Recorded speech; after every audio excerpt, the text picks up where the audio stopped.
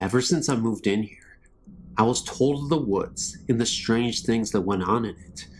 Sounds of drums, voices, screams, etc. Needless to say, the woods is creepy, so creepy that I refuse to go there at night. Let me explain. The woods consist of two sections, the front and the back. It's the back part that scares the bejesus out of me. In '98, a girl was killed in the front part of the woods, out in the cold next to the old tractor. A tractor that had been rotting there for at least 30 years.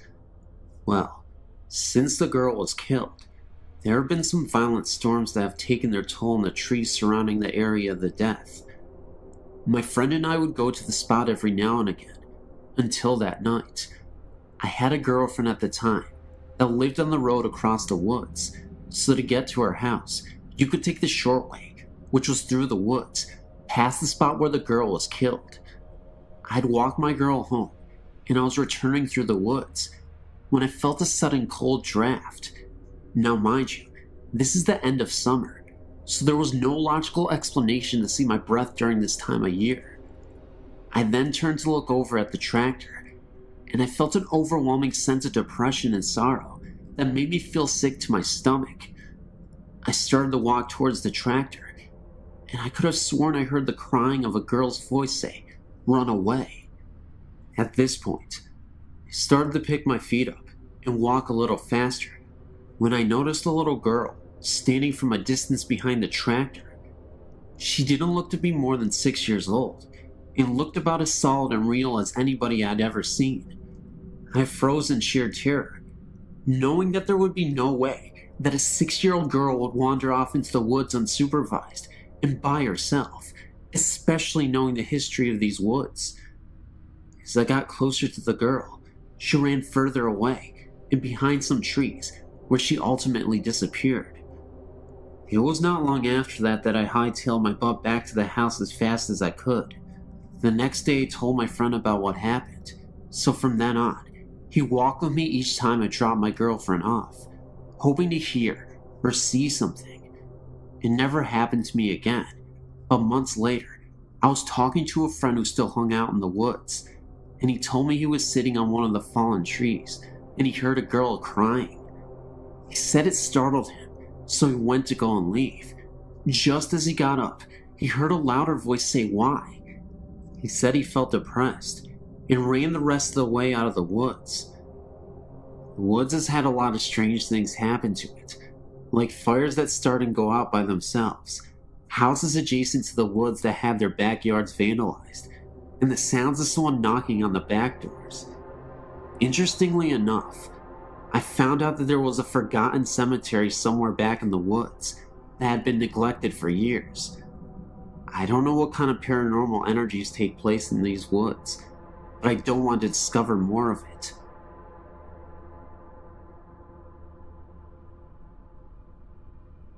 My parents still live in the same house I grew up in with my older sister. My experiences with ghosts began at about age 8. One night, I'd just gotten into bed and was waiting for my dad to come tuck me in. The lights were still on, and the whole family were upstairs. I wasn't alone or anything. I was wearing a nightgown. Suddenly, I felt 2 hands run quickly underneath my nightgown, up my legs, and over my body. I screamed bloody murder, and my parents came running in. I don't remember if they believed me, but I never slept in that room again. I traded rooms with my sister. Once she had begun sleeping in that room, she would tell us in the morning that someone would sit on the bed and say her name while they rubbed her head, but she never opened her eyes during these encounters. A few years later, I was getting my dad and I some ice cream in the kitchen. There was a new big bag of candy on the counter in front of me. Suddenly, it flew across the counter. I ran and told everyone. They believed me when they saw the candy on the other counter. Another time stayed homesick from school. I was lying in bed watching TV, and I kept hearing what sounded like marbles being dropped in the attic right above my bedroom. I was so scared, I called my mom, and she sent her friend over to stay with me. To this day, the TV in our kitchen turns on and off by itself. My aunt reported hearing music being played in her family room when everyone else was outside. Last weekend, my family gave me a bridal shower at my parents' house. When I got the pictures back, almost all of the pictures have orbs in them. I could not believe it. Whoever it is still there and still trying to be a part of us.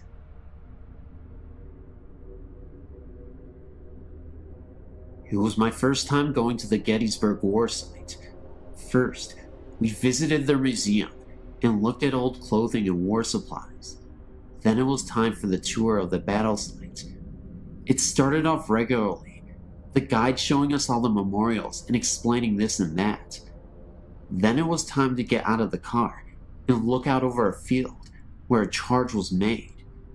It was a nice view stretching out before us, and behind us was a slope with a grove of trees to the right. While the guide talked, I noticed sounds of what seemed like a great number of people yelling and screaming down the slope, nearer in the grove of the trees. It was quiet at first, but it got louder, then quiet again. Even the tour guide stopped for a moment to question what those sounds were, and I even asked the guide if there was a reenactment going on down there. He just looked at me confused and said no. Perplexed, I asked if he had ever heard those sounds before while giving tours, and told us that this was the first time he had heard such distinct sounds that sounded like battle cries. There was even a moment where I was standing there, and I could have sworn I saw an extremely faded apparition run across the field for a second, then completely dissolve. Somehow I was the only one who saw this apparition. We then moved on, and as we walked back to the car, I asked my mom later about it. She thinks it was where the Confederate soldiers mustered up their courage by screaming war cries before they went to battle. I've been trying to find stories similar to mine ever since, but I've found none.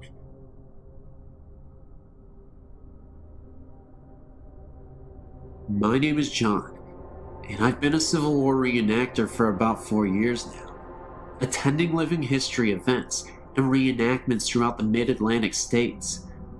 I'd like to tell you about an experience that my reenacting group had at Antietam National Battlefield, Maryland. My company, Company G, 96 Pennsylvania Volunteers, annually has a living history event at this famed Civil War battlefield. It was here that in September of 1862, one day's casualties amounted to 23,000, more killed, wounded, or missing in one day than the casualties in America's previous wars combined. At one point during the battle, one American was injured with every second ticked by. I'd like to note that this was the ground upon which we were camping on. To continue my story, we traditionally take a walk into the battlefield to a small lane known as the Sunken Road. Here, Confederates hunkered down in a road that had been worn down by years of wagon travel, holding off wave after wave of heroic Union soldiers advancing upon them. Eventually, the Union forces swarmed over the Confederates' right flank and fired into the rebels from down the road, driving them off. This is where we annually took a midnight tour, hoping to catch a glimpse of energy left from 1862.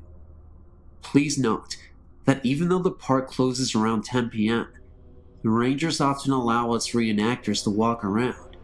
This is because if we found anyone defacing a monument or even shifting a pebble, that person will be praying for a ranger to come by and save him. So this night, about a dozen of us strolled down the sunken road and eventually came upon a monument located in about the center of the lane's length. We sat down along the banks of the road to relax and take in the atmosphere. About 20 minutes passed with silence and a few pictures taken here and there of us around the monument. Soon, 4 of us, myself included, chose to walk the remaining distance of the road to an observation tower, climb it, take a few snapshots, then head back.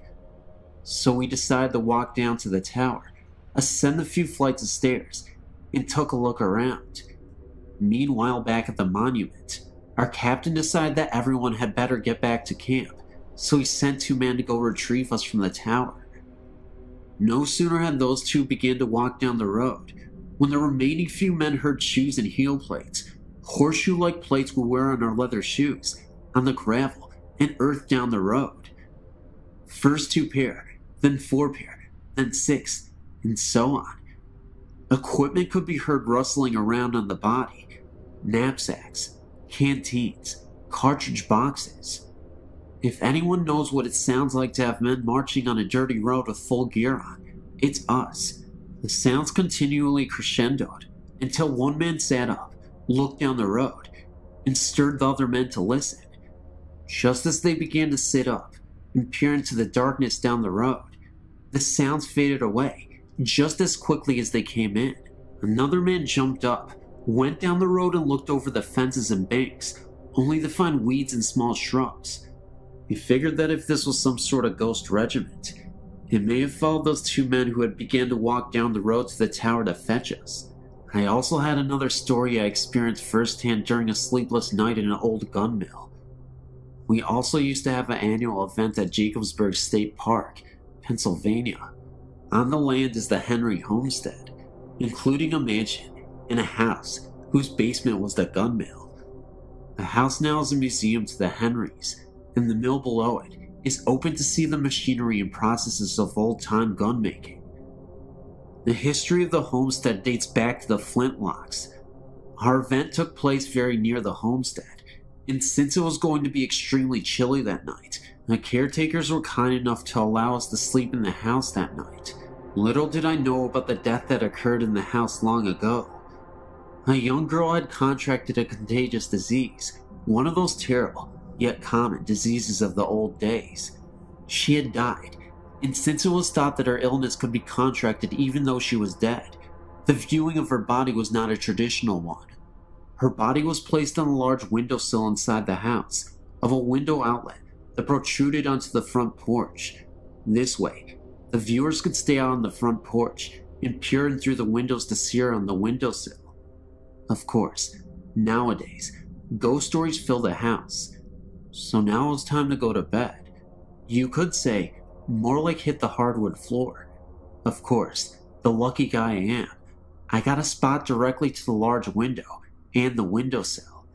I laid there half the night, listening to each hour tick away on the clock in the next room. Eventually, I had enough, so I moved to a spot further away from the sill. I laid there for some time, and then heard something. The noise was coming from, it sounded like the downstairs. The best description I can give is that it sounded like an older lady mourning, or crying, possibly over the recent death of her daughter. It was not the house settling or creaking, as it continued for what seemed like years. Okay, well, maybe a few minutes. My house also creaks a lot, and it sounded like nothing I had ever heard before. Scared out of my wits, I frantically tapped on the leg of my first sergeant, laying just a few feet away from me. He awoke, and I told him to listen. He heard the sound too, but not even wanting to ponder over it, he nervously said, "Wonder what that was," and quickly laid back down. The sound soon died off, no pun intended. Sleep was pretty much out of the question now, so I laid there another hour or so, until I heard something else. This one is easy to describe. Imagine being outside, and 2 other people are far away from you having a conversation. You can make out murmurs, in tones and voice, but not individual words. Almost like being underwater, and someone is talking above surface. That's what I heard. Only it seemed to be between a lady and a child, probably a young boy. Again, the sounds came from below the floor in the basement.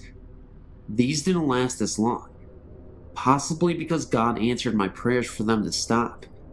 That night, I heard every single hour chime by, and every minute crawl past, every second tick by on the clock. Needless to say, the next morning, I wasn't a happy camper. Hope you enjoyed my stories, and yes, They're true. I told them just as I know them. Have a good one. I was in an infantry company in Germany back in 1989 to 1991. We used what is called a Bradley fighting vehicle. It weighs about 51,000 pounds and looks like a tank. We were doing live fire exercises at night, and we finished about 2 a.m.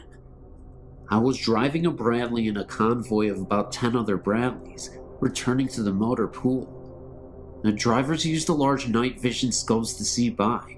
It's like watching green TV, and the Bradley commanders use that one that attaches to their helmets. While driving, a commander is to stand on his seat so that half of his body is outside of the vehicle, so that he'll have a better view of the surroundings. At about 3 a.m., I saw a man standing by the dirt road we were traveling on. I figured he was one of the German range patrolmen, and that he was just waiting for us to pass. Right after the Bradley in front of me passed, this man walked right out into the dust of that Bradley. I hit the brakes to avoid hitting him. At the exact moment, my commander said watch out, but it was already too late. I knew I must have hit him. I didn't even see him come out on either side. My commander then asked me if I'd seen a man walk out in front of us too. I said yes, and then he said that he had too. But when he turned around to check for a body, there wasn't one anywhere on the road. This dirt road was about 50 feet across, and when we returned to the motor pool, we took a flashlight and checked the whole front end, and found nothing.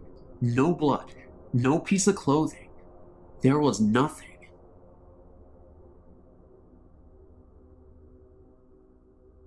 My name is Heather, and I live in Omaha, Nebraska.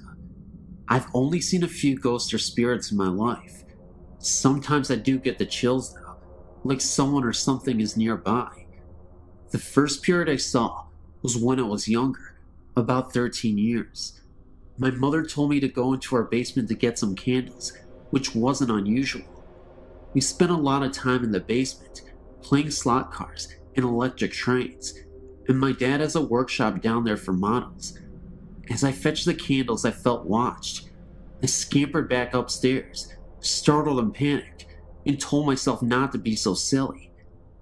I gave Mom the candles. I don't remember why she needed them, and felt the nagging, watching feeling again. I opened the basement door, and a round, green-white light was bobbing slowly up the steps, I think about 3 to 4 feet off of the ground. I grabbed my jacket and ran outside to my grandma's house down the hill. I never saw it again, whatever it was, and everyone laughed at me for it, but I remember it clearly. It was green and glowing with a soft white light. Mom laughed and said it must have been a glow-in-the-dark Halloween candy bucket from the size and color, but she couldn't explain how it was floating. My house is quite old, about 80 years, and nothing like this has ever happened again. We're the third family living there, and nothing violent ever goes on. I still get the odd feeling, but it's never been strong enough to make me panic again. The second spirit I saw really floored me. I was 14 and was riding my bike around town since it was a nice summer day, and I ended up on 2nd and 22 and Q, about 3 miles from my house. There's nothing there but cheap houses, and it's not a bad neighborhood, but it's not the richest in the world. But it's not a cheap, run-down area. Just relaxed, second-hand. Nothing violent ever happened there before. It's become a run-down area now, and there was no graveyard, or ancient Indian burial ground, or anything that I, or anyone else knows of. I wanted to go to Dairy Queen on 24th and Q, and I was behind it. As I came to 22nd, I saw a flat field, where I knew there should be houses. It was filled with what I can now describe as short, rectangular tombstones. I saw a woman standing there, dressed all in browns and earth tones. I couldn't even see her face or hands. She had a headscarf on, and her hands were held in front of her, covered by her sleeves. I think she had on brown shoes, but I don't really remember her having feet or not. I'm inclined to think not. I asked her what this was, but she didn't answer. I turned back to the grays, which had vanished and replaced with the things that should have been there. Streets, houses, sidewalks, trees. I turned back to the lady, and she was gone. I had a very chilly, uneasy feeling, and a few dead leaves fluttered by. I rode away as fast as I could. I once saw a strange figure in the mirror, a girl my age, 13, but with dark brown hair, with thin bangs, and braids past the bottom of the mirror frame. She just startled me, but caused me no harm. The last one I saw left me breathless and thrilled. I was staring out the window to our front window when I thought I saw something in the clouds. It couldn't have been lightning because it wasn't fast enough. It resembled very slow lightning. It was white and long and crooked. I got up and tried to stare out by the light. It was at a bad angle, so I stood up and walked to the front door. As I peered out the glass, I saw a flash of lightning and a giant pair of silvery white eyes, rimmed with blue, which then vanished in a flush. The outside of the window was covered with condensation, like breath, which smelled really sweet, like milk. I wiped it away. I've come to the conclusion that the first three were just random encounters, but the last one was a kind spirit, one that was looking in on me. I haven't seen anything so clearly after age 15, but sometimes I see holes in my vision, weird things. After rubbing my eyes and refocusing, they're gone. And sometimes I can hear odd noises and voices no one else can. I don't think I'm psychic or anything, but I do think I'm a little more sensitive than the people around me. I know, you may not believe this, but it happened. It's true. Thank you. The following ghost story is really my mother's story. She passed away in January of 2000, and I've been intending to tell it for some time. While we never did actually live at the Fort Bridger Historic Site, I did basically grow up there. We lived just across the street, and the site was my playground and home away from home. My parents, and later my sister and I, beginning about the age of 5, were involved for a great many years in their living history program. My whole family has always been aware of the various hauntings at the site, and pretty much accepted them, with one exception. One night, when I was about 11 or 12, Mom came home, wet up to her hips, and very frightened. She had been working late at the museum, and took the North Parade Ground path and North Bridge across the street, basically the long way, on her way home, intending to check the officers' rows buildings on the way home. As she was crossing the bridge, she heard the splashing sounds in the stream, and what sounded like a young child crying for help. She waded into the shallow stream, vainly in search of what she was certain was a little boy drowning. She was never able to get close to the sound, and without a flashlight, found it impossible to locate him. Unable to find the child, she ran back to the museum to get a flashlight and get the curator who lived in the back apartment. When they returned to the stream, there were no longer any sounds to be heard. For more than an hour they searched up and down the stream, both on and off the site grounds, before giving up. At locations at both ends of the stream, there are fences in the water, which would have caught anything had there been anything to catch. Needless to say, Mom was very upset. For years after that, she refused to cross the grounds alone at night. One night, about 10 years later though, she found herself crossing the bridge alone again, and once more heard the splashing and yelling. Again, she searched the stream. This time she did it alone and had a flashlight. That's when she noticed the presence of a young child struggling to stay above the water. The child didn't look solid, was completely faded, and disappeared before she could get any closer. In 1995, I had graduated from college and was working my first job as an archaeologist for the Historic Association on the excavation of the original fur trading post. As the de facto, resident archaeologists. My partner and I found ourselves working all over the site, and we're doing some research on the location and design of the post hospital, which is now gone. In going through microfilm copies of the post surgeon's records, we found a log and death certificate of an 8-year-old boy who had drowned in that section of the stream at night in the summer of 1873. As far as I know, Mom is the only one that ever heard his cries for help, almost exactly 100 years too late, as far as I can tell, though I'm not exactly certain of the dates on which Mom heard them.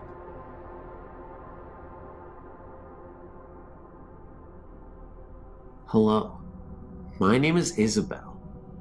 I have a few experience with spirits, Ouija boards, and unexplained happenings. This one experience happened while I was living on Bank Street in Ottawa. It was a co-op building, and it was my first apartment. It was an eerie looking building. A lot of people who didn't have much money lived there. I was on the 15th floor. It was apartment 1510. I didn't sleep there much, once I had found a girlfriend. I remember I would always sleep on the couch in the living room. I was always too afraid to go into the bedroom, and even while I was asleep on the couch, I would wake up feeling as though someone was watching me. Someone was hanging over me. I felt this presence almost every night, especially right beside the couch. You would be sitting there watching TV, or just relaxing, and you would feel as though someone was standing over you. I've had company tell me about it. I thought I was paranoid, or just scared of being alone in the apartment, but it wasn't just me. Right before my yearlies ended, I had a friend move in with me for the last 2 months. Her mother was gifted. She was able to read tarot cards, leave her body, and visit other places, read the crystal ball. In many ways, she was psychic. She was also a strong believer in God. Natalie, the friend that I had moved in with me, told me what she felt was a presence as well, the same things I felt. I remember when I was living alone, I would leave for work and come home at night. Everything that was around the tub would be inside of the tub. The shampoo bottles, soap, and stopper for the tub would be neatly placed in the center of the tub, still standing. I thought it might be my cats, but when it happened on more than one occasion, I started to get freaked out. I remember going to the bathroom, and Natalie was in the living room. I was talking to her, and there was a book on the side of the tub. There was no reason for it to fall because of the way that it was placed. It fell at my feet as though someone had knocked it over. There was a presence in that area, nowhere else. Another experience happened while my roommate and I were at work. Manon was very skeptical about all that went on in the apartment, and didn't believe anything that Natalie or I said. I gave her the keys to my apartment, and told her that we would meet at my apartment after Natalie and I finished work to have drinks. She was putting the beer in the fridge, and she said that she was worried about not getting a job offer that was available where she was working. She didn't even remember what I had told her about the apartment. She said she was putting away the beer when she heard something slide across the bathroom floor. It was an empty plastic container. She said she seen in there when she came in, but when she heard something slide across the floor, she remembered. She looked towards the bathroom, and there it was, still sliding by itself, across the room. She was so freaked that when Natalie and I got back from work, Manon was standing outside my apartment door. She told me what happened, and she believed me. She couldn't leave because she left in such a hurry that she forgot her keys and my keys. She was too afraid to go back in the apartment alone. She waited for an hour or so for us to get back. Natalie and I were in the apartment one night. I only had one bed, and the couch was too small for her, so she slept in my bed. It was only temporary. I heard something in the room. I was half asleep and asked Natalie if she was changing into her PJs, because that's what it sounded like.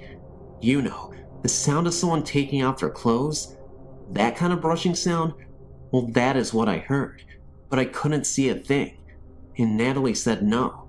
She kicked me and said she was right beside me and never moved. She asked me if I heard something too. She said that she heard some sort of ticking sound right beside her, as though someone was tapping their fingers on the wall impatiently. We felt such a strong presence that we left the apartment at 3:30 and slept at her friend's house. We were so freaked out we couldn't stay. We asked the spirits to leave, but the more stern my voice was, the more angry the presence became. It made us so uncomfortable that we left. Natalie asked her mother to come and chase them away. There were 3 spirits in my apartment. 2 were black spirits, very evil, and one was of an old man who had died of a heart attack. He was a short old man. I saw him once. He was sneaking into the bedroom while I was watching TV. I was afraid of him because it was a ghost, but Natalie's mom said that he was a very friendly ghost and quite funny. She said that he protected us from the 2 evil ones. She chased him out too, but he found a way back in. Diane is Natalie's mother's name. She told us the spirits were gone, but we still felt a presence. She finally told us that the old man would not leave. She was blessing the room and putting holy water in the shape of a cross towards him, and he was mocking her. She found it funny and knew that he was not a bad spirit. I let him stay. I would say hello to him when I got in from work and asked him not to ever let me see him. I never really seen him, but I did see a short shadow walk in the hallway and sneak into the bedroom. I told Natalie, and her mother said that he was very short, and it probably was him that I saw. It was a scary experience, and I hope to God to never have any more. I've had many others while I was living on the farm, outside of Copistan. Had experiences with the Ouija with some old friends. So many creepy things that I wish never happened. It's crazy how spirits can just roam wherever they please. Kinda scary even in broad daylight, don't you think? After you read this experience, you might think I'm crazy or something, but believe me, it was the most terrifying night in my life, and it has taken me a lot of time to get over it. Before I moved out, about a year ago, I lived in a 100-year-old house. It had 2 floors, and my family only lived on the top floor. We barely ever went into the basement, because the floors were all rock, and there were no lights down there. One day, when I was about 15, I had a friend sleep over, and we thought it would be cool if we slept in the basement and told ghost stories. We gathered up our sleeping bags and our candles and went down to the basement. As soon as I entered the room we were going to sleep in, I immediately felt as if we were being watched, and I told my friend that I thought we should maybe sleep upstairs. She just told me to quit being a wimp and to set up my sleeping bag. As soon as we stayed up and talked and laughed, we never did tell ghost stories. I felt more comfortable and fell asleep easily. In the middle of the night, I remember this so clearly because this scared the crap out of me so bad, and I'm absolutely positive I wasn't dreaming. I woke up to knocking coming from one side of the house, and slowly getting louder and closer, and right when it was so near that it was shaking the ground, there was a big crash, and it went away. I sat up straight in my sleeping bag, and my whole body was trembling. After I calmed down a bit, a figure appeared at the foot of my sleeping bag, and I froze. I couldn't move. I couldn't scream. I couldn't do anything. The figure was of a man dressed in rags that were covered in coal.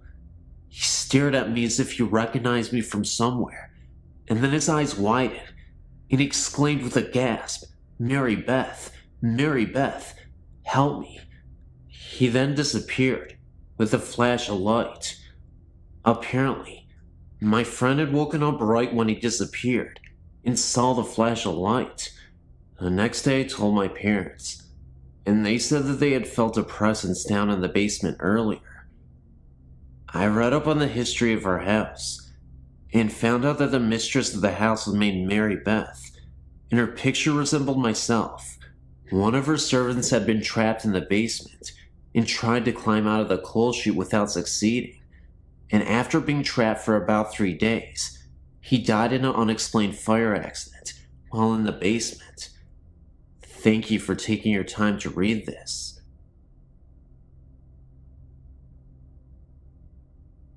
Hello, I have another ghost experience for you. In March of 1994, my husband, my oldest daughter, and I, we visited Venice. We booked a room at the ancient Palazzo. We were assigned a room on the second floor, overlooking a canal. The view was accessed by opening the heavy wooden shutters, which opened into the room. These had a metal rod, which fit into a U-shaped hook on the other window. Opening out were double windows, also heavy, with numerous panes of glass. This room had double beds, with a narrow walkway between them. About 3 times during our 2 days there, we would hear footsteps start from approximately the middle of the room, march smartly over to the windows, at which point the wooden shutters would fly open. We would track this phenomenon with our eyes, but saw nothing and felt no fear. The first time we rushed over to the windows to check them, these shutters were so heavy that it felt doubtful that a gust of wind was blowing them open. What's more interesting is that the glass pane windows remained shut and seemed pretty airtight. The catch was not all that easy to work, either. My daughter, then 14, remembers having to struggle with it to open it. Even my oh-so-logical and mechanical husband looked over the shutters and could come up with no good explanation. The last night we were there, we were retired for the night with my husband and I in one bed, and my daughter in the other. She and I could hold hands in the space between the beds. They were so close together. Right after lights out, we heard the footsteps, this time walking up between the beds to where our heads were. We could hear breathing. We were both too scared to do anything, but we certainly compared notes the next morning. I wanted to ask as we were checking out if the place was haunted, but the only folks on duty that morning didn't speak English, and we don't speak Italian, but we'll never forget the place.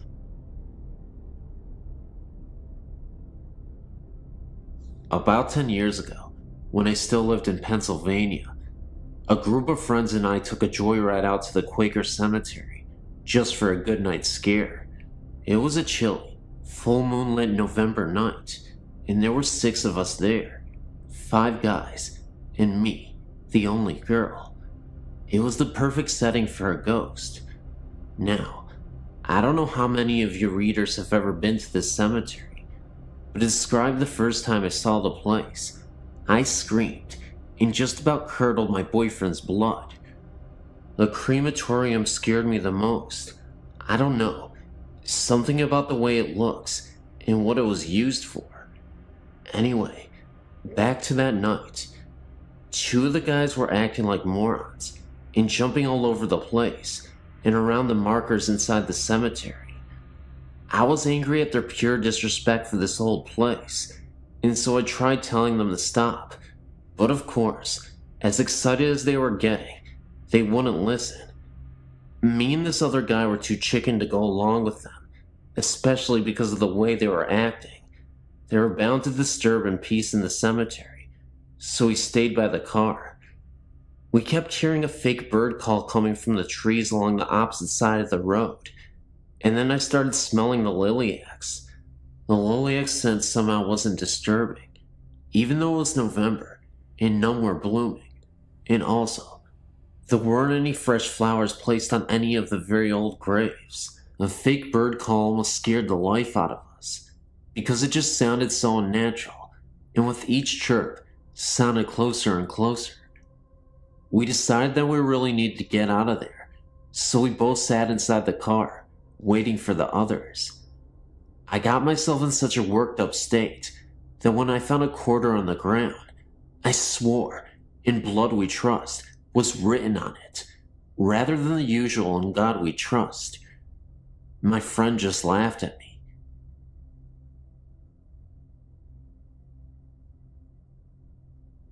The story that I'm about to relate to you took place when I was about 11 years old. I'm 17 now, and most people whom I've conversed with about this matter shrug it off as the hallucinations of a child. It was the fall of about 92 or 93, maybe before, maybe after. I do not honestly remember. I was living with my father here in Texas at the time because my mother had hauled off to Arizona to take care of her father, who had succumbed to a stroke. My father and I had gone to my grandmother's house for dinner. My grandfather was out of town visiting relatives in another part of the state. My father, my grandmother, and myself were in the kitchen conversing about things that I can no longer recall, because my memories of this occasion are starting to fade and jostle in my mind. My father told me to go wash my hand in the restroom, as my grandmother had just finished making dinner, and we were about to sit and eat. I walked out of the kitchen and into the dining room. As I looked in the general direction of the restroom, which was about 15 feet from where I was standing, I noticed two things immediately. The toilet was making strange noises, which isn't uncommon in houses, and there was what appeared to be a man in a shroud standing in the restroom with his hands under the faucet, staring at me. I don't remember exactly what my feeling was at the time, except for a bit of fear and a bit of awe at the supernatural. I'm a big reader, and around that time in my life, I was getting into ghost stories and other paranormal phenomena.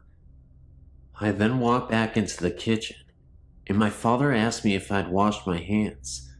Of course, being as frightened as I suppose I was, I told him that I had, and then I proceeded to eat my dinner. But the events of that night have never entirely left me. I'd seen the man in the cloak on at least 2 other occasions since, but those stories are for a later time. Thanks for reading, and good night. This story was told to me by an ex-boyfriend, Mike, when we first started dating.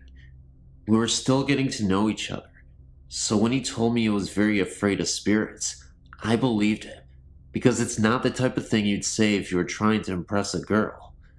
I asked him why, and this is what he told me.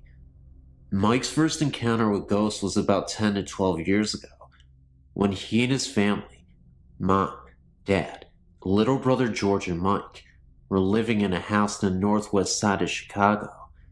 This particular house had an attic, which was used to store the items that came with the house when before Mike's family bought it. Nothing too unusual, mostly furniture and such. At this time, Mike was probably 15 years old, and his brother George was probably 9 years old. They were up in the attic one afternoon, goofing around, pretending to be acrobats and wrestlers. Eventually, they got tired, and George collapsed on the floor, while Mike sat in the old recliner that came with the house. The brothers continued talking until their mother called from downstairs, announcing that dinner was ready. The boys had worked up an appetite, so they bolted out of the attic. Mike was the last one out, and as soon as he shut the door behind him, he remembered that he left the light on. Knowing his mother would be mad if he didn't turn it off, Mike opened the door to the attic, took one step in, and froze. The recliner that Mike had been sitting in was slowly turning towards him. Mike tried to command his body to run, but he was so scared he seemed rooted to the floor. The recliner turned enough so that Mike could see the form of a knee, and it was at that point that Mike got the strength to bolt out of the room and down to the kitchen.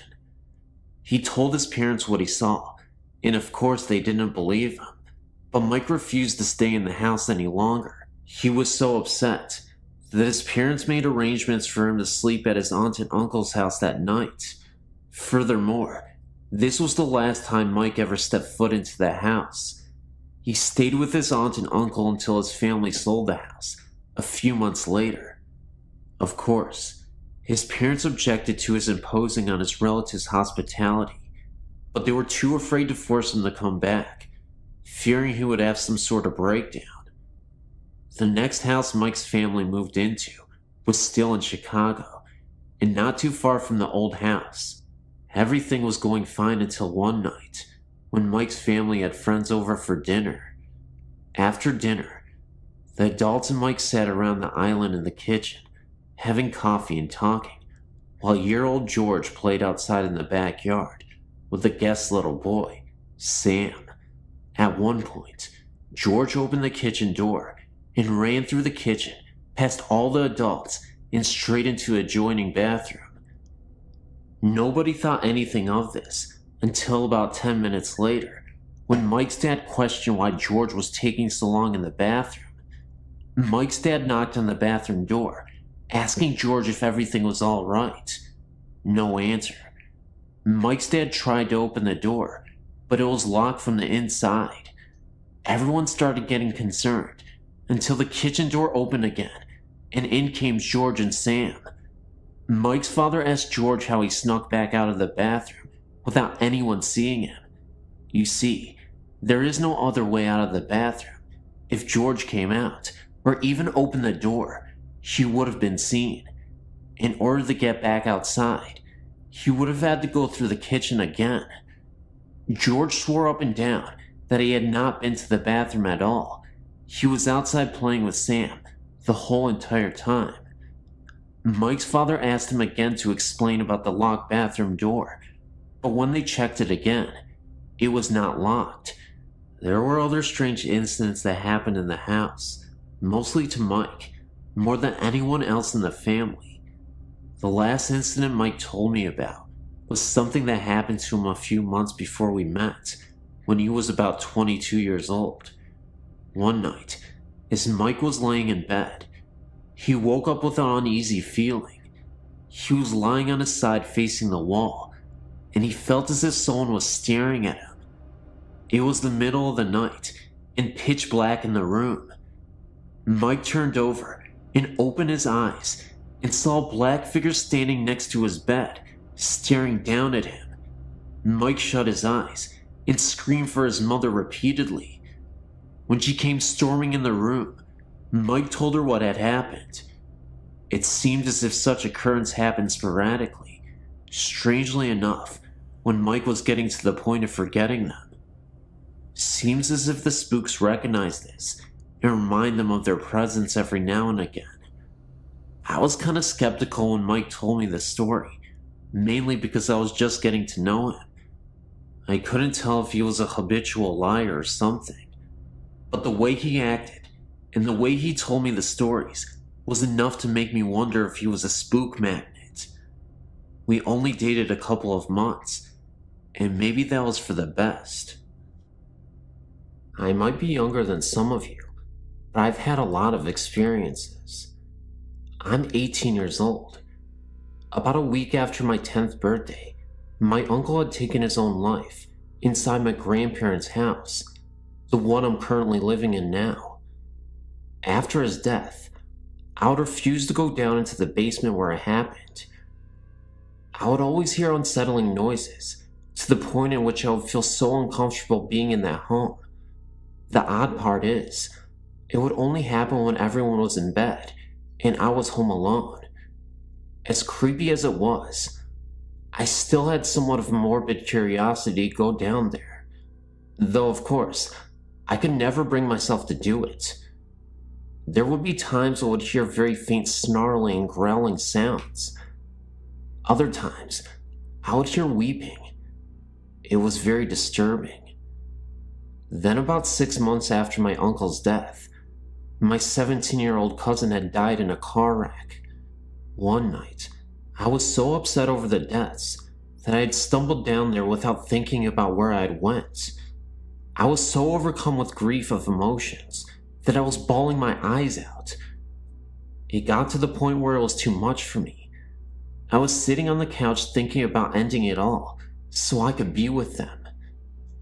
Just when I was about to, I felt a hand on my shoulder, and I knew instantly that it was my uncle. That moment made me realize that it was okay to continue on. That may have been a positive experience, but I assure you, It didn't get better in that basement, in the house moving forward. One evening, I was up in my bedroom. My parents were again fast asleep when I heard a disturbing wailing again coming from the basement. I have a vent in my room, and it connects directly down to the basement. I could hear these cries coming from the vent. I listened closer through the vent, and I could have sworn I heard my name being whispered. Like an idiot, I thought maybe my uncle had returned and wasn't feeling well, so I swallowed my pride and went down into the basement so I could at least tell him that everything would be okay. As I opened the basement door and looked down the steps, at the end of these steps, I saw a figure for a moment's time. It wasn't my uncle. In fact, it was a black misty shadow, and it slowly evaporated. It seemed to be there for a few seconds, then it was gone within a blink of an eye. I then turned around, heard a distinct growl, then ran back up the rest of the steps and back into my room. Sometimes when I walk around the house, I can feel something watching and even following me. It's not always my uncle, but it definitely feels like something evil. It wasn't too long ago that me and my 21-year-old cousin went to go see her dad. Now, this is the cousin that was in the wreck with the one that passed away. Jean, the 21-year-old cousin, had told me that she had felt her sister's spirit with her before. While we were up late at night talking about her, we suddenly felt her presence with us. It was like she was sitting there and listening to us. Then, not too long ago, I was over at a friend's and was going to stay the night. We were in her room, talking about how she thought that maybe she had a ghost living in her house. Of course, I'm sitting there nodding my head. Then I felt something grab my necklace that I was wearing. So we got freaked out and ran to the living room and checked out my neck. Whatever had touched me left a great big red check mark on my neck. Then about 5 to 10 minutes later, it felt like something was grabbing my legs. I pulled up my pant legs, and it had red marks all over my legs. So me and my friend decided to get out of the house and go bowling. Over at the bowling alley, the marks had turned white and disappeared. Well, anyway, when we got back to our house, the marks returned, and I kept feeling things grabbing me and following us occasionally. But the weird thing is, nothing was happening to her, and she told me that nothing like this has ever happened to one of her friends before. I was beginning to think that this bad presence at my home was starting to attach itself to me. So we decided to go to bed. While we were laying there, it felt like someone had come up and sat down on the bed between us. So I looked over, and no one was there. I haven't been over to my friend's ever since.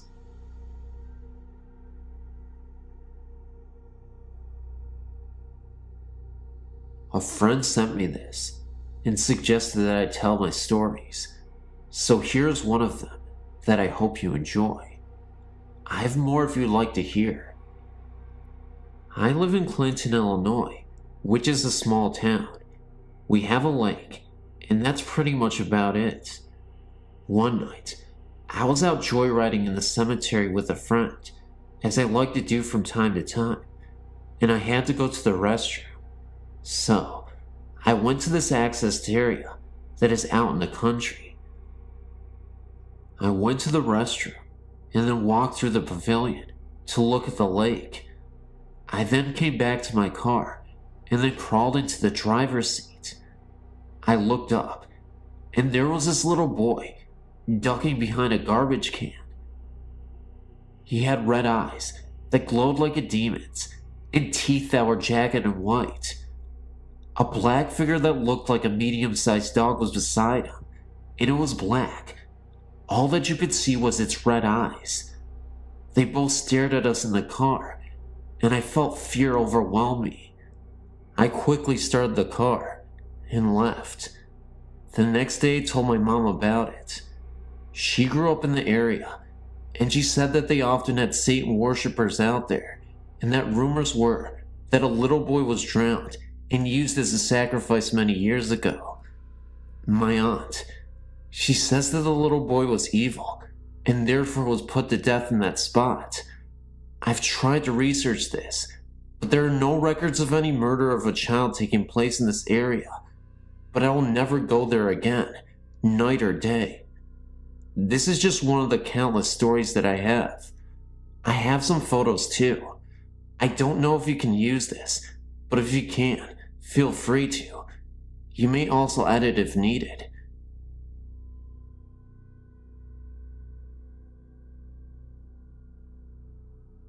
Have you ever stayed at the Holiday Inn? You should, because this story is outrageous. In early of July 1999, I spent a work week there for a regional curriculum camp. I had originally been slated to share a room with other teachers on the first floor. However, the room was a smoking room, and the odor was causing my asthma to flare up, so I was transferred to a room on the fourth floor. Buggered if I can remember the room number. When I retired on Monday night, I had not heard yet of the ghost or any legends. I was awoken 3 times during the night by the phone ringing. I was really ticked because no one was ever there. I vowed to speak with someone at the front desk about it. In the morning I learned about Tanya, the ghost. We all laughed at the story, thinking it was something to amuse tourists. Being WNY natives, we weren't going to be suckered by any such nonsense. I forgot to talk to anyone about the phone and decided not to bother. I fell asleep very quickly that night. I was awakened that night by the sensation that someone was staring at me from the left side of the bed. I have small children. My son often wakes me using the stare method. Now, I might have thought the ghost story was crap, but I wasn't going to test the theory by looking to see what was next to me. I said, "Go away. I'm not going to look at you. I need my sleep." The sensation immediately left me, and I slept the rest of the night quite peacefully. I awoke and went to my morning sessions without anything remarkable happening. However, I had to return to my room mid-morning to fetch some papers I needed for the next session. The curtains were open on the doors leading out to my balcony, which was not unusual. Housekeeping always opened the doors after cleaning. What was unusual was the number of small, sticky handprints all over the outside of the doors. These were no higher than my waist. I shook my head at the poor cleaning job. I was sure that the previous guests must have children with them, and that the maid had failed to clean the prints off the glass. I wonder how hard it was to open the doors and give the glass a good cleaning, and then I hustled off to make my session. As the day progressed, I heard more tales of Tanya, like how she throws the poolside chairs into the pool during the night, etc. We giggled amongst ourselves, like good campers should when hearing ghost stories. None of us was going to admit we believed any of it, especially when our principals were listening. So, I was half joking while I was in my room, getting ready for bed, and said out loud, "Listen, Tanya, I don't know how old you are, but I think you'll enjoy the books in the Falls room. If you can read, you'll really like them. Even if you can't, lots of them are full of beautiful pictures that I bet you'll like to look at. Go there instead of bugging me." I slept like a log, without any interruptions that night. When I went to breakfast the next morning, I told a colleague about my chat with Tanya. I mentioned that it must have worked because I had slept so well. I stopped talking when I saw my colleague's jaw drop and her face go white.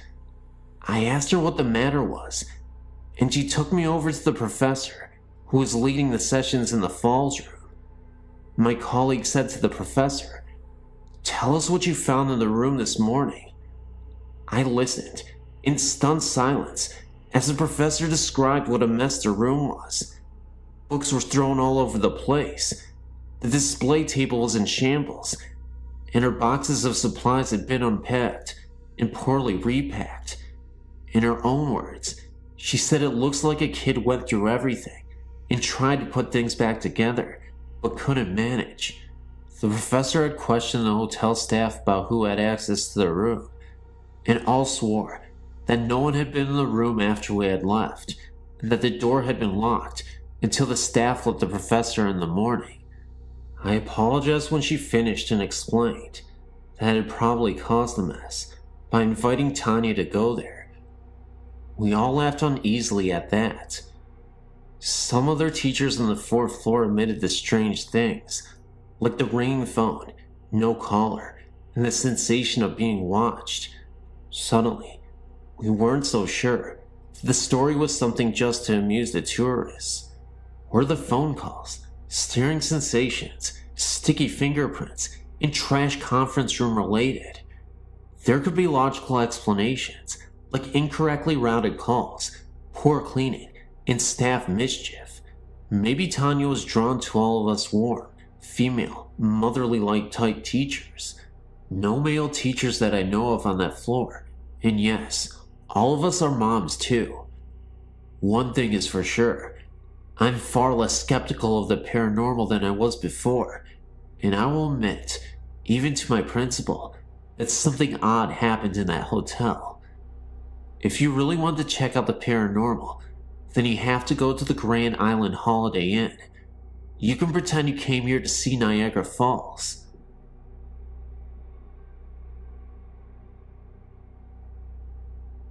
I've had many experiences with ghosts and hauntings, all beginning around age 3. I'm now 28, and my connection to ghosts and spirits has only grown stronger with time. I suppose I should start with my earliest haunting. I was around 10 years of age. My parents had just divorced, and I was feeling alone and angry. I don't like to sleep with my bedroom door open. When I did, I felt I was being watched. One summer night, the air was hot and humid, and I had no choice but to sleep with my door open to get a cool cross breeze. I remember waking up sometime around midnight or shortly thereafter, feeling I was being watched. When I looked out my bedroom door, I saw a frightening sight. A figure with pure black skin, bright yellow eyes, and a cloak of red, white, and black harlequin-like design was staring at me, its hands on the door jamb, about to enter the threshold of my room. I screamed, saw its eyes widen in shock, possibly, and flee down the hall adjacent to my room. I even saw its robes fluttering after it as it fled. My scream woke my family, who searched the room for the thing, lack of a better word, but found nothing. All the doors were locked, no windows were broken. I shut my door, put up with the heat, and it hasn't returned since. I've been told that the creature was a demon. I also found out that I was depressed at the time, and that may have been drawing it to me. I can still feel its presence when I think about it. I feel very frightened just remembering the experience. Thank you for letting me share my experience here. It all started when I was about 10 or 11. This story is very true, by the way. We had moved into a new house in northeastern Wisconsin. Let me explain where my room was. There was a porch, and then the door into our house. To the left was the kitchen, to the right was the laundry room. And if you were to go straight when you entered the door, there was a staircase. It led to the attic, where my room was. The staircase was not very long at all, 12 steps to be exact. When you went into the attic, there was a bathroom if you went straight. My room if you turned left, and to the right was a living room with a TV.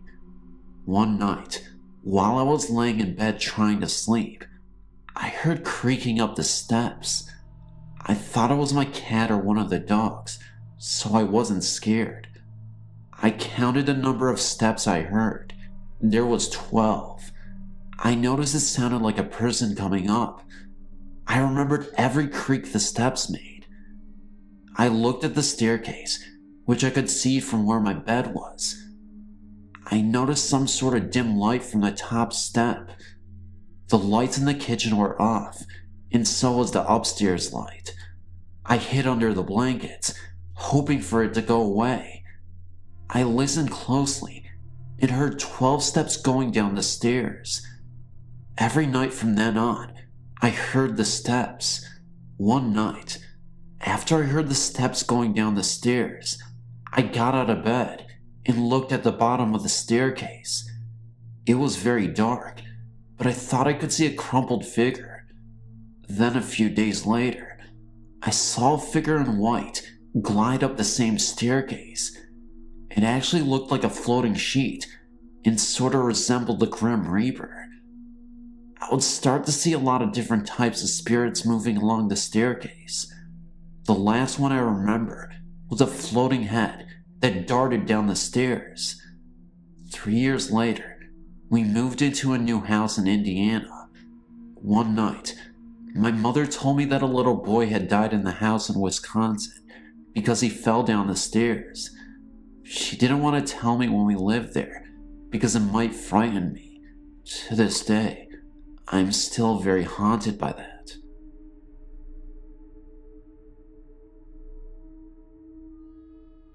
Back in September of 1982, my boyfriend of 4 years named Keith and I were visiting his sister Julie, her husband, and family in Orneco, Minnesota. He was 17 and I was 21, an odd age range, but he looked every bit my age and was mature as well. Sitting up late, we were talking, and for some reason, we got on the subject of death. I asked him if he believed in the afterlife, and he said that he did not. He believed that when it was over,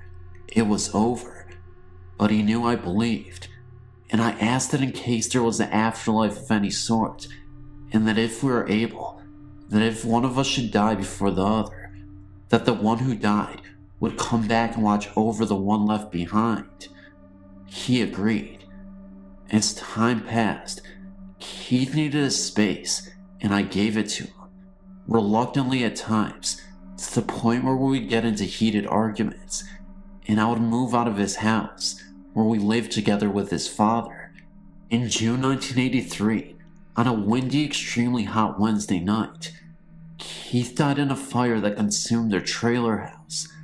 I hadn't been with Keith for about 3 months, as our breakups and makeups were getting more sporadic.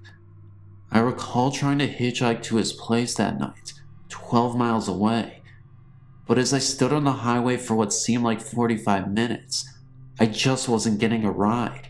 It was strange, because I hitchhiked the highway regularly and never had a problem getting a ride within 5 or 10 minutes. But that night, it was mostly humid and so hot that within minutes of leaving my apartment to go to the highway, I was soaked with sweat, like I had just taken a shower and didn't dry off. So, I went back home. The next day, my sister contacted me, saying that Keith had died the night before. I was devastated. My whole world fell to pieces. I spent the next few days with Keith's dad at Julie's house, preparing and attending the wake. At the wake, I was alone in the viewing room with Julie, and everyone else was downstairs visiting.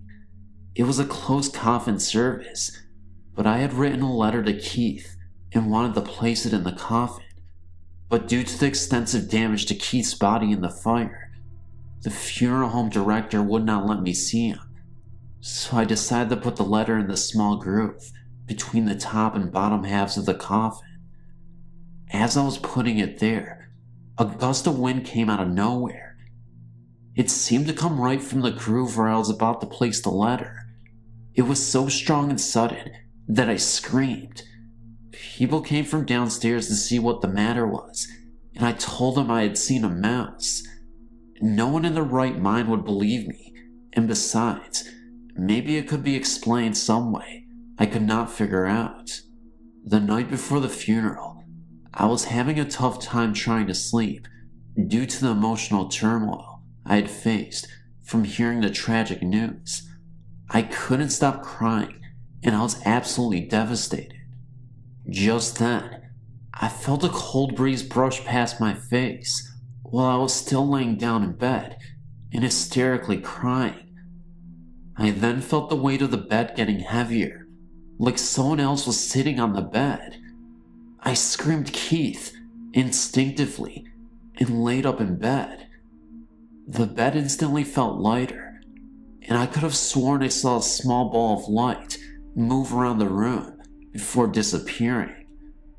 During the wake, I had a 110 camera and took several pictures of the coffin.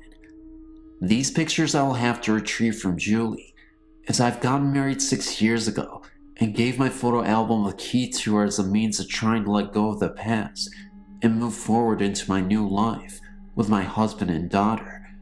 But when I do, if I can't figure out how to scan them and get them on here, I will send them in. I believe I have something here. Also, in closing, I realize the depth of the promise we made to each other that night, just months before Keith died, and have spoken aloud, hoping I will release him if we're bound in any way, that I release him of his promise and set him free several times in the past few years. Thank you for reading.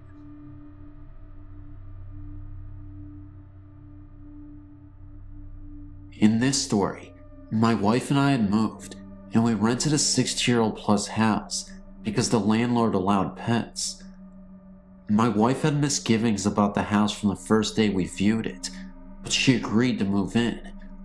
We lived there for 6 months, August 1997 through January 1998. She had a strange feeling about the staircase, as if something bad had happened or would happen to one of us. I couldn't blame her, for the staircase was dark with no railing and carpeted so that it could be easy for someone to fall down the stairs. She also swears she heard old-time music playing in her bedroom late at night. I never heard it, and I don't believe it was our neighbors. She also said she would see people out of the corners of her eyes when she was alone.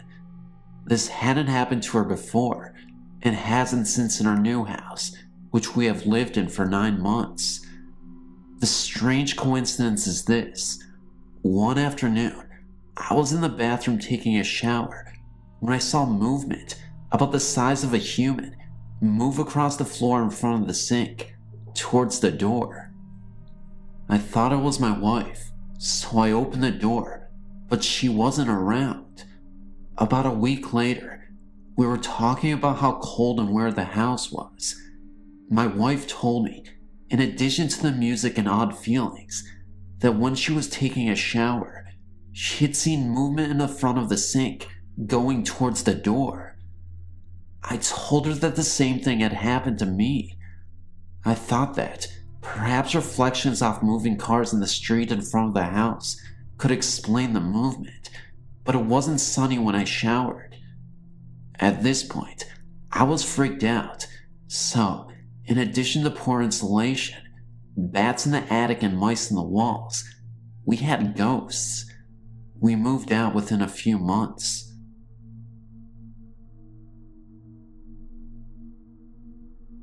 It started when I was just a little girl. I would see things in my room at night, movement, shadows, in dark forms. I was told that it was a dream and I should not watch scary things on TV. Now that I am 29 years old and I'm not dreaming, I know this for a fact. The ghosts started to intensify when I was pregnant with my first child. I was 21 and still at home. I would wake up in the night with a feeling of being watched. Afraid to open my eyes, I would anyway, and the same man would be there looking over me without an expression and cold eyes. I tried sleeping with the light on, but this did not stop it.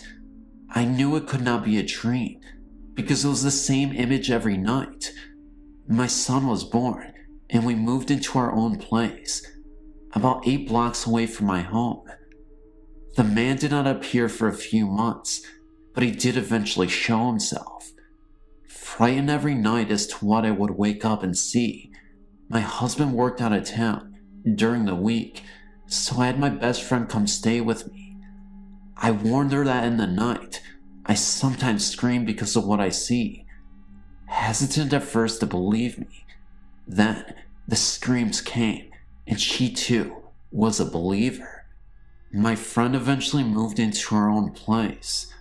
What happened next, I can't explain.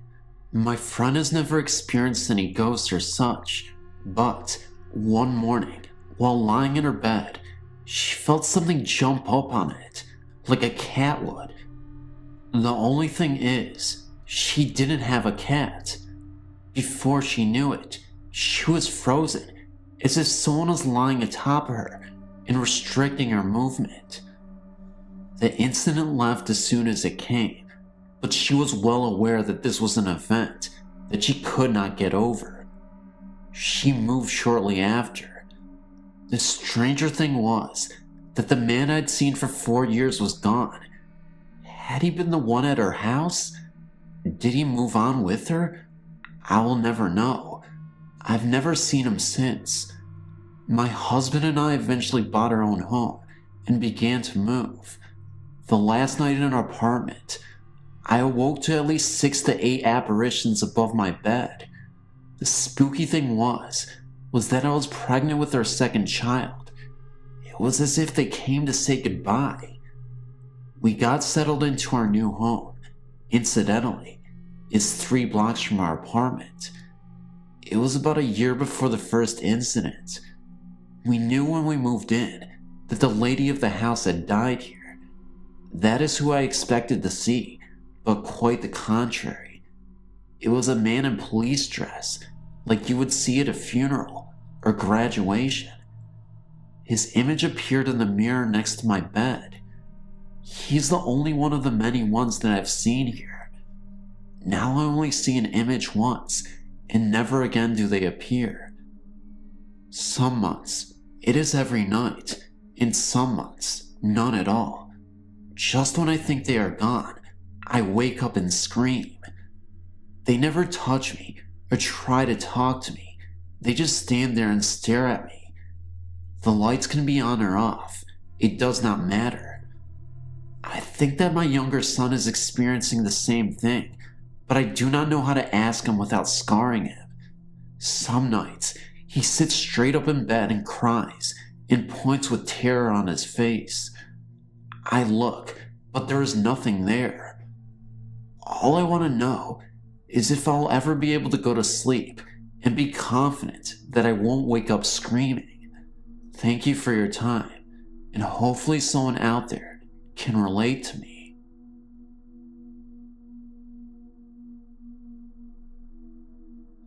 I've had numerous experiences with supernatural entities, but one that sticks out in my mind happened to my brother and I about 2 years ago.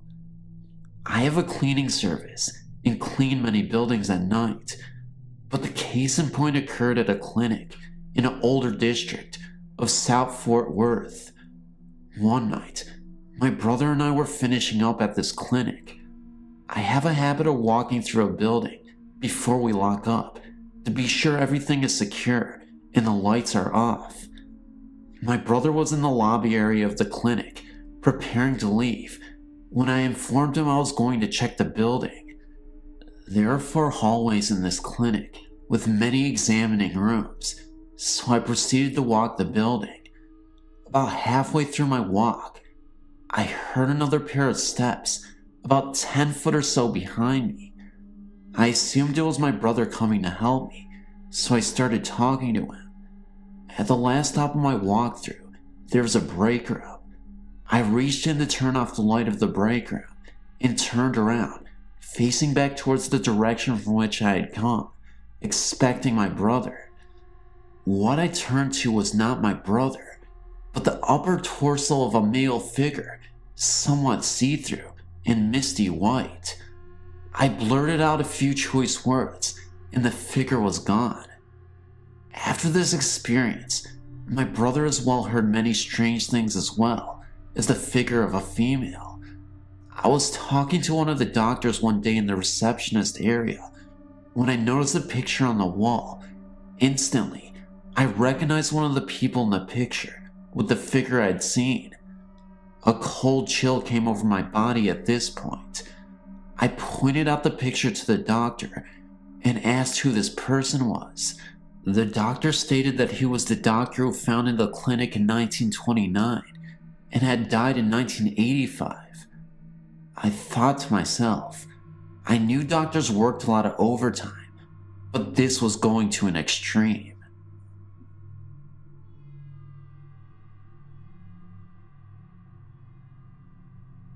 In the mid-1980s, my wife and I bought a home in Hanover Park, Illinois. It was a neglected house, which had a hard time selling and was being rented. The owners lived in a different state, and the tenants let the place go pretty bad. We saw a lot of possibilities, and the price was right. So we moved in, and things were, to put it bluntly, bad. The place was filthy. There were spiders everywhere. The gas wasn't on in late October, and it was raining continually. So I'm sitting in the living room area questioning my sanity when I see this blob of haze, a little larger than a basketball, round in shape, start moving across the living room about 7 feet away and just sort of floats into the dining room and out the patio door. It just went through the door and out of the house. I'm like, am I seeing things now? Or was that an apparition? It was weird because I wasn't scared. It was more like, wow, what the heck was that? We finally got the place in shape, and it turned out to be a nice home. We had our first child just before moving in, and it was nice to have a place of our own. I never mentioned the apparition to my wife, lest she think I was really losing it. A few months later in the spring, other things started happening. My son, who was now a full year, would wake up in the night, laughing deliriously. My wife thought it was hilarious. I never mentioned what I'd seen to her. She couldn't figure out what was so funny. I remained tight-lipped. This happened on a regular basis for about a month. And then one day, she calls me at work in a panic, saying that Chris, our son, got out of his crib and was sitting on the floor playing with his toys. Fine, except Chris couldn't walk just yet and definitely lacked climbing skills. So how did he get out? If he tumbled out, he would have most likely have been hurt or screaming at the very least. To this day, we don't know how, and he has no recollection of the event.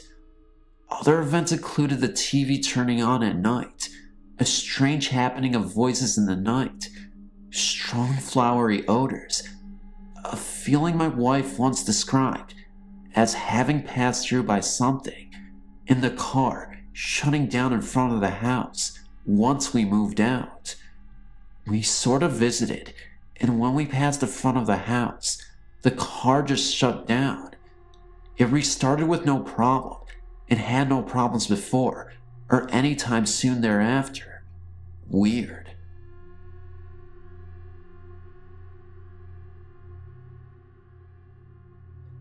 I was dating a guy when I was 14, about 5 years ago. His house had been built over an old well.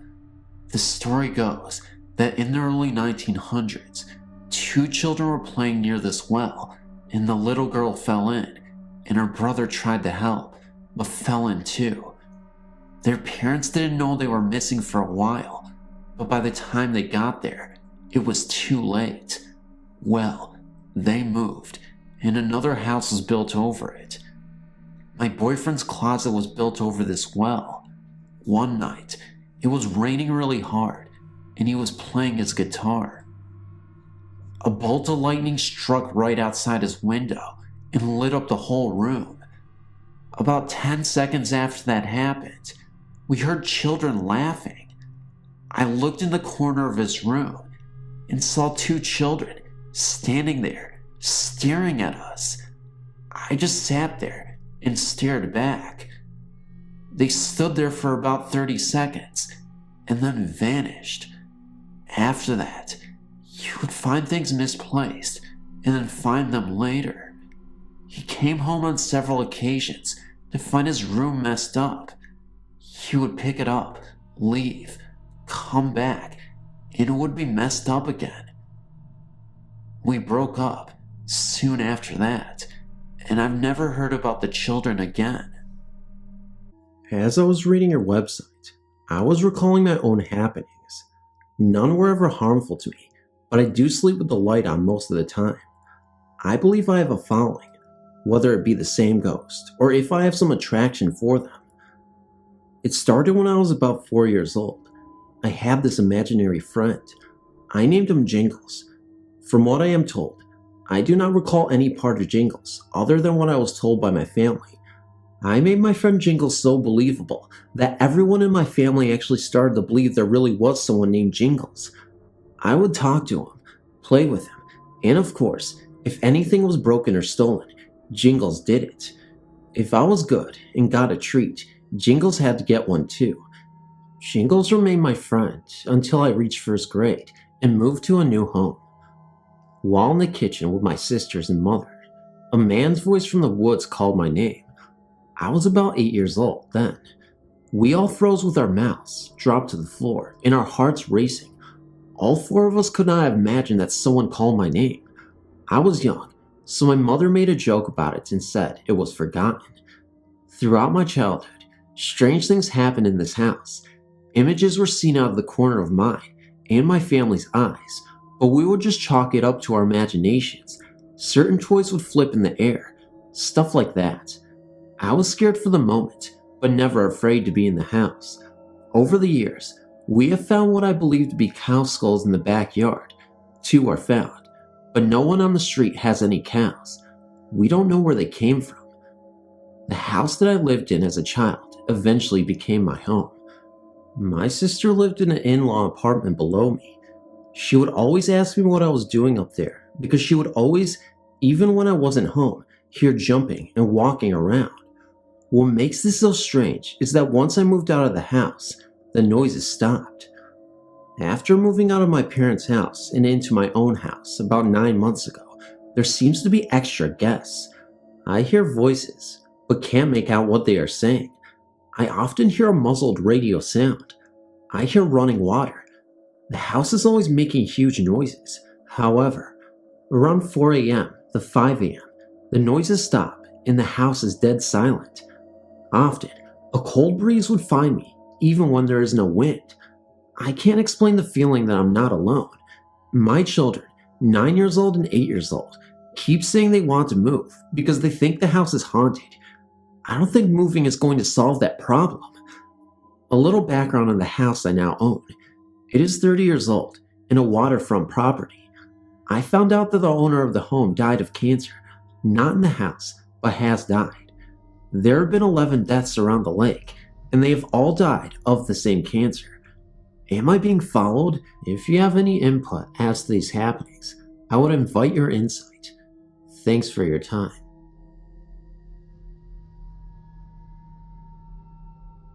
I'm a 20-year-old from Cape Town, South Africa. As yet, I've not seen anyone from my country send in any of their paranormal experiences. I have to say that I find that quite strange regarding all the haunted places we have around here. I'm not quite sure what my experience was, but I can assure you that at that time, it was absolutely terrifying. First, I have to tell you a bit about the history of the place. From what I've heard, the mountain passes were built by Italian prisoners of war, POWs, during the Second World War, and a lot of them died building those passes. There are hundreds of stories of people seeing phantom soldiers, workmen, and the additional hiker. I'm sure some of them could have real workmen, because the roads are still being built onto. The roads up there are very old and traitorously winding, and because of that, there have been many automobile accidents. Now, to get to what happened, for the last 3 years of my school career, I went to boarding school in a very small town called Rosenville. Now, I have to add that the area surrounding it is very mountainous, and to get to the town, which is situated in a valley, you have to either go through the new tailgate tunnel or go over the mountain pass. I failed to recollect the exact date on which it happened, but I do remember that it was near the end of 1996. At that time, my parents were on holiday in Europe, and my older brother by 5 years drove to Rosenville to fetch me. I had a SRC function on that evening, and he attended it with me. Around 10 p.m. that evening, we were both getting a bit tired and decided to rather get going for the 1.5 hour drive home. There are quite a few legends about the old mountain pass, and that evening, I made a joke and asked my brother if he wanted to go check out the ghosts at the old tunnel. He gave me one of his scary evil laughs that he does whenever we talk about ghosts, and took the turnoff that leads up to the mountain. On our way up, I must confess that I was a bit nervous, but then again, I get nervous whenever someone even hints at anything remotely scary. Everything went fine, and as we went through the tunnel, my brother pressed the car hooter 3 times, as everyone does. I don't really know why you have to do it, but it's sort of a tradition amongst the people to that area. After about 5 to 10 minutes, he kept on glancing in his rearview mirror, and then he would nod or smile. I thought this was very strange and asked him what he was doing. He looked at me with a totally straight face and said that we have a young woman in the back seat and he was just chatting to her. Of course, I immediately turned around and saw absolutely nothing. I looked at him and told him to stop scaring me and that it was not funny. He held by his story and said he's not trying to scare me, but that is truly a girl in the car, and he asked me if I could not see her. Now, I'm the youngest of 3 children and the only girl, and have always had a wonderful relationship with my brothers. I would have known if he was lying. Me, scared quite stiff and not even able to breathe properly, just sat there praying that it or she would not appear to me.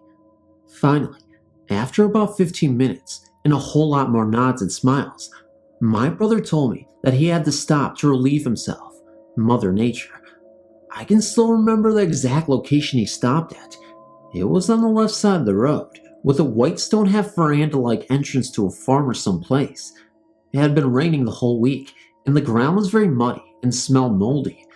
I debated over getting out with him, but I thought that he would be not very impressed with me if I accompanied him on his errand.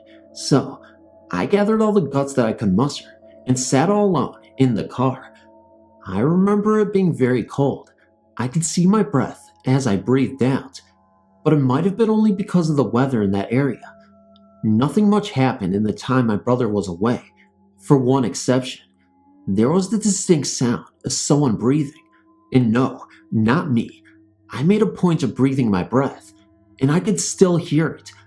I sat there, waiting for my brother for at least 10 minutes that seemed like 10 hours, so afraid that I could not even get up the nerve to uncross my leg that was aching like crazy. He got back into the car and did not say a lot after that. He just asked me when we had picked up the man in the khaki clothes. I decided not to say or ask anything anymore. Things were just getting too weird for me. As we got off the intersection that goes onto the Pearl Road, as we get off the mountain pass, my brother suddenly started driving faster and faster. I told him to slow down, and he looked at me with this confused expression on his face and said that he's not speeding, that he's been driving 100 kilometers an hour the whole time because that's the speed limit in the new tunnel. At that point, I started crying and told him that we did not go through the new tunnel but over the pass and through the old tunnel. He smiled at me and said, "No, I distinctly remember us stopping in front of the new tunnel, picking up a young girl, driving through the new tunnel, and dropping off the girl after the toll gate." Things were just getting so confusing and weirder by the minute. I told him that it was impossible. I know for a fact that we drove over the mountain, and I related my whole experience to him. He would not believe me. Then, to prove to him that I was telling the truth, I told him to have a look at his boots and at the floor by his feet, and if there was mud, by what I was telling him, is the truth. Now, he found mud on his boots alright, and on the carpet by his feet, but for the past 3 years, he's still keeping by the side of the story. How do you explain that? 2 people, 1 car, 2 drastically different stories.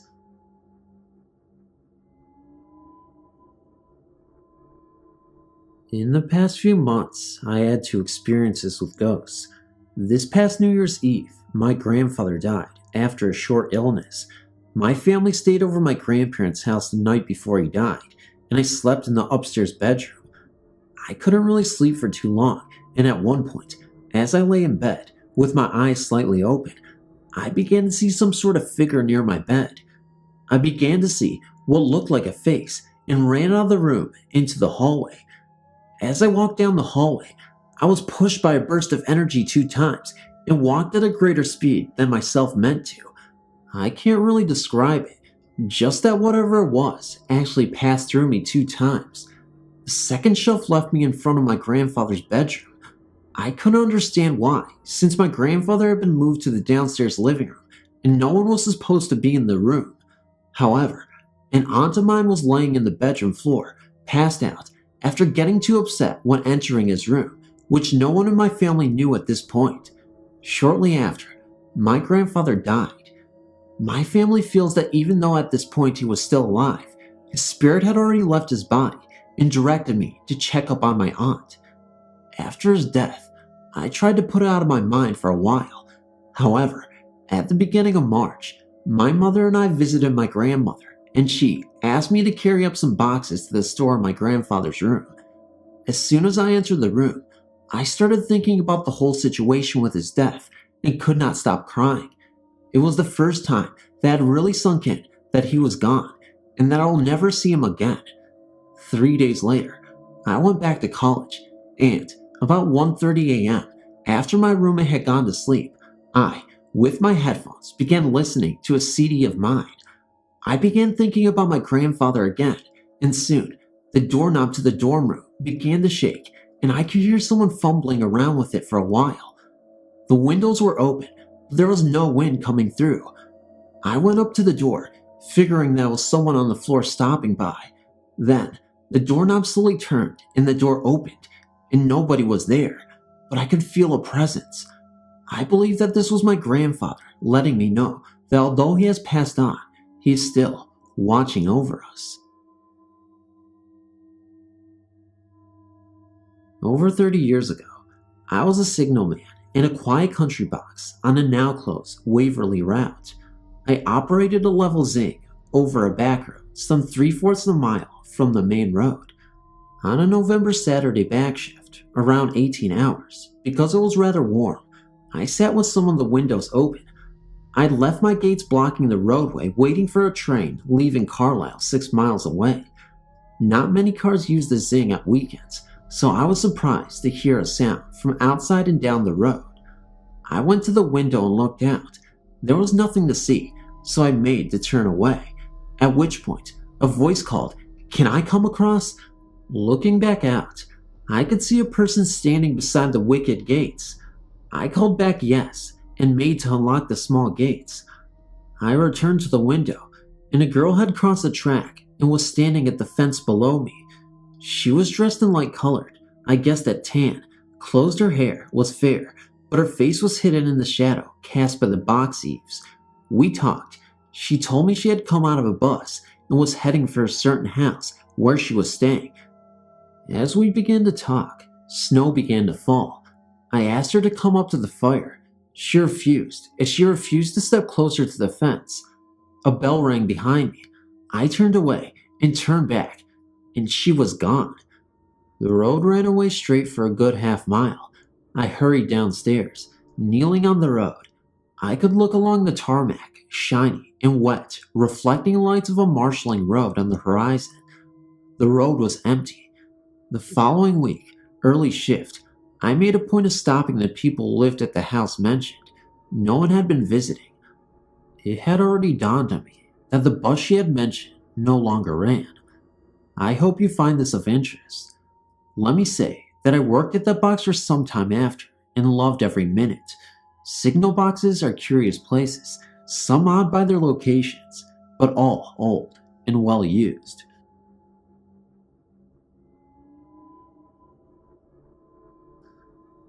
Hello.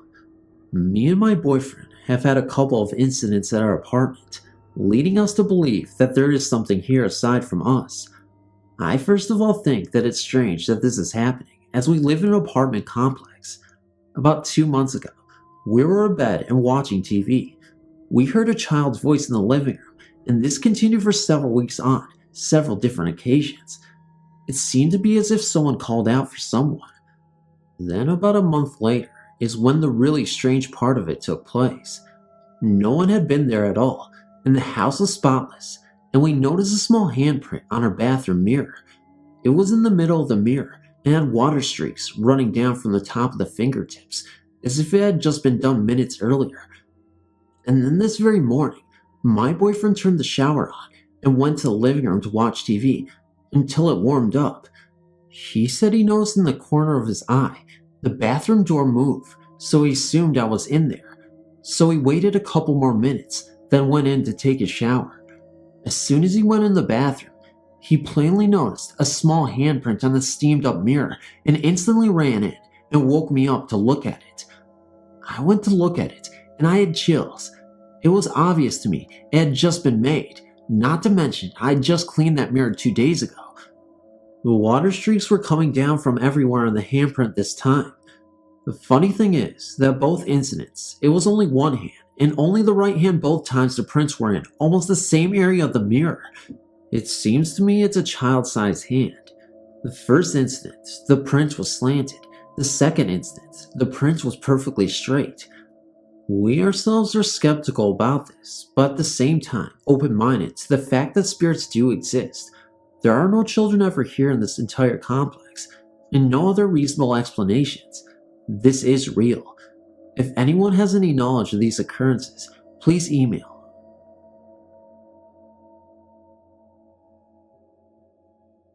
This may seem pretty benign compared to some of the stories I read on the prenatal haunting storyboard, but here's my story. I accidentally became pregnant in February 1999. I didn't discover I was pregnant until I was about 8 to 9 weeks along. My husband and I had not yet planned on having children, but we were so happy about the baby. When I was about 6 months pregnant, I had a dream, the likes of which I've never had, and have never had again. It was so real and vivid, I didn't even have to write it down. I can remember every detail to this day. My son was born in October 1999, so it wasn't really all that long ago. I dreamed I was sitting in front of my yard of my sister-in-law's new home. I'd not yet been to or ever seen a photo of my sister-in-law's new home, but upon visiting for the first time after the dream, it was exactly as it appeared in my dream, even down to the potted plant she keeps on the porch. In my dream, I was sitting in a folded green lawn chair and was watching my 2 nieces play in front yard with jump ropes. I was holding a baby boy, and he was wrapped in light blue blankets. I had a section of the blanket over his face to shield him from the sunlight. I recall that he began making cooing noises, so I brought him off my shoulder and lay him in my lap. I uncovered his face and revealed the exact face that my real-life son has today. I saw my son's face before he was ever born, right down to the bright blue eyes. My husband has brown eyes, and I have blue eyes. It was assumed our son would have brown eyes. They tend to be dominant. However, he had bright blue eyes in my dream, and he has bright blue eyes in real life. My son cooed and babbled to me in my dream, and I remember saying to him in my dream, "I'm so glad you came to me. You're the best thing that's ever happened to me." I said that exact same phrase the day he was born and had the strangest feeling of deja vu. I realized it was exactly what I'd said in my dream. Do you think this is a form of haunting? I saw exactly what my son would look like as a baby before he was born. Of course, seeing how it's a dream, and I'm not the only one who saw it, that could be debatable. But I was incredibly shocked when I saw him in real life for the first time, right after he was born, because it was exactly as he appeared in my dream, almost 3 months before his birth. A few years ago, about 1995, I went to a Christian summer camp in Big Bear. It was called Camp Cedar Crest. The girls in my church youth group were staying in the cabin, all the way in the back half of the camp, right on the boundaries. I'd heard the rumors that the cabin was haunted, but I figured that the people telling me these rumors were just trying to scare me. But after staying in the cabin the first night, I began to believe the rumors, because brushes that belonged to some of the girls would somehow fly across the room as if they had been thrown, but no one threw them. Also, the beds at night would shake vigorously, and I was unable to explain this to myself and come up with a rational explanation. No one else wanted to believe that the cabin was haunted. Then, when we left, I swore I would never set foot in the cabin again, but I wanted to know if it was haunted. So, 2 years later, I went again with my church, and a few of the girls and I went back to the place where the cabin should have been, to see if it was boarded up or something, to show us that it was dangerous or haunted or something. But the cabin was torn down. There were 2 men working on the cabin, with yellow police tape surrounding the cabin and the hill it sat on. The cabin was already half gone, and we watched as the men worked, and when we tried to ask them what they were doing, one of the men got off of his ladder and walked to the back of the cabin and vanished. When I turned to look at the people that were with me, their mouths hung open in fright, and when I turned back, the other man had vanished. We then went running, screaming into the church, and tried to tell one of the counselors, but no one believed us. To this day, we still don't know what we saw, and no one is willing to believe that they were ghosts. My name is Amber. I'm 15 years old, and I've never returned to that camp except for once. I have never returned to the site where I witnessed those men who mysteriously disappeared. I've told this story many times, but no one believes me. They all believe that my friends and I made it up to get attention. However, I know what I saw, and I've played it back many times in my mind, and every time I come to the same conclusion: the cabin was haunted, and the ghosts didn't want the place to be torn down.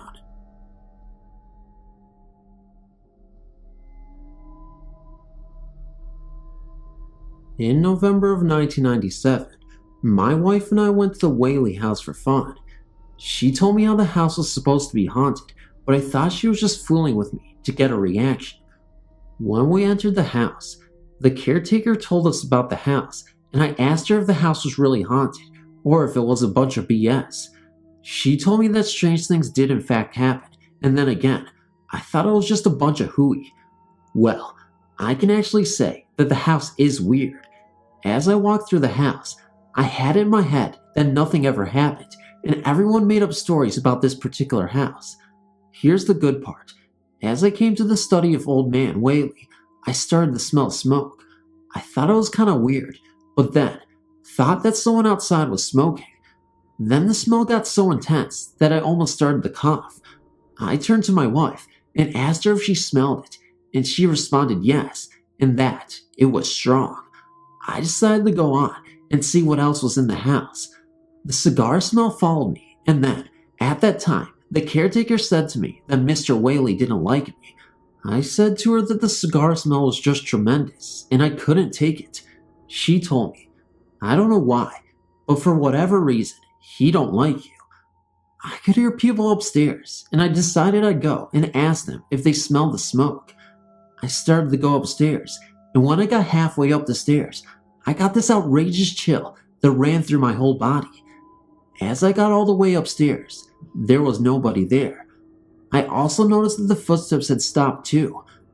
I went back downstairs and told my wife that there was nobody up there, and as I told her, we could hear the footsteps start up again, and I went back up, and to my surprise, there was nobody there, but the rocking chair was barely rocking and stopped. That's when I thought that this was a little too weird, and went back downstairs and told my wife what I saw, and she thought I was lying. As we toured the rest of the house, there was nobody there except the caretaker, and as we were ready to leave, I told the caretaker what had happened, and she told my wife and I that that was pretty common, and she wasn't pulling my leg. At first, I didn't believe that the Waverly House is for real, but now I know it is so. I was skeptical, and I'm more of a believer now.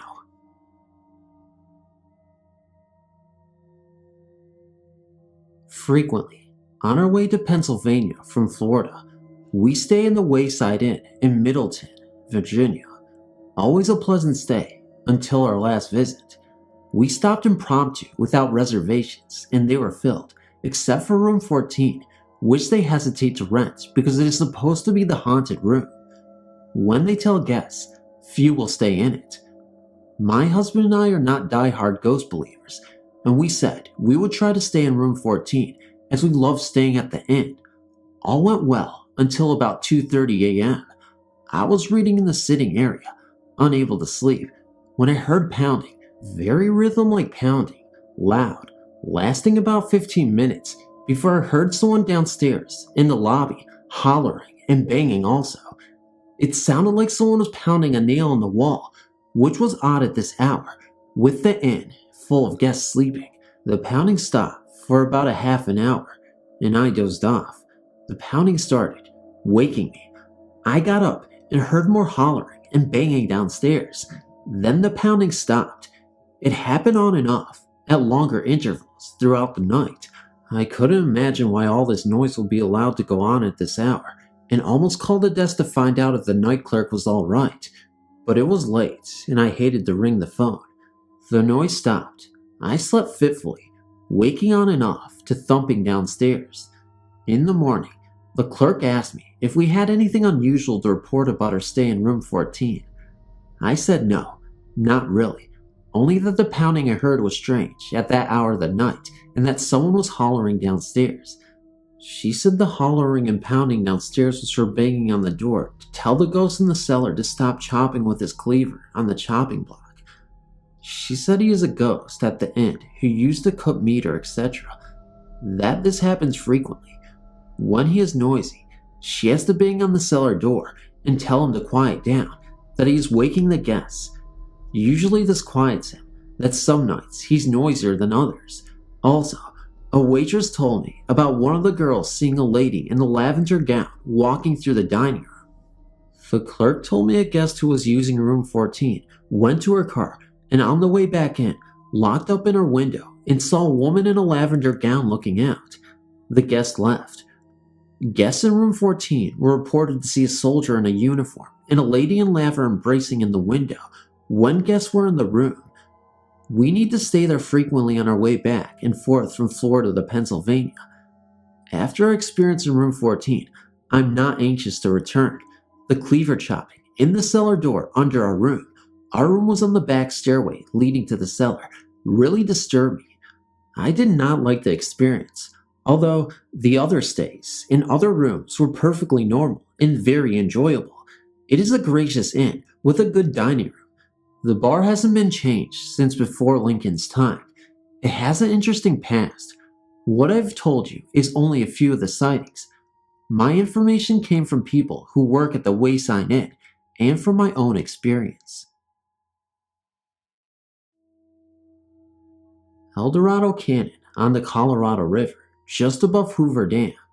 This was once the site of an early 20th century mining town. Legend has it that many miners keep their dogs at their claims for protection and also as a reliable food source in extreme times of need. These dogs were often then not brutally reared, so as to not tolerate even the slightest trespass by a stranger.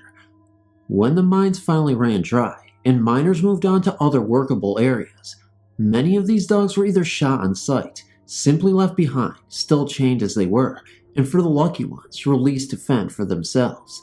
For many years since, people have come out of this canyon with tales of sightings and in a very few of instances, terrifying accounts of actually being attacked or chased by these alleged ghost dogs while exploring various different mining or town sites in the area. Curious as to the validity of such tales, my brother and I made the decision to do a little exploring of our own. On the first few excursions, we found nothing, as was expected. However, on the last adventure, we stumbled on what we thought was just another anonymous shaft site. As we looked closer at the site, we noticed about an 8-foot severely weathered chain embedded into the rock wall at the entrance to the shaft. Well, curiosity got the best of both of us, and foolishly, we entered the shaft. There, we came upon the bones of what appeared to be those of a large dog. We decided to camp here, as the day was coming slowly to its end, a decision that later we would come to regret. The still desert night closed in as we had dinner and relaxed around our small campfire. We heard what we assumed were coyotes yipping and calling off in the distance. The atmosphere became thick and very uneasy. We now felt that we were being watched from a very close distance. What we thought was nighttime breeze now sounded more like panting or breathing of large dogs in close proximity. Then we heard the growling, grating, low, and hateful. The fall paws on the desert sand snow became apparent. They seemed to circle the campsite. We were surrounded. That's when the scratching started. It came from the area where the chain laid. That damn chain moved. It seemed to tug away from the rock wall, pulling harder and harder each time. We fumbled for our gear and stumbled to our feet. My brother shone the flashlight at the chain. There were scratch marks in the rock. There were what appeared to be bloodstains on the wall, seemingly where the unfortunate dog furiously clawed at the chain's base and the rock itself. The chain dropped, something brushed up against my leg, and I struggled to keep my balance. My brother caught me, and we ran like hell towards the car. The fall of canine footsteps and wild panting chased us all the way. I've never run faster in my life. On the road, heading out of the canyon, we were paced for a good 2 or 3 miles, at least, by what seemed to be a pack of wild strays. We made it home, and I will never forget the terror of being chased by this pack of spectral hounds. Never. Locals refer to them simply as the Hell Dogs of El Dorado Canyon. It was spring of 2003. The grass was just getting green, and the leaves were about to turn out. I was about 15 and my older cousin was 16. We were playing video games one night when all of a sudden we heard a big bang just outside of our window when it was open. Well, we thought it was just girls playing pranks on us, so we just ignored it at first. 5 minutes went by until we heard another bang, but only it was louder, so we thought, damn, these girls. We decided, okay, we'll give them our attention. We looked outside, but all we could see were the dark figures of trees being blown around in my uncle's abandoned house. We were a bit spooked, so we decided to close the window. Maybe 15 to 20 minutes went by, still in front of the video games, when we heard it again, but it wasn't as loud as the first two. We had had enough, so we paused our game, grabbed our flashlights, and said, whoever is pulling this on us is going to get it. My cousin and I made our way outside and thought we'd split up and go around the house and find the person or people responsible for the noises and scare them. We had dark clothing to camouflage into the night and had each end of the house covered. My cousin had the front end and I had the back end, both facing our room window side. There we were waiting for the culprit when all of a sudden we heard that banging sound, but only it was repeating over and over. It sounded like a hammer. We both met each other at the window side and looked around, wondering where it was coming from. As the sound was fading, we looked towards my uncle's house and saw a shadow figure in the window. We thought it was that person who was trying to scare us. We made our way through the door quietly, and again, the sound of a hammer rapidly hitting the wall was coming from one of the rooms. The sound made us jump, but whoever was in that room was going to get the total scare down. As we were walking down the hall trying not to laugh, we decided to wait for the sound to stop and jump inside the room screaming, thinking it would scare this person. Sure enough, the sound stops in a couple of seconds. My cousin and I counted back from 3, 2, 1, and then we said, we got you. We looked around with our flashlights, and there was no one in sight. Just as we were about to freak out, we saw the closet door close, and thought that the person heard us and ran in the closet. I acted like I was heading out the door, and then my cousin grabbed the handles of the closet door and opened it. There was only an old garbage bag filled with garbage. We inspected the whole house, and there was nothing but broken boards and broken glass everywhere, until we saw a tall figure standing at the end of the hallway, looking like it was holding something, maybe a hammer. But we were so scared that we didn't shine our flashlights on it. We just ran out of the house screaming. Now, my uncle's house has been newly renovated. His oldest son and family lives at that house, and so far, I've only been there once. Thanks for reading.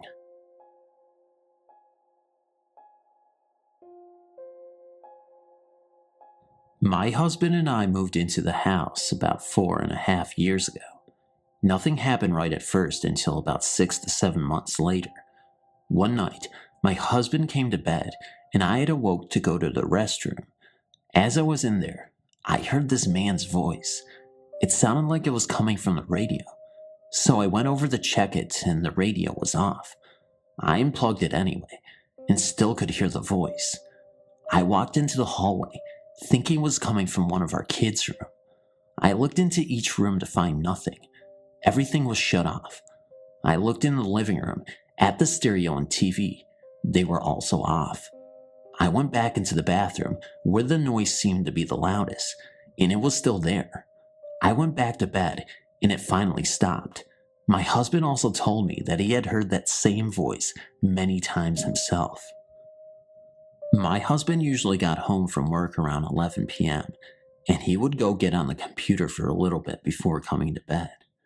One night around this time, I was about 8 months pregnant, and I was sound asleep.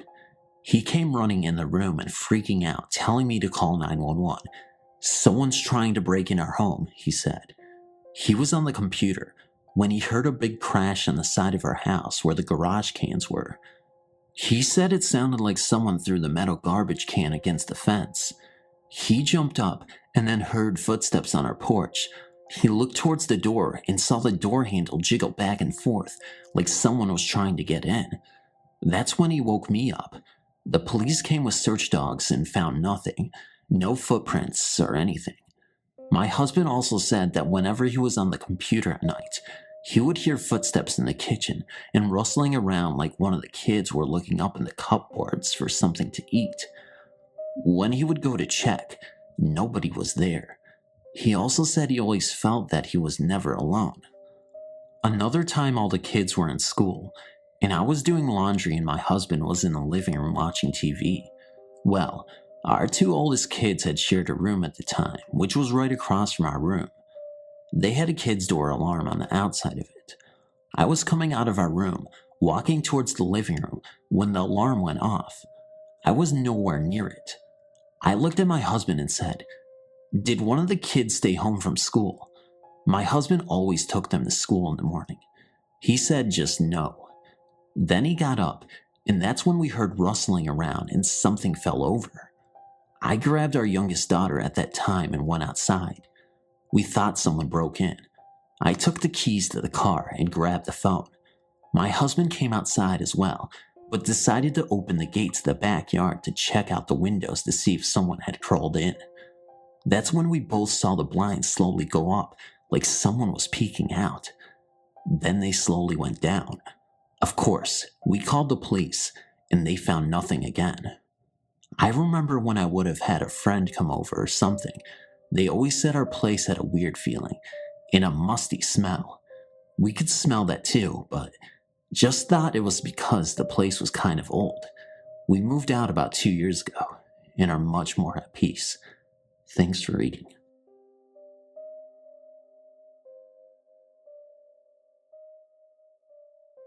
I live with my mother in a rather rural area. Our house was built by our landlord and was built in a lot that originally held a small gas station. I don't know much about the history of this area or our home beyond that. Anyway, my mother started to complain that she was smelling an extremely foul odor in the house in late February 2009. She only ever smells it in our house, nowhere else. She describes the odor as stinking like rotting flesh and blood, and she says it's been very strong throughout the house, especially in the hallway and bathroom areas. I've never smelled anything like that, what she has described, and none of our guests in the last few months have either. Since Sunday, April 12th, she has claimed that the scent is now moving. It becomes fainter throughout the house, and at times, she doesn't smell it at all. We both started seeing shadowy moving figures in the corner of our eyes randomly that night. Yesterday, April 13th, she went into the bathroom to take a shower and get ready for work, and didn't smell the odor. As soon as she got out of the shower, She suddenly smelled it and felt as if someone was in the room with her. She immediately told it to leave the bathroom. The scent suddenly disappeared. 2 minutes later, the smell returned to the bathroom. She again said, "Get out," and the odor left, leaving behind a smell akin to dryer sheets, even though we don't use dryer sheets. 5 minutes later, the foul odor returned yet again, and she yelled at it, and it left for the rest of the night. Around 10 p.m. that night, I started hearing a scratching noise in the kitchen, which is attached to the living room where I was. I then heard a strange meow. It sounded unnatural, almost as though it was a human making the meow sound and not a cat. I at first told myself, it's just one of my cats, and I have two, but they were both in the living room with me and were staring into the kitchen with wide eyes, so I'm not exactly sure what the meow was from. I then started hearing a light thumping noise, as if some light object was falling on the floor, coming from our back storage room, which is right off the hallway. I investigated and found a few of my candles on the floor. They had been on top of the dresser back there.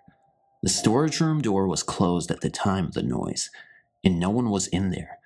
I sat back down in the living room and saw another moving shadow out of the corner of my eye, this time in the living room. Mom returned from work at 7 a.m. today, April 13th, 2009, and claimed she didn't smell anything unusual. After settling in on the couch, she suddenly claimed to smell the foul odor stronger than ever. I left the room. I had to use the bathroom, and when I returned to the living room, my mother laughed at me and said, "Very funny." She then went on to tell me that she heard a creepy meow coming from the hallway when I was in the bathroom, and she thought I had made the noise. She said it sounded like a girlish voice saying meow. I assured her I didn't make the noise, and I told her about the similar sound I heard in the kitchen last night. Both cats were in the living room napping at the time she heard the noise, and I didn't hear it that time, despite being only 3 feet away from where she said the sound came from. The only things I've noticed is that certain rooms randomly become quite cold, and then warm up momentarily, only to get cold again. I also keep getting the creepy feeling that I'm being watched at times, and it doesn't help when my cats look behind me with wide eyes. My cats have not reacted aggressively, but I've noticed that my younger cat is quite jumpy lately. We moved into this place in April 2007. Beyond feeling randomly uneasy at random times, I've never experienced anything here until recently.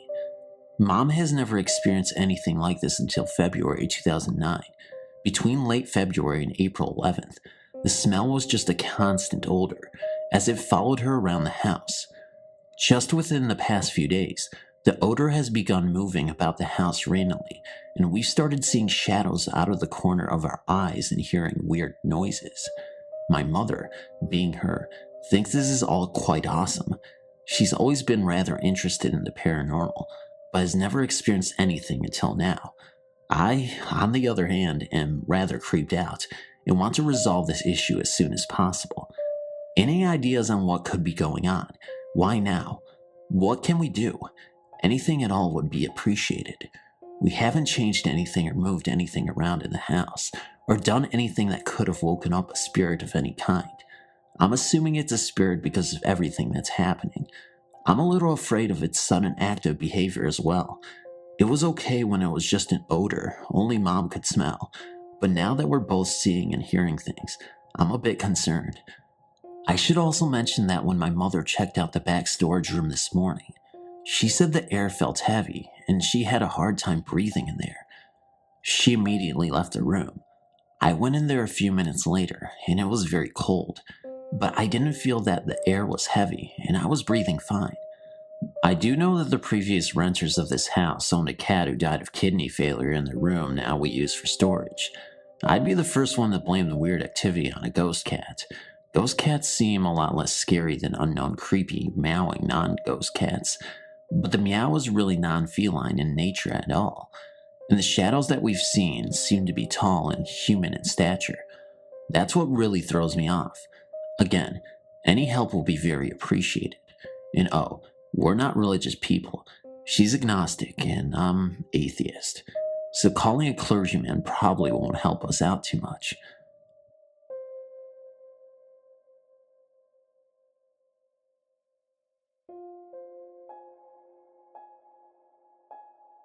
Before I moved to Vegas, I lived in a small town in Connecticut. My family moved into a brand new house in 1992.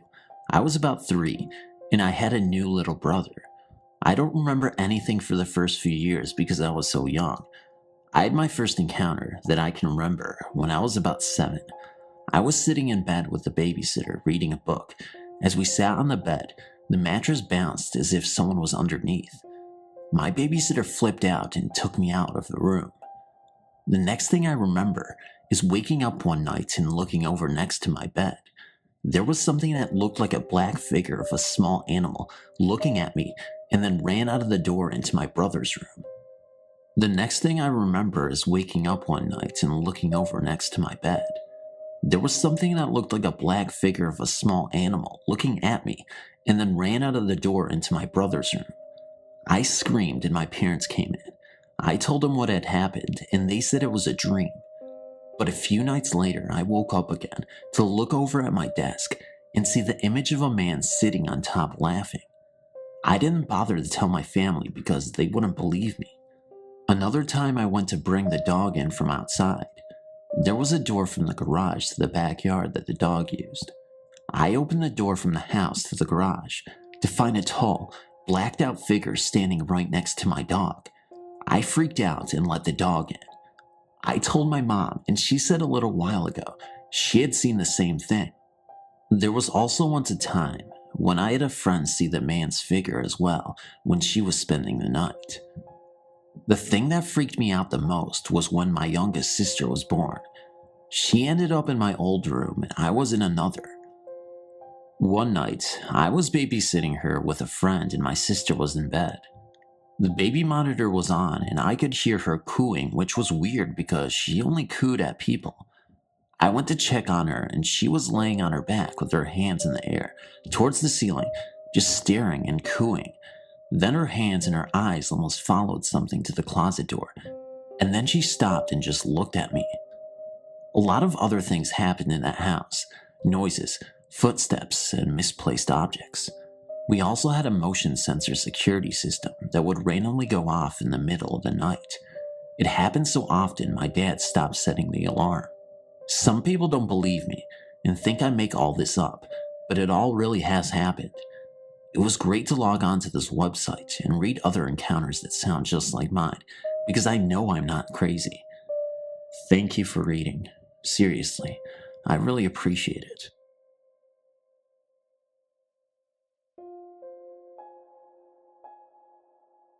I was very young, maybe about 7 years old. I remember going to my friend Diane's house for a sleepover. I'd never stayed at her house before. We were playing that day, and I remember her telling me that sometimes robbers come into her house at night. I wasn't the sharpest kid on the block, but I remember thinking that was stupid and just ignored her. That night I was asleep, sharing the top bunk with her while her older sister slept below. I woke up suddenly because I was ice cold. Being it was summer, I thought the room was very cold because of air conditioning, and that since she'd kicked the covers off of me, I just needed to grab them and get warm again. However, I remember I was a very little kid who was feeling very safe because there were 2 other people sleeping in the room with me. As I glanced to the foot of the bed, searching for covers, my gaze noticed something in the doorway: 2 dark figures. They were just shadows, no definition or features, but adult-sized and human-shaped. The shadows were darker than the dark hallway. They faced in the direction of her parents' room. One pointed to it, the other nodded, and the first disappeared into the room. The other turned towards me. I was so terrified at that point that I shut my eyes tight. I waited for what seemed like ages, and finally got myself to open my eyes again, just to see if it was gone, and there it was, right in front of my face, hovering above us. Its face was nothing but a blank shadow. I think I must have just kept my eyes shut and at some point fallen asleep. The confirmation of this event, now that I am an adult, comes unwittingly from my parents. I asked them if they remembered my sleepover at Diane's, and they said yes, because I spoke of how I'd seen something in my room that night. My parents still believe I was imagining it, but people who have experienced this themselves know it is too vivid and too obscure to be an imagined event. I know what I saw and get chills even today, even as I write. I wish someone could explain this event to me. What are these shadow figures? Are they malevolent? I suppose since, as a child, I intuitively felt scared. Thank you for reading. This story takes place around the summer, through the winter of 2013 to 2014. I don't remember the exact dates, unfortunately, or else I could have further proven that I encountered something at this location. I haven't posted it now before because I only recently found this website and don't really visit it this often. I decided to share this story though, because it does fall under the category of personal encounters. As I previously mentioned in another thread, I have a strange companion that's been following me around. It's a black cat that seems to change height and sometimes even color that I can only see out of the corner of my eye. I named him Gabriel at a young age, and I often communicate with him without knowing it, though often I can sense him. I won't go into huge detail here since I already did it elsewhere. As someone said there, he seems to be my spiritual friend. However, this particular story isn't completely about him, though as always, he is involved. One of my friends had just finished high school, having to take summer classes while raising the baby she had while attending school, and had moved in with her biological father. The house seemed run down, in a run-down neighborhood, and it was small, incredibly small. It would be the perfect size for 1 or 2, maybe 3 college students to live there while attending classes at the campus down the street. One of the things I noticed instantly was the fact that tracks ran under the house. They were trolley tracks, from when the town used trolleys to get people places faster when buses weren't really a thing. A great big, abandoned brick and metal building behind it had a sign that just vaguely read, "Trolley Station," on it. The tracks didn't really surprise me. The town I live in has both an Air Force base and also countless train tracks running over roads. Most of them aren't in use anymore, but this place used to be a booming cattle town as well as a military base. It's filed under a small town, but it obviously isn't with all the things that go on. Anyway, the tracks didn't really surprise me, though they did make me feel a little uneasy.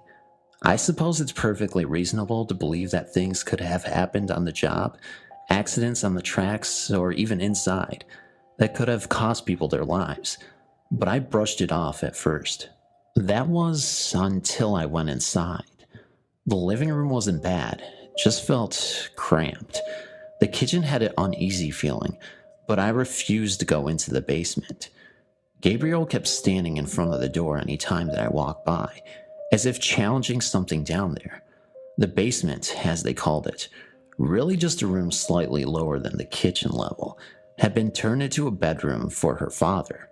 One of the rooms, the one facing the street, was my friend and her baby's bedroom. The last bedroom, which was down the tiny hallway, had a window facing the trolley station, full of things that couldn't be stored elsewhere around the house, and I hated that room. I found in that room scratches along all the walls, and one day I decided to use a comparison. I held my hand up close to them and found that they were just wider than my hand, probably a man's hand that had caused these dark furrows on the wall. The wall was covered in a thick layer of paint, which made me wonder how long it would take someone to actually carve such deep scratches into the wall with their fingernails alone. They were definitely in the correct places to be the fingers of a human hand, and there were 3 sets on the walls, one of each except for the one closest to the window, as if this person didn't want to get close to it. Each of the sets had 2 marks, one for both hands, and they were just within my reach if I had lifted both arms. Often in this room, I would see something flash past the window, someone running past the blinds. As I looked though, I realized that whoever or whatever it was had appeared to be running and there was nothing but a track overgrown with cactus plants.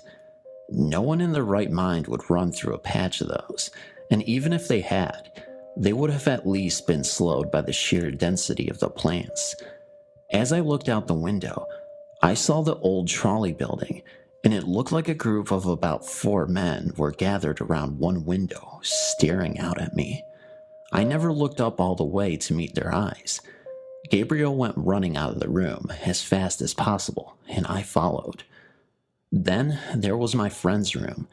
It was small, cramped like the rest of the house, but she was a completely goth Wiccan. That doesn't mean she worships the devil, by the way. She wanted us to paint the room gray. She also had us add black and red splatters and handprints all over the room. That didn't really creep me out. I thought it would be a nice touch to a haunted house, and my friend just loves this kind of thing. She was already upset since she had decided to have the baby and gotten kicked out by her grandfather, who'd she lived with for years, since she decided to not have an abortion. So we decided to go ahead and paint the room the way she wanted us to paint it.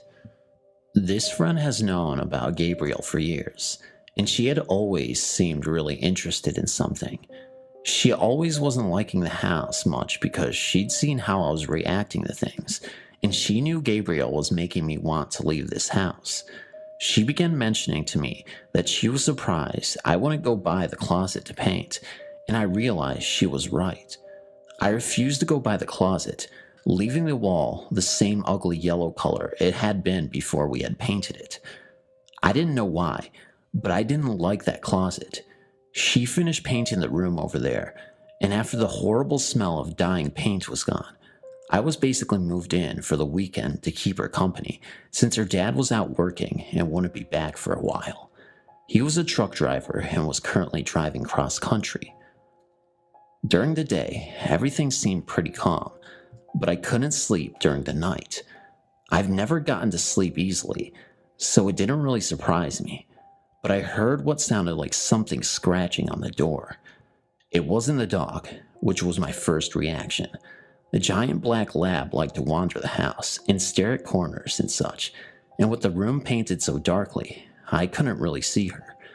As I started to get up to open the door for her, though, I found the dog practically leaping onto me to push me back down onto the bed.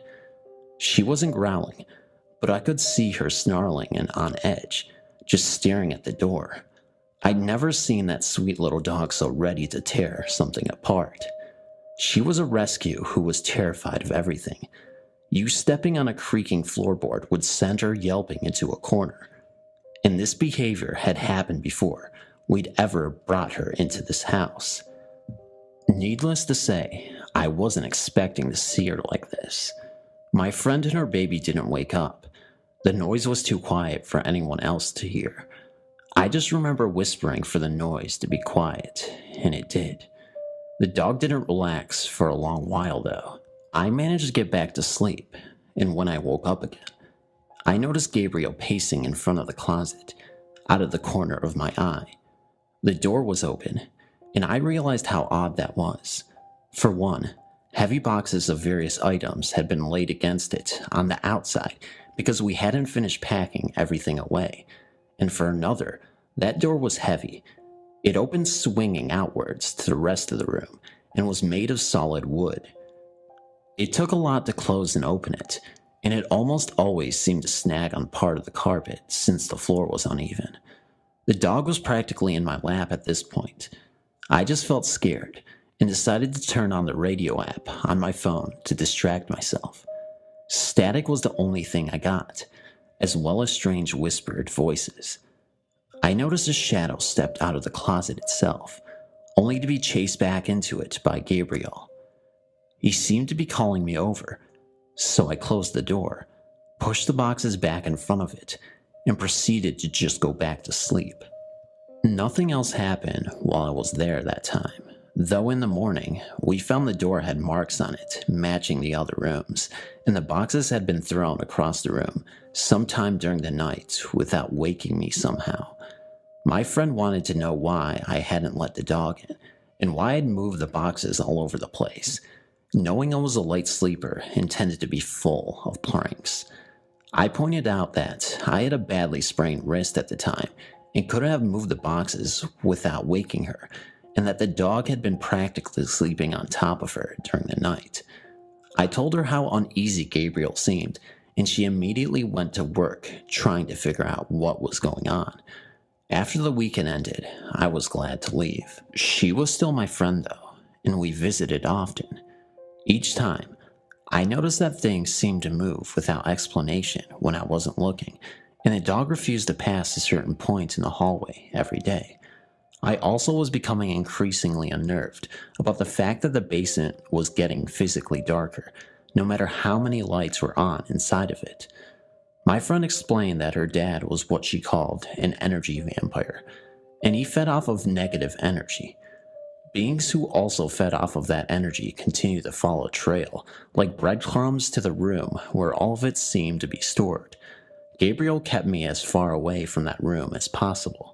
There were more scratch marks around the house, nearly over my head, and the door looked like it had taken a serious beating.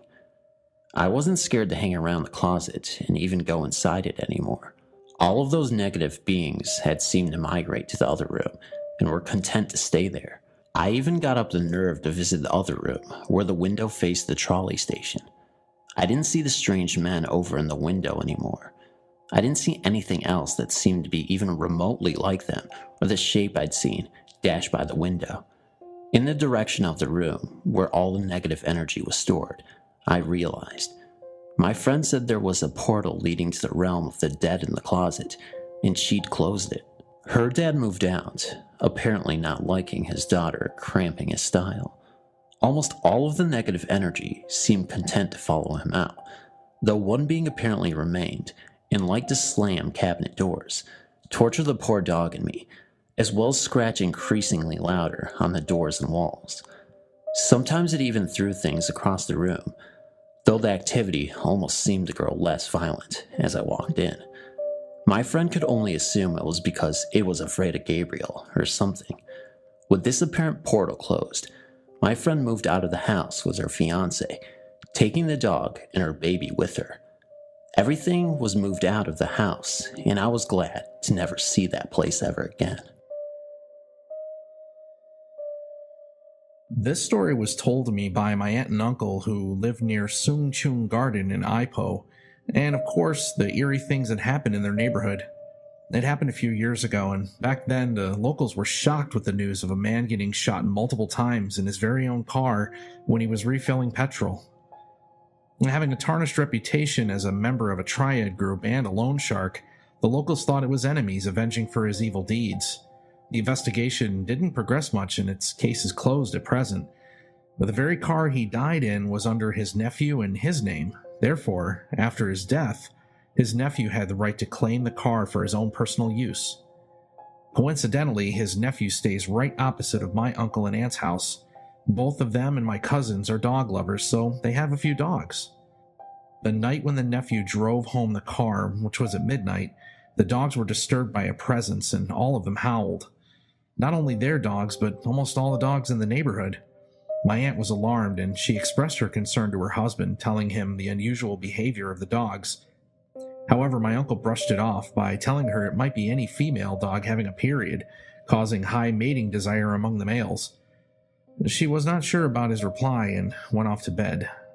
The howling lasted till the wee hours, and they had trouble sleeping. The very next morning, my aunt went over to the opposite, and they talked about how peculiar was the dog's behavior. Soon she found out about the car and how the previous owner died from gunshots. She was terrified by the news and related the matter to my uncle. Basically, nothing they could do. The next few nights, eerie things started to happen in the neighborhood. One, a teenage girl staying not far from the nephew's home, was talking on the phone with her friend when she heard a coarse male voice interrupted their conversation. The voice was very harsh and sounded pitiful, and she was scared and quickly ended the conversation. 2, a lady was preparing dinner in the kitchen when she heard a man whispering and talking at the back lane of her house. She opened the back door, found no one. 3, a lady woke in the middle of the night and heard a man sobbing pitifully outside her house. She decided to peek from her window upstairs and saw a black figure sitting under a tree outside her house and crying. 4. Continuous barking and howling of dogs towards the car. Soon the neighbors were complaining about the strange incidents and confronted the nephew's mother. She was concerned about the car too and decided to persuade her son to take the car to a temple for blessing, which her son gladly did. And after the blessing, strange incidents ended and the dogs stopped howling. How strange. I just got home from this adventure and had to write about it for you guys. I'm a new community member to the Phantom Wagon, and this will be my first, and hopefully not last, story submitted to this channel. I haven't heard every scary story video on YouTube, so I could be wrong, but I've yet to hear any involving storm draining. For those who don't know, draining is a term referred to exploring the tunnels of storm drains or manholes. I didn't even realize it was an actual thing people did. It's treated almost like a sport. Me and my bud are both named David. We both like to go on any random adventures we can come up with. We've gone through over 20 different storm drains in or near our neighborhood, located in Silver Spring, Maryland. By the way, if anyone listening is a local, I have plenty of other stories about well-known Silver Springs legends or creepy people in areas to share, many with documented proof and articles. Leave a comment if you're from my city or close and want to hear some more. It's always fun to see graffiti tags by people from the past, or to even feel like the first people to explore a specific drain with a blank slate, but nothing creepy has happened during our 20+ explorations. That is, until tonight. If I were being honest, I've been impatiently waiting for something eerie to happen, so I'm clearly drawn to this type of stuff. David discovered a major storm drain. It was almost completely walkable without having to bend over too much as we traveled through the tunnels. He found one where we don't have to Shawshank Redemption shit crawl through like usual. This particular location was an amazing maze of twists and turns of various tunnel options. We took a bunch of photos between David's camera and my shit phone, which would explain the drastic changes in quality. Of course, like many tunnels, immediately we came upon a faded, but still in your face graffiti tag that pretty much says "Welcome to Hell," or in this case, the hellhole. I love graffiti, so seeing a collage of shitty tags from different decades was a cool start to that adventure. I really want to say the noises I heard were only from the people above ground that could be heard faintly, or just the echo of our footsteps in running water creating weird noises. But this would be impossible because it's midnight on a weekday, and there was literally no one outside before we got in. Like I said, it could all have a reasonable explanation, but these sounds were too, the best way I can describe it is that they almost sounded like they didn't belong. Not just the noises itself, but it was separate from all of the natural sounds occurring. And I've never heard anything like it. And we've been in plenty of drains like this before with those normal noise combinations of echoes, splashes, and crap. It all started off far away, sounded like a fast wind. This wind sound wasn't steadily creeping up to me, but instead, just suddenly burst a large gust of air directly into my right ear. Keep in mind, it is impossible to be even windy down here. I wasn't even hit anywhere else, only directly right into my ear. It actually hurt. For just a second, my ear felt like it was plugged full of water. That feeling came and went pretty fast. I now have a headache, but didn't even think too much of this. I didn't feel scared, but it was creepy. And once you reach that area of a drain where you're too far from a nearby manhole to pop out of, you do feel trapped. I mean, you really are. If you are in a hurry, there is literally nowhere to escape to. I'll admit it, this kind of adds a rush to the experience. I kept walking when that wind blow happened again, but this time with some accompanying whispers. I didn't make out any actual words, but at the moment, I didn't realize what was happening. The combined air pressure and fainted muttering were now happening sporadically. I started to feel a bit uneasy. In the back of my mind, I thought I was seriously hearing the voices of people. I do believe in ghosts, but I don't always jump to conclusions. so I tried rationalizing the situation. It definitely sounded like whispers smashing in and out of my ear, but I also thought it could have been a weird side effect to a headache, or that I was just having auditory hallucinations. The noises were happening every 10 awkward steps I would take in the puddles. I called down to David to see if he had heard them, but he hadn't. David isn't too much into believing paranormal things like me, so maybe the force was more connected to me because in a way, I wanted to hear it. I don't know how that really works. I've experienced things like this before, but I've only felt emotional responses, such as an unwanted feeling of dread or even a sense of calm, but this time the feelings were more physical than mental. It was penetrating my eardrum and giving me a migraine. Now yes, I did feel uneasy, but only because I didn't know what was going on. This now almost rhythmic pattern of intense voices eating my eardrum lasted for at least 5 minutes, but then the further and further we got into the drains, the noises stopped. What was odd were the graffiti surrounding me during this 5-minute hellish ordeal. Every area of tunnel was coated with terrible anti-Semitic and just plain out racist and ignorant tags. What is extremely fascinating was as soon as we passed through a manhole stop and entered a new connecting tunnel, not only were these walls completely clean from any paint, but the voices and ear pain stopped, and I mean instantly. What was creepy about this area, aside from the racist crap, was its specific location throughout the entire drain system. It wasn't even close to any of the other tag tunnels, but just in a random area of the drains deep within the tunnels, almost like it was on purpose. After walking through these naked walls, we eventually came upon one of the many options of getting out without having to pop a manhole. We walked out of the hellhole back into the stars and neighborhood lights. We looked around and realized, damn, did we travel far or what? It was unbelievable. It didn't feel like we walked that much distance. In fact, we usually feel the opposite with opposite results. Of course, as soon as we came crawling out of a sewer in the middle of fricking night in a shady part of Wheaton, Maryland, some dude was standing at a bus stop and we obviously terrified him. I started to speak out loud to David and pretended like we were looking for our dog. I'm quick to try and make myself look less shady than I already do. I've been told I give off that vibe sometimes because I always have a pulled down wool hat, visible tattoos, battle scars, a Newport in hand, and now a dirty face with dripping silk boots. I swear I don't mean to do it on purpose. I only mention this because the dude started to pick up his phone, and I was thinking, dang, I didn't even tag this time, and I'm still gonna get locked up again. But overhearing the conversation, I think he was doing exactly what I was doing.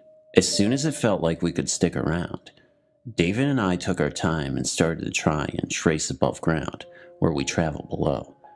David has the technology and is also very good at mapping, so he knew where he was going, but before we made those moves, we had no idea where we were and started off in a housing complex, and the more we walked and followed our trail, we eventually figured out exactly where we were. We were now in the area of where the strange noises and ear damage were most active. That is when I started to tell David what I was experiencing there. He believed me. He's a good friend.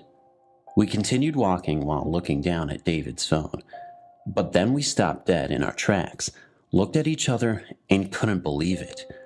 We were walking dead center under a funeral home. I tried to rationalize it as best I could, but knowing the events that preceded this, I came to the conclusion that this couldn't be a coincidence. I think I was experiencing those creepy, painful whispers because that exact tunnel was literally crossing right through the undergrounds of a funeral home. Whenever I'd been to graveyards, which I do not do anymore, I for the most part always felt a positive vibe. But during this experience, these departed souls did not want me there. I think the offensive graffiti even added fuel to the fire, and this is why I experienced a painful ear and headache. So while nothing extraordinarily scary happened, at least for my version of what scary is, that was definitely a creepy but cool situation. As I write this, it does sound like the perfect idea for a fictional scary story. I mean, come on, walking in a storm-drained tunnel, literally under a funeral home, and being surrounded by paranormal sounds. It doesn't get more unique than that. I'm sure a more elaborate, embellished, made-up story would be more exciting, but I think this whole discovery in general is exciting enough anyway. David and I also plan on purposely walking under the drains of a funeral home right down the block from our neighborhood. We've been in those tunnels before, but popped out of a manhole before we even reached the boulevard. If my locals are listening, that funeral home in particular is called Collins on University Boulevard. These tunnels are a tighter squeeze, but it'll be worth it, I hope. Thanks for listening. Sure, it could have all been one big coincidence. Maybe it is just an overactive imagination, but I like to stay paranormally optimistic. Is that even a real term? Whatever. Time for a cigarette. It all started in 1967 when my dad had a stroke in the front room. I was then 10 years of age. My parents bought this old cottage in 1963. The house was built in 1740. There had been no problems in the house prior to 1967. When my dad came out of the hospital, he was paralyzed down the left-hand side and was unable to speak. That's when things started to happen in the house. The first thing that happened was my parents were in bed, and suddenly all the blankets waved and rolled completely off the bed. Also, the wallpaper in the bedroom would become soaking wet for no apparent reason, then bone dry next day. As the months passed by, my father regained most of the use on his left side, but never regained his speech. Also, my father after the stroke became nasty and violent towards me. I had to put a bolt on my bedroom door, as he would wander about in the middle of the night and come in my bedroom and just stare at me sometimes, waving a fist. One night, I was in bed, and I woke up to the bed rocking on its own. I put the bedside lamp on and jumped out of bed screaming. I unbolted the door, shouting to my mother. As she entered the bedroom, the bed was still jumping on its own accord. In front of us, we both ran downstairs, and my father knew nothing as he had some sleeping tablets. We walked a while to calm down, then went back to check. It had stopped by then, so I got back in bed and left the lights on. I had no choice. We did have a third bedroom, but to come and go, I had to pass through my parents' bedroom, and as an 11-year-old boy, I was scared of what my dad would do next, so I had to stop in that bedroom. One night, me and my mother were watching television. It was about 11:30 p.m. when we heard a terrible screaming coming from the small cast iron window, which led into the back garden, near the television. We didn't dare speak to each other, and that stopped after about 4 minutes. The next thing I knew, the television, which was on 4 screwed legs, began to walk towards us, rocking from side to side. It only stopped when the main cord pulled tight. We were by then petrified. The screaming noise had woke my father, and he came downstairs shouting, but due to his stroke, the words were not making any sense. He ran into the back sitting room. My mother said, "Go get your dad, or he might have another stroke," so off I went. Entering the room, it was pitch black.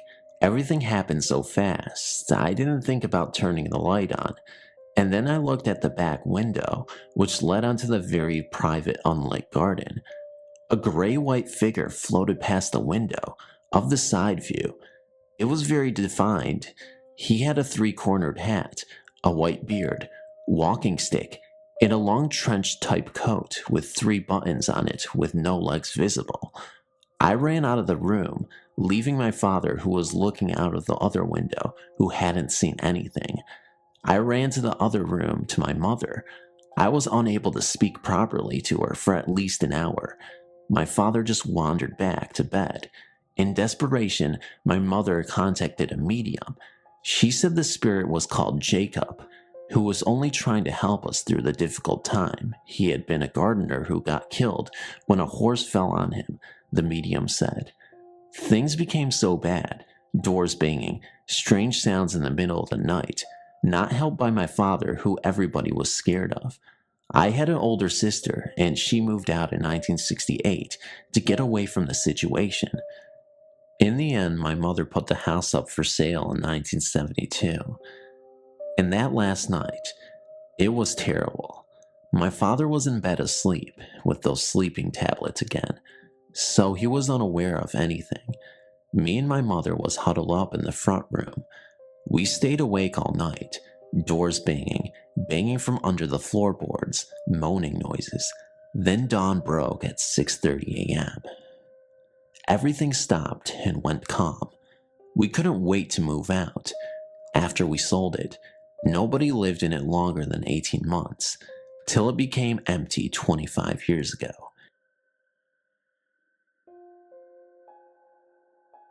Around the time this event occurred, I was around 11 or 12.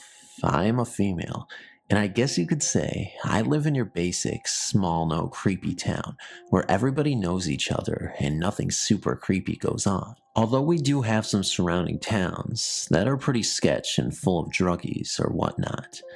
But anyway, here is my story.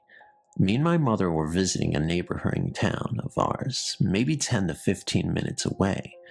We were there helping out my stepmom set up a reception for a wedding that would be held later in the week. It took place in a building called the Lions Hall, which is basically a place for get-togethers and such. Now, something you should know now is that the town we were in was one of the sketchier places, and it was in one of the worst sections. Me and my sister were outside of the building, walking around and talking, when this guy pulled up in a truck. Now my stepmom was expecting someone to help carry in a few things, although she didn't really know him. So thinking nothing of it, we just assumed it was him. So then he got out of the truck and went into the building. We could hear him talking to our stepmom. He was there for a while, but then finally came out of the building and went back into his truck. Now at this point, me and my sister were still outside walking around. We noticed he was staring at us, blankly, with no real expression on his face. He sat like that for a while, until me and my sister had enough and walked around to the back of the building. Then that's when he started the truck and slowly crept around the building, sort of following us. We went around and around, doing this for probably 4 minutes or so. We could tell something was seriously off, but then, just as we turned the corner to where he was gone, like poof into thin air. We never heard him drove off or anything, and that was enough for us. So we ran inside and didn't go back out for the rest of the day. We never spoke about our encounter to anyone. So as far as I know, weird sketchy truck guy, let's never meet again.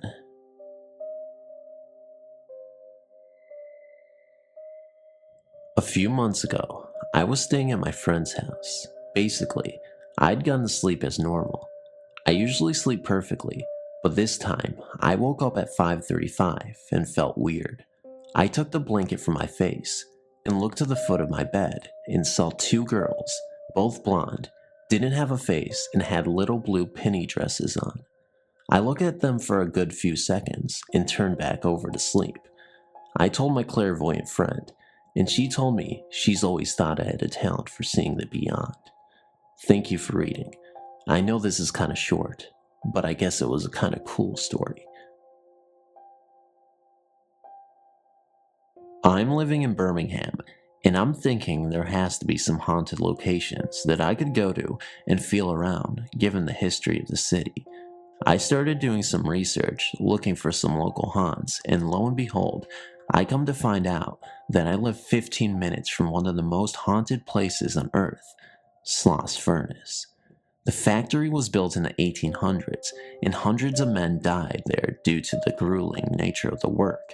I read about the history and ghost stories other people told about the places and decided that this was going to be my first ghost hunt.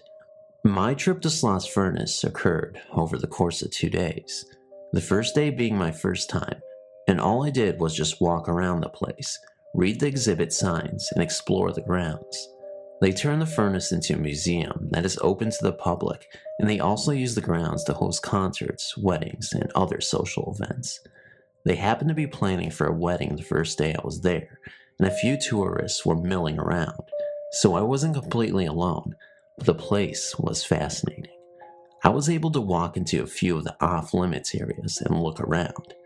I pulled out my phone, started recording, went into the boiler room, and managed to catch a few orbs in the footage. It was cool, but nothing to write home about. I left, went home, and that was that. On the second day, at Sloss Furnace. My second day at Sloss Furnace will go down in the history books of ghost hunting. I managed to do what the ghost hunters, scariest place on earth, and countless paranormal investigation teams have failed to do, and that is film an actual ghost. One ghost would be impressive indeed, but what if I told you I filmed at least 5 ghosts? I can almost guarantee you that you have never seen ghost footage ever that comes even close to what you are about to see. When I pulled up the second day, it was a rainy, gloomy Sunday afternoon. As I drove to the gate, I saw a sign blocking the entrance saying that the museum was closed. It was hardly secure, so I just parked my car across the street and walked in through the front entrance. There was a construction crew working on the left end of the facility away from the actual furnace itself. When I walked into the entrance, I could see remnants of the wedding party from the day before. Apparently, they weren't responsible for cleaning. I made my way into the boiler room, took out my phone, and started recording again. Here I am all alone in a damp, dark factory, listening to the sound of the rain beating down against the roof, armed with only a cell phone. I walked through the boiler room, filming as I went along, and decided to call it a day. It wasn't until I got home, watched the rest of a playoff basketball game, and looked at my phone when I realized what I just captured. I was able to count at least 5 ghosts. The best part about it all is that I have proof. When you look at the film, go to the 320 mark, you will see a ghost. Go to 344, you will see a ghost, and up to 350, and you will see a literal ghost scene. If you slow it down, you will see ghosts peeping from different corners. Amazing. This is hands down the best ghost footage you will ever see. When I was younger, my father told my brother, sister, and myself that there was a ghost story that happened in a family apartment in Chinatown. Apparently, it had something to do with a friend who was visiting the family from out of town. The story took place in the 1950s or later, and whatever the friend experienced scared her enough that she left in the night and never returned. For a long time, my father denied ever having mentioned that there was a ghost story. Only recently, and seeing that my siblings and I were grown, did he finally admit ever telling the story and gave us the full tale. During the 1950s, my grandparents still owned a large Chinese restaurant on Mott Street. Since it opened until very late, they often came home after closing around 4 in the morning. My father and his siblings often helped out working there and would often come home late as well. It just so happened that a friend of my aunt's was staying over that week. Since my aunt was busy working at the restaurant, her friend relaxed in the family apartment, which had a piano in the living room. One evening, the guest was alone in the apartment and decided to play several songs on the piano. She knew that there was nobody in the apartment and played without disturbance. At a certain point, the guest stopped playing, and when she did, she heard the sound of someone clapping their hands in the same room with her. The guest knew that she was supposed to be alone in the apartment. She was so scared by this that she left before anyone from my family returned from work. Through all the time that I'd spent with people and alone in that apartment, I'd never experienced anything strange at all. One possible explanation may be the thin walls that the old buildings in Lower Manhattan have. The building was built in 1886, and the fact that someone in the building's stairwell could hear a lot of what's going on inside the apartment. Could the guests have mistaken the sound of someone clapping in the stairwell with someone in the room? Or were the clapping hands so unmistakably near that there was no mistaking that the invisible person was in the same room? I guess we'll never truly know the answer to that question. Chinatown in Manhattan, New York, is the largest Chinatown in the United States. although fast becoming upstart by 2 additional New York City Chinatowns. Chinatown, Manhattan has a long history from the mid-1800s when the first Chinese immigrants arrived off of Ellis Island. As we all know, different cultures see the world uniquely through their own personal beliefs and customs. Many of the earlier Chinese immigrants arrived from Guangdong province in the south of China. At the time, it was a very poor part of the country that had felt the effects of war, famine, and general unrest.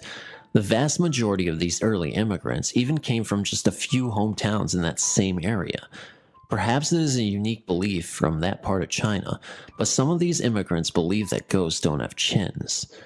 When my grandfather arrived in New York City around 1919, he worked in a grocery store that was owned by his brothers and some relatives on 32 Mott Street. Like many of the stores in New York City today, there was, and still exists, a cellar directly below the store, accessible by a metal door on the sidewalk. These cellars were, and are still used today, as stockrooms for inventories. It was in one of these basements where my grandfather had a very strange experience. One day, my grandfather had to go down the cellar to bring up boxes. Climbing down by himself, there was no one else in the cellar.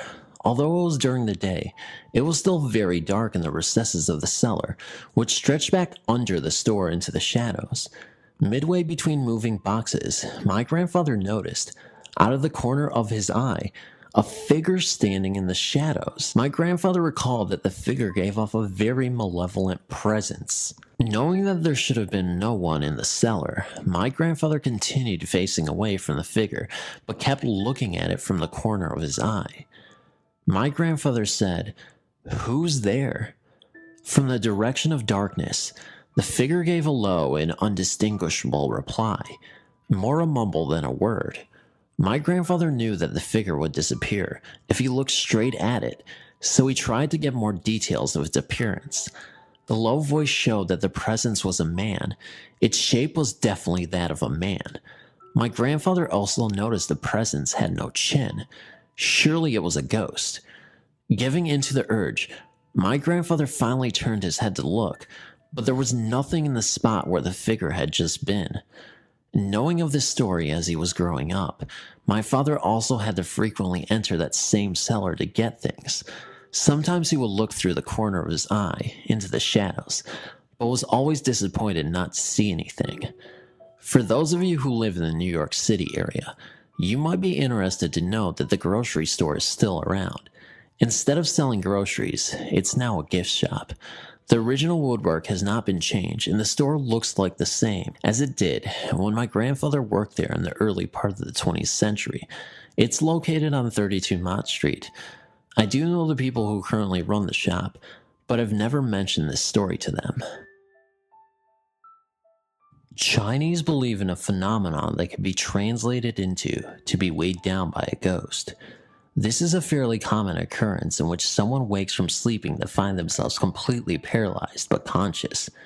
During these short moments, people often report unexplainable experiences, including hearing voices talking to them, feeling sensations, and hearing people in the room that should not be there.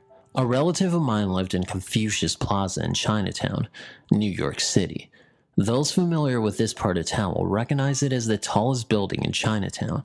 This curved brick, 44-story co-op rises at the foot of the Manhattan Bridge entrance and forms a unique wind tunnel. There are many urban legends about Confucius Plaza, which slowly emerged since it was built in the mid-70s. My relative lived alone in his Confucius Plaza apartment, which had a kitchen, bedroom, and living room. On one particular evening, my relative fell asleep on his couch in the living room. He later woke to find himself totally paralyzed and unable to even open his eyes. As he lay there, he heard someone enter through his front door, walk through every room of his apartment, and leave through the front door, slamming it as they left.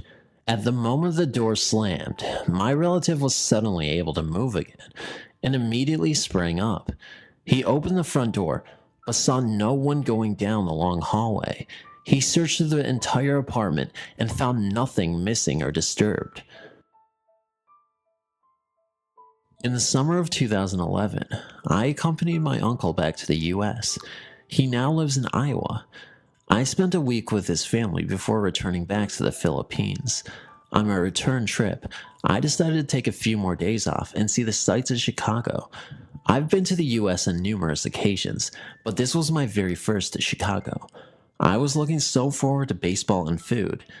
I booked a room at the Congress Plaza Hotel because of its accessibility and reasonable rate. It was close to subways, where I could go with ease to a Sox game at Comiskey Park and to O'Hare for my flight home. The hotel is quite old, and it looks old. You can hear it creak in some areas. The room I was assigned to was on the 4th floor, I think. It was on a corner, and you could see Roosevelt University on East Congress Parkway when you look out the window. The hallway outside leading up to my room was always eerily quiet. The first night after I got back from eating out, the room became really cold. I thought it was really strange because it was nice and warm outside. Also, it got cold suddenly, but not gradually. I ended up sleeping with the bed sheet, blanket, and bed cover on top. It was cold just that one night. I would be out during the day to explore the city and get back after dinner. Every time I got to my room, some of my stuff would be moved. I initially thought it was the cleaners, so I hung a do not disturb sign outside my door.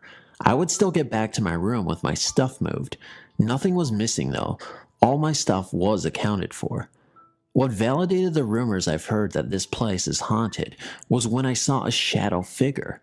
There was a dresser at the foot of my bed with a biggish mirror. While in bed one night, recalling my visit to Chicago's Field Museum that day, I saw reflected on the mirror a shadow. It was peeking out from the bathroom door that was slightly ajar. The lights were off inside the bathroom, but I could still make out a distinct human shape. It was darker than the dark bathroom, but it was solid. I stared at the reflection for I don't know how long.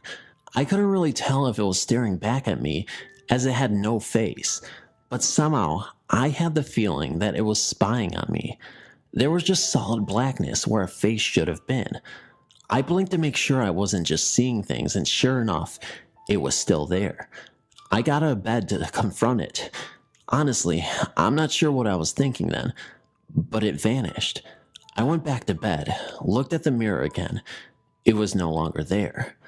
Has anyone been to this same hotel and experienced these? Thanks for reading. Now, this is not an event that had taken place in front of my own eyes, but it has surely happened to my grandfather. My dad told me this story, and it gave me a chance to look at spirits who have yet to rest, but are not actually scaring people to death. Here is my grandfather's tale. My grandfather was only 36 years of age, and he of course needed a job. He had looked in agriculture, the stores down the street, even the Starkiest factory that was quite a ways away. No jobs whatsoever. Finally, after 3 weeks of looking, he had seen an ad for a wanted bus driver for the night shift position. At the time, he didn't care what kind of job it was or when he had to work. All he cared about was supporting his family. After a few days, he had gotten the job to work from sundown to an hour before sunset. The bus driving job was steady. He really didn't have any riders unless it was someone who also worked late. Soon, he had picked up on which riders came on, what time they came on, and where they should be dropped off. But a year into the job, he had gotten a new rider who would only ride for that one night. He saw the man standing at a stop to which no one had stood before, and for the first time, he could stop there. The man was described as well-rounded, pale, with a blue suit, which was very odd because it is so hot in Samoa, even at night. Like every other customer, my grandfather had welcomed him with a smile. Being the kindly fellow, my grandfather also tried to talk to him. He asked him, "How are you doing this evening? Where did you come from?" and just normal conversation questions. The only thing this man replied to is where he should be dropped off. My grandfather tried to get something cheerful out of the pale man, but there was no response. As soon as the bus got to the destination as stated by the man, my grandfather opened the door, looked up to the mirror, and said to him, "Here is your stop, sir," and looked behind. Usually, at this time, you can hear the passenger get their stuff together and proceed to the front, but not this time. He heard, Dead silence. He looked up at the mirror again and saw nothing. This is a true story, and although I don't believe in ghosts, it did raise some goosebumps. The first week, I was driving around 1 to 2 a.m. I got a signal to pick up a rider at the music factory. At that time of night, the streets were dead and the music factory was empty. The address didn't seem right to me and kept having me circle around back to a deserted old road.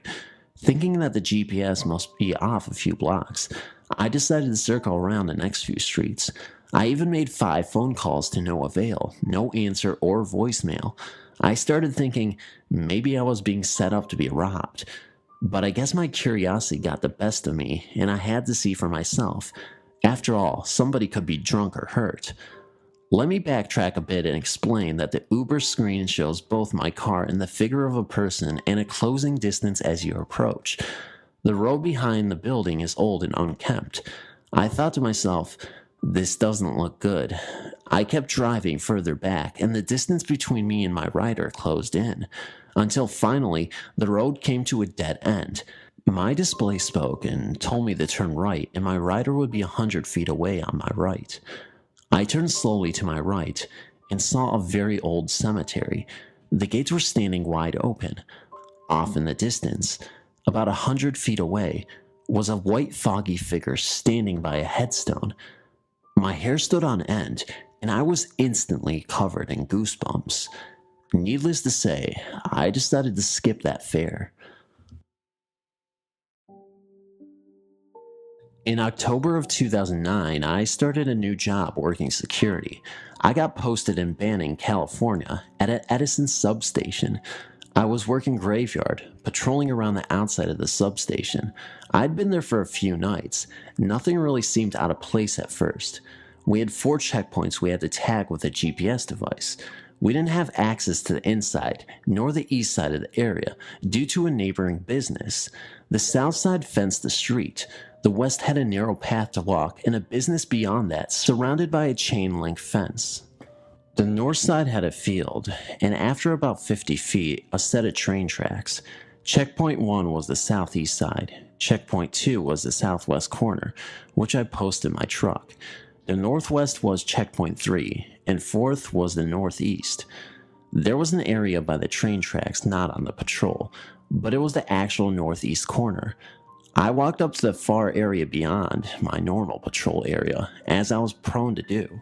As I came back around, I felt the air suddenly get colder and heavier. I thought nothing of it and continued on by checkpoints 4 and 3. As I started down the corridor between 3 and 2, I saw a figure about 6 foot, blonde hair, thin build, and slightly glowing walk through the fence, from the inside the substation, and through the fence on the opposite side, traveling from east to west. I carried a handheld spotlight since there was so little lighting to the area, and the guy was nowhere to be seen. I ran back towards checkpoint 4 and regained my composure. I cautiously walked back to the area I had seen the figure to make sure the fence hadn't been cut. No holes, cuts, or anything else I could find. No footprints, nothing that suggested it had happened. I went back to my truck and dropped the tailgate and sparked up a cigarette. I set it down to grab something out of my lunchbox, and as I went to retrieve my smoke, it glowed like someone was dragging off of it and then fell to the ground. I thought at first maybe it was a breeze, but the night was completely still.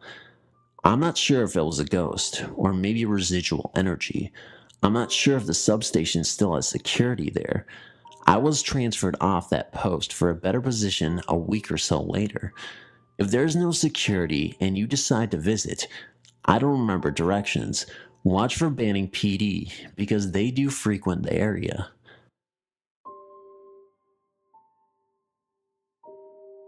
I guess it started when I was little. My mom and I have always been a little more open to the things unexplainable. I was about 5 years old, making my brothers 4 and 3. My brother, who was 3, is autistic, and his tick was trains. My mother would hear his toy train go off, It made choo-choo noises and played music and flashed lights when you push buttons on the side. Every night for months, and she thought it was just us playing at night. She would come back to check in on us, and we would be sleeping. At the time, me and my siblings shared a room. Finally, my mom took the batteries out of the toy train. The next night, without it having batteries, my mom once again heard the train going off. Me and my brothers were downstairs, and my mom went upstairs to check on the noise she heard. She turned the train off and returned downstairs. A few minutes later, I swear I heard giggling, and I know I was young, but I clearly remember the figures of a little girl and boy walking down the stairs. It was just shadows on the walls, like their outlines. When I looked from the wall to the stairs, nothing was there. When I got older, my mom told me that night, after we saw the shadows of the kids, that she told the kid ghosts, "If you're good, you can stay. If you're bad, you have to leave." My mom said she never had experiences with them again. The toy train never went off on its own again. I don't know what happened. I can't explain it. To this day, my mom still swears she saw the two kids. I don't know if they were bad. My mom said we were never harmed. The train thing going off went on for months until the night it went off without having any batteries. I don't know what to make of it. Maybe it was just a coincidence. I have no idea. I was a long-haul trucker for many years. In December of 2004, I had a delivery in Winchester, Virginia, and a second stop in Washington, D.C. At my first stop, I was delayed and didn't get unloaded until 2 a.m. I left Winchester heading east on Highway 7. Around 2:30, I came to the intersection of Highway and a Route 601 near Bluemont. At a gas station, I pulled in to check my map of Washington in anticipation of my delivery. The station was closed at that hour. There was virtually no traffic going by, and it was a cold, moonless night. While I was sitting there, someone knocked on my door, startling me. I jumped and turned off my interior light so I could see outside and rolled down my window. A man was standing there in an airline flight crew uniform. He had 4 stripes on his shoulders, indicating a captain. He was without a jacket on a very cold morning. He climbed up on the step of my cab. He smelled like he had bathed in kerosene. When he got close to my face, I could see that his cap had the TWA insignia on it. "Could you give me a lift?" he asked in a voice that seemed raspy. I assumed it was from the cold. I was really taken off guard. It was odd. I was in a dark, rural area on a freezing night being asked by an airline pilot wearing short sleeves for a ride. I asked him where he was headed. "I work for TWA. I gotta get the Dullies to work a flight. Please give me a ride. I'll pay you," he responded. "Well, how about I give you a ride to the next open store where you can call a cab?" I offered. "Okay, thank you, he mumbled. He said that we could descend. I didn't know what he was talking about, but I didn't want the guy to freeze out there. He climbed down and shuffled around the front of the truck. When he passed the first light, I was struck by the fact that he seemed to have long sideburns, a la Elvis. When he continued on to the right, he totally vanished. I don't mean faded away. He just ceased to exist. I jumped out of the truck and looked all around with a flashlight, even under the truck. He was just disappeared. As I continued on towards Washington, I remembered something odd. TWA had gone out of business over 2 years ago. What was going on, I wondered, totally perplexed and shaken by the experience. When I got home, I did some online research. What I found has totally turned my beliefs upside down. I've always thought that ghost stories were hokum, but with what I learned, I'm no longer sure. It turns out that on December 1st, 1974, a TWA Boeing 727 Flight 514 descended prematurely through a low cloud deck and slammed into a rocky outcropping on Mount Weather, Virginia. The aircraft disintegrated with all 92 people on board killed. The flight had originated in Columbus, Ohio, and was supposed to land at Washington National Airport. It was diverted to Washington's other airport, Dulles International, because high winds had closed National. According to cockpit voice and flight data recordings, the crew mistakenly believed that air traffic controllers had cleared them to descend to 1,800 feet from their previous altitude fix of 7,000 feet. This error, combined with strong downdrafts, caused the aircraft to hit the mountain at 1,600 feet above sea level. At the last second, they broke out of the overcast, only to see the rocky and snow-covered mountain looming in their windscreen. The captain's last words to his co-pilot were, "Get some power on," just moments before the recording abruptly ceased. The place of the impact was less than a mile south of where I encountered whoever or whatever it was that I saw almost exactly 30 years later. I don't want to definitely say it was a ghost, but the fact remains that there was someone who appeared to be an airline pilot with a very dated hairstyle, wearing a uniform of a defunct business. I no longer am a trucker, but this has troubled me for over 2 years. If anyone would have any insight into this, I'd appreciate your help. Thank you. Maybe most of us have experienced driving at night, maybe in a foggy night, a cold night, or even some people have been on a bus on their way home. In my case, I was on my motorcycle. It all happened in Mexico. This was exactly 2 years ago. That night, I had gone to my friend's house. We watched a movie. It started around 9 p.m. and finished at 11 p.m. It was around 12 a.m. when I left his house. There I was, at max speed on the road, just feeling the breeze on my bike. To get to my house, there is only one trail. There is another road to get to my house too, but it takes forever, so I took the one I always go on. It was a silent night. I could only hear the owls in the air as I was passing through this trail. At a long distance, I saw a kid.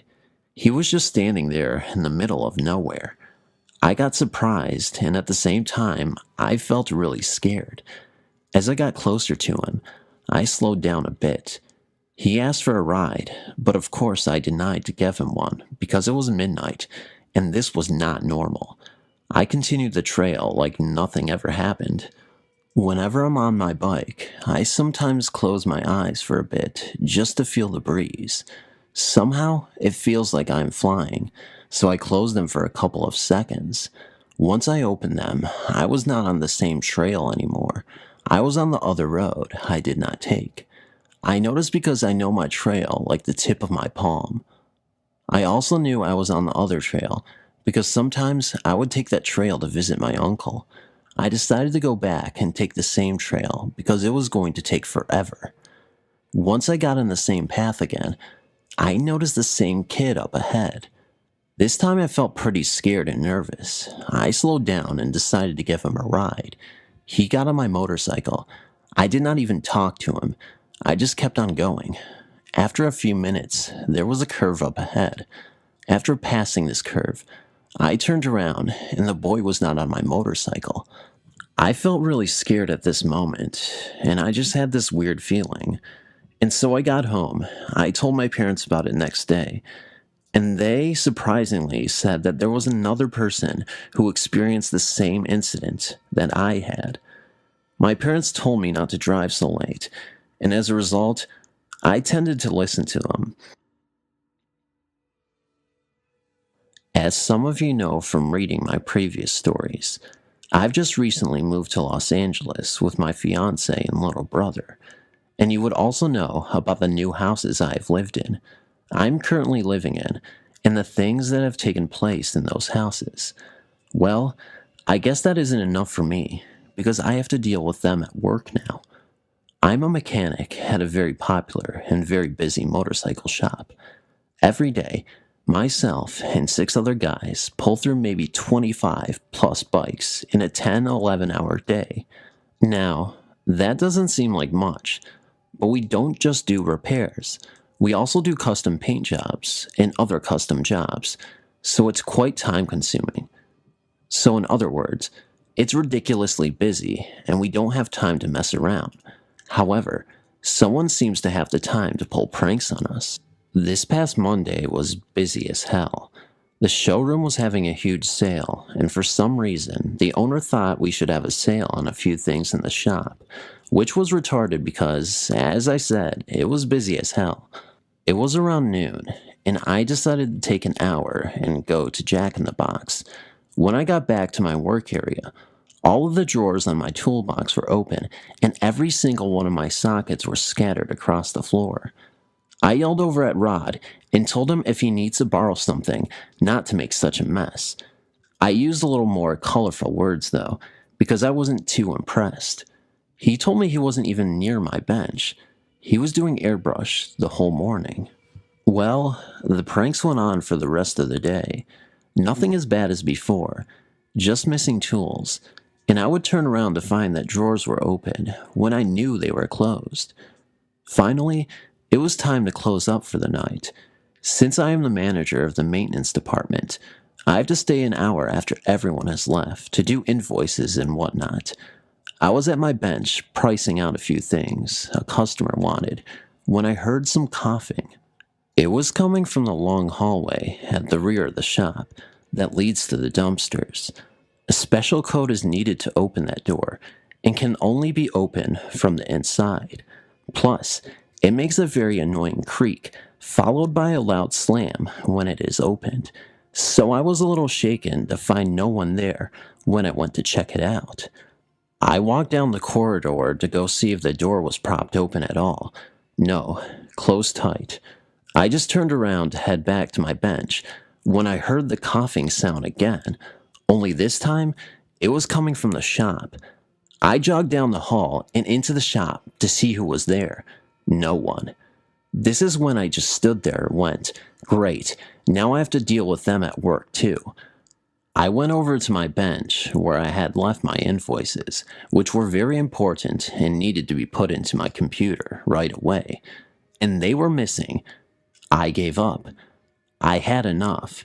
So I grabbed my coat and left. Didn't finish sweeping.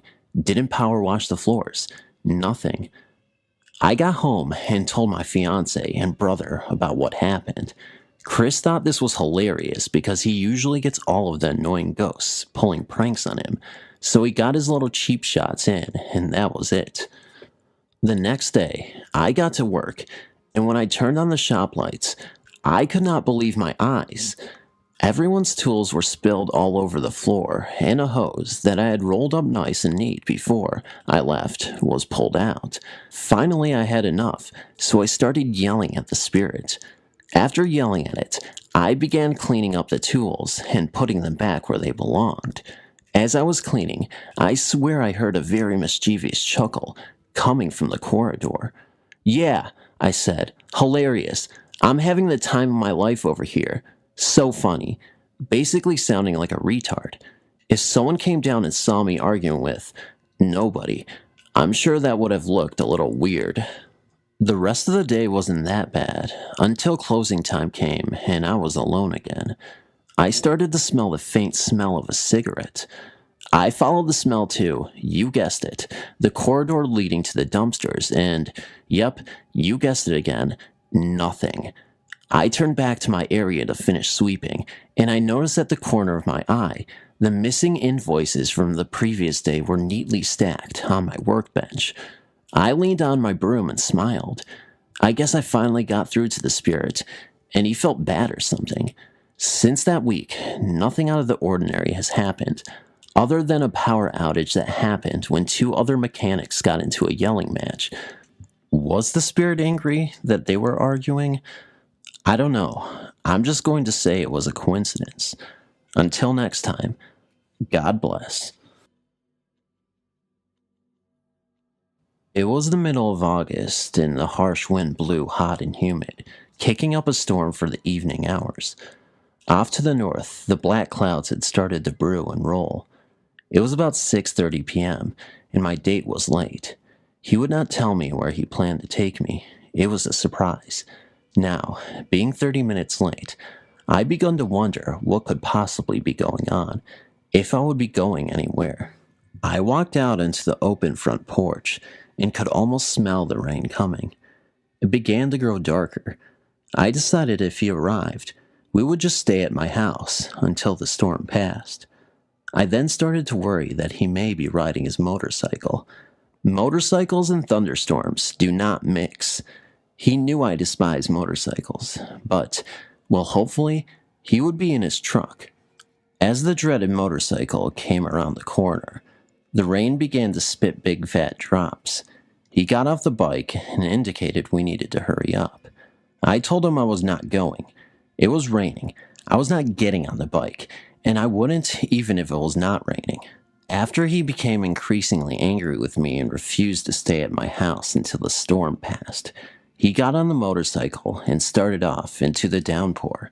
I looked up, and all I could see was flashing red and blue lights, such as those coming off an emergency vehicle. I watched for a few minutes, thinking there must have been an accident right in front of my house. I could hear screams of agony, sounding if they were coming from a few feet in front of me.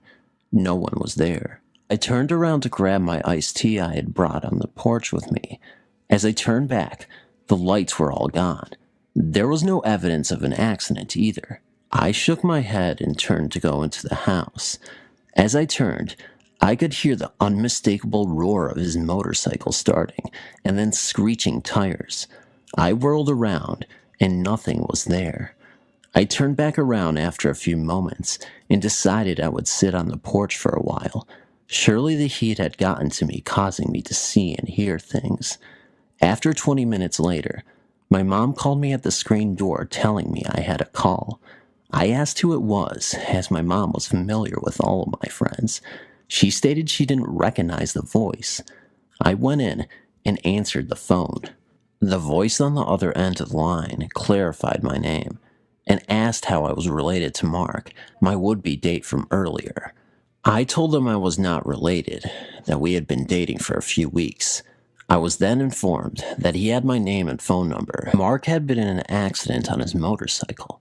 The roads were wet and slick. He skidded out of control and came to a rest on a couple of those sand barrels that are used for street barriers. As the accident was being described to me by phone, I looked up and saw the flashing red and blue lights again. I heard the screech of tires. I closed my eyes tightly and said a silent prayer. As I opened my eyes, again the lights and the screeching sounds were gone. I was told to contact his parents and come to the hospital. They would not release his condition to me over the phone. I told my mom. She drove me to his parents' home, and I told them of the call. We all went to the hospital together. By the time we arrived at the hospital, Mark's left leg had been put into a cast all the way to his hip. His scrapes and cuts had been cleaned on his arms and face, and he was arguing that he did not need to have the cervical collar on. Mark ended up staying in the hospital overnight for observation, but he eventually recovered completely. We did not continue to date after that night because he stated I jinxed him. About 3 years later, he had another accident on a motorcycle, which ended up breaking his back and his pelvis, causing him to give up motorcycles for good. In 2009, I was living in Texas at the time. I was working out at the prison on day shift. It happened to be on lockdown at the time, meaning no one out of cell movement for the offenders. I was working with my partner, having a conversation with him to keep us awake, because if you didn't, you would fall asleep. It was that boring. I was talking to him when I stopped in midsection. What I saw did not frighten me, but surprised me, as I usually did not see any or much activity in the ghost area in the prison. I worked there almost 2 years, and this was the first sighting out of 2 that I had at this prison. I saw a white man walk up to the last cell, dressed in offender's clothes, look over me, and then walk through the prison door. I got up to check on it, thinking no way. All I saw was an offender sleeping on his bed. He was Hispanic. I walked back to the table where my partner was sitting. He asked me what was wrong.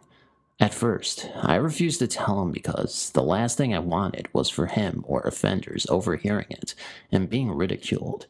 Finally, he came out and said he believes in ghosts, that he's seen them before, and then started telling me stories of the other prison he worked at. Keep in mind, most ghosts are seen most active at night, or when there is not much activities going on. I finally had the courage to tell him. Thanks for reading my story. Located in Munnsville, West Virginia, is the old West Virginia State Maximum Security Prison. Now, this prison has a long and sometimes violent history. Prisoners were murdered in their cells by other inmates during riots, and most notably, they were put to death in the electric chair, Old Sparky, who was built by an inmate from that facility. The prison is closed now, but you can still tour it, and if you are brave enough, even spend the night there. Once we had received our initial briefing about the facility, we were allowed to tour it on our own and pretty much go wherever we wanted, even places the public isn't allowed. While touring the facility, I was in a section of the prison known as the Sugar Shack, supposedly where some of the worst offenders were housed. I was the only person in this section of the prison at the time, and while I was up on the third tier, inspecting some of the old cells, when down below me, the cell door slammed shut. Now, this wouldn't have come as much of a surprise to me if it weren't for the fact that all the doors had closed at once, which is what they are supposed to do, but they are controlled by a lever from a central location, which I could see from my vantage point, and no one was there, and the lever was still in the up position. Taking that as a cue, I left that section of the prison and made my way down to the basement in the location of the hole. This was a place they say drove some inmates mad. While in the basement, I kept having the feeling of someone following me, and as I grew near to the hole, a feeling of dread and despair almost overwhelmed me. I kept my senses, though, and started to make my way deeper into the basement. I caught the glimpse of a figure, just off in the shadows, moving from right to left, that should have brought them into the light. What little there was, but they never appeared, and I didn't see them go the other way. Once again, I took this as a cue to leave. I went from there up to the medical and dental ward of the facility. No physical events took place there, just a sense of foreboding over the area. This all led me to believe that something is still behind the walls of the prison, and that they may never be able to leave. I'm going to do an all-night ghost hunt of the facility, and I plan on taking some video and audio equipment and see if I can capture anything on film or tape. Thanks for reading my experience. My following story is about my visit to the famous Fremantle prison, Western Australia in 2009, when I was around the age of 14. I attended the Torchlight Tour with my best friend and her mother. The Torchlight Tour runs for 1 hour and 30 minutes, and is completely in the dark. All you have is a small torch that the tour guides hand out to you. The prison itself was actually pretty old. It was created in the 1850s. Back then, I wasn't very informed of the paranormal, and quite frankly, I was a bit of a skeptic. I had heard that the Fremantle prison was quite haunted and very notorious for sightings of apparitions. I eagerly wanted to experience some kind of ghost for myself to put my skepticism to rest. We toured Fremantle prison because it was my friend's mom's idea. She thought it'd be a little fun outing for us, as she'd like to keep us entertained and interested. This tour, from what I remember, was around the winter months, so it took place at 6:30 p.m., and being winter, was very dark by then. I had a digital camera, the basic kind, that I had brought along in the hopes to try and capture something out of the ordinary. I'll just note that since this was 5 years ago, I can't remember every single area we were shown, but I have vivid memories of the places I do remember seeing and being in. So if you've ever had a tour and mine seems off as to which areas were entered first, I apologize for my poor memory. I've tried remembering what each area was called, but I'm still unsure and can't be bothered doing tons of reading to research it. We were waiting for the tour group and to be called, as we got there quite early, so my friend and I were sitting on a low rock wall, mucking around just near the entrance to the prison grounds. I remember taking a few silly snaps together and taking random shots of the entrance here and there, reviewing them with my friend to see if we had discovered anything in the photos. Nothing came up, yet. The tour guide yells out for the group to gather and get prepared. He pulls out a large box full of little black torches and says, "These are yours to keep as a souvenir to remember your time here." As each person in the group took a torch, we entered the block. I think it was one of those rooms where they search the convicts, strip them, and give them prison attire to wear. There was a long locker room type bench, big enough for the whole group to sit on. The tour guide told us to find a seat, then proceeded to tell us a little history, what we can expect from the tour, and basic rules. The first room in the building we entered was what I believe to be a kitchen. It had these huge metal-type containers, and I don't remember if we were told what they were used for. I took a couple of snaps and followed the group to the next area. I believe the next place we were shown was the courtyard leading to all the other areas of the prison. The tour guide stopped and gave us some more history as I snapped pictures of each section of the courtyard, including a picture of the guide. He then led us to the main cell block, which felt super eerie and cold. Above us was what the prison named the suicide net. As there were numerous cells on different levels, it was popular for inmates to throw themselves off the side and fall to their death. It took 2 years for their government to install the suicide net, so as you could imagine, prisoners were still launching themselves over the railing. As the guide was telling us about the stories, a dummy appeared out of nowhere with a net catching its fall. Most of the group were quite jumpy, as you could imagine. Exploring deeper into the block, the tour guide told us about artwork that the convicts had done on their cell walls. We weren't allowed to take photos of the art with flash on because it can fade the paint. I took pictures of the other cells in the hopes of capturing something paranormal. After we toured the cells, we moved out to another courtyard for where the inmates would go daily to stretch their legs. The next thing we came across was the whipping post in another section outdoor area. The tour guide explained it would be used to punish convicts by whipping them and lashing them, and then covering the convicts with salt. The guide asked for a volunteer, and being the weird child that I was, raised my hand immediately. Giggling like an idiot, I gave my friend the camera and asked her to take photos of me while the tour guide demonstrated the punishment procedure. I remember that I couldn't stop laughing as he was showing the demonstration. In the courtyard, there was a freedom mural that was painted by an inmate. It was beautiful, a sunset behind a beautiful field of lush green grass and tall trees. The tour guide then proceeded to show us death row, to which I snapped a picture before we entered, when an actor wearing prison attire popped out of one of the cells and scared the living poop out of all of us. He then explained the history on death row while each of us briefly popped our heads in the cells before a guide then took us to the gallows. The gallows felt extra eerie. Seeing the rope and the open trap door was super creepy. I took a couple of snaps before the guide stopped us to tell us about the convicts who were hanged. After that, we went to the church. This area felt almost frantic, as if it were full of people. Noting that torchlight tour groups are less than 35 people, even though the church was very spacious. I took a few photos of the cross, then sat down on the bench to rest with my friend and her mom. As we took in the atmosphere, I turned around to take more pictures. We got back to my friend's house rather late. The prison is quite far from where we live, and we're extremely tired. Before we decided to hit the sheets, I thought it'd be a good idea to review all of the pictures I had taken. A few silly pictures of my friend and I, a few of the entrance to the prison, and some rather odd photos.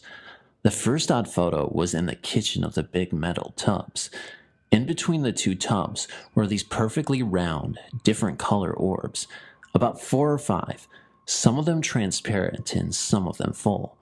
They were all different sizes. The next photo was of our tour guide in the courtyard.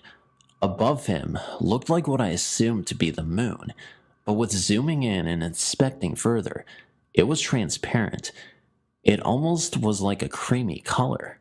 The photo after that was of a random spot in the courtyard, the creepiest of the entire series. There in that photo stood a man in what looked like a white doctor's coat. You could barely see his facial features, but I could make out that he had glasses. He was completely transparent, and only his head, shoulders, and torso could be seen. He had no legs in the picture, but you can see his long coat hanging freely. Next to him was a large transparent orb that almost had like a green aura around it. The rest of the photos had a substantial amount of orbs. It was crazy.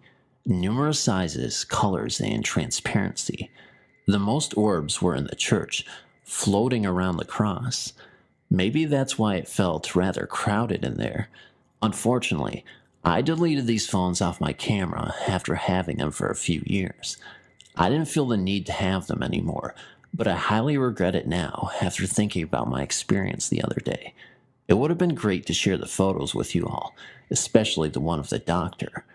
I apologize if this was a rather long submission, but thank you so much for reading. When I was 9 or 10, my family and I took a ferry to Port Townsend. We walked along the beach and eventually began to explore the town. One of the first places we came to was a courthouse and jail turned museum, a single lady running it. I remember it being empty except for us and the lady. The first floor is the courtroom. Go down a staircase, and that leads to the jail cells downstairs. We looked around for a short while, and then decided to go downstairs. As you were going down the stairs, the cells slowly come into your view. Poised inside the cells were lifelike dummies positioned in various poses. If you don't expect to see them, then you're going to be startled. Once we reached the cells, my mom saw two evil-looking spirits inside the cells. One of them was an old lady shackled to the wall, with long shaggly hair, staring at her with an evil expression, a terrible, able grin with no teeth. The second was a man. She said he was very nasty looking. My mom later told me she wanted to bolt up the stairs right up then. My experience there was a lot tamer. My dad walked into the cells to see what it was like. When he wanted me to come in, as I tried to walk towards the cells, it was like there was an invisible shield around the cells, and it was preventing me being close to them. At least that's what it felt like. Needless to say, we went to that museum again. The lady in charge never mentioned any ghosts. Either she never went downstairs, or if she did know, kept it a secret. We didn't come across any ghosts in Port Townsend that I can recall. Thank you for reading. When I was 12, which was last year, I went to work with my mom. She worked at Boulder County Jail until I moved. Now, my mom was a nurse at this jail and worked nights, so I went to work with her. Being the adventurous type that I am, I went wandering off. I explored everywhere. I went through every building I could find. It was cool. That night, at exactly midnight, I was looking through the little window on a door that leads to the kitchen in the jail. So as I was looking in there, the big metal spoon to one of the pots started turning. Now, with that being creepy enough, the figure of a man started to appear, or at least the outline of him did. From what I could see, he looked like he was maybe in his late 30s or early 40s and was a little bit plump. As I watched the figure turn the spoon to the pot, he looked at me straight in the eye, and then he kind of faded away. I stood peering through that window for a second or two to see if he was going to come back. He never did.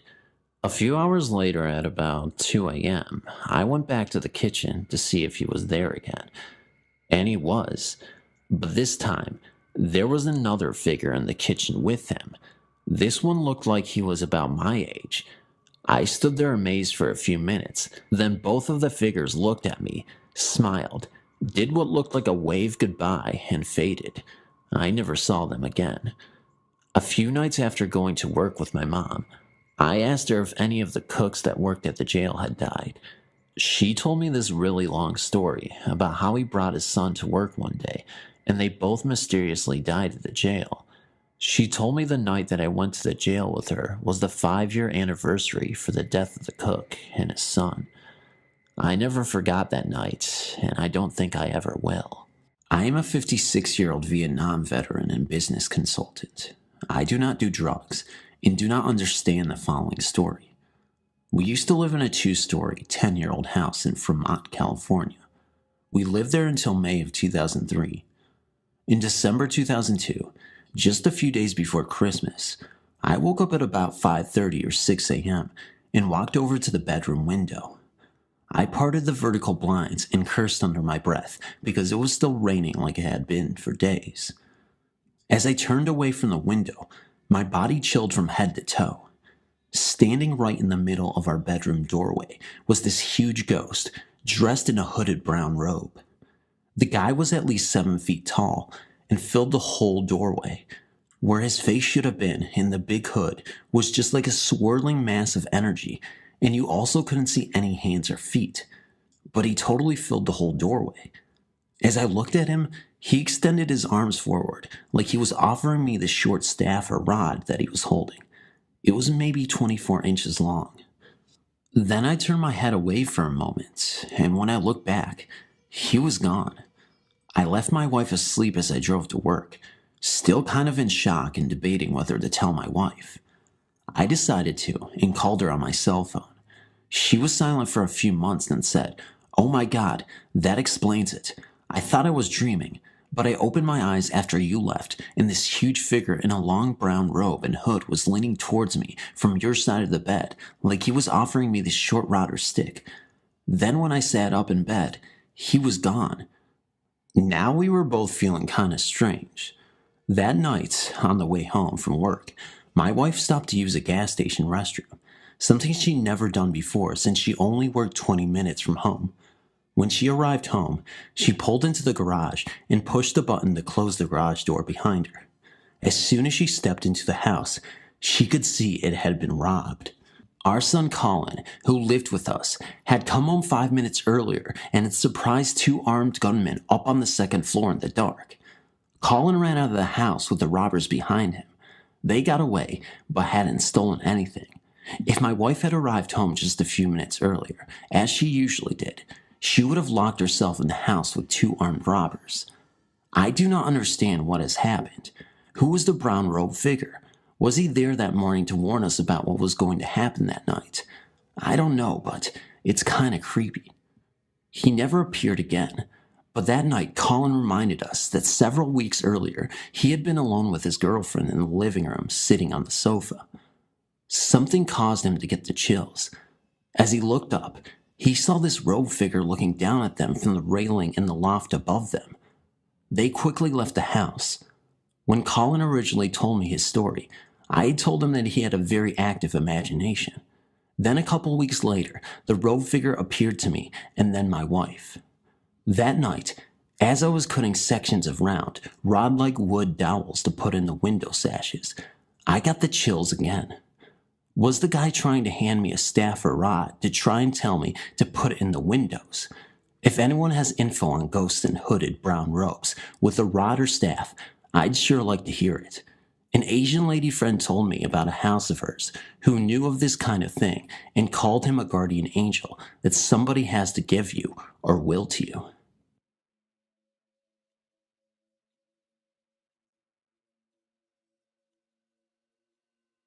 My brother-in-law Larry was killed in Vietnam on September 20th, 1970.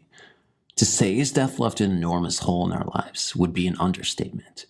To this day, we often speak of him and remember him fondly as a much beloved member of our family. I've always been very close to my eldest sister. She and my brother-in-law were married only 3 years when he died. Having been widowed at age 23, she decided to remain on her own and live in the house they had recently purchased.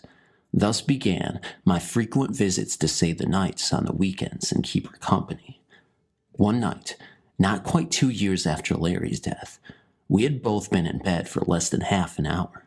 I was 15 years old. My sister was 25 at the time. Neither one of us had ever had any type of encounter that we considered out of the ordinary, but this one night would change that. As we began to doze off after our customary chatting between rooms, I slept in our spare room directly across the hallway from a bedroom with our doors open. We both clearly heard footsteps crossing the kitchen floor, not a dozen feet down the hallway from where we slept. The footsteps sounded like someone was wearing heavy, leather boots, and when they reached the carpet in the hallway, the footsteps naturally silenced a bit, with only the sound of heady padding and an occasional creak to give away the fact that they were still coming down the hall. While this was happening, my sister called out from her room and asked if I could hear that, and I answered her immediately that I could. By this time, the covers of the bed were securely over my head.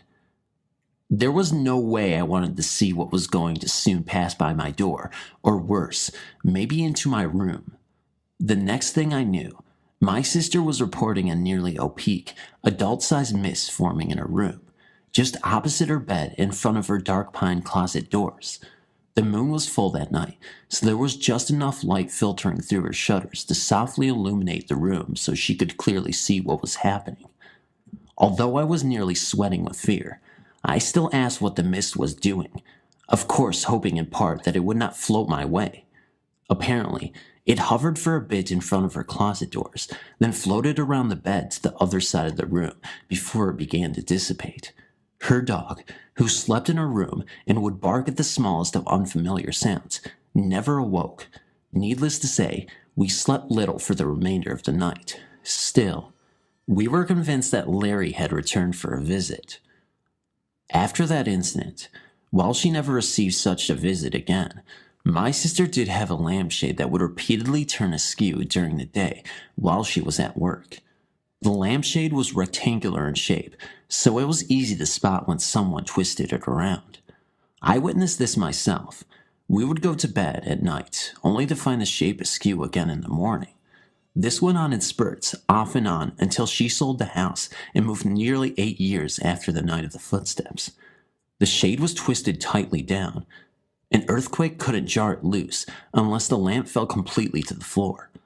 The lamp itself stayed perfectly stationary, only the shade was twisted.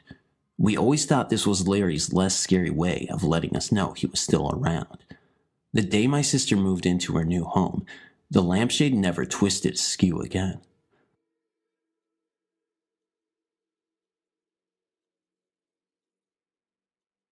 A few days ago, I was sitting on my bed in a small room that has a side window.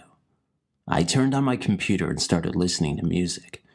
Everything was okay until suddenly, I saw a human shadow through the window. It was just a shadow, yet I could make out the head and the body. There were no hands or legs. It disappeared after 5 seconds, and I was shocked. I turned on the light and ran down to find out who it might be. And you know what? My yard was empty. I looked around for a few minutes, then I came back home. I still didn't know who or what it was. But that wasn't all. That night, I went to bed around 11 p.m. I had just fallen asleep when I suddenly woke up and felt frozen. I couldn't move.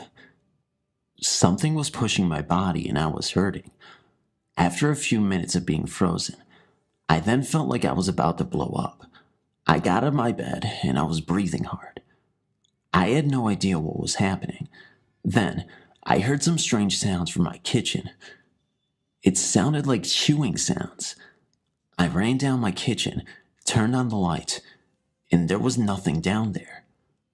Around midnight, I was freaking out, so I called my friend to come to my house.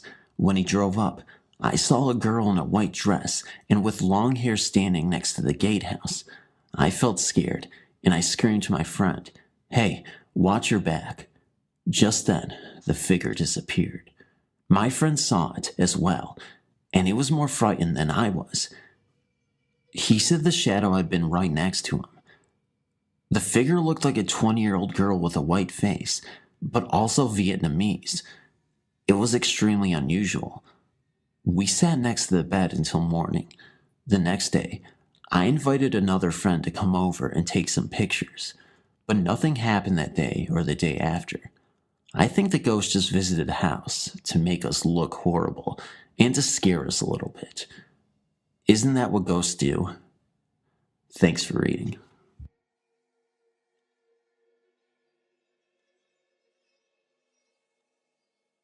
When I got back from Vietnam, I went to live with my mother in Chicago. Chicago is where I was born and lived all my life. My encounter happened either in 1968 or 1969. My mother had a summer home in northern Illinois and would go there every weekend, so I would be home in our third floor apartment every weekend by myself. I would usually fall asleep on our front room couch watching TV. One night, I woke up somewhere in the middle of the night and went to the kitchen for a glass of water.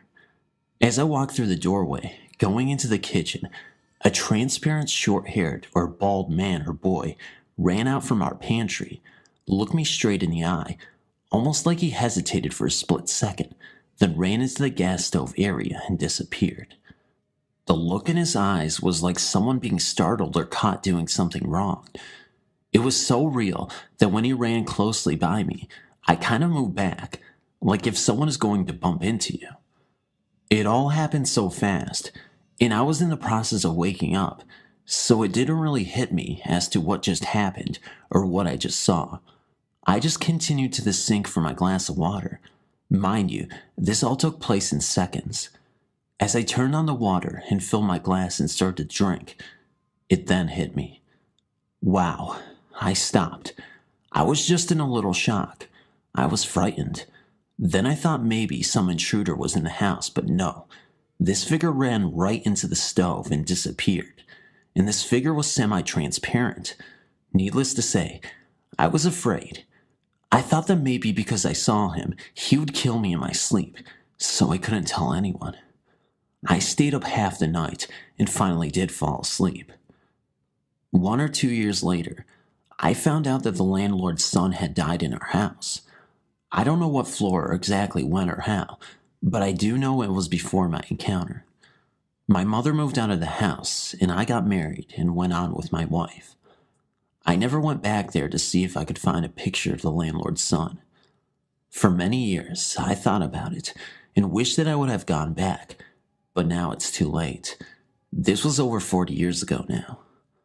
I'm somewhat of an artist, not very good, but I did draw a face picture of my encounter. I don't know what happened to that picture. The vision that I have of him is vivid in my mind to this day. Maybe I should try to draw another picture. And that's my story.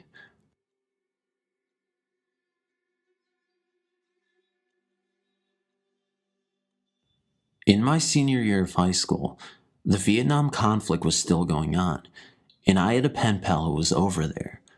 At lunchtime, I would leave the school and go over to a small church located a block from the school and sit in there and pray that my pen pal was okay. One day, I was leaving the church to go back to school, and I noticed a very old 1950s car across the street. There was a man standing outside of the car, and a very young boy playing with the wheel. The boy looked to be about 5 to 6 years old. As I was walking out, the man beckoned to me across from the street. When I got there, the man said that the man looked too old to have a son that age, wants to know why I went into that church. I smiled and said, to pray for the end of the Vietnam conflict. The man told me some things that were personal, then stated that the conflict would end soon, but another will start. I smiled and walked about 10 to 20 feet and looked back. There was no car, no one around. I was close enough that I would have heard the engine start and see the car go away, but nothing.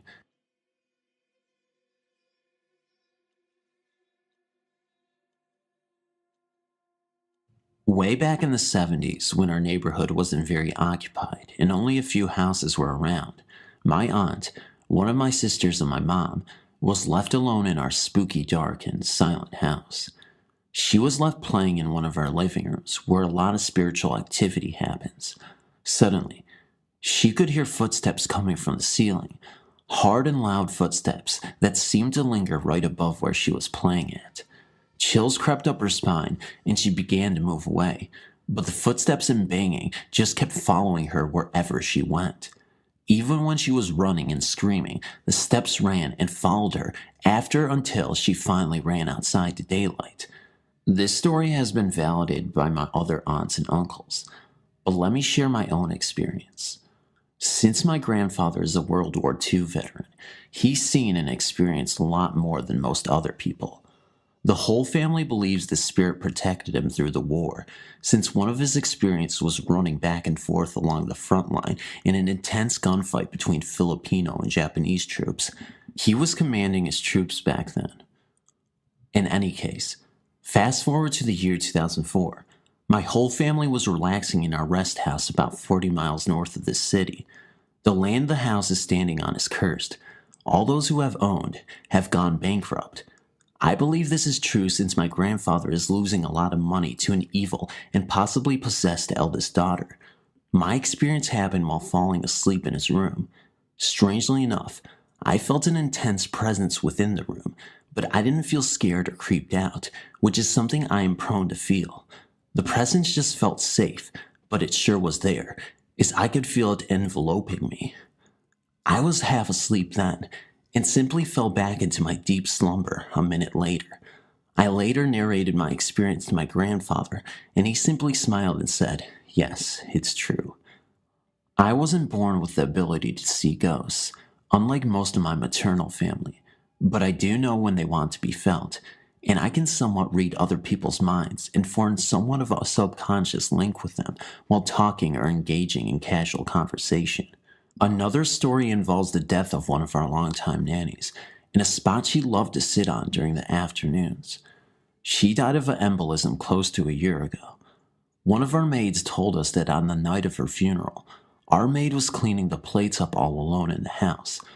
Our whole family was in a rest house where the funeral was held, when all of a sudden, the dog started barking rather wildly. She looked out the kitchen window towards the porch where the dogs were barking and could see them looking up at an invisible figure while howling and barking all at the same time. The porch was where our nanny used to sit during the afternoons before she died. The invisible figure soon retreated back into the house, as if retiring for the night. Take note, this all happened at the night of my nanny's funeral, probably visiting one last time before passing on to the other side. When I was 2 years old, my family and I moved into a quaint little neighborhood in a small city outside of San Antonio, Texas, where I still reside today. It's a quiet place with virtually no crime. In fact, most of the people who live here are retired Air Force families from nearby Randolph. The streets in this neighborhood are named after ancient civilizations and important figures in ancient mythologies. One particular street was named Gothic Drive, after the Gothic tribes which ransacked Rome towards the end of the Great Empire's reign. As one would expect, this street was constructed in a way which mirrored the Goths' macabre reputation, if you will. Trees are planted so close together that sunlight is obscured, and most of the street is blanketed in shadows, even in the middle of the day.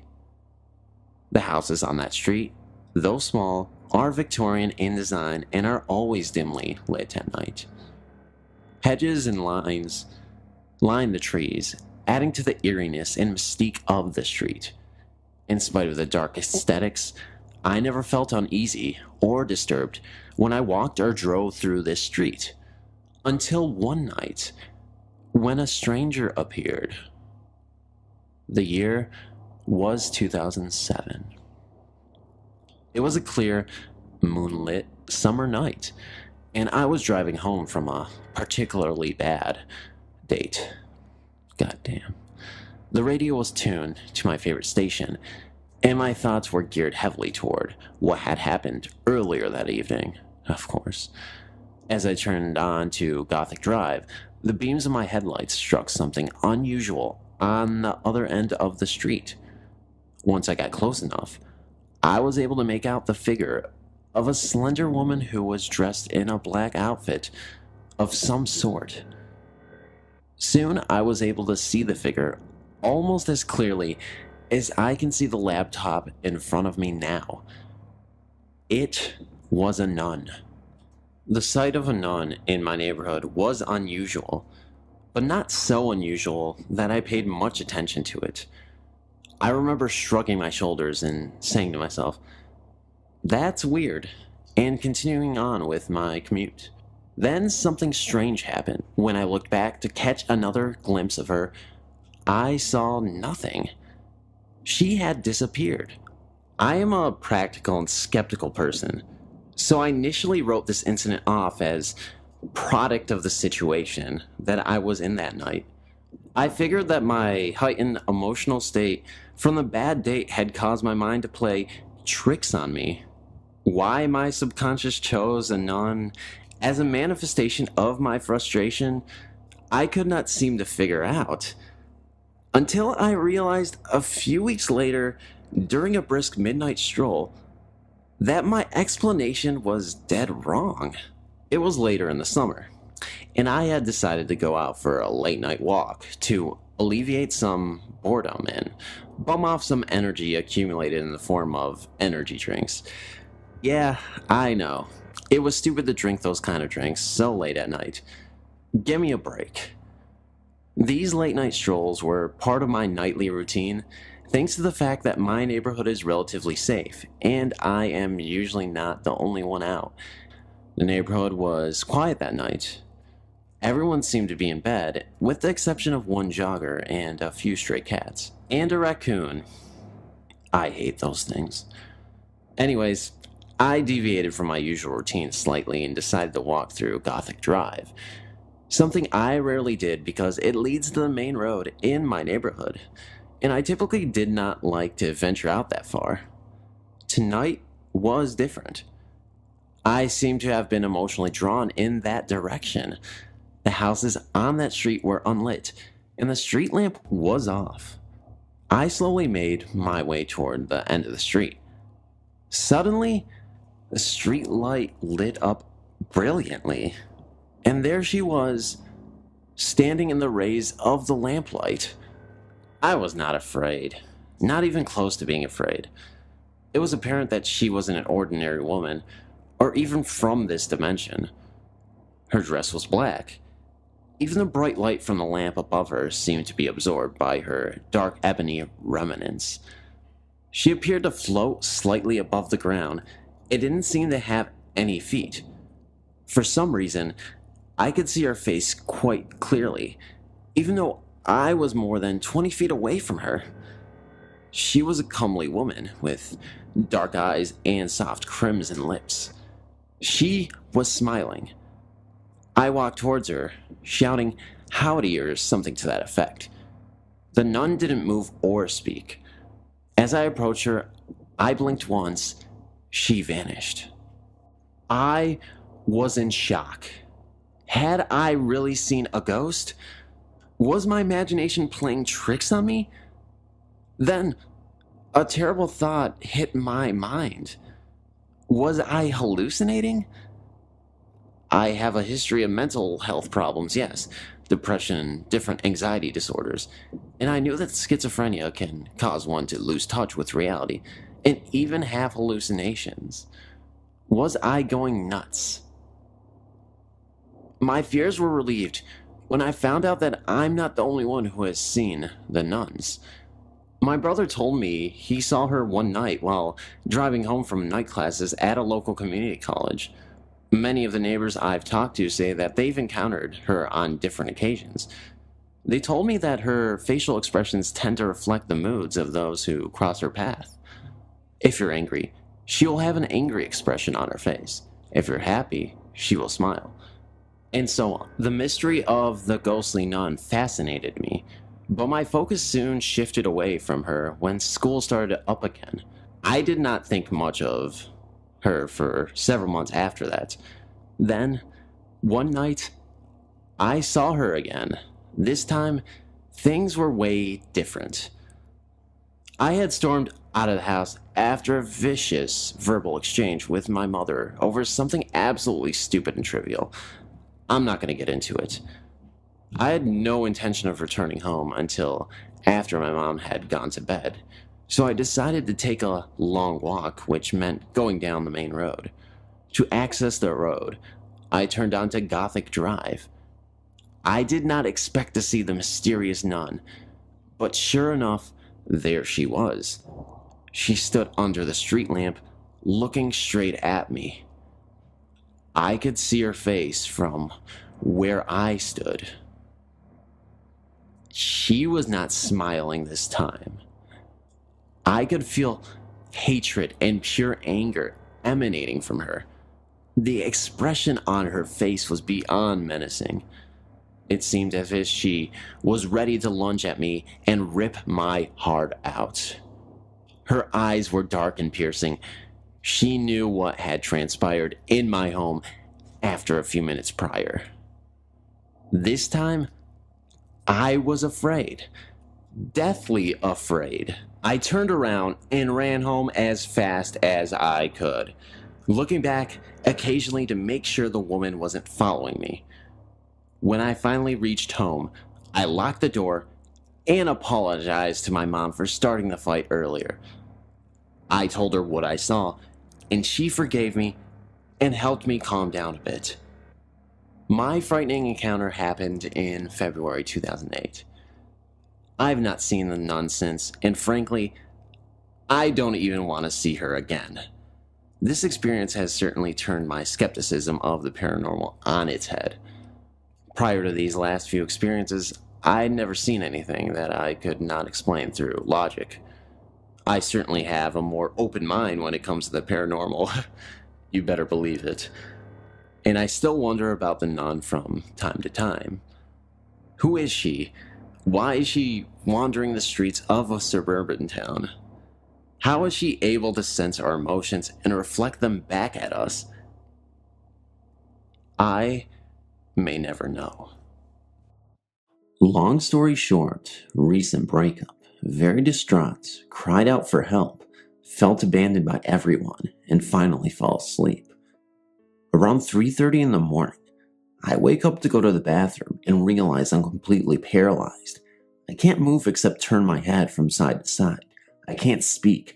I feel like I'm sinking deeper into the bed. After watching the clock for about 30 minutes, I decided to try again and can't get up. I'm scared because I have no control over my body. My mind is clear though. I'm not dreaming. I'm wide awake. Next thing I remember is a man in a black suit. His face is a black void. He's standing on the side of my bed. I know I would be terrified, but I'm not. Strangely, everything about him was pleasing. Creepy, but pleasing. He didn't speak, but somehow I knew he wanted me to go with him, to take his hand and go with him. That's when I looked away. At the foot of my bed are 3 monks. No faces, just brown robes. Every time I tried to get up to go with this man, it felt as if the monks were pushing me back down. This went on for about an hour. I just kept trying to get up and go with him, and the monks kept pushing me back down. Eventually, I quit looking at the man. I refused to look at him. When I finally got the courage to turn and check the time, the man was gone. I looked at the foot of my bed, and the monks were gone. Only then was I able to get up. A couple of years later, I had a near-death experience. Has anyone seen a man in a black suit, or monks, all without faces?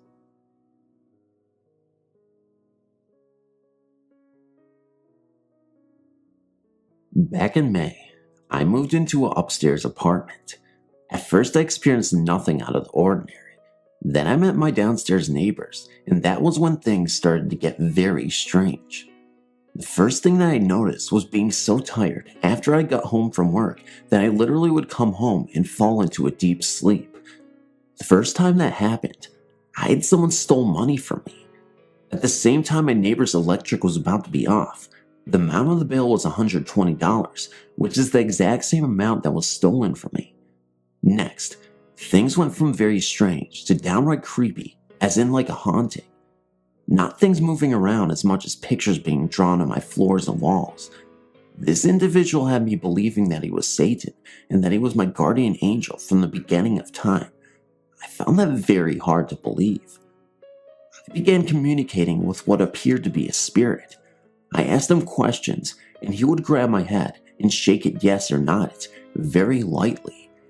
I moved out last month, but my neighbors are still with me. Now, I live with my friend, more than 20 minutes away.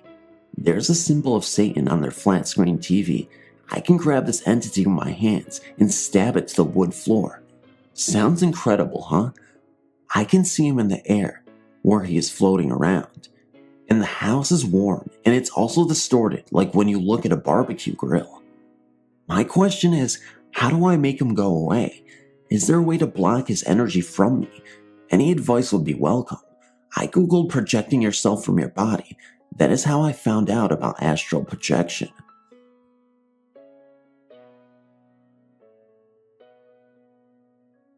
I've been having these bizarre, terrifying experiences on and off for almost 20 years, but most frequently in the past 5 years or so. This week it has happened to me 3 times, and although it never occurred to me before to do any research on the internet, my sister suggested it, and the first link I looked at brought me here, to another woman's story. I was astonished to find that her experience was almost identical to my own, and now I'm bursting with curiosity about it. Maybe someone out there will read this and will be able to give me some sort of explanation. It always happens when I'm in bed, either just as I'm drifting into the sleep state, or later at night when something awakens me and I begin to fall back asleep. I always think that I am awake when it begins, but now I'm not so sure. I feel like I'm awake, feel like I'm in my body, and then suddenly I am not in control. It didn't used to happen this way, but for the past few months, anytime it happens, it begins with a ringing in my ears that rapidly grows louder. The ringing is so unpleasant. It's like a super high-pitched monotone. This is accompanied by a sudden sensation of floating or weightlessness. The floating sensation is actually nice. It feels free, and sometimes I get the feeling that I just need to let go and let it happen. But I don't ever seem to be able to do it because it quickly becomes very scary. Always with these episodes, I have the sensation that something or someone is there and taking control of me. Perhaps that's just my mind's interpretation. I don't really believe in malevolent entities, but it's a powerful sensation. The floating feeling feels like something is taking me away. I don't know how else to explain it. Taking me away or trapping me, and immediately I have an overpowering urge to fight it. That's where the paralysis part comes in. I get terrified at this point because I feel myself as floating, and sometimes I actually do move around. I'll be carried off of my bed or through a wall into another room, and the whole time I'm struggling against it. I feel like I'm under 100 feet of water, or like I have chains around me. I try to move my arms and legs, and I can't, or if I manage to do so, it's with an incredible lethargy, and it's so slow, so feeble, that it's useless. Sometimes I try to shout or scream, and I can't make any sound come out. Other times, I've literally tried to throw my body around, so that doesn't really work either. Generally, I struggle for some period of time, and then suddenly I'm opening my eyes for real, and in my bed, right where I started, and I'm always shocked to find that I haven't moved and the world hasn't ended. This has happened to me so many times now that I can recognize it when it happens. Even as it is happening, I'm telling myself that it's not real, and I just need to wake up, even though I feel like I'm fully awake. This is definitely not a dream, and not the normal dream state. It feels 100% real and physical, and I remember every episode so vividly, all the way back to the first one when I was 17 years old. I don't know what to make of it. I was stunned when I read the other woman's account. It is several years old at this point, and saw that she described these exact same sensations. Many people had comments about being an out-of-body experience or the beginnings of one, and this is something that had never occurred to me before, but I suppose it all makes sense now.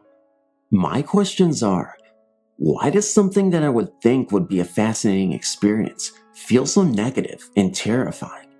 As I've said, some part of me always does have this urge to let go and not struggle, and tells me that everything really is okay, and I should just go with it. But every time I try, I just feel like there is something, or this someone, a very negative something, trying to do something to me, and I always end up fighting against it. I know I'm probably opening a big can of worms by putting this out here and asking for opinions, but my curiosity now, after reading some other people's experiences, is too strong to resist. Can anyone give me any idea what's going on? And if this really is me attempting to have an OBE, why does it feel so terrible? And how can I let go and have a positive experience? Thank you so much for reading. About a week and a half ago, I was sleeping next to my boyfriend, and about 4:30 a.m., I woke up to use the bathroom and play a little bit of my RPG game on my iPhone. When I was done, I turned off the lights and slept on my stomach. I held my boyfriend with my left arm. I couldn't sleep. My eyes opened in the dark, even though they were shut. At this point, I leaned up, still on my tummy, and looked at the clock. 5:08 a.m. I looked at my boyfriend, and then he was gone. At this point, I knew exactly what was happening. I was astral projecting. I knew I astraled at this point, but I didn't want to deal with this. I've always astraled by accident, so I slept back down on my stomach. At this point, I felt continuous tugging, and I turned to my right. We slept on the floor, and I'm on the wall side. A sparkly, glittery, blue human with arms, heads, legs was pulling me. It was even on its knees on my legs. I was scared. I said, "Oh my God, please, you're ruining my sleep. Stop." My eyes shift from reality to spirit realm. Finally, I got back. I told my boyfriend. It was like 5:30 a.m. Anyways, I googled someone in the psychic experience site and said, imagine a human glass vase filled with glitter and blue static people. So, I was like shocked. I'm not alone. It was baby blue, white, little pink, lavender, sparkly as hell. Thing is, no one died around me, so I didn't even know what it was or what it wanted. I joined this site to see if any more people can give me answers of what these spirits are. Thank you. For as long as I can recall, music has been a big aspect in my life as far as my emotional state. It has this way of invoking emotion in a way quite like nothing else can compare to. One thing I always wanted to learn was the piano, which up until recently, I haven't been able to play as well as I wanted to. I guess it was this aspect of how much you want something versus how much you imagine it that led me to the current situation. I'd often imagine myself playing some musical instrument while listening to some song in my memory that eventually and accidentally start to project itself to the point that I can hear it in the friggin' sky. As much as I try to focus on somehow keeping it in my own mind, it just so happens to manifest outward into the real world. Now, I apologize if anyone has heard music in this sense, as it may be my fault and I'm still working on containing said abilities. It's to the point now where anything I imagine sometimes projects outward, which I'm not sure if it's normal or not. One of my favorite things to imagine or project are thought experiments involving my favorite topic, astrophysics.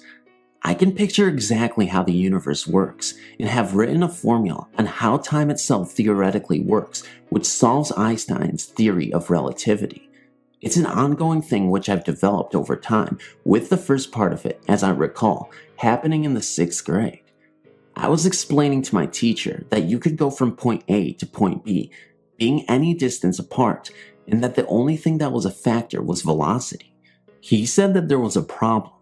You'd break every bone in your body under acceleration, and said he'd love to read a book about it someday.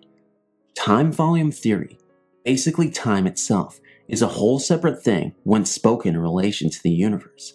Time, from my perspective, is more of a volume than a numerical scale which moves one way. Einstein's theory needed space-time to be infinite, but due to the tools he had available, was unable to prove it definitively. Mine proposed that time is not infinite, as it has to have a start and an end. Otherwise, there's no way to tell how much time has elapsed. Time which is finite, over the universe which is infinite, by space which is just a container, equals relativity of 3 parts, your observational time span, over time variables which are mass density, mass velocity, and gravitational field, over an observed object's time span.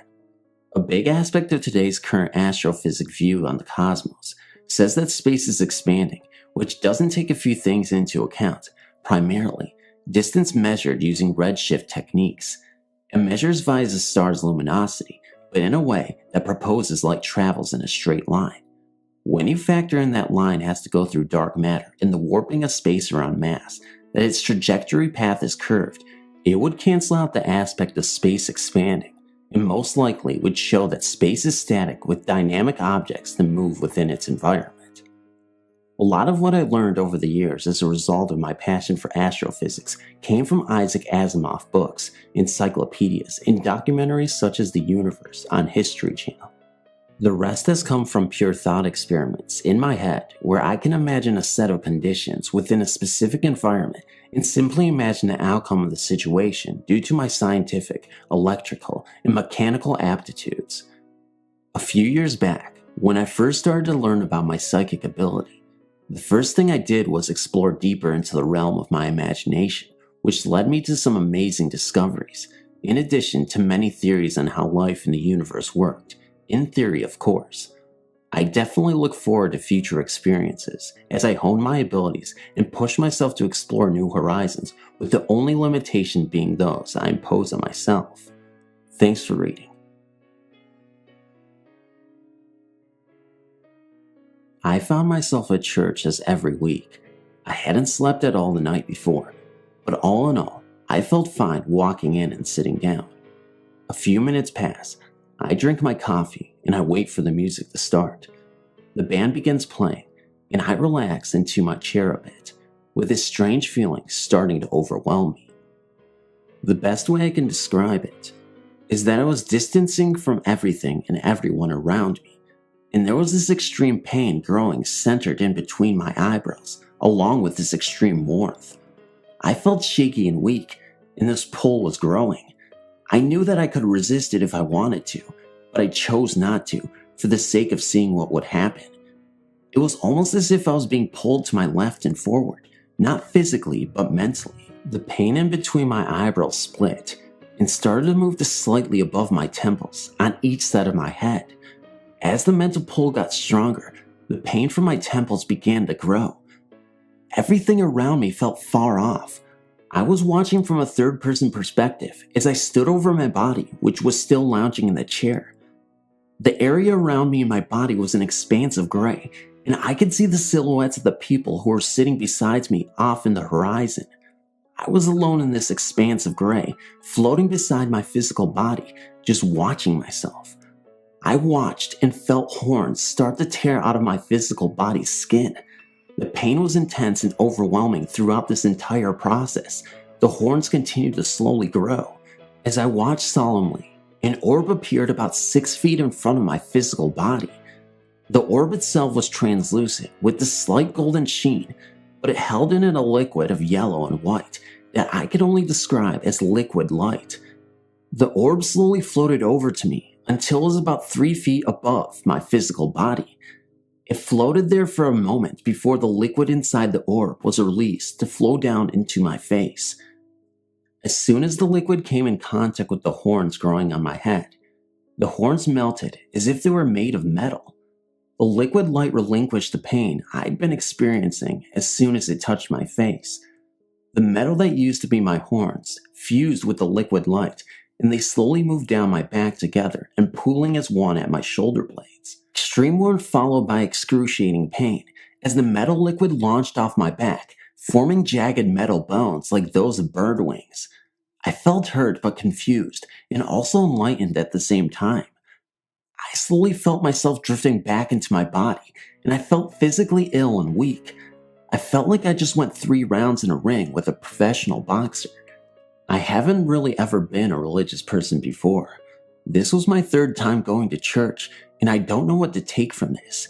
I know this last bit isn't astral projected related, but I feel it is relevant to the story. The day after this happened, I was meditating, and I had this image of a masculine figure with the metal wing bones I had. I knew he was me, but he looked hurt. He was sitting up, and there was dirt all over the metal bones. Then there was a flicker of blue light, and there were these tendrils of light extending down from the bones where feathers would have been on normal wings. The tendrils of light slowly undulated, as if they were seaweed floating underwater. Thank you for reading.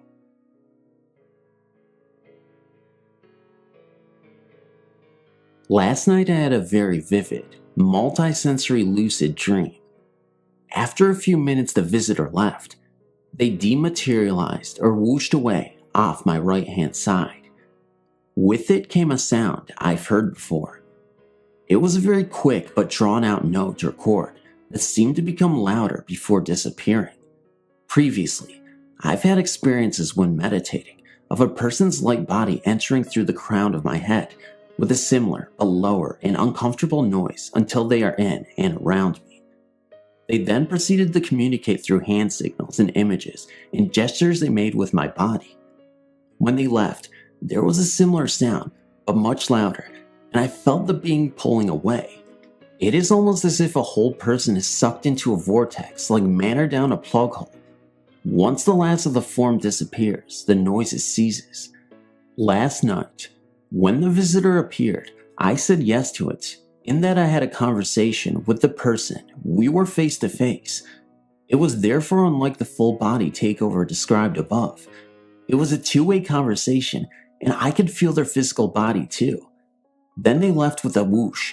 Was I receiving an astral visitation from someone projecting directly to me? Does this low, quick, pulling noise sound familiar to anyone? If so, is this typical when being visited by someone performing astral projection? Thank you in advance for your input, advice, and guidance. I see these visitations. They're not infrequent, but this is the most recent as benign. I've no fear associated with them. I would just like to know what type of experience this is and whether the sound is somehow characteristic. This is an experience that occurred over several months.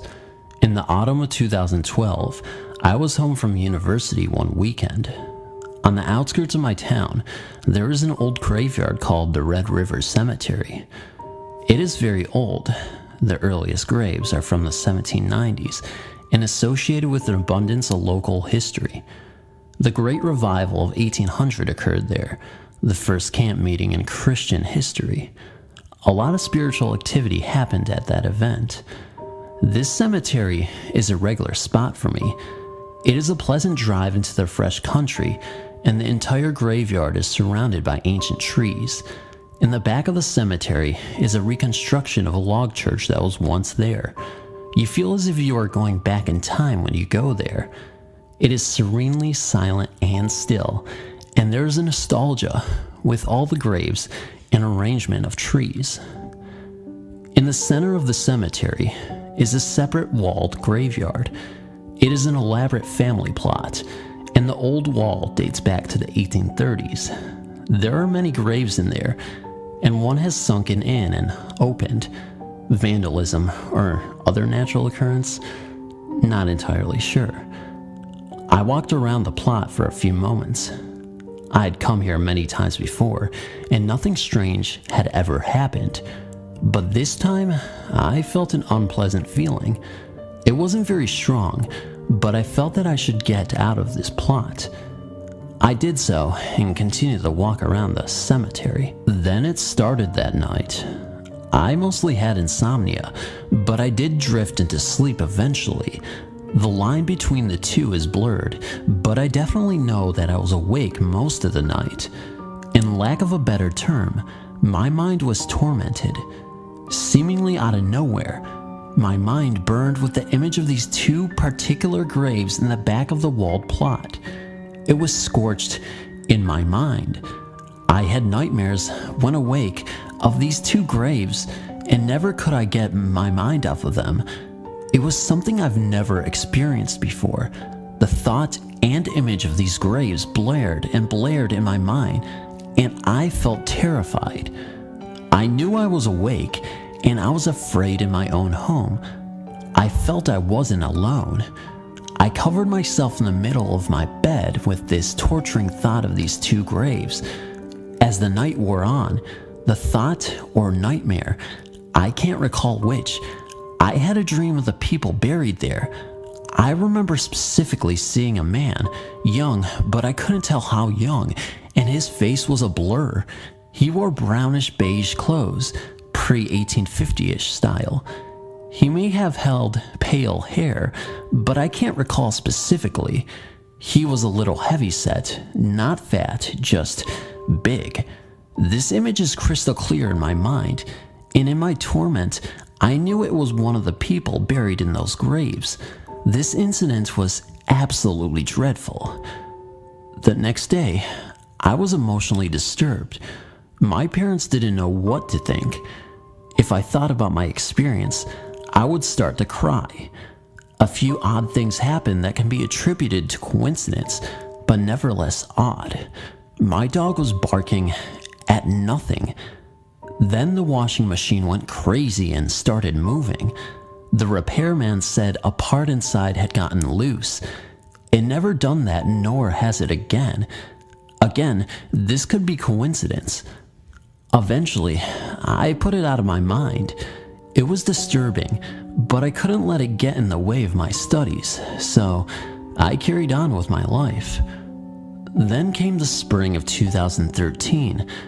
I became curious again about those graves. I wondered, just who are buried in those graves? I thought if I found out, some sort of mystery would be solved or a question would be answered. So I gathered my courage and went back to the cemetery. I found the 2 graves. They were there. I wrote down the names but misplaced the exact information, but the individuals were 2 siblings. There was a Jane, and she passed away when she was 28 and had 3 children.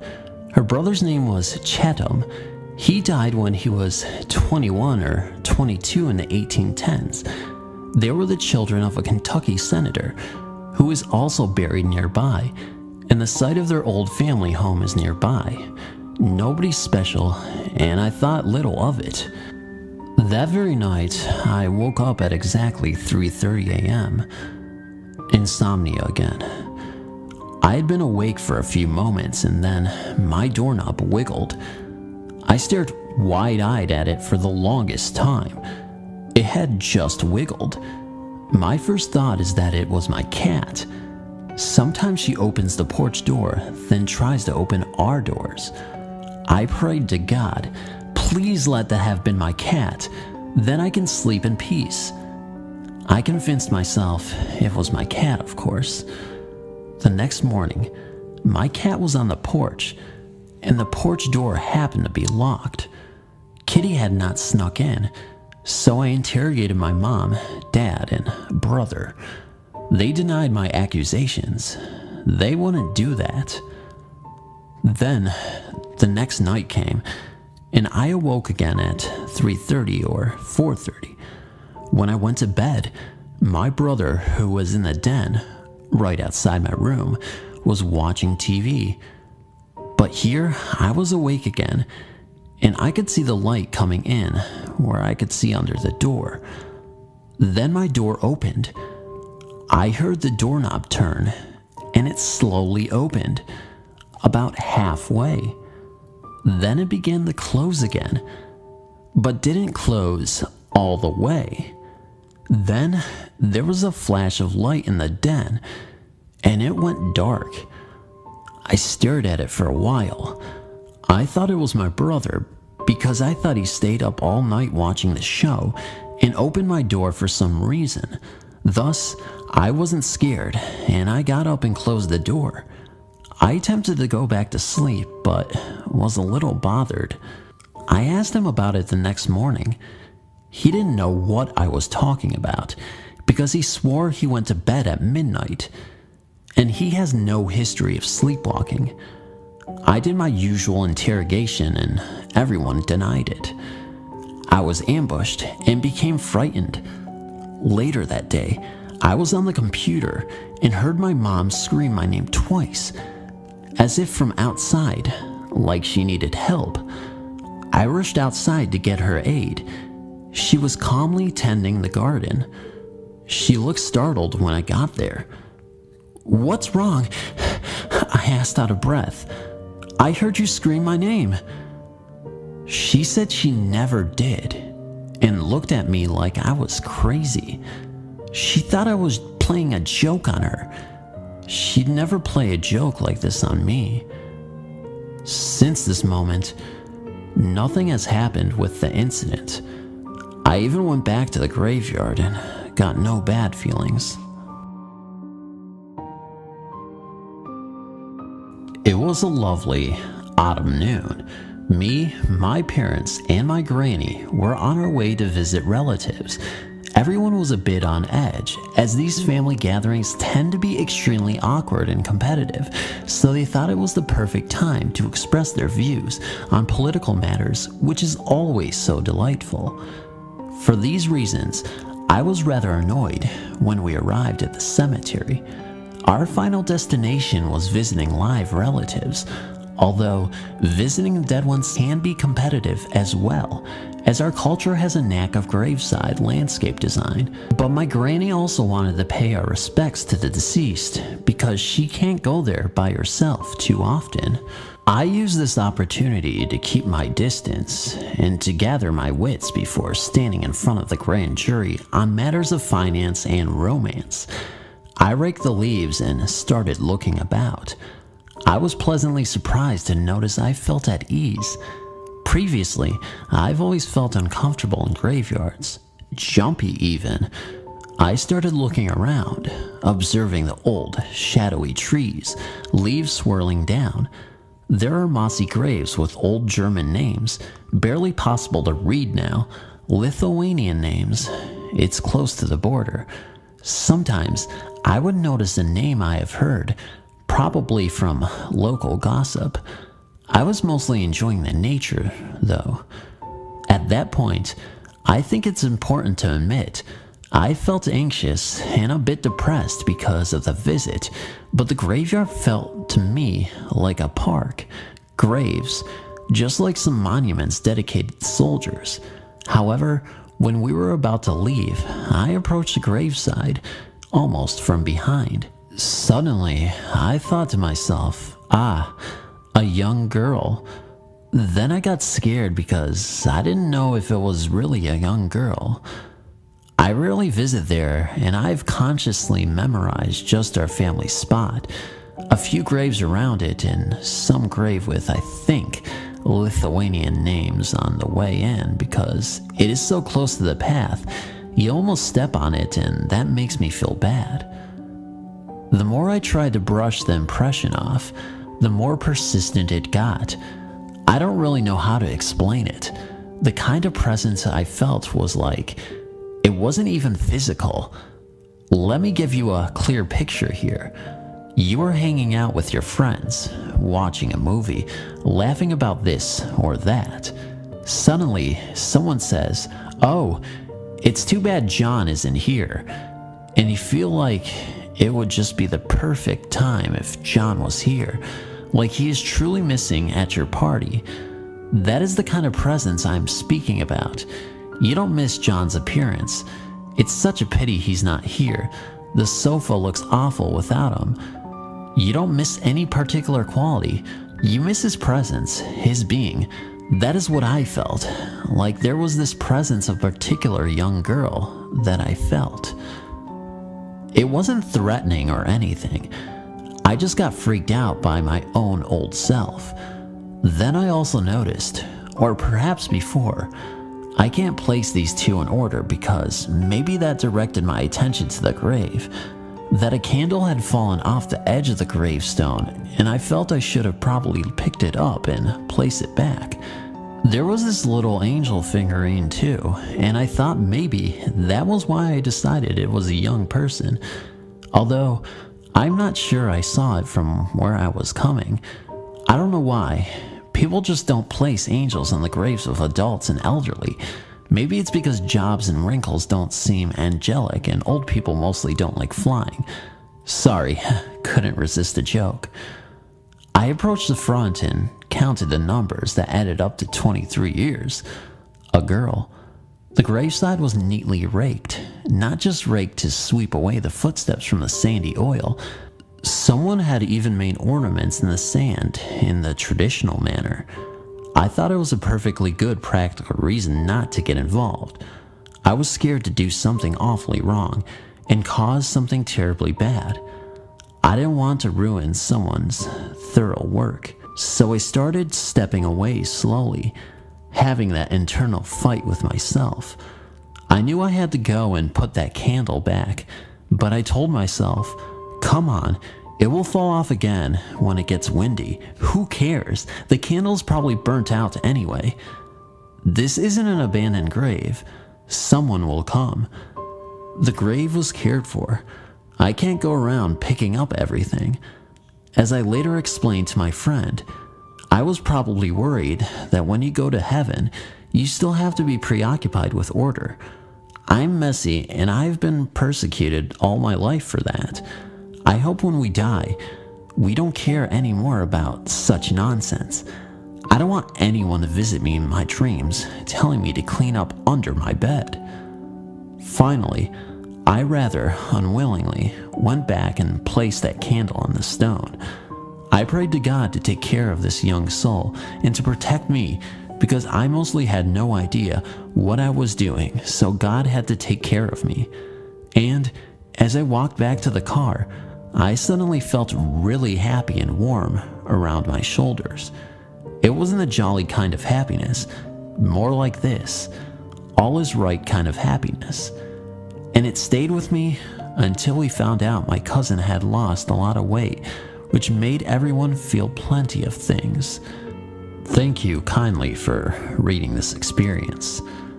P.S. My granny saw me by the girl's grave, and she told us about her. It was some kind of tragic, unexpected death. I'm saying this because it might be that she had told me this before. The girl had died several years ago, as the grave was on the way out, and maybe I had unconsciously memorized it. It would be honest to mention this option. I just started experiencing whatever is going on, and it is really scaring me. A few weeks ago, my sister and I went to the local graveyard to test out this ghost radar I got in the app market for my droid. That's my phone, if you didn't know. I didn't think it would really work. It's just a circle with lines around it and a scanner, and if there is a so-called apparition nearby, a dot appears on the scanner in the direction it is. There was a slight breeze that day, and it was sunny. We got near the graveyard, and the scanner started going crazy. Dots were appearing everywhere, red, yellow, and green dots. The colors meaning the strength of the so-called entity, red being the most present and green being the least. A word or phrase appears at the top of the screen sometimes, like something to do with their death and whatnot. A large amount of phrases and words began appearing, some names and some frightening words like hanged or murder. The creepiest part of the whole equation was when a name appeared. The name was Peter. My sister and I started wondering if the Peter that appeared was an inhabitant of the graveyard. We started looking at gravestones, and we actually found one that said Peter Longs. It was a little scary, but then again, there is a lot of people named Peter in this world. We started talking to the so-called spirits. Like I said, is there anyone here with us that would like to share things via my radar? I started getting replies like crazy. Random words and phrases were blazing around like a wildfire. We then started to go home because it was getting near dinner time. Everything was good from then on for about 2 days. My whole family started hearing footsteps, knocks, bangs, etc. My sister said that she heard her name called, and then a bottle of her perfume flew off of her shelf and across the room. I later started seeing shadows and hearing muffled talking in the room next to me, even when nobody would be in there. Everything was starting to scare me, so I spoke out to them and told whatever was plaguing my family that it had to leave my home. Everything was quiet and back to normal until the next night, when I was laying in bed trying to sleep. I felt really cold. All of a sudden, and my TV turned on really quick, and then it turned off again. I went to my sister's room and saw her sitting up in her bed. looking really frightened. I asked her what was the matter, and she said that her TV turned on and off again. I told her that the same thing happened to me. We were both scared as can be, so I just slept in her room that night. The most recent and scariest experience I have was when I was home alone one night because my family was out at the store and I didn't want to go. I was just watching TV, and then the channel flipped. The remote was all the way across the room when that happened. Later, I got in the shower, and as I was washing my hair, I heard a knock on the bathroom door. The door swung open, and one of the knobs in the cabinet hanging on the wall fell to the floor. I was so scared that I called my mom, and I went to my neighbor's house until they got home. But are these experiences attributed to me going to the graveyard recently? I don't know, but I'm really terrified of all these events that occurred. But I guess in a way, it is kind of entertaining. Not in a good way, but an interesting one. Thanks for reading. I live in a 2-bedroom apartment in a suburb of Portland, Oregon.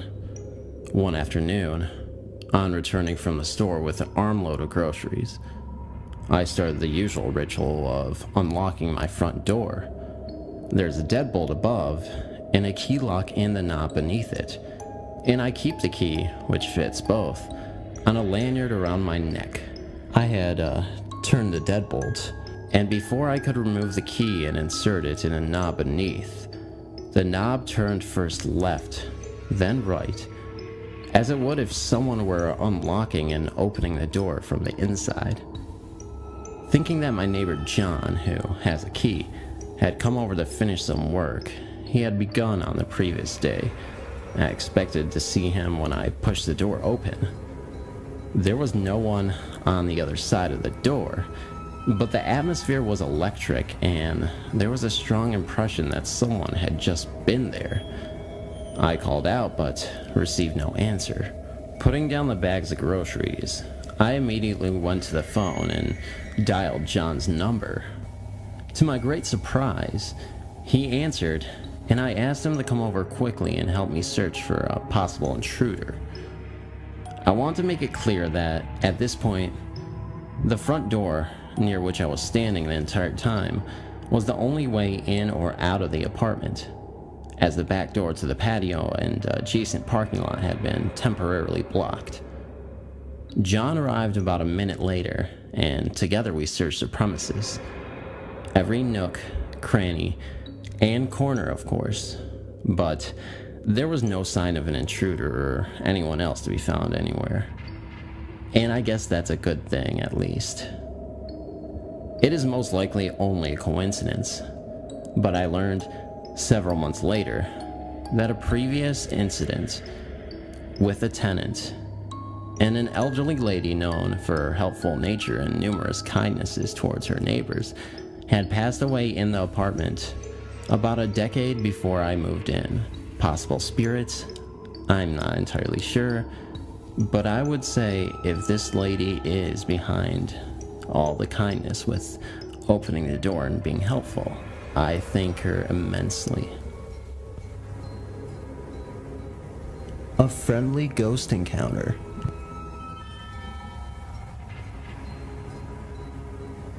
July 7th of this year, after coming home from work, I noticed the commode lid in my bathroom was down. This is not something I ever do, nor does my little boy, Dalton, and he wasn't even here the night before. Since we live on my parents' property, I thought maybe my dad had come down during the day and for some completely insane reason shut my commode lid. So I asked my dad about it, and he said he hadn't been down that day.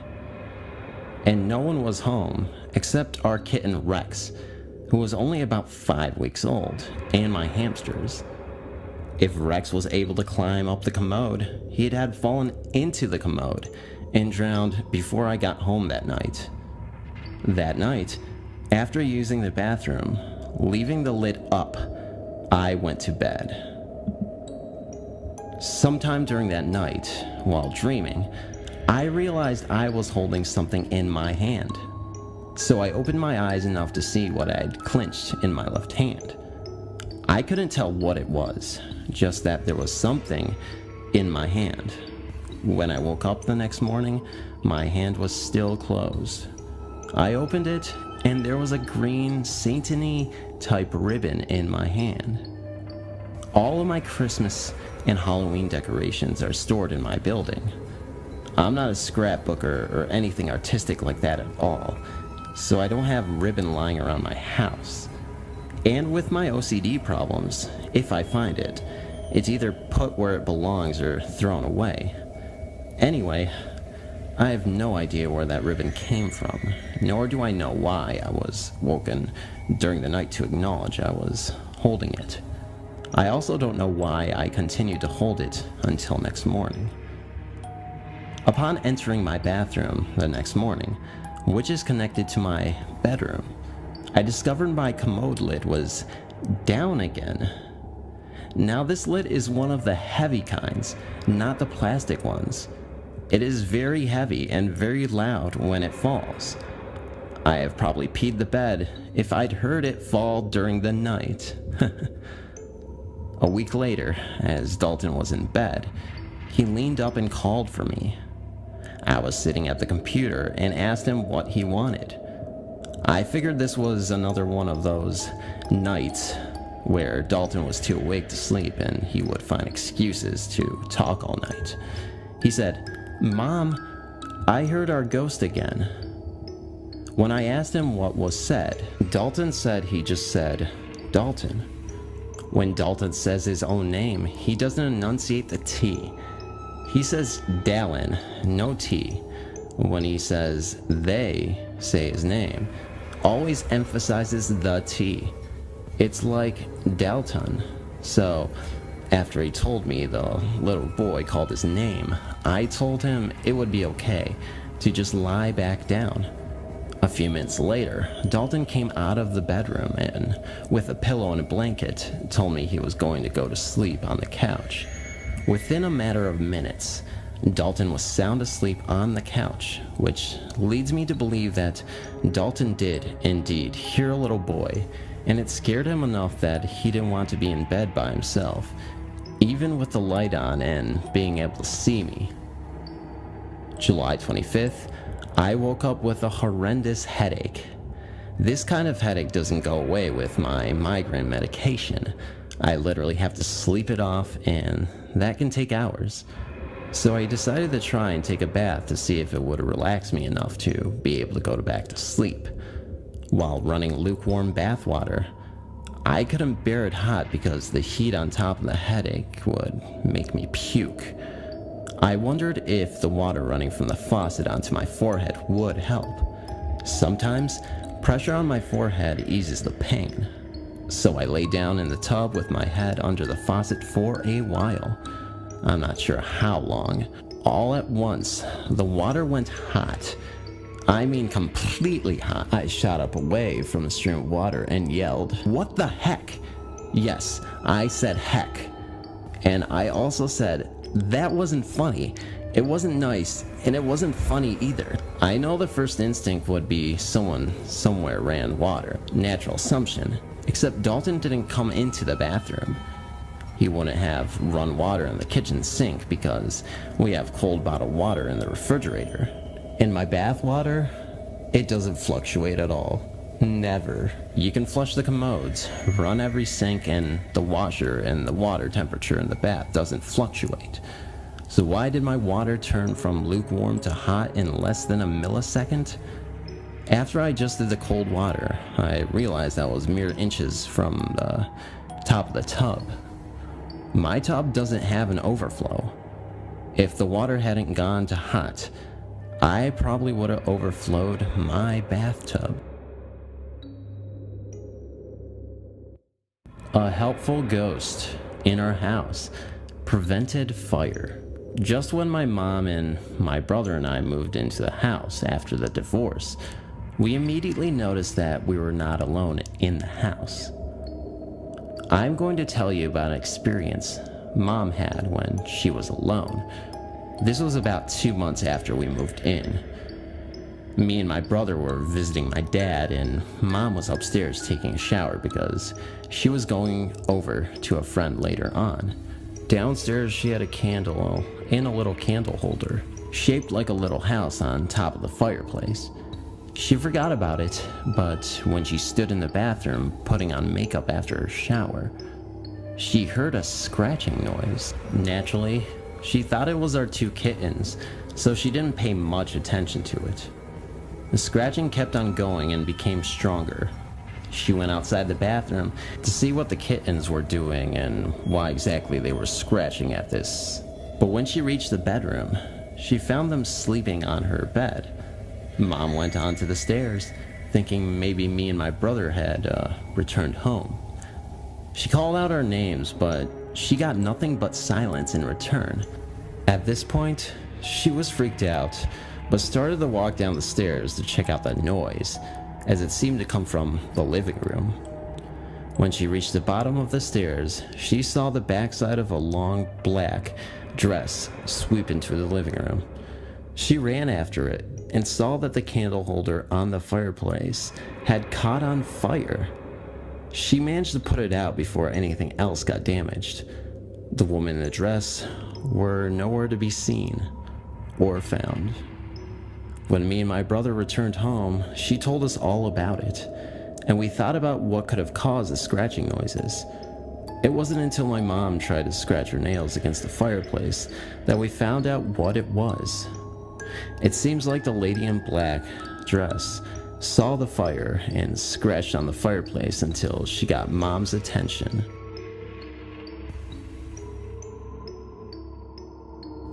A very helpful visitor.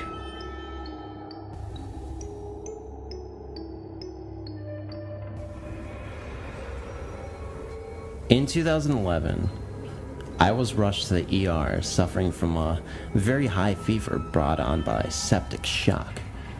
I was quickly admitted and was put on a course of intravenous antibiotics called Levaquin. A few nights into my treatment, I was unable to sleep and found myself content with watching late night television. My attention would frequently wander over to the open door and to the nurses and staff passing by the door. On one such occasion, a woman happened to slowly pass by me, and I muttered, somewhat out of character, "Hello." The woman was pretty pale, with a pale complexion with very, very blue eyes, and her face was framed by nearly shoulder-length brown hair. She smiled at me, then passed her index finger to her lips and let out a soft shh.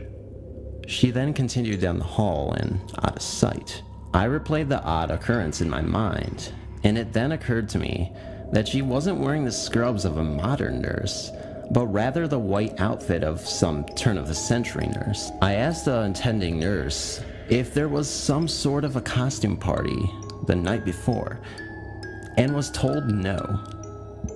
A few days later, after the fever had broken, I found myself being wheeled out of the hospital, and we passed by a mural of the hospital's history, including a bunch of photos of women wearing similar outfits.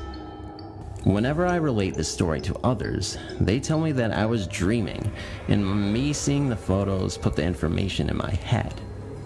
I never saw that mural, I say. I was admitted through the emergency room, not the main entrance. To this day, I'm confused by the experience. I've never had any type of paranormal happening. One believer told me that I was being watched over by a kind spirit, but I don't know what to believe. Until then, I'd like to believe it was just a happy coincidence, and if not that, then the spirit was very nice to me and hoping that I would pull through. Thanks for reading.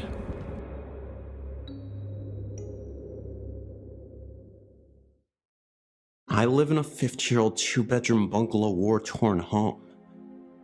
As a child growing up in this home, I've experienced things I couldn't explain. Things like the feeling of being watched, as well as the feeling of dread every time I was in the basement. My brother and I shared a rumpus room as a bedroom. In this room, we would often hear a lady screaming and a baby crying in the basement. We would often run screaming straight to my mom, but of course, she never believed us. The home had a real bad vibe to it, and it also had an aura that we couldn't explain. It was almost like the house was suffocating the life out of us. You could certainly feel the negative energy permeating. It had such a profound effect on my parents that they began fighting so bad that their relationship ended in divorce. I blamed the home. My baby sister would have nightmares. She would often see a man in her room pointing a rifle at her. Each time she would recognize this man, she would let out a blood-curdling scream, which would send my mom flying through the room. The presence would vanish pretty quickly, and after a few encounters with this entity, she never saw this ghost again. I often saw black shadows in my bedroom. There were two of them, and they would stand together, almost as if they were clutching each other's hands, and stare at me. It may have been only a few seconds, but in that moment of sheer terror, it seemed like hours to me. Whatever they were haunted me for years, and eventually stopped when I was 16. Shortly after those incidents at 16, my brother was unfortunately killed. He was a victim of a hit-and-run accident.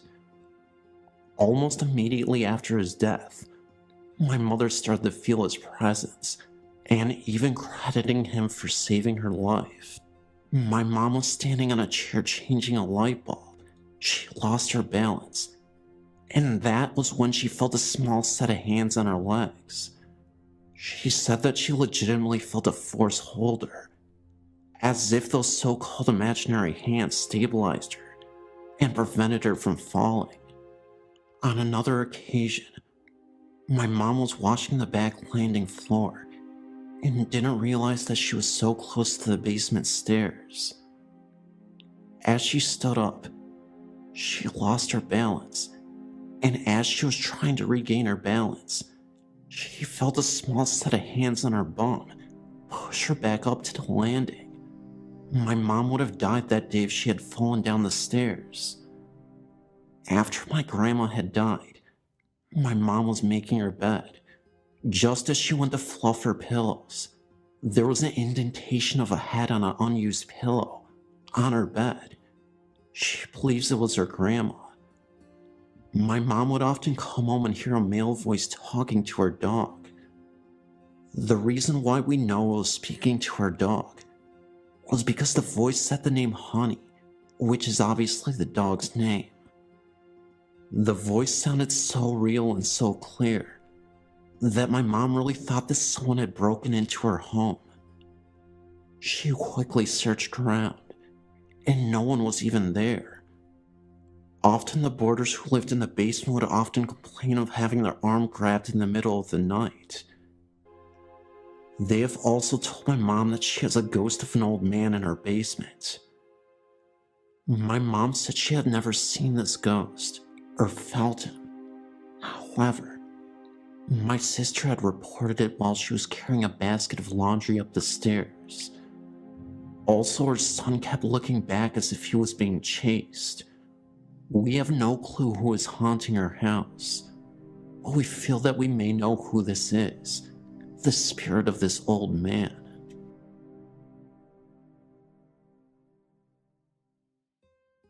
I grew up in a house in New York Mills, New York.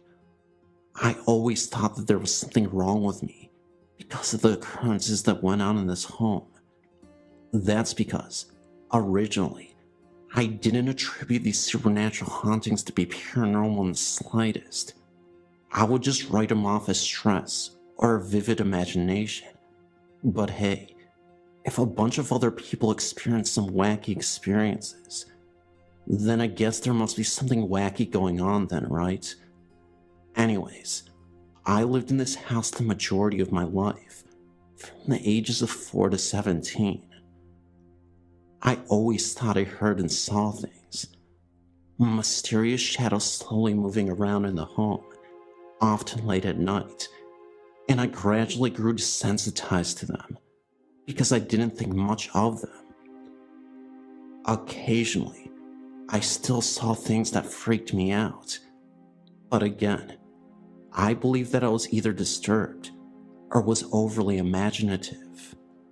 I moved back to this home when I was 26 and lived there until I was 35, when financial issues caused the bank to take it from me. This place, I've learned, is very haunted. Even as a child, I would hear low guttural voices, almost as if we were giants whispering to each other. I even saw shadows on the wall at night consistently, the day my grandmother died. My parents even saw a shape move down the stairs. The attic made crazy noises, but it was an old house, right? Wrong. Well, the house had originally been built in 1854 by an old Polish immigrant. He did indeed die there of a heart attack. He was a good man and a very good father. In the days when I brought my children to this house, the shadow was seen only going between the children's rooms. Sightings were always on the stairs leading downstairs or between the upstairs bedrooms. It appears that he is an attentive father checking on his sick children. Just my theory. Well, the children did indeed become scared poopless at whatever it was checking in on them. My second oldest child was diagnosed with night terrors. I went into the area between the rooms and asked him to stop appearing, as it was scaring them, and it stopped for quite a while. A few years later, my wife's aunt came to visit. She walked over to my living room, looked over to the stairway, and ran like heck from the home. She refused to go any further than the kitchen. Well, as I said, we were kicked out of the home by the bank. This house has gone through 6, that's right, 6 owners since we left. It has only been 2 years since then. Why is that, I wonder?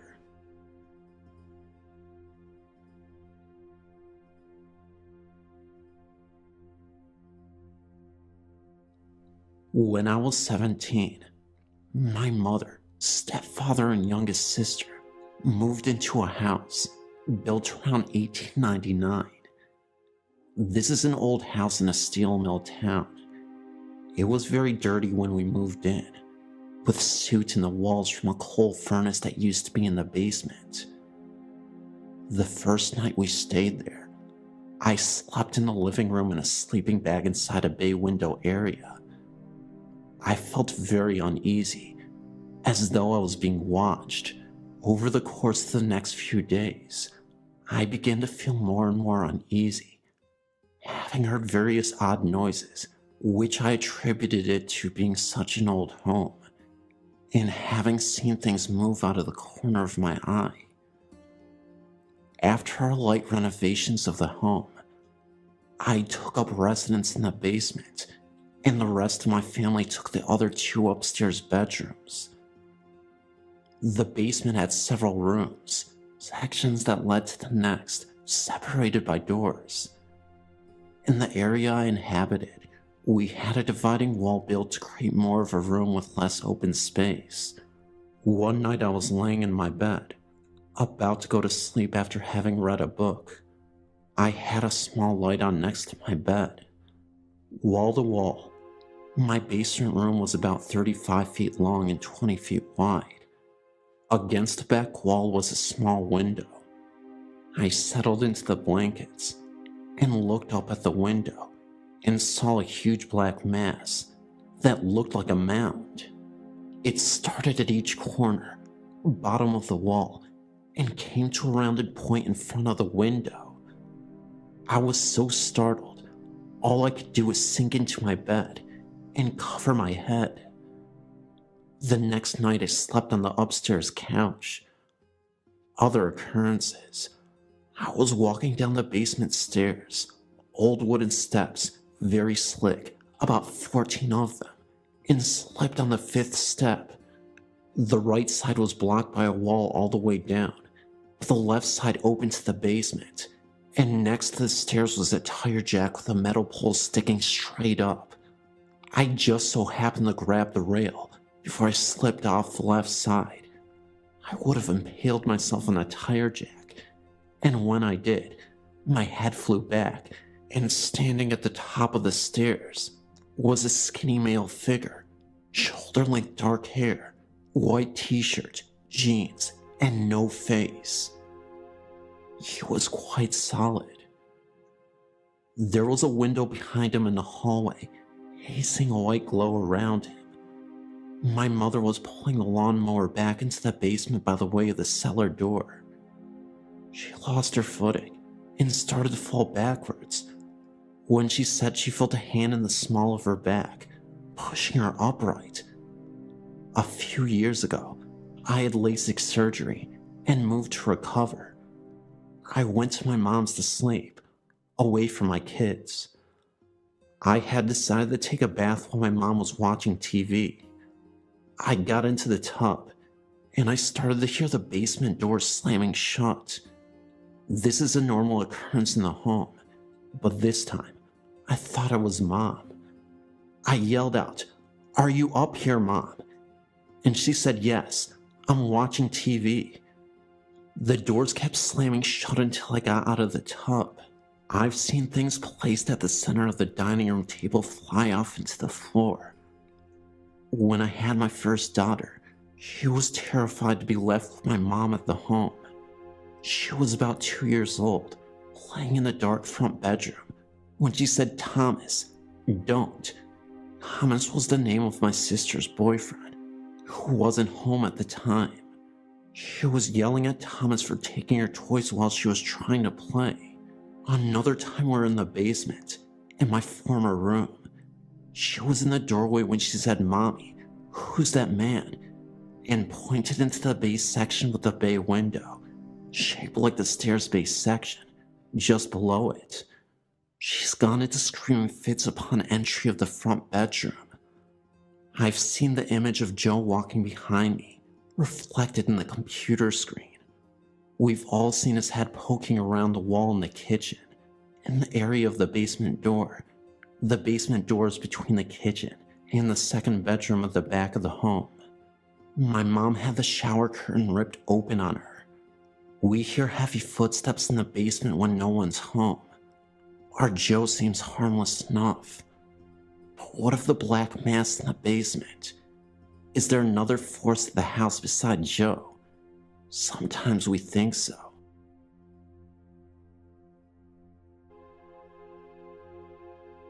When I was in my early 20s, I had one of only a few experiences with what I would consider the supernatural that truly frightened me. We were in our home in North Carolina, which was on top of a mountain with a terrific view of the Smokies. Everything about the home was warm and comfortable, except one night.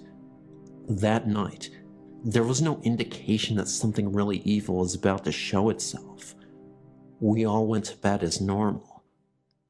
My dad wasn't home with us, so my little sister was upstairs with my mother in her room. My brother was in his bedroom, and I was in mine. Everything settled down to a noiseless, deep darkness. The next thing I knew, our dog, a German Shepherd Collie mix, jumped up on the bed and started to walk up onto my chest and stared down at me. It occurred to me that there was very little weight to her. Now this was a 50-pound plus dog. I knew something wasn't right. Then, as I looked at her and tried to speak, her eyes started to glow an eerie reddish glow. The whole feel was of some extreme evil. This was absolutely not my dog. It was something trying to take on her image to get to me. I somehow jumped from under the being and reached for the light switch. As the light came on, there was nothing in the room. I thought perhaps it was a dream, but I truly did get to the switch. The lights did come on, and I did feel the being walk up on me. I truly don't believe, in my heart, that it was a dream. I ran through the house to make certain that the evil was gone, and I wanted to make sure my dog was okay. Sure enough, our dog was in my brother's room and looked up sleepily when I opened the door. She was fine, and not at all the evil thing that had been in my room. The evil tried unsuccessfully a couple of additional times to get to me. I'll put these experiences in writing soon.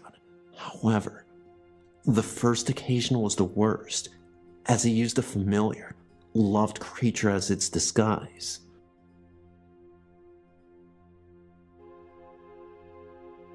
This story is about a 3-year-old girl who haunts this place. The trailer my brother has rented has been rented many times, so I don't know its history, but his 3-year-old stepdaughter will be talking to herself, so he thought. And so one day, she was crying, and her mom asked her what was wrong. She said the man grabbed her by the arm, and her mom asked her what man, and she said the one that talks to me. And so when her mom looked at her arm, she had a red ring around her arm. One day she was in the living room sitting on her knees, looking up and talking, and my brother asked her who she was talking to, and she turned around, and she said the man. Her mom took pictures of her, so when they downloaded it to the computer, and on the first picture, where she was looking up, there was a bright circle on that wall where she was looking. In the picture where she turned around, the circle moved down, and in a mirror that was all the way to the top of the wall, there was a man's head looking down at her. And when she showed it, she said, "Mommy, that's the man that talks to me, and sometimes he hurts me."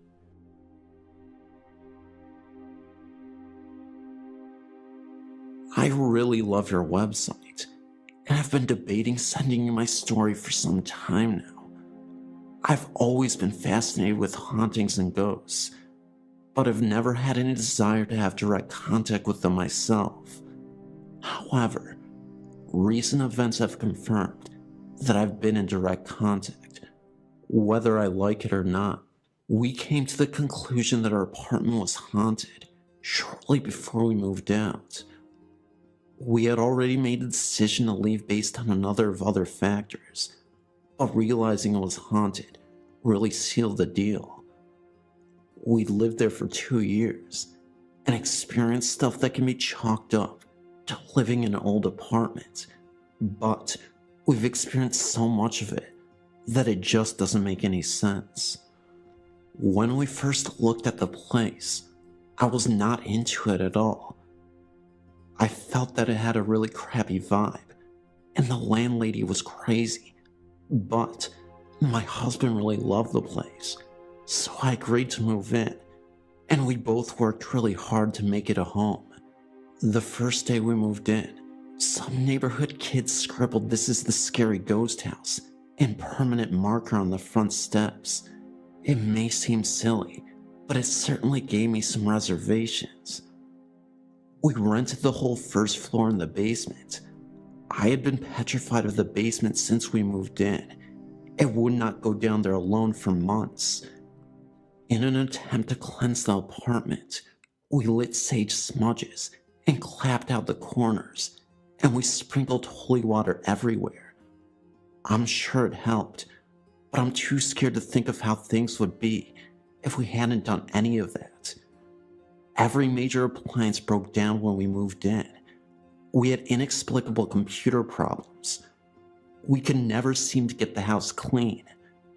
We were burglarized twice. We're both people with lots of friends, and we love entertaining. Strangely, people wouldn't come to the apartment. Bands would stay over, but they always stayed over once and never came back. Whenever I put something down and looked for it later, it was never where I put it, and I would spend 10 minutes looking for it before it reappeared, right where I put it down in the first place. Our bed shook in the middle of the night, which is frightening, It always happened when I was almost asleep, and I tried to write it off as my imagination. We both had inexplicable health problems. We were constantly tired and worn out, and we became very depressed and negative. Finally, one morning, my husband confirmed all of my suspicions. I'd asked him before if he thought the house is haunted, and he always said no. Uncategorically denied any such thing. So I stopped mentioning stuff to him because I didn't want to freak either of us any more than we already were. However, all the same things had been happening to him, and he confirmed that the bed shaking thing happened when I was out of town, and he was sleeping alone too. In fact, he has seen whatever it is at the top of the basement steps at least 3 times. He describes it as a crouched old man heading back down the basement steps. He fell down the basement steps when he first moved in, and the first weekend he was home with crutches. I had to be out of town, and he was home alone. There was no way he could get around without the crutches, and when he woke up one morning, the crutches weren't in the bedroom. He found them in the living room, at the other end of the apartment. During the last summer we lived there, the upstairs apartment was unoccupied and being renovated. No one was up there. One night when we were lying in bed, we heard footsteps upstairs in the room overhead. We went up to check it out, and there was no one there. We kept our cat's water and food bowls at the top of the basement steps. The cat started waking up at 4 or 5 and would want me to stay with her while she ate. I think that whatever was in the house was harassing her when she tried to eat, and if I was there, it would leave her alone. Knowing all this confirmed and explained a lot of stuff. We felt like we were struggling to keep our heads above water. We both felt lethargic and depressed. When we would come home, we both did a full walk of the apartment and checked every room before we felt like we could settle in. My other experience, that I am sure of, is a much more positive one. I'm very close to my stepfather, and I was very close to his mother as well. I consider her my third grandmother. She died last year, and my stepfather was devastated. We planned to bury her ashes in the same cemetery her husband and mother are buried in. My stepfather was in a relationship with a woman for 9 years who died in his arms, and she is buried there as well. When we got to the cemetery, we discovered that a plot had not been dug for my grandmother's ashes, and my stepfather couldn't remember where they were buried, or whether or not they had headstones or flatstones. My whole family was wandering around the cemetery, reading all the headstones and trying to find out where the family was buried. Finally, I asked my grandmother's mother to help me find them. Where were they? I turned around and tripped over a buried flatstone. It was the marker for my stepfather's girlfriend who had died in his arms. All 3 graves were in a row, and they were so overgrown with grass, I doubt I would ever have found them without help.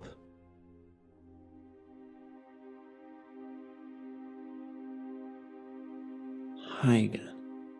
I submitted a story about the apartment I used to live in a few weeks ago, but I have another story about the house my family and I are currently living in, which is my grandmother's. I'm not sure what to make of it, but I think the house my family and I currently live in may be haunted. We've been living there for almost 2 years now.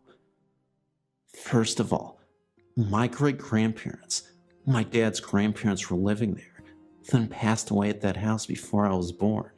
Then, when I was 7 years old, my grandfather passed away in the same house, of cancer. I remember that, because my parents and I spent the night there, the night he died. I'm not sure, but sometimes I think the house is haunted, and other times I'm not so sure. It's been months since I've heard any noises, or felt anything unusual, but that's how it's been. Another important note: my grandma doesn't live there. She lives with her boyfriend in Castroville, a small town about 30 minutes away. She's only there for a few weeks and stays for one night, then goes back to Castroville. Anyway, a couple weeks after we moved in, my husband said he wasn't sure if it was his imagination, but he sometimes heard footsteps in the kitchen late at night, after everyone was asleep, and he was the only one up. I hadn't heard anything yet, until a few weeks after he told me that. Another thing that happened was I found a cabinet door open in the laundry room when no one had been in there. My son couldn't have reached it because it's too high. Then early one morning, I heard noises in the kitchen and laundry room, and footsteps too. I was really scared, too scared to investigate, so I just sat up in bed and listened. Of course, everyone else was sleeping. My husband was also awake in bed one night, while everyone was asleep, and I happened to wake up too. He asked me, "Did you see that?" I didn't see anything, so I asked him what he saw, and he said that he saw something round and black, hovering about 4 feet from the ground, in the doorway. He said that he thought it was a spider, but it was too big. Then he said after a few seconds it kind of vibrated and dashed away real fast. He dismissed it as his imagination due to the fact that he was so tired, and so did I. A few months later, my 7-year-old son said he saw a foot shadow floating back and forth in front of his door. His door was closed, and we were still in bed, but he said he saw it through the crack under the door.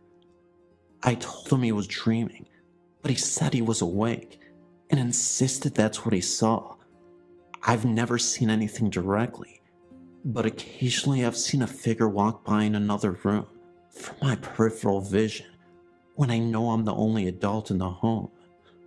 The figure is too tall to be my son, but a little shorter than my husband. And of course, when I look directly where I saw it, no one is around. I told a friend at work about my grandma's house, and she said let me borrow your digital camera for the evening. I took several pictures, all at night, and several orbs came out in some of the pictures. I'll have to send those if I can find them. In one of them, there's an orb that appears to have a face resembling my grandfather's. Then late one night when my husband was away at a DJ gig, I was asleep and woke to the strong feeling that I was not alone in the room. I didn't have a dream or anything. I just suddenly awoke, startled, and my heart was pounding. It felt like there was another presence in the room with me, and I scanned the room good, but I didn't see anyone. That was really, really weird, and I've never had that happen to me before. I didn't like that feeling of it at all. I felt scared. It's been months since anything out of the ordinary has happened, but recently while I was laying in bed, my kids were asleep, and my husband was at work. I kept hearing noises in the kitchen and laundry area again. It took me a while to fall asleep, and I was a little scared. I was worried someone was trying to get in the home, but was too scared to get up and look, so I took a golf club and put it next to the bed. The weird thing is, we finally purchased a digital camera recently and took several photos in the home with no orbs appearing, but the pictures were all taken during the day. I'm going to take a few pictures at night to see if anything came out. I asked my grandma about the home, and she said it's not haunted, and nothing's ever happened there, and she's never heard nor seen anything. I even told my dad, and he says the same. Does anybody have any ideas?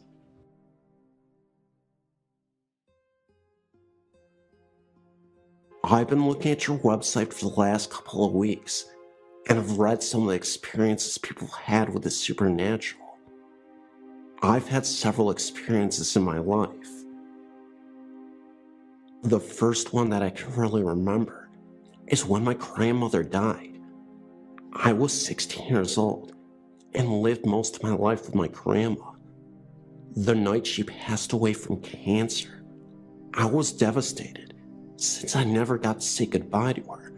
But the night she passed, she came back to say goodbye to me. I remember being in that state between wake and asleep. I remember her coming to my bed, sitting beside me, and telling me she was perfectly fine and so happy to be with my grandpa. I told her I loved her, and she left. The second thing that happened was about 2 months after I had my third child. We moved into a beautiful home in Northwest Ohio. It had been totally remodeled, except for one room upstairs, in which we made into a toy room for the kids. My daughter, who was 2 at the time, was in that room playing when she started screaming for me. I ran up the stairs to see what was wrong with her, and she was in a corner with her hands protecting her head and screaming for the bad man to go away. I did not see a man. I picked her up and headed back downstairs, and when I was on the 3rd or 4th step down, I felt as if someone was behind me and very angry with me. Needless to say, I ran the rest of the way down. Also in that home, I was in the kitchen washing my son's bottles, and directly behind the sink was our stove. I'd placed my son in the carrier by the stove. My daughters had brought in their stuffed animals that my mother had gotten them for Easter and laid them down beside the stove. Now, these stuffed animals were the kind that make noise, as in the duck quacked, the pig oinked, and the cow mooed. I know my son was just a little bit too young to be able to reach over his carrier and play with the toys, let alone make them talk. While I was washing his bottles, the duck started in. I thought nothing of it. I thought maybe it was just malfunctioning. But then the cow started in, and a few seconds after that, the pig. I turned around, and my son was just all smiles. Needless to say, I hightailed it out of the home. I always hated to go into the basement of that house. It just felt wrong for me to be down there. But one afternoon, I had no choice but to go down. I had to take a bag of old clothing down to be stored. I thought I would just leave them on the floor, right at the bottom of the steps. So I leaned down to retie the bag, and as soon as I looked up, I saw 2 little girls standing right in front of me. They were not my little girls. They looked about 7 and 5 years old, and let me tell you, I didn't waste any time getting up these stairs. They did not make me feel very safe. I did some research on the home and found that the house was built in the mid-1800s. A man and his family lived in the home, and he had 2 daughters. The man owed some money to a loan shark, and when he couldn't repay his debt, the loan shark killed the 2 daughters and buried them in the basement. My family and I didn't stay long in that house. The longer we stayed, the more evil it seemed to be. The most recent experience has been for the last 2.5 years.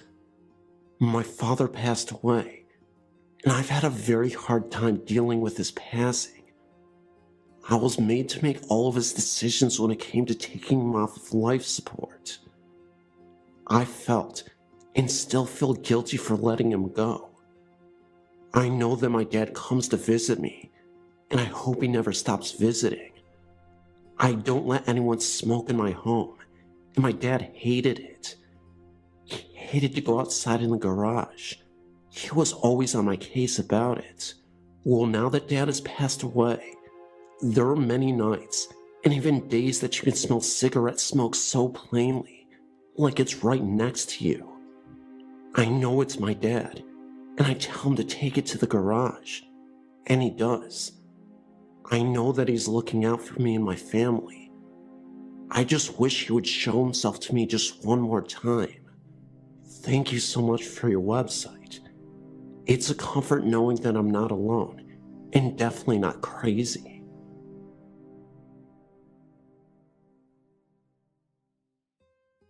This story involves my aunt and uncle, and took place in the late 70s and early 80s. My aunt and uncle, and then baby cousin, lived in a nice modest house in Upland, California, a very nice little city near Panoa in Ontario. The niceness of the house didn't last long, and almost immediately, my family began experiencing weird things. Every night on the way to bed, my uncle would latch close the door to the spare bedroom across the hall from he and my aunt's master bedroom. Every morning, as he passed the same door, it would discreetly unlatch and push itself open on its own. This same room once locked in my uncle's sister, with her and my uncle both frantically turning and pushing and pulling on the door as things flew out of the closet at her. All at once, everything stopped, and they both jumped back to have the door unlatch and push itself open, as it always did. Needless to say, my uncle's sister didn't stay much longer in the bedroom, let alone the home. When my aunt would leave the home to run errands in the daytime, she would return to find all the pictures from the wall on the ground, not knocked over, but propped against the wall, directly under the nail it was once hanging on. This would happen nearly every time the house was left empty, no matter how many times they would put the items back on the wall. Another nightly struggle is the pounding up and down the walls, like someone banging their fist across the center of the wall, back and forth, back and forth. My own grandma, as well as my mom and dad, witnessed this and hightailed it out of there ASAP. One day in the summer, my cousin, who was about 2 or 3, was sitting in a high chair next to a long hallway. My aunt was just outside the back door. My cousin asked, "Mommy, who's that man in the hallway?" My aunt, not quite listening, asked back somewhat distracted, "What man?" My cousin proceeded to explain that the man looked like her Uncle Mike, who lived out of state. When my family had finally decided that enough was enough, they decided to sell the home and move to Kalamazoo, just outside of Yucapeka, California. On one of their last nights in the home, it seemed as if everything was going crazy. The pounding was out of control. There were loud bangs and unusual noises everywhere, and their dog was at the front door, its hair on end, and growling out the front porch. My aunt and uncle looked outside to the wraparound driveway and saw their van rocking back and forth as if people were inside jumping around. Within seconds, everything had stopped. Once my family had moved out, they eventually learned that their house was built over an old Indian burial ground. I've tried to ask my aunt more about this story, but she'll rarely talk about it, and I think is subconsciously trying to block it out. My aunt and uncle are very straight-laced and don't make up these sort of things, and I think that if my other family members had not been there to witness a lot of them, I would not even know about these occurrences in Upland. I've had to rely on my mom retelling me what she remembers, my aunt telling her as it was happening. There are probably many more things that went on that I would love to find out. I still don't even know the address of this old home, to see if the place still exists.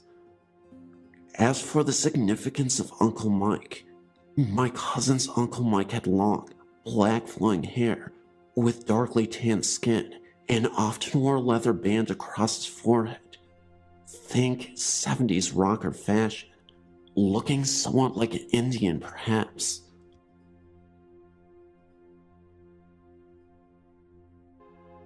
This happened quite recently. Well, a few weeks ago actually. Apart from what I think are a few cases of what I think are more likely sleep paralysis with resulting hallucinations, this is the only experience I felt that was truly, well, weird. A bit of background first. I live alone and rent an apartment in a newly built block, one of 3 of low-rise units. These were built on the grounds of an old public primary school, which is over 100 plus years old. The far end of the strip of where the school used to be is preserved, and still has the school hall, a beautiful sandstone building, and is used for public functions. My particular block is built where the playgrounds etc. used to be. I know this as I grew up in the area, and remember the school when I was a teenager, though I did not go there, and remember what it used to look like beforehand. I'm personally unaware of any hauntings in the area, nor am I unaware of the history of the site, as I have not researched it. There is a fairly modern funeral base directly across the road containing offices, a small chapel, and a large garage with several hearses. Whilst I assume bodies are prepared there, etc. there are no burials. The story. I had a very hard day at work, and have been under a lot of stress. It was a Friday night, fairly late, and I eventually decided to go to bed. I had a lot of trouble sleeping, as my mind was working 100 miles per hour. You know the feeling. I simply couldn't turn it off. After staring at the ceiling for an hour, I became frustrated, and finally, I thought I'd open my mind and try to meditate. It was an effort, but after almost half an hour of this, I drifted off. Shortly after, I had an odd feeling, and I woke up and opened my eyes. I immediately noticed a web of white mist floating above me. This network of yellow-white colored mist was basically sort of like a spider web about a meter above my bed, and almost stretching across the entire room. Actually, the whole room was a bit foggy in general. I blinked, and then did a I don't think so double take, and rubbed my eyes. No sleep paralysis this time. It was still there. I tried to focus my eyes on it, and it was not easy. But what I saw was what I thought were transparent faces, outlined in the mist. The effect was very like the outline of an invisible person in smoke.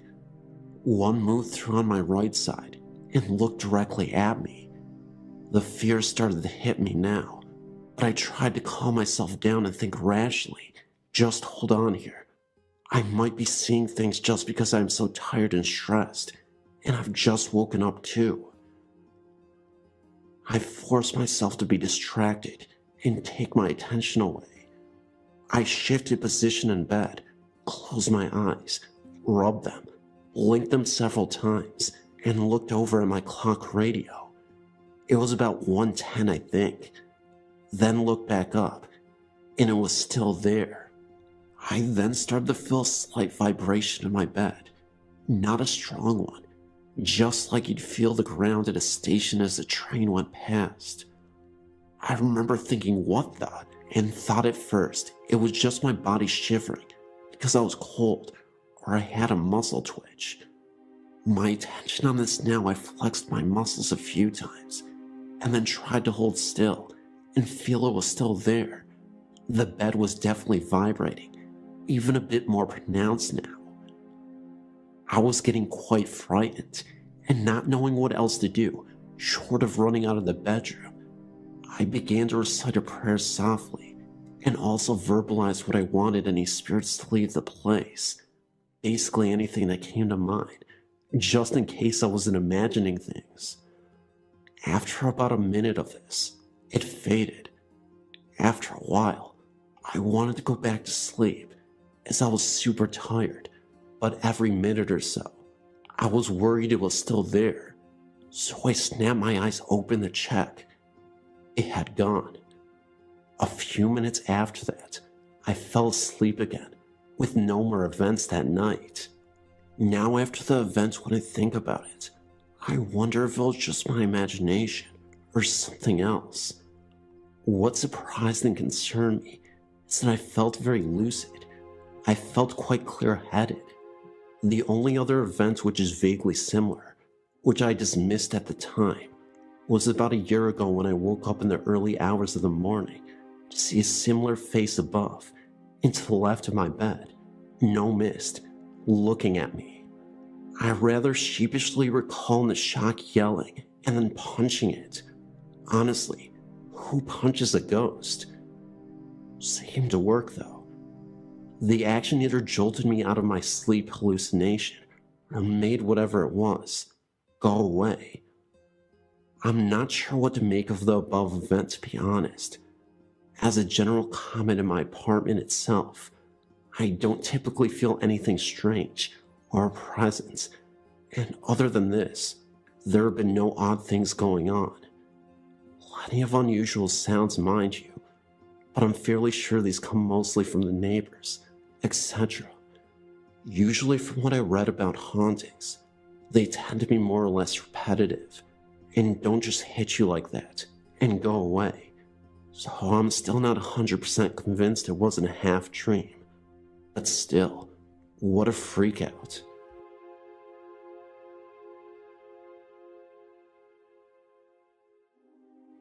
I now believe that I officially have a poltergeist in my home. At first, my live-in boyfriend thought I was nuts. Now, he believes it too. The first day I moved in, I was doing laundry in the basement. My cats both began acting strangely and circled me whenever I was in the basement. I thought they were just hungry and trying to get my attention. But when I waited out to go upstairs, I had this terrible feeling that someone was standing behind me, staring right through me. The 12-year-old inside me told me to run up the stairs like I did when I was a kid. And I did. Then, one day, I was looking for my favorite tank top. I couldn't find it anywhere, and could swear that I brought it to this new house. I dismissed it as having it left somewhere. The third day we lived in this house, I broke my ankle playing softball. I ended up having to sleep on the couch in the living room. Throughout my 2-month stay on the sofa, I could swear I heard someone going up and down the basement steps, cold breezes, etc. I just thought that the pain medication was kicking in, and that my mind was playing tricks on me. After I could walk again, and venture into the basement to do the laundry, I still had the same feeling that someone was standing behind me and staring at me. One night, I was getting ready to fall asleep in the bedroom. My boyfriend was out of town fishing. I had both dogs in the room, one on the bed, and the cats too, and the dog on the floor next to the bed. Out of nowhere, I heard a loud thump, like a book had just fallen off a bookshelf and onto the hardwood floor. Well, I don't have any bookshelves in the bedroom, nor was anything on the floor, except for clothes, when I turned the light on. Just this last week, I came home to discover the bed neatly made, pillows stacked just so, and the blankets pulled up neatly and turned down. When I thanked my boyfriend for making the bed, he just stared at me. He said, "What are you talking about?" And I said that I didn't know what got into him to make the bed so nice, but it was a nice thing to do. He said though that I came home on my lunch hour and made the bed. He had been gone all day and didn't come home until I was already home. The basement lights continually go on and off. The light switches don't work, and the light bulbs are new. The circuits have been checked and everything is fine. I never know when they will work. The other night, the toilet handle in the bathroom jiggled for 10 minutes straight at 3 a.m., and we both heard it. The night before last, My boyfriend witnessed a light come on in the hallway outside our bedroom and had heard the light switch flip. The light faded, and later when he got up to go to the bathroom, the kitchen light was on, which had been off when we went to bed. Last night, I saw a light come into our bedroom from the hallway and then fade. I also heard a very loud thump at the foot of my bed. When I got up, only my tennis shoes were in the floor, hardwood floor, and nothing else had fallen off or was out of place. It was so loud, I physically jumped when I heard it. My boyfriend was sound asleep. I am convinced that someone or something is totally screwing with me.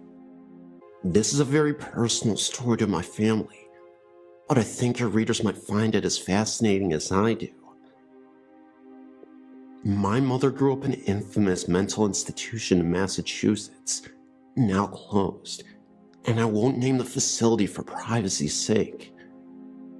She was placed in state custody in 1948 at 6 years old because my grandmother, a Portuguese gypsy immigrant and closet psychotic, claimed she was mentally disturbed. In actuality, my grandmother was just not capable of raising her, so she successfully pawned her off on the state. My mother was not only a beautiful and innocent child, but was totally mentally capable and 100% sane. In those days, there was no system in place to accurately assessing a child's medical condition. They simply took the parents' word for it. After living at various orphanages and state facilities, she ended up at this institution just outside of Boston. The place is notorious for paranormal activity, even on the outer grounds where some of the buildings once stood. She was about 12 when she got there. She said that there were many physically and mentally incapacitated young people there, and the stories she told us about the school or institution were both heartbreaking and terrifying. There were mental abuses, deprivations, beatings, medical experiments on patients, and cruel punishments galore. So-called professional care was barbaric, and even the terminology was outdated. My mother's own records, which I've seen myself, showed her mental assessment as moron, even though she said she was never really tested by any mental health professional. When she was around 13, she began helping the patients whenever she could. She would bandage their injuries, break up fights, and speak to the matrons on behalf of those who could not speak. This created enemies among the staff, who knew she wasn't handicapped and who felt she was a threat to their employment. Therefore, whenever they could, they punished her severely. One such punishment led to a horrifying encounter with the supernatural. One dark, stormy afternoon, Mom had words with a matron, trying to tell her that certain handicapped children were frightened of the thunder and that they should not be forced to go outside to exercise that afternoon. The matron appeared to give in, then asked my mother to please go down into the cellar of the building to get to the rain gear for those who wanted to go outside. Mom was terrified of that cellar, and the matron knew it. There was this long, steep, narrow, and rickety stairway, ending at a long, dark hallway with no windows, and just a tiny yellowish light bulb in the ceiling. At the end of the hallway, there was a cabinet that contained raincoats, boots, etc. When my mother hesitantly stepped onto the stairway, the matron slammed a door, bolted it shut behind her, and shut off the light. My mother screamed and pounded on the door for an hour, only to be laughed at by matrons who had been instructed to let her spend the entire night down there. The stairs being steep and dangerous, she decided that she would rather creep to the bottom and at least huddle on the damp floor. As she descended, She noticed a dim light coming from the long hallway beneath her. She came to the bottom of the stairs and looked around. She said she saw a man in a dark jumpsuit about 20 feet from her, leaping against a wall and just smiling at her. She thought he must have been a custodian, so she walked towards him, asking him to please let her out. But as she approached him, he kept getting further away. She realized he was not a sullen being, and that the dim light seemed to be coming from his outline. The light began to fade, and she found herself screaming again, only in the total dark of the dingy basement. She was disoriented and stumbled forward until she bumped into the cabinet which held the rain gear. As she squinted in the dark, she began to make out shapes forming on either side of the cabinet. What appeared to be a pair of detached hands forming a clawed shape were each coming from around opposite sides of the cabinet and heading for her. She turned and ran, faint with terror, until she tripped on the bottom step.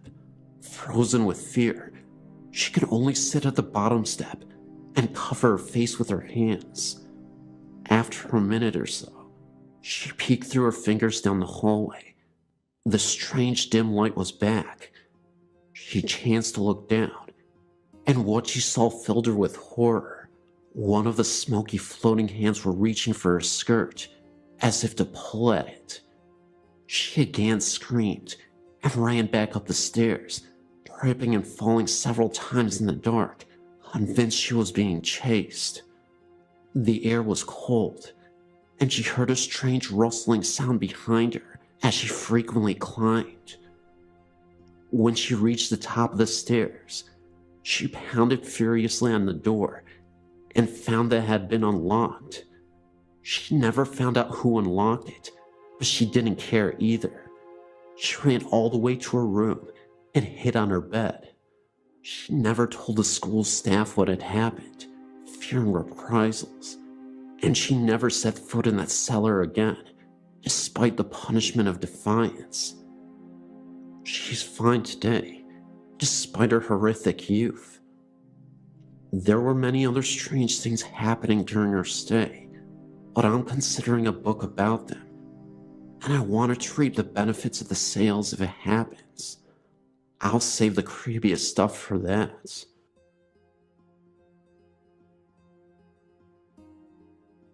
I've had many paranormal experiences since I was a young child. At the age of 4, my mother and grandmother would visit the graves of my father and grandfather, staying all day. I would play with the little girl there, while my grandmother and mother sat and talked. They believed I had an imaginary playmate. Both are now dead themselves. I decided to check the records of the cemetery, and had little trouble since it is a small place. I found one girl that could have been the one that I played with. Her name was Mary Jane Walker, and she died in 1866, at the age of 9 years of age. My husband and I decided to see if we could find the girl's grave. I told him to check the back of the cemetery because that was where we played. He found the grave. I asked Mary Jane if I could take her picture. I took 3 of the grave, and one of my husband, sitting on a tree stump not far away. I had the pictures developed. All the pictures were normal, except for the one of my husband where there appears to be a vortex in it. I've looked for all the usual problems, but can find no rational explanation for this. I now feel that I have proof of my friend's existence. My husband and I rented a home in southwest Detroit in the 1980s that was very haunted. The first thing that happened was when I was waiting for the gas company to come turn the gas on. I felt as though there was someone watching me, and I smelled pipe tobacco. I figured, okay, I'm alone in a strange place. I also thought that maybe the people who lived in the front part of the house used pipe tobacco. I found out later that these people were from India and were visiting that country. They moved out within a week of returning to the US. All the problems in the house seemed to originate in the attic. There was a log cabin built up there for children to play in. It was complete with glass in the windows and a drawstring latch for the door. I was only in there once, but the feeling of uneasiness I felt was real. We never allowed our children to play in it. The attic door had no lock, but my 5-year-old daughter got locked in and was screaming for us to let her out. Although you could hear any noise from upstairs, we never heard her. The door opened on its own. I started to dream about an old Indian woman with a pockmarked face. Since this was a dream, I never told anyone about it. One day, a woman I had become friendly with asked me if my mother was visiting. I told her I sure hope not, since my mother was dead. She said that she saw a woman with long black hair in my bedroom window. This sort of freaked me out, since I was dreaming of that Indian woman, and she had long black hair. One day this friend was visiting me, and we were sitting in the kitchen having coffee and talking about nothing really. She seemed to go into a daze, and was starting to go up to my attic. In fact, she was insisting that she was going. I got her back to the table and sitting down when something punched her head hard enough to leave a red mark. She left and refused to come visit anymore. My husband and I had cleaned out the basement, but yet my kids found a Ouija board down there. They showed us where it was, and we got rid of it right away. We don't mess with that thing. Things seemed to quiet down for a couple of weeks when the apartment in front of us was rented to a young couple. They started to have problems right away. The keys hanging on the wall would begin to sway. The rocker in the front room would start rocking by itself. At first, things only happened at night, but people decided to contact this thing, and things got bad from then. She would get phone calls, and when she answered, no one would be on the line, except one time. She told me a voice told her to get out. We are Christians, and decided enough was enough. We had to have help. I turned on the radio to listen to evangelical echoes, and called a prayer line for suggestions on what to do. This program wasn't on yet, but another one was, and someone on that program was praying in the spirit. Suddenly from the basement came an unearthly howl. Needless to say, this woman and I got out of the house and waited on the front porches for our husbands to get home. While all this was going on, my husband never noticed anything. One night, my nephew was spending the night, and while he was praying, this thing shot from our apartment to the other one, banging things in its haste to leave. My nephew refused to stay another night. One night, my husband was in bed sleeping, and I was on my way up when I asked the man in the next apartment to go wake him up and tell him to come sleep on the couch. He asked me what was wrong, and I told him I could see my husband in pieces. He did, and the couch was occupied that night. The only thing my husband noticed was that one night we were watching TV, and it sounded like a dresser was being dragged down the stairs. He heard that. We moved from there, and the next place was no better. Whatever was there caused arguments. My nephew and his then girlfriend were constantly fighting, and it got so bad that my husband and I started fighting as well. This was something we normally didn't do. We had the normal arguments that married people usually have, but this was getting serious. Even one of my children was being affected by this thing. It was appearing to her as a little girl talking to her. At first it was nice to her, but as time went on, it was starting to get mean. We had bought this one house, and it might sound silly, but the best thing that ever happened was that an arsonist burned us out, and we had to move. We have had no problems since. I don't believe this was a ghost, but rather a demon. And why it hasn't followed us, I have no idea, but I thank God that it hasn't. I have more stories, but I've taken up enough time as it is. I'm glad that I can finally tell this story without fear of people ridiculing me.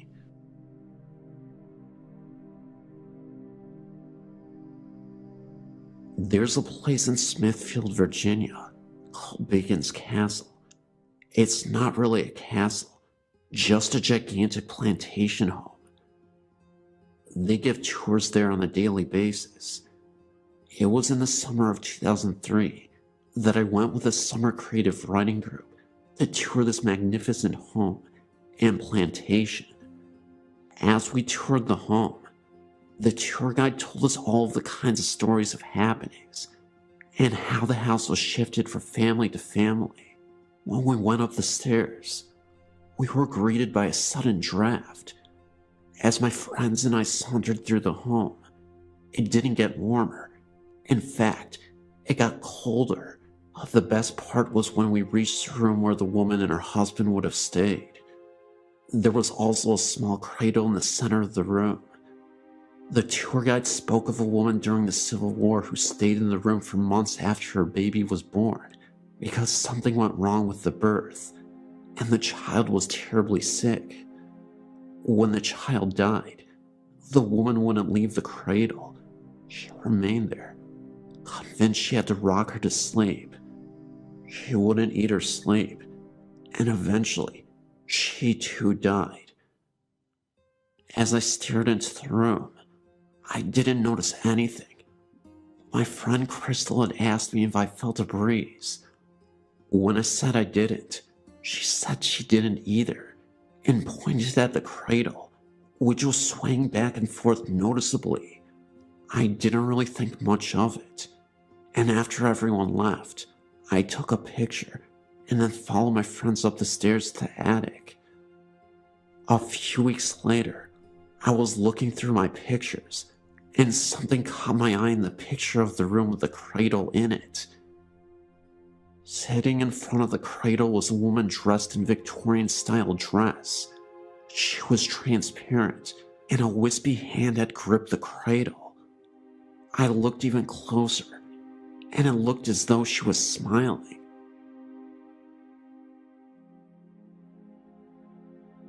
Hello, my name is Ray, and I would like to share with you the experiences that happened to my small family in 1996. We had been transferred to the Houston area from San Antonio and found a 2-story 4-bedroom home in the Clear Lake City area. A real fix-it-upper, and it was the worst looking home in a very nice community called Green Acres. My brother-in-law Robert and her sister helped us for 6 months in remodeling, cleaning up, and making the place a nice home. Robert had sold his own home 2 years earlier and lived in a travel trailer, but missed his home.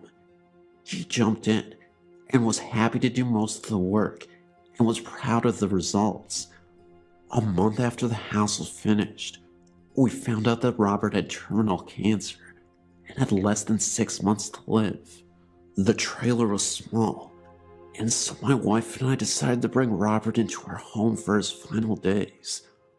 We put him downstairs in the formal living room, and with the help of hospice, we knew we could help Robert with a peaceful and quiet death. This was not the case. Robert fought hard for his life and was terrified of death because he had fought in Vietnam and had killed many. He didn't know what was waiting for him on the other side. The end came with Robert fighting to get out of bed. The look on his face was one of horror.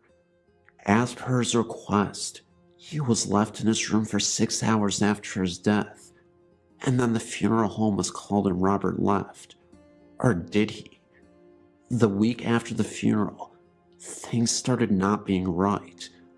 Odd bumps and sounds from downstairs. Late at night, our dog would not go downstairs after dark, and furniture being moved. One morning, The living room sofa was standing on end with all the cushions still in place. Dining room chairs would be taken and lined along the living room wall, and mirrors would vibrate. We called the hospice minister to the house, and he blessed every room, but Robert still didn't leave. We did. The house stood vacant for a while, and new people moved in, but their stay was short. Neighbors say 2 families came and left. It has been 8 years now, and just a while back I was in the area and went by the home. It sits vacant again with a sale sign in the front yard, standing in front of the window of the room in which Robert died. As I stood there, remembering our last few months at home, a chill ran down my back, and I quickly got into my car to drive away.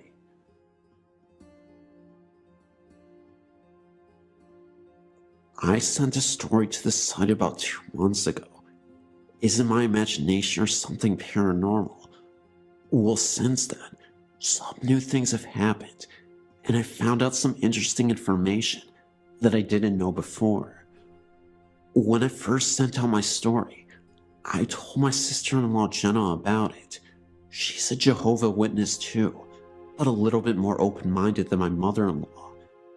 Anyway, I told her what I had wrote, and she told me she had a girlfriend when she was a teenager, about 15 years ago, that lived next door to her. The side where I heard the whispering, and the house where the old couple had died. I believe her family bought the house after the couple died. Anyway, she told her that her friend was a little odd, because she had been sleeping with her parents at night, but Jenna had found out later why. One night, she had stayed the night at her friend's house, and they slept in her friend's bed. Early in the morning, Jenna had woken up for some reason and noticed that her friend was squirming a lot and moaning, almost like she was doing the deed with someone, but no one was there. Her arms were at her side.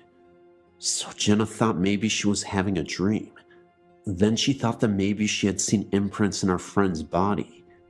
She got startled with this and woke her friend up and told her what she had witnessed. Her friend got so upset about it that she didn't want to talk about it at all and never did. To say the least, Jenna never got asked again to stay another night. Then there is the other story that my mother-in-law told me recently about my other sister-in-law's house, Linda, which is ironically across the street from my mother-in-law's, in the other house. About a shadow that lingers in her hallway, shaped like a person. They have all seen it, including my mother-in-law. She swears that there is an explanation for this, but even she has admitted that she can't find one. When she told me about the shadow, I got real nervous, and I started to get goosebumps and got real cold. I told her sometime last year when I stayed the night at Linda's house. I was sleeping on her couch in the living room, my back to the hallway. There was a small light on where the fish tank was, so it wasn't completely dark. For some reason I woke up and turned around, and I saw this dark shadow move from the open hallway and disappear into the instance of Linda's kitchen. I was startled at first, but then got up to investigate things, to see maybe it was the shadow of the fish tank, but there was no way it could have been with the position where the tank was. So I went back to sleeping, thinking it was just my imagination, and I never told anyone of that incident. That was until my mother-in-law said something. She told me not to say anything about it to Linda because she gets freaked out about it, and she said she'll still be looking for a logical explanation for it. Good luck on finding one in all 3 houses, I was thinking to myself. But one last thing. Back at my mother-in-law's house, a couple of weeks ago my niece Christine was staying the night, and my niece told me that when she got to the bathroom in the middle of the night, she came out running, screaming, and petrified out of the hallway. She told my niece, crying hysterically, that when she turned the corner to go into the hallway, that she saw a shadow figure walking towards her. My niece went to look, and nothing was there, and my 2-year-old daughter will not go near that hallway at all. One time I went to carry her down there to show her nothing was down there at all, and she started crying real hard, and grabbing my neck, and wouldn't let go, shaking badly. So whatever is in my mother-in-law's house is probably the same thing that are in the other 2 homes. Makes me wonder if it goes on in the other neighbors' houses.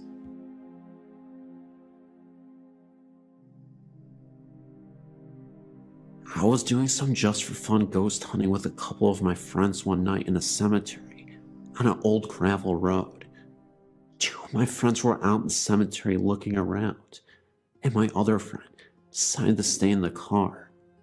As the 2 guys were out in the far corner of the cemetery, I looked to the center of the graveyard and seen something that made me lose my breath for a few seconds.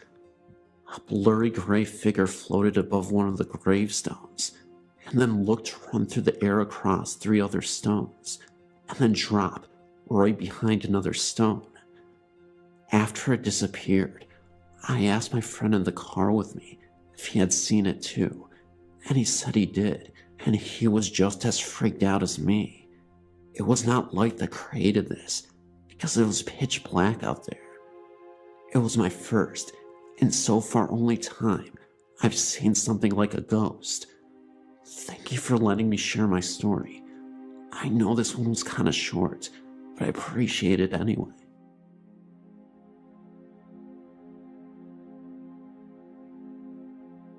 Hi, my name is Louise, and I live in Oxfordshire, England. The story I'm about to tell you happened only a few weeks ago and scared me and my friend to death. It was about 9:30 on a Sunday night, and I was bored, so I decided to call my friend Heather. We were talking about the usual, when all of a sudden, you could hear someone on the line breathing. Heather and I both said at the same time, "Do you hear that?" As we listened, it got louder until there was complete silence. At first we thought maybe one of our brothers or sisters were messing about, and picked up the phone on the other end. We both checked our houses, and no one was in there. My parents had gone out for a meal, and my brother and sister were out, and Heather didn't have any siblings, and there's only one phone in her house. Anyways, we forgot about it, and after about 10 minutes of talking, we heard it again, and this time, the voice said, "Help, I'm close." We both really freaked out, and said what the voice repeated it again, and then went. I told Heather that I would phone her later, and about an hour later, I phoned back, and we didn't hear anything for a while until the shriek came from the phone, from what sounded like a girl. We got so scared, and as soon as our parents got home, I told them what happened, and they said maybe our phone lines got crossed with someone else's. We still don't know who was on the line to this day. I know this wasn't very scary, but thanks for reading.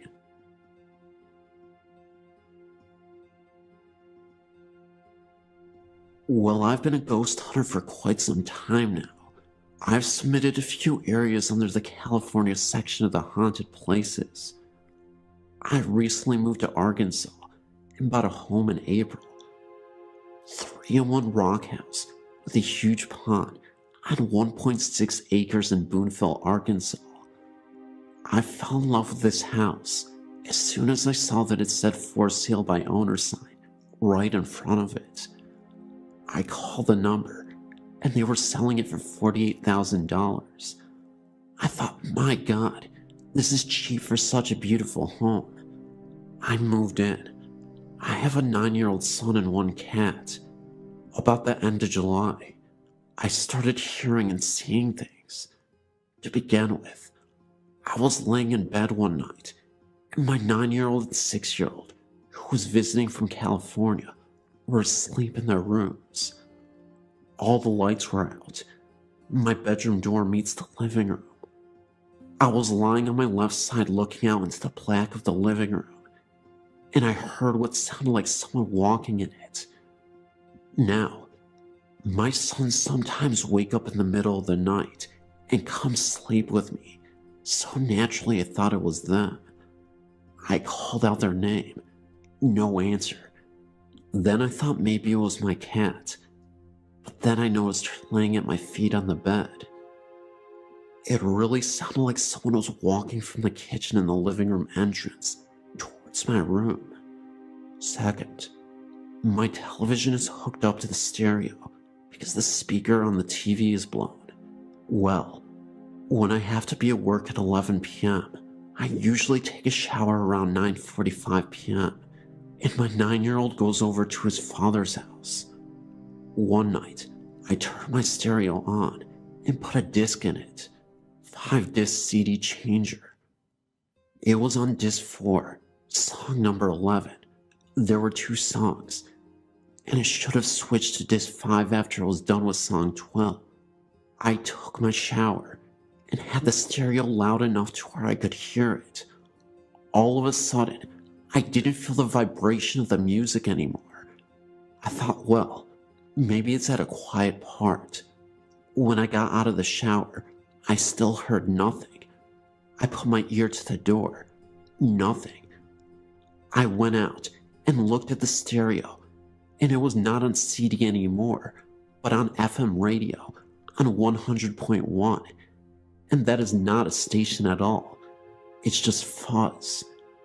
There was no one else in the house but me and my cat. That was on a Friday night. 2 days later, on a Sunday night, my son and I were watching television around the same time, between 9:45 and 10 p.m.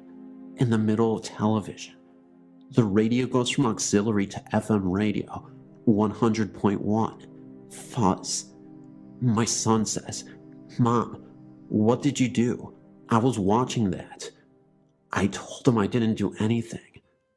On a Saturday, my son was at his father's, and I was there alone with the cat, and she started going crazy. At one point, she was standing in the doorway of my room in the living room, looking at me. She meowed and took off like crazy into the back bedroom belonging to my youngest son. She came racing back into the living room. Just then I heard a loud boom coming from the room, like something fell. It shook the entire house. My stomach had butterflies in it then, and I got up to go see. My son won tall dresser with small bionicle toys on it, but they were still all on there. There wasn't anything else that could fall from any place. I've always heard pipes rattling under the house since I moved in. Out of the corner of my eye, I always see things dart quickly about. I haven't seen it full on, but I know it moves quick. I haven't took pictures of my home yet, or of it for that matter. Also, I have a 2-car garage. Sometimes when me and my son pull up from school, both garage doors are closed. In the morning, sometimes the right one is open.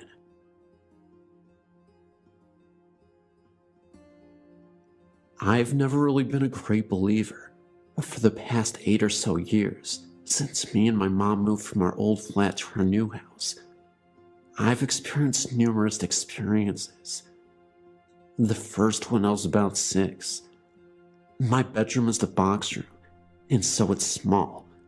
My bed touches each side of the room with the door to the left. I was laying in bed waiting for my grandma, who was babysitting, to bring me water. I looked up at the wall and saw a strange shadow. It was like a side profile of someone's head. I could see the nose, mouth, and hair clearly. It could have been my own shadow, since the only light came from the ceiling, and I was lying down in bed. I watched it for a few seconds, then it seemed to fade before my eyes. I thought it was just because I was tired, and so I ignored it.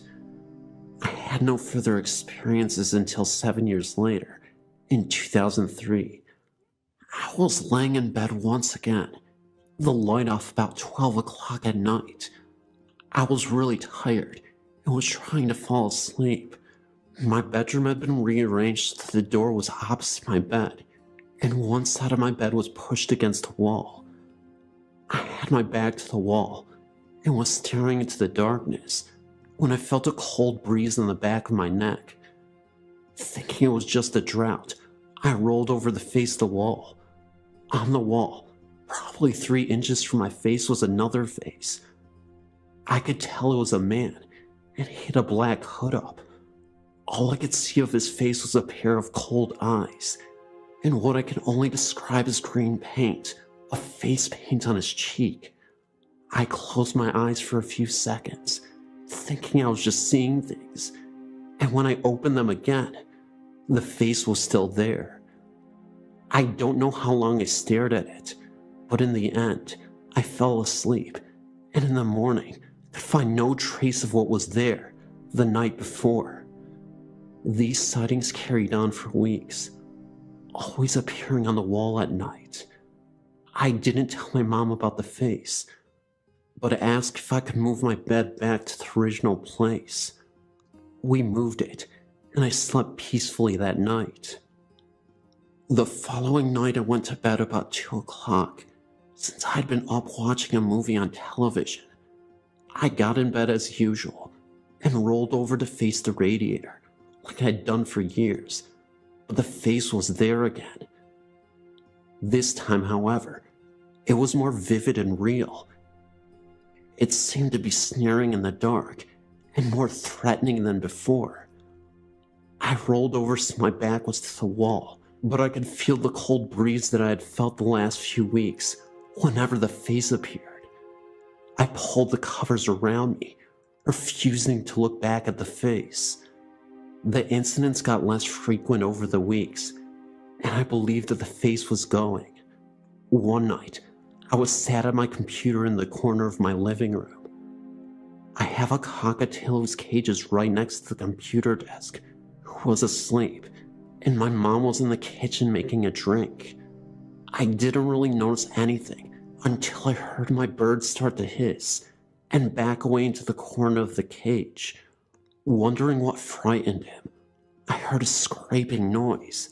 I looked to the side of the computer to see my glass moving towards the edge of the desk. There was no way it could be moving, because of our house being set on a rise, because it is where it should be sliding the other way.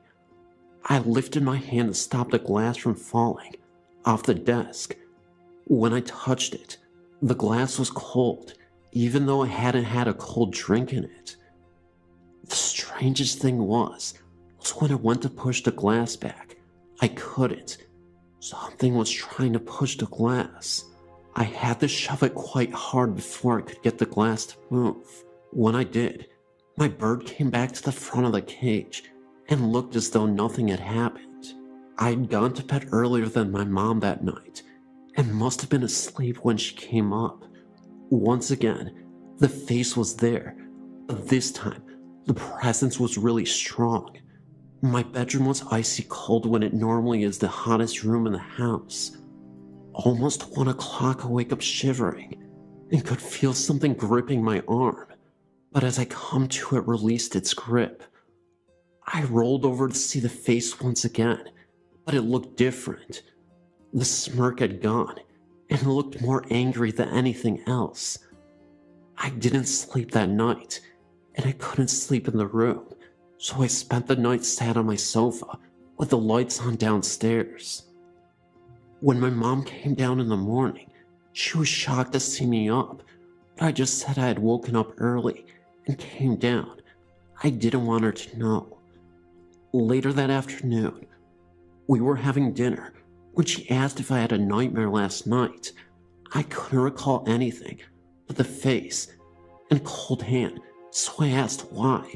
She said she had heard me talking in my sleep, which I had never done before that. She said I was telling someone to get away, and don't touch me over and over. Then after about 5 minutes, I was quieter and mumbling things like, "Why are you doing this?" and "Just go away." When I asked her what time, she said it was about 12:30, just before I woke up with a hand gripping my arm. I haven't seen the face or had any strange experiences since that night, and I'm not quite sure what happened after. I don't know if I did something to make it all go away, and that was why the man's face looks so angry, but I'm glad they're gone. I still expect to see the face every night, but so far I haven't. I finally told my mom about it all, and she asked if I wanted to have the house blessed, but I said no, although the scary face did no harm to anyone, and it's gone now anyway. My story happened about 2 years ago over a period of 8 months, and I'm so glad I no longer live in the same house. We moved to our current house because we had to, but the happenings in our house just encouraged us even more. As I'm trying to write this, I've just remembered something else that happened when I was 14 years old. My parents split up when I was 14, and my sisters were both 11 and 9. I'd always believed that negative energy could cause occurrences, and so it was no surprise to me when things went a bit strange in our house. First thing that happened was that the TV in my chest of drawers would shake from side to side, which was just not possible. I put it down to reverberations elsewhere in the house, but this was not the case. Second, after returning home one night, I came home and went straight into my room without turning the light on. However, I could see from the light coming in from the hallway. The picture I had on my wall came flying off the wall sideways and hit the door side on, and to this day, there is still a massive dent where it made contact. My younger sister also claimed to have seen the figure of a young girl standing beside her bed one morning. However, I was quick to dismiss it, as I felt as though if I acknowledged it, it would become real. Nothing else happened until 6 years later. We were in our new flat. My mom, me and 2 sisters, and everything was totally normal, up until I'd say about 1 month of being there. Can't really remember the exact order of events, except that last and final one. My sister Jane had told my mom that she had been in bed the night before and had the feeling of someone pushing the covers down at either side of her, like almost trapping her in the bed, but she put it down to being really tired. My mom, being the world's biggest skeptic, said she was havering, and to get a grip on reality, and to not mention it to her younger sister Gemma, as it would freak her out. She did not tell me also until after a few things happened.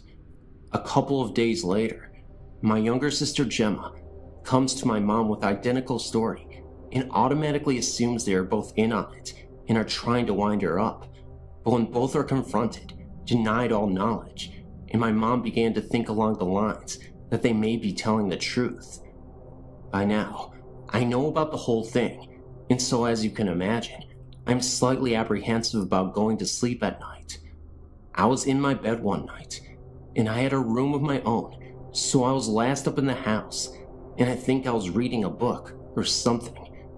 My cat Hajma was laying on the bed, next to my thigh, and leaning on it.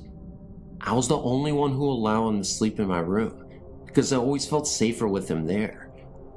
I heard a noise outside my room, nothing you could really put a name to, and I started to read again, and I looked at Hamish.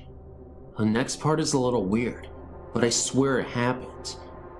Hamish was lifted 6 inches straight up in the air, still in his curled up position. I freaked. The cat meowed really loudly and ran from the room. I then went into my mom's room because I was slightly petrified. Now, my mom was sure something was happening, yet nothing had happened to her. I was now beginning to think that maybe it was negative energy, again, because this house move had been a result of the breaking up of my parents, and my mom really didn't want to live in the house, and she was miserable, and we were in turn miserable because she was. So 2 months passed with nothing happening, until my sisters and I went to Ireland with my dad on holiday. and left my mom in this house on her own for a week. I phoned my mom whilst we were away, and she seemed on edge, but wouldn't say what was wrong, so that she didn't spoil our holiday, but I had a feeling it was about the house. When we got back, she told me that one night she had went to sleep, and she always kept the bedroom door shut, and the way the doors are, you can't just push them to get in. You have to physically turn the handle, which was good, because it meant my mom could keep the cat out. She said she was just drifting off to sleep, and she felt the bottom corner of the bed being depressed, as if someone had just sat on it. She thought at first it was the cat, and had gotten to the room, but when she put the light on the door, it was still completely closed.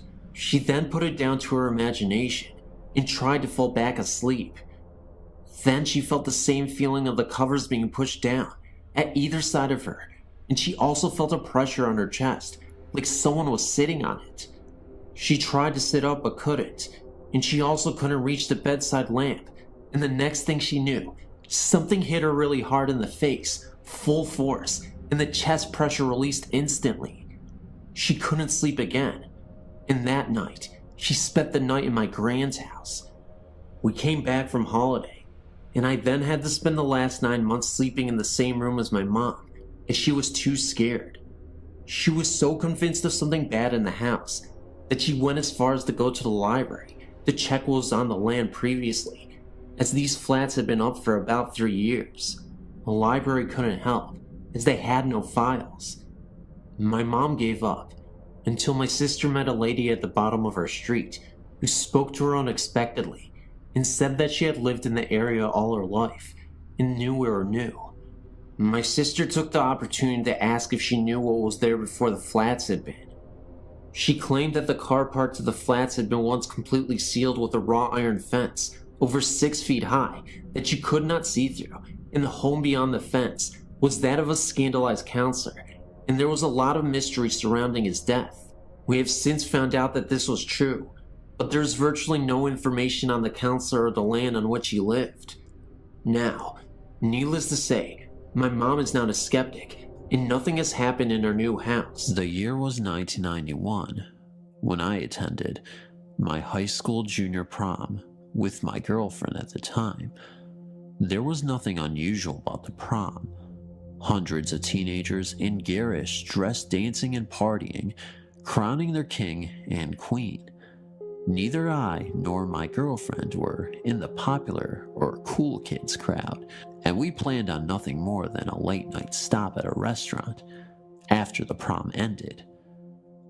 As it turned out, we were invited to go along in someone's limo to visit the White Lady's Castle, the ruins of a small villa overlooking the Lake Ontario shore. Local legend held that years ago, a teenage girl ran off on a date with a local boy despite the objections of her overprotective mother. The girl had supposedly stormed out of the house, saying that she was going up to the lake with the boy and would be back that evening. According to the legend, she never returned, and her mother is said to have gone out looking for her missing girl every night for the rest of her days. It's said that her spirit haunts the site to this day, and that illicit teenage lovers parked along the shore would be attacked by her ghost. All that remains of the White Lady's Castle is a single stone wall set into the hillside. Flagstone steps take you from the road below up to a flat grassy area where the structure once stood. Someone in the limo handed out flashlights as we pulled alongside the lake shore and got out. Now, although I've had a few of what I believe to be true paranormal experiences in my life, I didn't think this particular legend could really be true. It all sounded a little too stereotypical of a made-up ghost story for me. We made our way to the hillside and began to climb the steps along the ruined wall. As we reached the top, the moon, which had provided a soft illumination to the lakeshore, suddenly vanished behind the clouds. We found ourselves in a pitch-black clearing. Several of the kids in the group were laughing and trying to scare each other. It was dark that I couldn't see my hand in front of my face, if not for the bobbing lights from the flashlights casting shadows across everyone in the group. I began to get an eerie feeling as I scanned my flashlight around the perimeter of the clearing, the light beam ending abruptly at the trees surrounding us. I couldn't put my finger on it exactly, but it almost felt like we were being watched. I turned back to look into the darkness one last time and shined my flashlight across the tree line, and as my light moved, a face suddenly flashed into view as my light moved by. It was only for a second, but I could clearly make out a stark white face with an oversized mouth full of sharp teeth and deep hollow black eyes.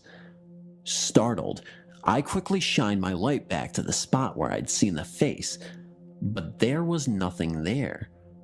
For a moment, I decided that it must have been my imagination and turned back to leave. When I reached the top of the stairs, however, I heard a wheezing groan from the darkness behind me. I quickly turned back and pointed my flashlight into the darkness. Right in the exact spot where I had seen the ghoulish white face was the outline of a person. A flowing white form was slowly moving towards me, and I could just about make out the oversized mouth and teeth I had seen before. Terrified, I turned and literally ran down the stairs and back out into the light of the moon. My girlfriend and the other kids from the group hadn't even noticed that I'd fallen behind and were beginning to load into the limo across the street. I couldn't bring myself to look back over my shoulder as I climbed in, quietly stunned by what I experienced. Of course, none of them believed my story and assumed I was just goofing around and trying to scare them, but I know what I saw, and I know what I heard. I've been back to the site once or twice over the last 25 years, but only in the daytime. I've come back here today to share my story with you and to ponder the memory of that night at the White Lady's Castle. I've always heard odd things and seen the supernatural, though usually it's just a general feel or whisper in a house with a haunting that's human, that is. But recently, something's changed, and it's really freaking me out. It all started when I started university in Devon, England. I'd been very sick for a couple of days with a nasty cold and was just starting to feel better. So my flatmate and I decided to go out to the town for a lunch out. All went as planned, and we managed to catch one of the sparse buses in the nick of time. This is where it gets a little odd. I always gaze out the window whenever I'm traveling, so I don't miss much. Usually, it's just a fox running across a field, or a nice view, but this time, it was a guy. He was sticking his arm out for the bus. This obviously wasn't the odd thing. What was odd was he didn't even have a face. He was dressed in a pair of jeans and a black hoodie, with the hood up, and looked as if he was wearing one of those joke black morph suits over his face. I laughed a little to myself, expecting a general prank. The bus stopped, letting people off, but no one got on. This made me frown a little, as I'd seen the guy waving, so I asked my friend if she'd seen him. She didn't, and when I pressed her further, simply said the illness must have made me sleep deprived. I thought about this for a while, and decided she was probably right. After all, the mind can play tricks on you when you're tired, and I'd never seen anything like that before in my life. However, after that event, I started to see odd things all the time. Shadows of people where there were no people, odd faces in windows, and strange noises. It also wasn't the only no faces I'd see. When I was still at university, there was this truly horrifying apparition outside my flat, always there whenever I opened my curtains, night or day. It was extremely tall. No, this is not Slenderman, and this figure had long, greasy hair over its face. But I knew that it was smiling, and not a very nice smile either. It scared me to the point where I started to stay over at my current partner's, using the excuse of poor sleep thanks to my cheap mattress. Mind you, not that I could get much sleep knowing that thing was outside. I'm not sure what to do or what it means, and it's scaring me. I see the no-faced people everywhere, in corners, at train stations. I try not to get too close. I even tried to talk to one once, but it didn't result in much. They just stared at me. Obviously, seeing these odd things have become a bit of a problem socially. It's not exactly acceptable to flinch for no reason or look alarmed at the slightest thing. I just can't help it. They make me nervous and scared. I don't know what they are, after all, but they just don't seem human. I mean, some of them do human things, like the waving down of the bus, but the majority of the time, they just seem to be watching and following people. Some of them have quite a solid shape, just like another person, aside from the obvious face thing, but others seem to just be odd shadows. Can anyone help me with this? If you've seen the same, what does it mean that I've started to see things? And am I in any danger?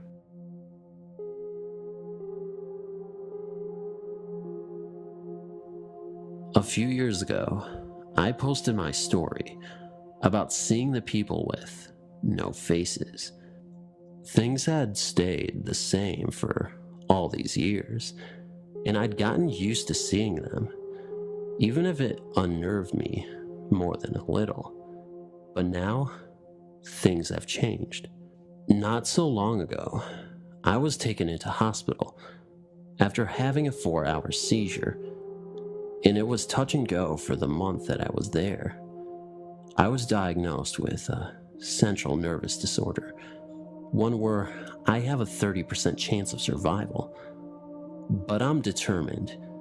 They didn't think I would walk again, but I proved them all wrong, and am currently able to get around on crutches. After all that, I'd been so focused on getting better, I'd more or less forgotten about the no-faced people. For those who aren't quite sure what I mean by that, I'll give a description. You know when people wear those morph suits that cover your face? They kind of look like that, but the skin is always black, and they don't have very clear facial features, more like a suggestion of them being there. Anyway, I soon remembered the day I left hospital. I was in high spirits, happy I was leaving, more or less on my own 2 feet. It was then that I noticed one of the no-faced people standing at the entrance, and it was different. It looked straight at me, a lot more intensely than the usual glance. Yes, I was disturbed at the time, but just assumed it was a one-off. That soon changed. They started to move closer and closer to me. Then it really kicked off. Doors started to rattle behind me, as if someone were trying to get in, but when I opened them, no one would be there. Even that only scared me a little. But now, I'm really scared. The other night, I was relaxing, preparing to settle for sleep. I suddenly felt something grab and twist my foot. At first, I laughed, thinking it was my cat playing, until I realized that my cat was lying asleep next to me, nowhere near my feet. I've read many theories of shadow people, and I've often wondered if the no-faced people are something alike. So perhaps a reflection of a dimension close to ours, or something more sinister. I'm scared because I'm aware that I still have a 70% chance of becoming sicker and dying. Are they attempting to increase this chance as they've suddenly become more aggressive? Or does it mean my body is failing without me realizing? I don't know, but I really hope that someone on here can help me and shed some light on this. Please.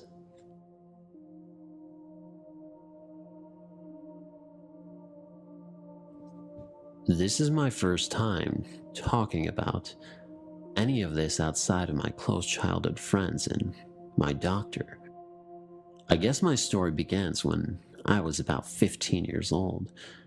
At the time, a few friends and I were interested in ghosts and magic, so when rumors spread around that there was a Ouija board for sale at the thrift store, we pounced on the opportunity. It took us a few weeks to get the courage to use it, but we finally decided to try it out in our tree house we had built in my front yard. We waited until it got dark, lit some candles I stole from dining table, and started our little seance. At first, all we could do was stare at each other, but finally, my brother asked if there was any spirits with us, and that little eyepiece slowly moved over to the yes section. We were all shaking at that point. Being a scaredy cat back then, well, I said I was getting out of there, but as I backed up, I fell out of the treehouse. The next thing I know, I'm awake in a hospital bed with both my parents crying about how they love me, and soon the doctor came in and explained that I had a cracked skull and had suffered a major concussion.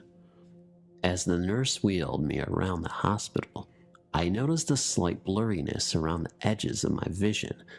The doctor said that it was normal for people who have suffered from concussions. As I started to recover, I noticed that the blurriness had subsided and life was beginning to return to normal, but there was still something wrong.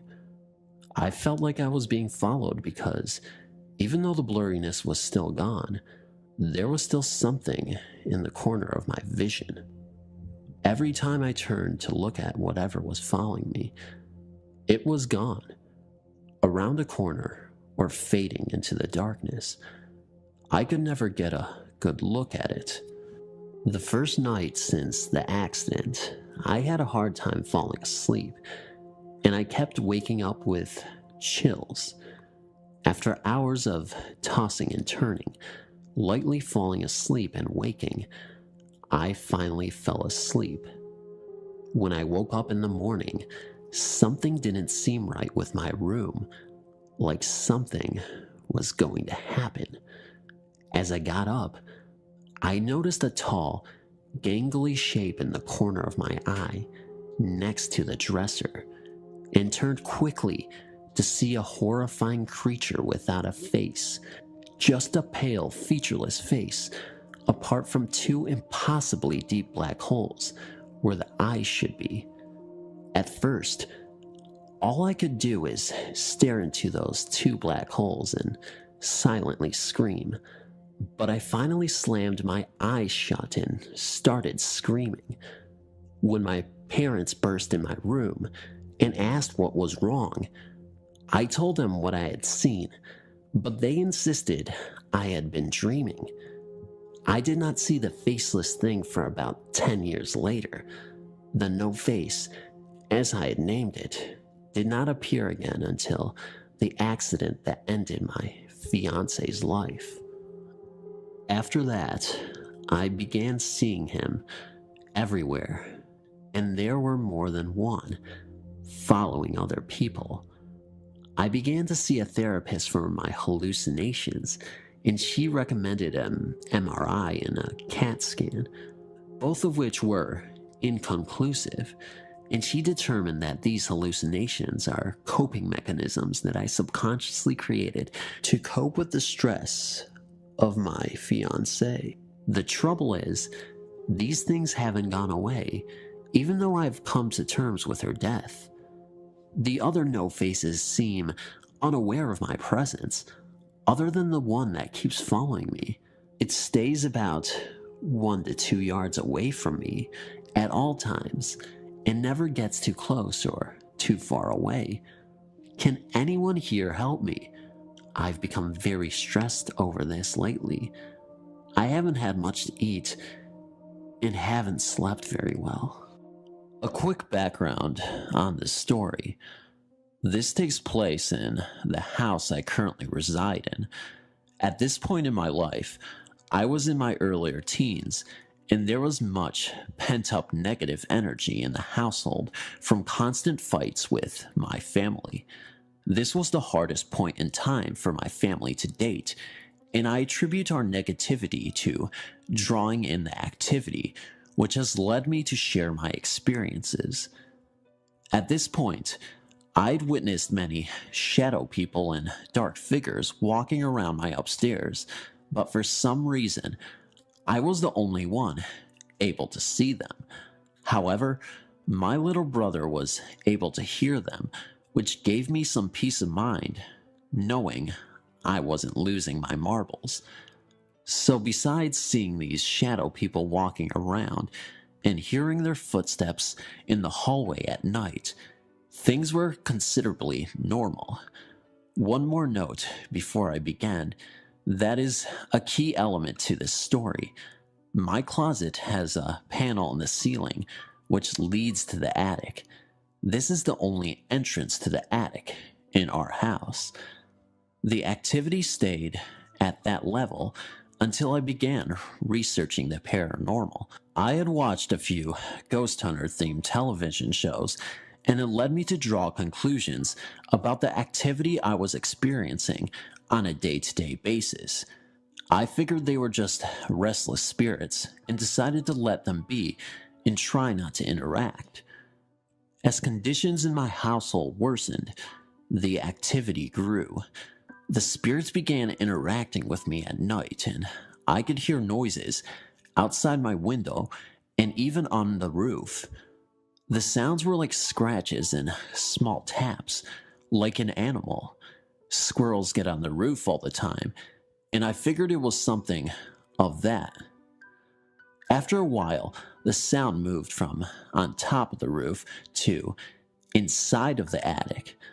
Although mildly discomforting, I still led myself to believe it was an animal of sorts. The other experiences with the sounds led me to believe otherwise. One night, I awoke at around 2 a.m. to my bed shaking. I thought it was my mom or brother trying to wake me up, but when I looked around my room, nobody was there.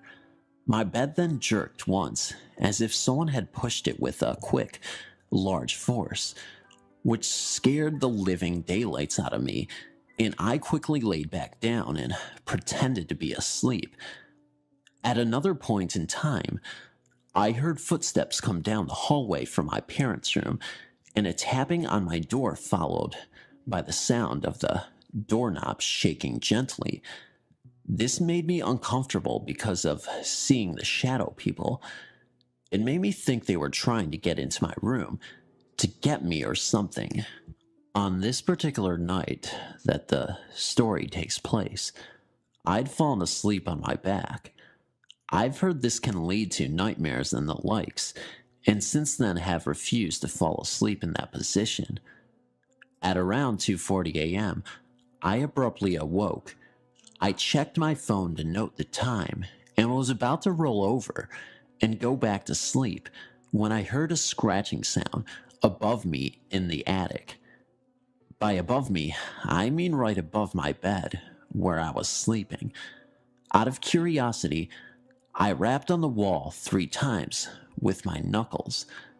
The scratching became instantly louder, and whatever was in there began pacing around. I got a shiver down my spine, and the mood of the room instantly changed.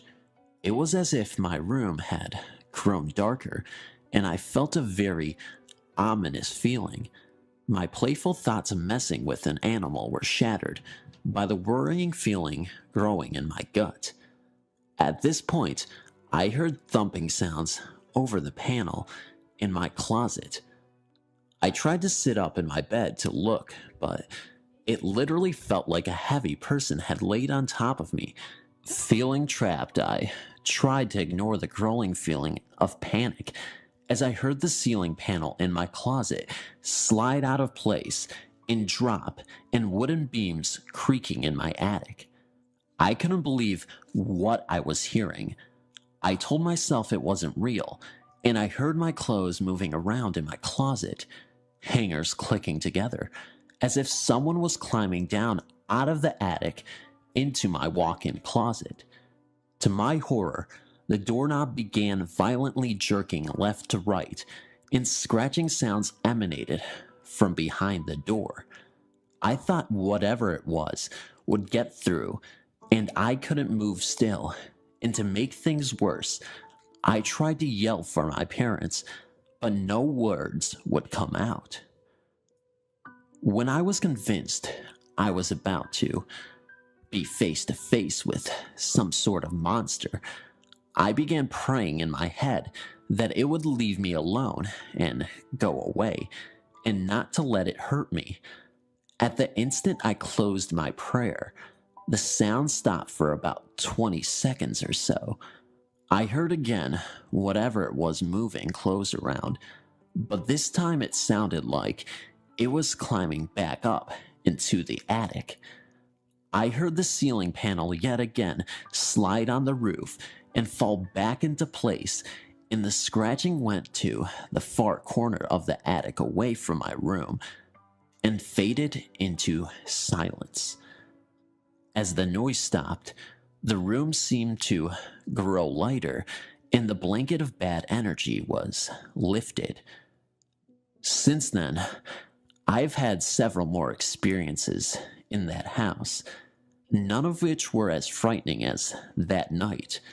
The experience was questionable, as it seemed like sleep paralysis, but from what I know, that usually happens from the instance of being awoken, and I was not paralyzed until the feeling of oppressive energy had engulfed the room, which was several minutes after I had awoken.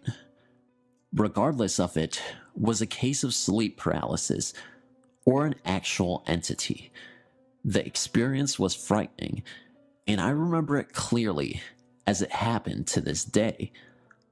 I will likely post the other strange experiences I have encountered over the years, and hope you enjoyed reading this. P.S. Since this event, I have cleansed my room, as well as inside my closet, right up to the attic, with sage, and have had no further experience in this particular area of the house. My parents do not like incense or the smell of a lit smudge stick, so I was only able to cleanse my room, leaving the rest of the house open to activity.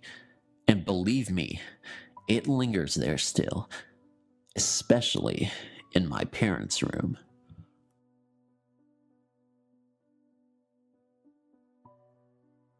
Here is my first story. Hope you all enjoy. This is not my first encounter with the paranormal. However, it is my first sighting of an apparition. This story is true, and there are several witnesses that can attest to this happening, who were present during what took place. Gold Camp Road is notorious in the Colorado Springs for two main reasons. Partying. It is an isolated and mostly unsupervised area, and as such is frequently used as a location for teenagers to drink, smoke pot, and blare music. Paranormal activity. There are many stories regarding the area, ranging from an infamous bus crash, which never actually happened, and apparitions, as well as mildly demonic or malevolent activity. There is a history of car crashes and murders, as well as people dropping off murdered bodies over the cliff into the Cheyenne Canyon area below. Taking this into consideration, many people come out of skeptical interest and curiosity of the unknown to see if the tales are true. It was a normal Friday night, and I was with my friend Jay. I'll call him that for the story, as I don't want to release his personal info on the web out of respect. We were bored out of our minds, and after the hookah we set up had died, we needed something to do. We wanted to go to a party, but realized we both lacked the hookups to get an address. So we thought of places we could come across to get together. Gold Camp was brought up, and soon after, I drove us up there. We came to a pull-off before one of the tunnels that overlooked the city and parked next to some cars that were loudly blasting music. Some college-age kids were drinking beers, smoking, and generally chilling, and we were quickly invited to join them. At a little after midnight, the music was turned down, and everyone was either in the cars or outside in a huddled group, talking about life and joking around. I was in the middle of a conversation when I heard what sounded like the faint clicking of metal chains and a sort of dragging sound. As it got louder, I decided to investigate the source. The sound grew louder near a sign by the edge of the road. As I peered over the edge, I took note that it was a cliff and would be impossible to get down without serious injury, so the fact that a sound was rising up was astonishing to me. My thoughts jumped to, who would be down there and how did they get there? And even more worryingly, did someone fall down there? Before I could say anything, a large and dark figure arose from the edge, a mere 10 feet away from me. It appeared to be a tall man, like 6'5", shrouded in a white tattered cloak or sheet and wrapped in chains. At first I thought it was a guy trying to scare us and prank us because I knew of the tales of the area, but one thing struck me as odd that made me keep a serious complexion. The man had no face. In addition to not having a face, I thought he was black at first, but soon realized his body was composed of what appeared to be a shadowy mist. He looked like someone had wrapped his body in a sheet and wrapped chains around it before throwing it down the hill and downwind. From this figure was a terrible stench like sweat and mild decay. I couldn't even believe my eyes. The figure began slowly trudging towards the road, dragging chains behind him, and each footstep making a loud thud, as if he was wearing boots. The group outside I had left to investigate went silent, and we all watched the apparition in fascination and bewilderment as it slowly walked along the road, not looking back. I made sure everyone else was seeing what I saw, and summoned the courage to follow the apparition with the intent to see if it was really what it appeared to be, and not some guy dressed up being dramatic. He walked up slowly, but his strides were huge, so I had to walk quickly to keep up with his pace. I followed him for about 30 feet. When he finally stopped, he slowly turned towards the edge of the road with the cliff, but there were bushes and trees at this stretch of the road for about 10 feet before the edge. I loudly said, "Hello," trying to communicate with this strange man, and he took 2 steps into the bushes and disappeared into thin air in a cloud of mist. Just like that, gone. I walked back and told the others what I had seen, and they could hardly believe it. We all talked for another half hour about what we had seen before parting our ways. All in all, it was an interesting night, and despite the others' sobriety rendering them less credible, I was completely sober since I was driving and saw it as clear as day. I've yet to witness another apparition as clear and real as the one I saw that night, but it definitely got me further interested in the paranormal, and I will always remember the man with the chains. My only wish was that I could have learned more about the apparition and its story, but perhaps I'll see it again when I decide to go back up there. Stood around 7 feet tall. The eyes were nothing but black holes, but they had a kind of glow behind the darkness. It was last week, and I sat upon the cliffs overlooking Shark Bay. The sun had just set, and I saw someone walking upon the short sand beach below. There isn't much of a beach due to the relenting waves. It isn't a beach for swimming, and the fishermen overtake the area. It is approximately 20 feet down, and I watched a wavering figure growing closer. I knew it was an evil entity, and I wondered why he was showing himself to me. In an instant, I know what they were in life. It's a feeling that overtakes me. I don't have to see them to know. They don't need to be nearby. I just know. I think he was trying to scare me, but after all I have seen, not much phases me these days. So I sat back, just watching him, waiting for him to do his thing, whatever that may be. The last of the sun was gone, and the purple blue of the clouds was now a solid black. No moon, no trade winds, stillness. Perfect elements for a ghost to try to make a move. Good or bad, I was his target. As I'm used to being sought out, all I can do is ready myself for the experience.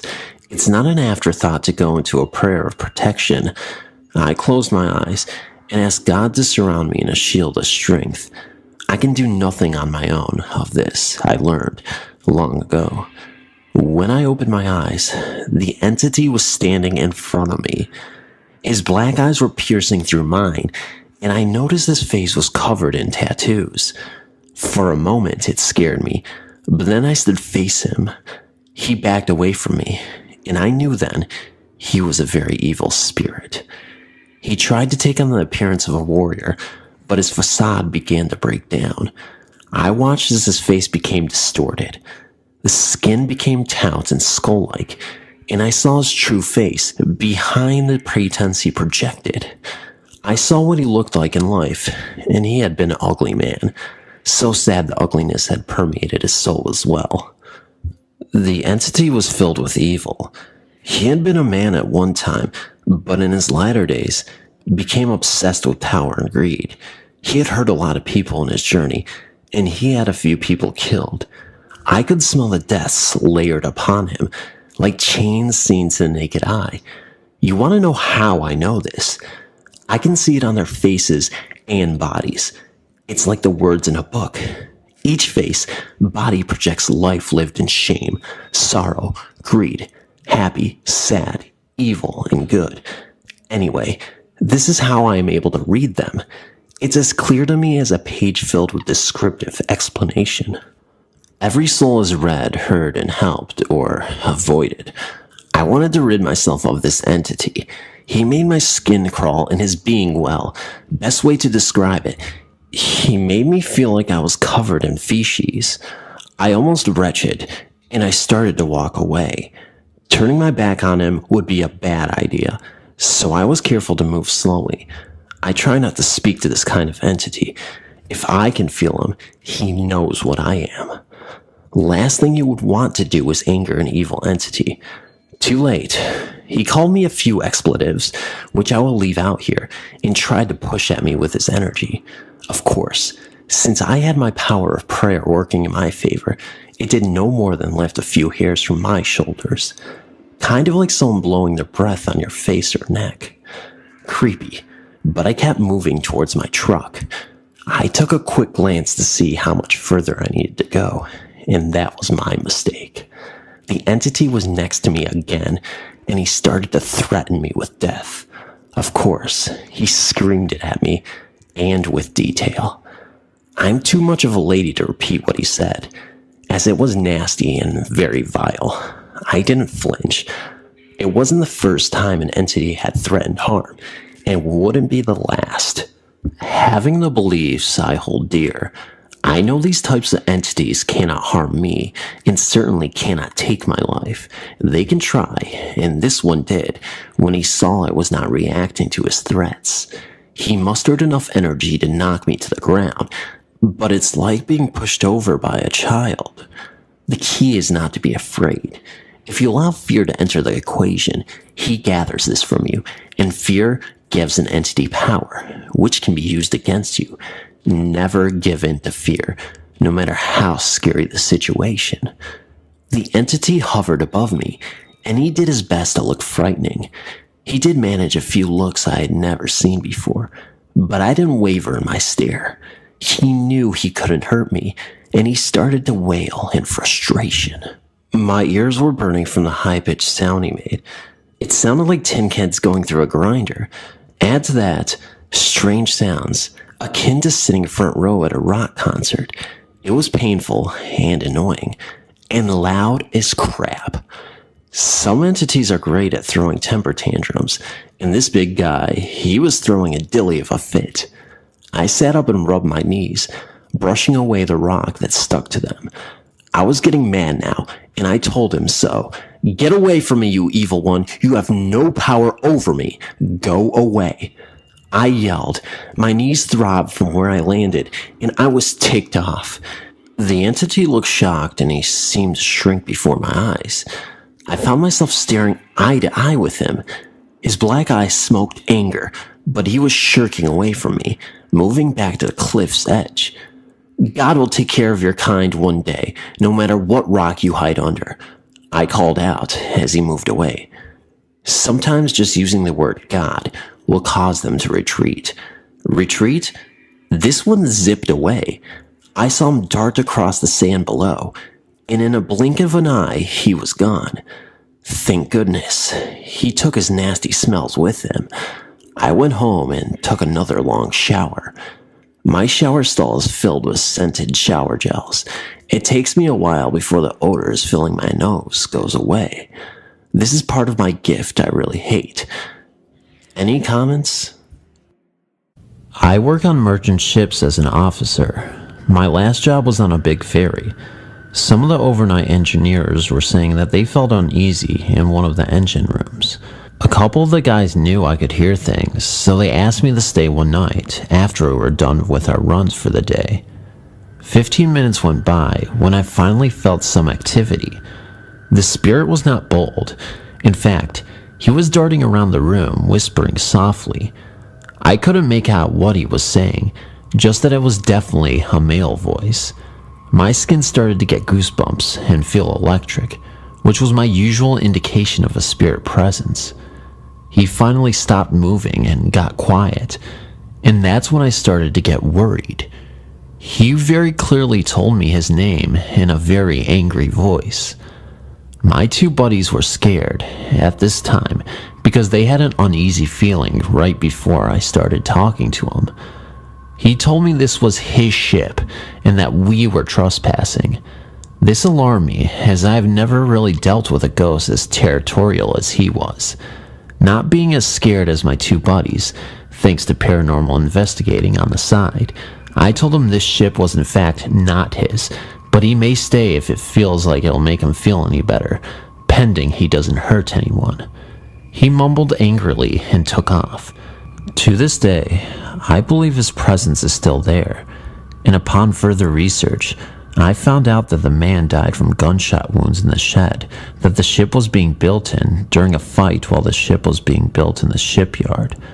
That man's name was the same as the name the ghost told me. As I've mentioned before, I was born and raised in Decatur, Illinois. This town has many unrested spirits, largely due to the fact that it's built on top of old cemeteries and Indian burial grounds. Growing up in my old house, it was scary in many ways, fascinating in others. From the time we moved in, I had an imaginary friend. I can still see her fresh in my mind, a little girl about my age, 6 years old, with dark curly hair. I remember wondering why she was dressed like my Holly Hubby doll. I don't really remember specific conversations, just that she was always there. She had a very unusual name, Darina, and that struck my mother as odd. Most children give their imaginary friends simple names, and this was a name no one had ever heard before. Through the years, most of the strange things that happened were either to me or my mother. She was alone in the house doing dishes one morning when she felt someone pull her hair. Another time, she was alone doing laundry in the basement, and she heard the front door open and close, and footsteps that stopped just above where she was standing. Thinking it was my dad, she went upstairs to greet him, only to discover that there was no one in the house. She was so scared that she abandoned the laundry project and went on the front porch to wait for my dad. The only time I felt any real danger was when I was standing on the stairwell right above the landing, and I was pushed off the steps. I didn't just fall through. I shot straight for the window that was directly across from where I was standing. My mother was at the foot of the stairs and ran to me. My backside had gone through the window, shattering the glass. Aside from a large and very inconveniently placed cut, I was okay. But what I remember very clearly was the sensation of an arm pulling me back so I wouldn't fall out the window. It wasn't Mom because she hadn't reached me yet. I lived in other creepy houses since that time, as this town is chock full of them. None of them affected me personally as deeply as this one did, though. Anyway, that's my story, and I thank you all for letting me share it. I look forward to comparing ghost stories with you. My first ghost stories that I can recall, I was about 9 or 10, and I was into Dungeons and Dragons, and was all about coloring in the pictures and the different manuals and compendiums.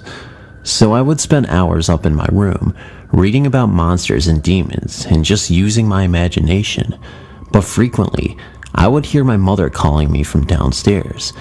I would go running down there as fast as I could, because she was prone to having chest pains, and I would have to pour her a glass of wine or something if she was having trouble breathing.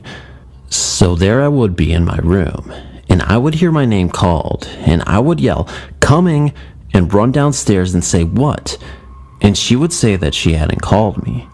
This would happen a lot of the time, sometimes 9 times a day or more, until I would be more selective about when I would go down there. Once my brother, who is 5 years younger than me, said that he was going to watch TV in the living room. I'd left him alone to go play down the street, which obviously was a bad idea. And he said he came down the stairs, turned the corner, and in the rocking chair sat an old woman in an old black dress with a large W painted in white across her chest. He stopped and stared at her in shock. He noticed that her eyes were entirely blue, no whites at all, and then she opened her mouth and a hissing sound came out. But it wasn't like it was just her. He said the whole room and all the air was making this sound until he couldn't think. He did what he was supposed to do. He screamed and ran to the neighbor's house. Sometimes in the house, we would experience things like hearing loud bangs coming from the downstairs, sounding like pots and pans being thrown together. We had cats, and they would come racing all the time. The cats were always looking at things I couldn't see. Another notable experience I had was when I lived in an apartment when I was about 19 that I shared with some friends from high school. One night, I was watching TV in one of my roommate's room when there was a knock at his door. We both said come in at the same time. No one came in, so we got up and opened the door, and no one was there. I went and checked on the others in the apartment.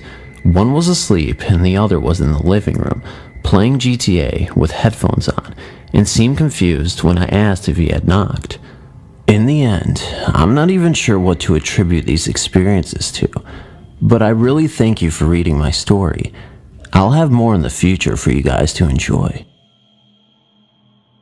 I lived in a boarding school, if that's what you would call it, compared to others in Europe. This was just a hallway with beds. It was an old school, but I heard many things at night that shouldn't have been going on, and I saw something that scared the crap out of me one night. One night, when all the girls were upstairs getting ready for bed, I passed by the door that goes to the rest of the school. The doors to the classrooms are huge doors. They get locked with a chain and padlock. Why? I don't know. But I heard someone push the door from the inside, as if trying to get out. I forgot to mention this was a Catholic school. I also heard the desks being moved, and there was a room where they kept instruments. I heard drumsticks, as if someone had dropped them. One night, I had to use the bathroom, and I never went to the bathroom alone. One time I did, and I never went alone again. So I went with one of my friends, and I went first because I was the one who woke up to go. We took turns because we had to have a lookout because we were so scared. There was a makeshift bench made with a plank of wood and some logs at the other end, and the moonlight was hitting it at an angle. And on the side of the bench, I saw a shadow of a nun just sitting there. And I stared at it, and I told my friend to hurry up and pee. I didn't want to scare her, so I didn't tell her that I saw anything, but I told her to hurry. The last experience I had over there was probably my scariest. I was sleeping in my bed in the middle of the night, and footsteps woke me up. Big, heavy, clunky footsteps, as if someone was wearing boots. Just for the record, none of the girls owned boots, and the footsteps came from the other side of the hall, coming closer and closer to my bed. I wanted to turn around and see what it was, but I didn't want it to know that I was awake. I didn't want it to come near me, but it kept coming closer, and I was so scared, so terrified. Then, right when it was about 2, maybe 3 feet away from my bed, it stopped, turned around, and went back to where it had come from. And as I heard it walk away, I was finally able to move, and I slowly turned over, as if I was still sleeping, so it wouldn't come back, and I tried to peer into the darkness to see who it was, and I saw nothing. I scared myself typing this, and I hope this story wasn't too long. Thanks for reading. My first encounter was when I was 12 years old. Where I lived, the previous owners passed away at home. Their last names was Parsons. I had a vent outside my bedroom door on the floor that I could see downstairs in the living room. Within the first few nights, I would hear sounds down there. When I told my parents, they said it was a new home and I would get used to the noises. One night, I heard humming. I got up and looked down the vent. It was coming from downstairs. Of course, I went running into my parents' room. Dad went downstairs, looked around, and said maybe I was dreaming, but if I heard anything again, to wake him. This went on for a while. One night I heard talking. I had the courage and walked down the stairs slowly. When I came out of the stairway and went into the living room, I could see 2 figures sitting on the sofa. I went running to my dad. He got up and went downstairs with me. He saw nothing. A few weeks later, it happened again. Dad and I again went downstairs. Like the other times, he saw and heard nothing. We went to go back upstairs, and I heard talking. This time, I looked at my dad, and I knew he heard something by the look on his face. We went into the living room, and again, Mr. and Mrs. Parsons were sitting on the sofa. Dad didn't see anything, but he said he thought he could have heard someone talking. Just then, it got a little louder, and we both heard them say, "It is so nice to hear children playing in this big old house again." I jumped, and so did Dad. We went back upstairs. Dad came into my room and told me now there isn't anything to be scared of. He heard the same words I did. I explained to me that I might be hearing and seeing Mr. and Mrs. Parsons off and on. When I do, I shouldn't be scared.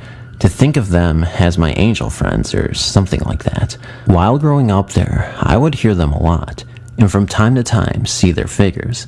I quickly learned that not all people believe in spirits, which was hard growing up, not being able to talk about what I experienced. But at least I had my dad to talk about it with. I lost my dad 3 years ago. Now I am back to keeping my experiences to myself, which is hard at times. But I enjoy it when he appears and visits me now. So I am not all alone. Dad is always here with me. Mother's fiance and I were very close. He was more like a father to me in my adulthood than my own. So when he scheduled to meet me for lunch and didn't show, I was a bit dismayed. I got back on the train from downtown Chicago, rode back to where I had parked my car, got in, and drove to his house. Upon my arrival, I noticed his car was still parked outside, so I picked up my cell phone to call, but got no answer, so I called my mom, who in turn called a friend of his to come over. As I stood outside the house, I had a sinking feeling something told me he was dead. I climbed over the fence. This was not the best area of Chicago, which was locked, grabbed a ladder from under the back porch, climbed up and broke the window. I discovered his body lying nude in the hallway, partially in the kitchen. I started to cry and phoned my mom, who said she was on her way. After the police came and went, the friend left, and I was left sitting alone in the house with his body.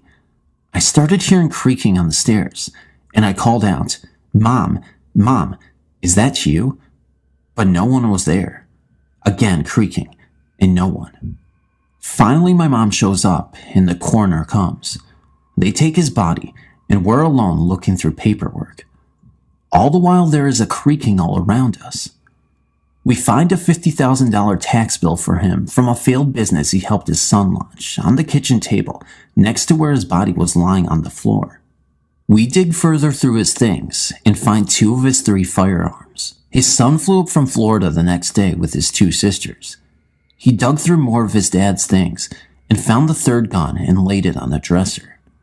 He walked out of the room and back in with his 2 sisters on either side. But the gun mysteriously goes off and shoots him in the leg. After that, the creaking we all had experienced stops. The next day, the autopsy reports came back, and we learned that he died of a heart attack, probably from the tax bill. So I asked his son at the funeral how it feels to be shot by a dead man.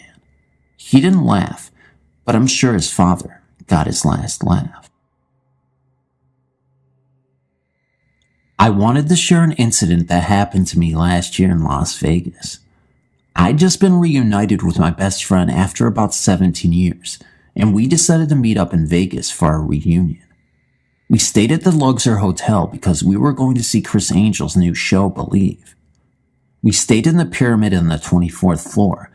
It was on the 2nd day that something weird happened. Even though we had stayed up really late the night before, we got up early, went to eat breakfast, and headed out to explore the strip.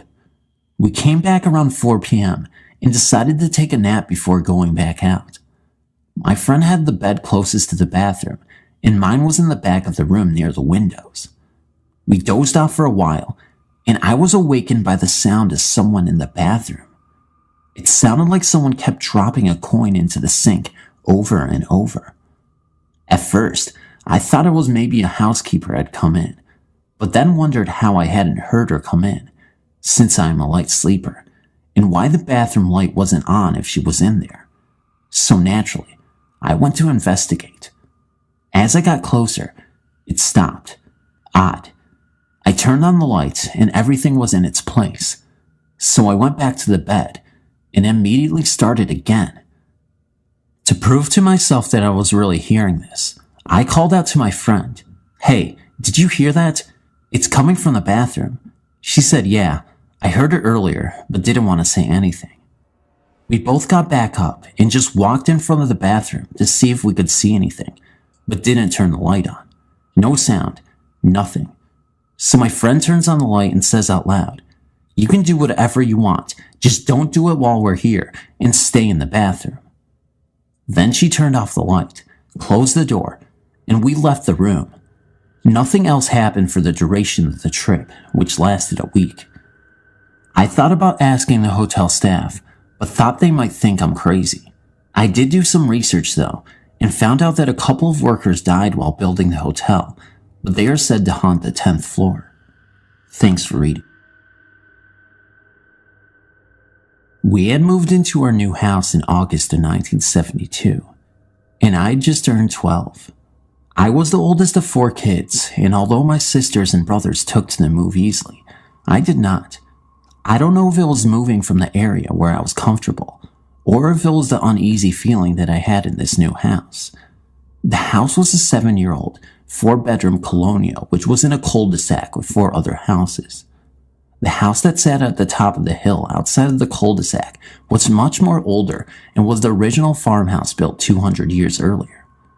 Wayne was named after General Anthony Wayne, who fought during the Revolutionary War.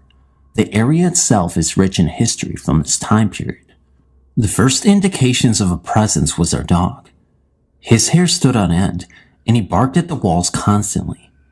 We thought he was bred too close and he was crazy, only to find out later it wasn't him at all. My mother was in the kitchen baking one day, and a decorative plate on the wall went flying across the room and broke into pieces. It seemed to be my room that had the most activity. It was the center room of the front of the house, and one night when friends of mine were waiting out on our front porch, they heard someone walking around upstairs, and the light in my bedroom went on and off. No one was in the house since we all just returned home. My friends thought we had a maid or a house guest.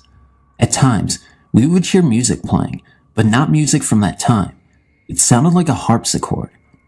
All of us heard it, and I even had friends who slept over and heard this music coming from above us. My father slept with a bat next to his bed, thinking that someone was playing an awful joke. Many nights in my room, my light did go on and off, and I thought it was me not turning the knob all of the way. I would always feel a presence with me. In fact, it would sit next to me on my bed. I used to actually feel it get up and see the imprint it made. At times, my bed would actually breathe. This went on for a while, and in August of 1976, my air conditioner broke and I went downstairs to sleep on the couch in the living room. I had my Cocker Spaniel Muffin with me, and something woke me up around 3 a.m. Muffin was shaking and I tried to calm him down, but he just buried his whole body next to me. The next thing I hear is a loud bang, like a door slamming, and then another door slamming. But I don't know where these sounds were coming from, because there weren't any doors. Then I could hear heavy footsteps walking towards me, and then it stopped. I heard them going through papers on my father's desk, and then continue again towards me. I can't tell you the feeling of fear I was feeling. There was a lamp behind my head, and I couldn't lift my arm up to turn it on. The footsteps continued towards me, and a man turned the corner into the living room and saw me. I thought it was an intruder at first, but what I saw, I will always believe, was this spirit from another time. The moonlight was pretty bright that night, and I could make out his features. He was tall and thin, about 6'4". I know this because my dad was that tall. He had reddish brown hair with a beard and mustache. He had a white shirt under his high-waisted pants with suspenders. He just looked at me as if to say, "I've been here all along and it's okay." I thought Muffin was going to have a heart attack, but as soon as I saw this man, incredibly, he calmed down. The man stood there for a couple of minutes, and then turned and walked back with heavy footsteps again and back through the 2 doors that weren't there. I waited until the sun started rising and ran to my parents' bedroom totally freaked out. I told them someone was in the house last night, and my mom immediately agreed and said she heard it too. I gave my parents a description of the man and they called the police. Now mind you, the police had been there on several occasions because of these disturbances. After this last incident, they themselves did some research and found that there were 2 men who lived on the property the house was built on who were murdered. This was during the 1700s, and the cops showed us a picture of the two men. One of them was the man that I saw, which confirmed my belief of a spirit encounter. We moved from this house within a few months.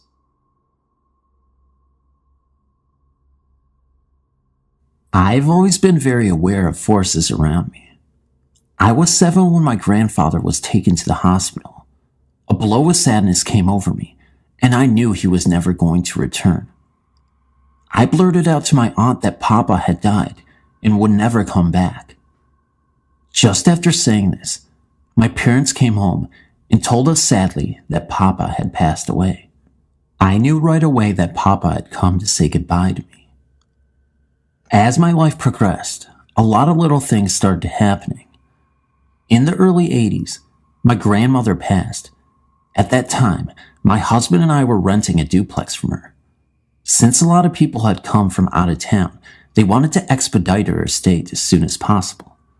Immediately after the funeral, her house was cleaned out and put on the market. My husband and I stayed on until they could sell it. About 2 weeks later, I was home alone. My husband worked nights, and only me and my dog were there. At about 2 a.m., I started hearing sounds in our apartment. At first, my dog started to growl, but then he fell silent. Since I was the only one home, I originally thought that there might be burglars looking for something to steal, so I called the police. They told me to wait in my apartment until they could get there. Meanwhile, in my grandmother's apartment, it sounded like bedlam. Drawers were being opened and closed, and doors were being slammed. When the police came and we entered her apartment, nothing was amiss, and all became quiet. The officer told me that there was no forced entry. The door was double bolted, and unless someone else had a key, they could have not gotten in. They left, and about a half hour later, the noise starts in again. I called the cops. They come out, but no one there. By this time, I'm hysterical and called my husband home from work. While I was waiting for his return, the front door slammed and opened shut so hard that the plates of glass in my living room window shattered. I definitely felt that it was my grandmother's doing.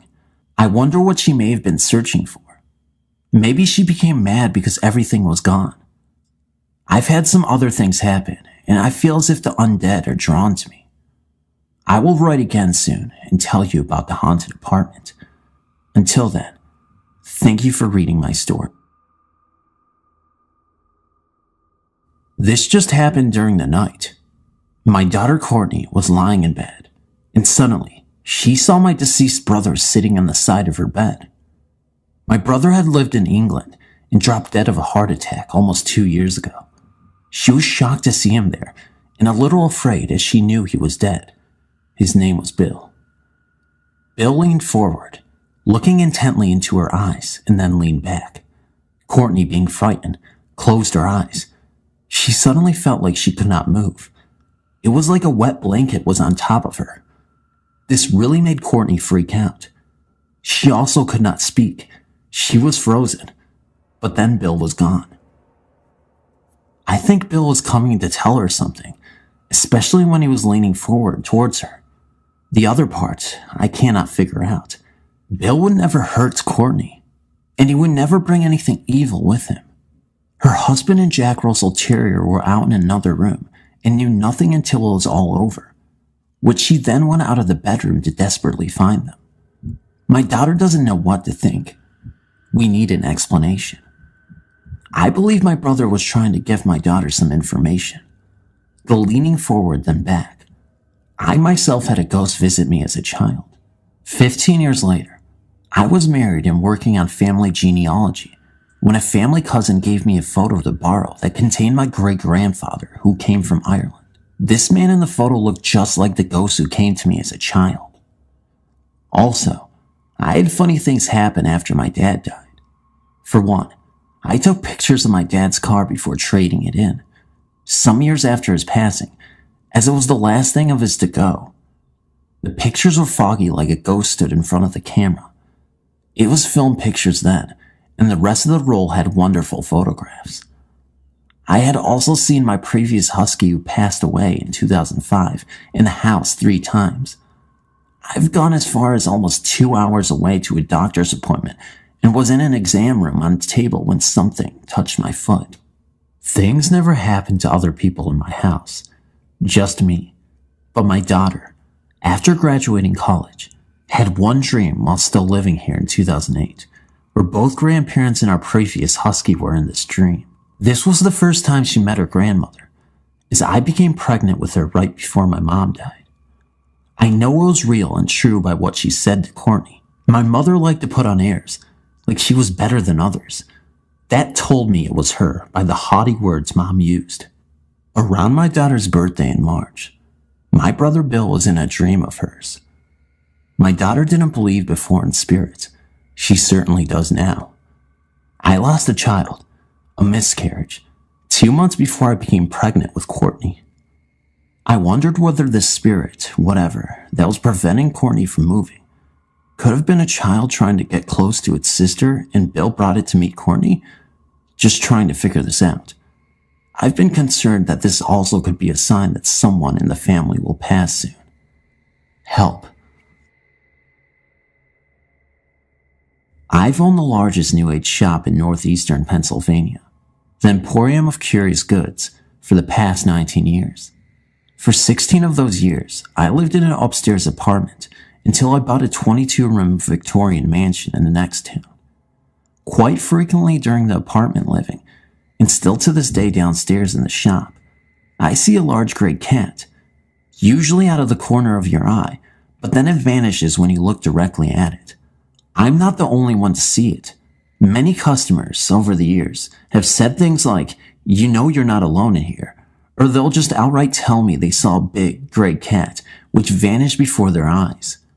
One lady recently told me she saw it lying on a counter and went over to pet it, thinking it was real, and it vanished before she reached it. Just a few months ago, I was behind the counter and 4 teenage boys were looking at books in front of the shop. I heard the familiar cat call, "Puss, puss, puss," come from one of them. I looked up to see what was going on, and they called back to me, "Hey, do you know you have a cat out here?" I asked them what it looked like and where it was. They told me it was a big, gray cat, and it walked around the corner of the counter. Now, the counter in question is against the wall, so if it walked around the corner, it had to vanish into the wall.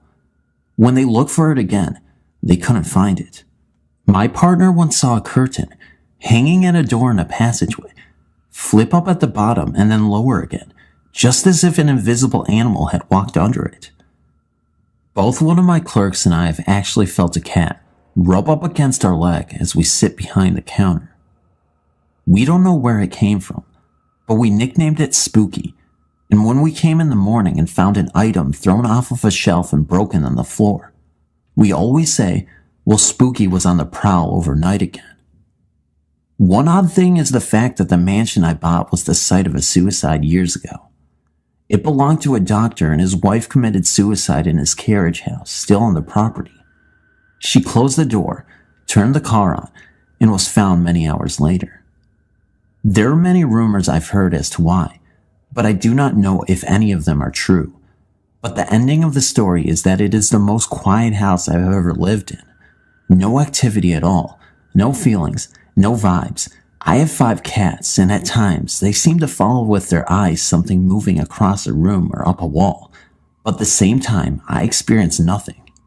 The only odd thing concerning the cats is the fact that my oldest cat, which incidentally was gray, died of old age problems a few years ago in the house. I buried him under the kitchen window area outside in a large patch of ivy. This has now overgrown the gravesite, but all the cats at various times sit on the kitchen windowsill and just stare down at the spot where Salazar is buried. Sometimes their tails twitch and their heads move back and forth, as if they are following something outside. I've even gone out to look when this happens, and there's never anything there. At least I can't see it, but they definitely see and watch something.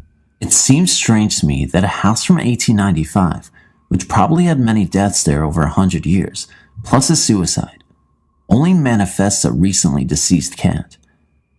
But I guess it is what it is. Thank you for reading.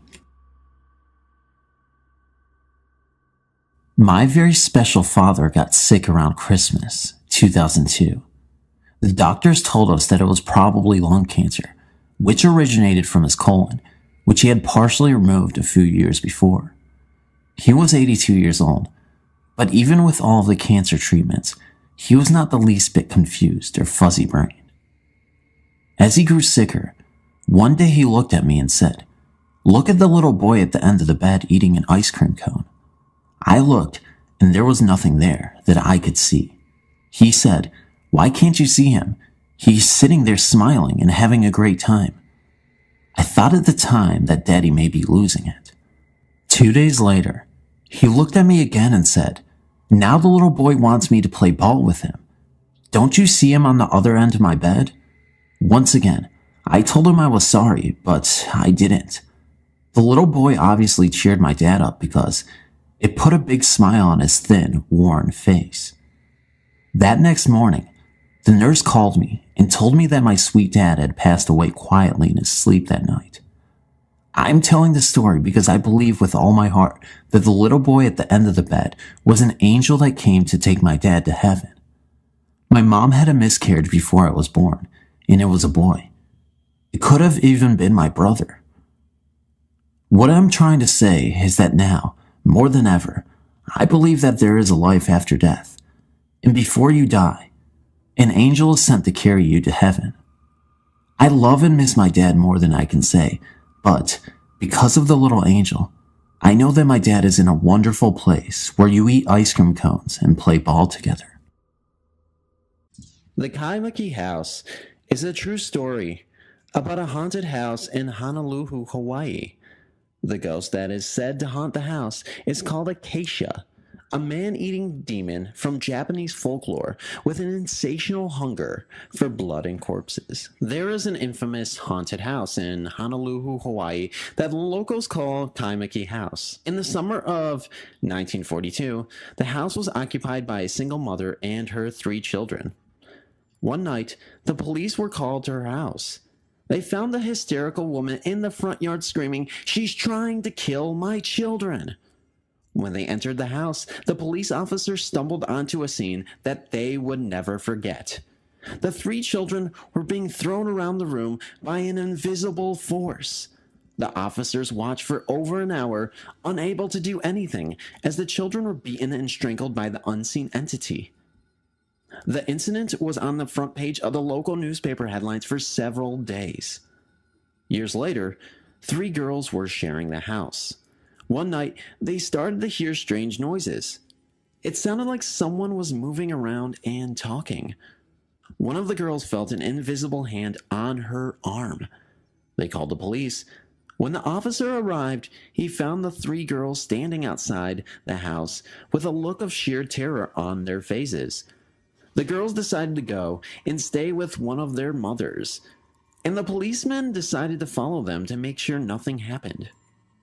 However, on the way, the police officer saw the girl's car pull over into a parking lot. The girl in the front seat was struggling with something invisible that was trying to strangle her. When the police jumped out of his car and tried to rescue the girls, he felt a strange, calloused hand grab his arm and twist it. Suddenly, the door of the vehicle flew open and the girl was thrown out onto the road. She was clawing at her throat as if someone was choking her. They were unable to do anything to stop the attack and were forced to watch as the woman was strangled to death. In 1977, a Japanese couple moved into the haunted house in Kaimaki. They didn't know anything about its history.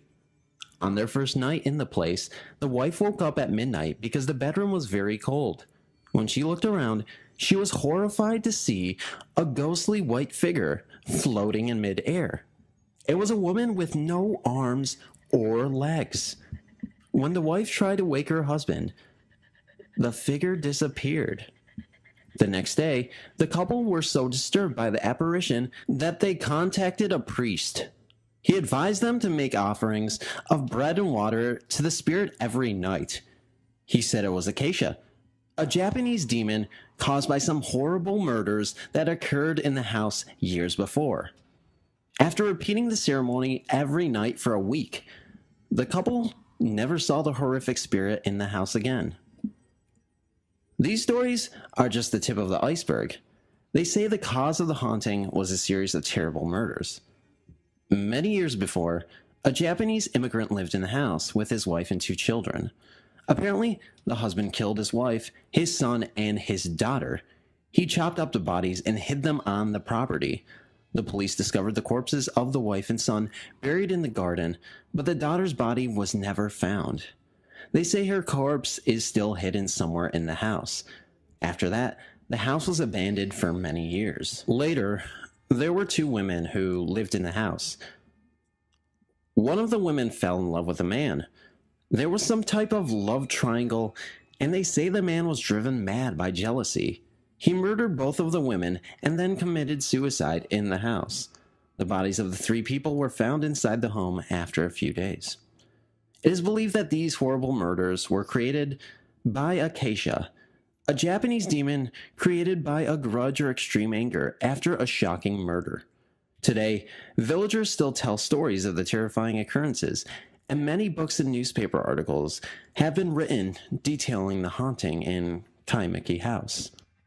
In another story, an hour ago, dispatch received a call from the neighbors. There were shrieks coming from this house, and then a woman was hysterical in the yard. Something was in the house, they say, that was smashing furniture and attacking anyone who tried to come in. It seemed to be after her son, who, according to the officers, was floating smack dab in the middle of the room while all the fracas was going on. The officers say that the attack lasted for nearly an hour. The blood-soaked interior of the room and all the furniture had been smashed to a million bits, as if a tornado had torn into Kaimiki, had been methodically pulled apart by the arms, legs, and head before his torso was ripped in half like a gutted fish. The family that lived there before the vacancy had 2 children and a single mother. Both children were killed by this entity, ripped apart by an invisible force right before the mother's eyes, as well as the eyes of several police officers that were called to the scene due to screams and major commotion. These events are actually documented in a police report, therefore deeming this event credible. The land remembers. One night, I was camping near where an old river dam had been. I pulled the canoe late, so I just draped the tarp over the canoe and crawled in underneath it and fell asleep. In the middle of the night, I woke up to the sound of roaring water. I crawled out from under the tarp, and the sound stopped. I thought I must have been imagining it, or it was the wind through the trees or something. I crawled back under the tarp, and the sound started again. This time, when I crawled out, it didn't stop. The sound got louder and louder. I realized that it sounded like water ripping through the woods. Even the dogs had their hair on end. I quick pulled the tarp off the canoe and dragged it up to the top of a ridge and waited to see what was making that noise. Then I heard the voices. Men yelling and a dull thumping noise. I huddled down next to the boat, pulled the dogs close, and waited for the sun to come up to find out what was happening. Morning came, and there was nothing to see. To this day, I don't know what it was, but I have my ideas. I will not camp there ever again. I was told that the land remembers, and that's fine. I just don't need to be there when it's remembering.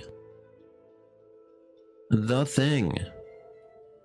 When I was younger, I used to visit my family with my grandfather in Knoxville, Tennessee.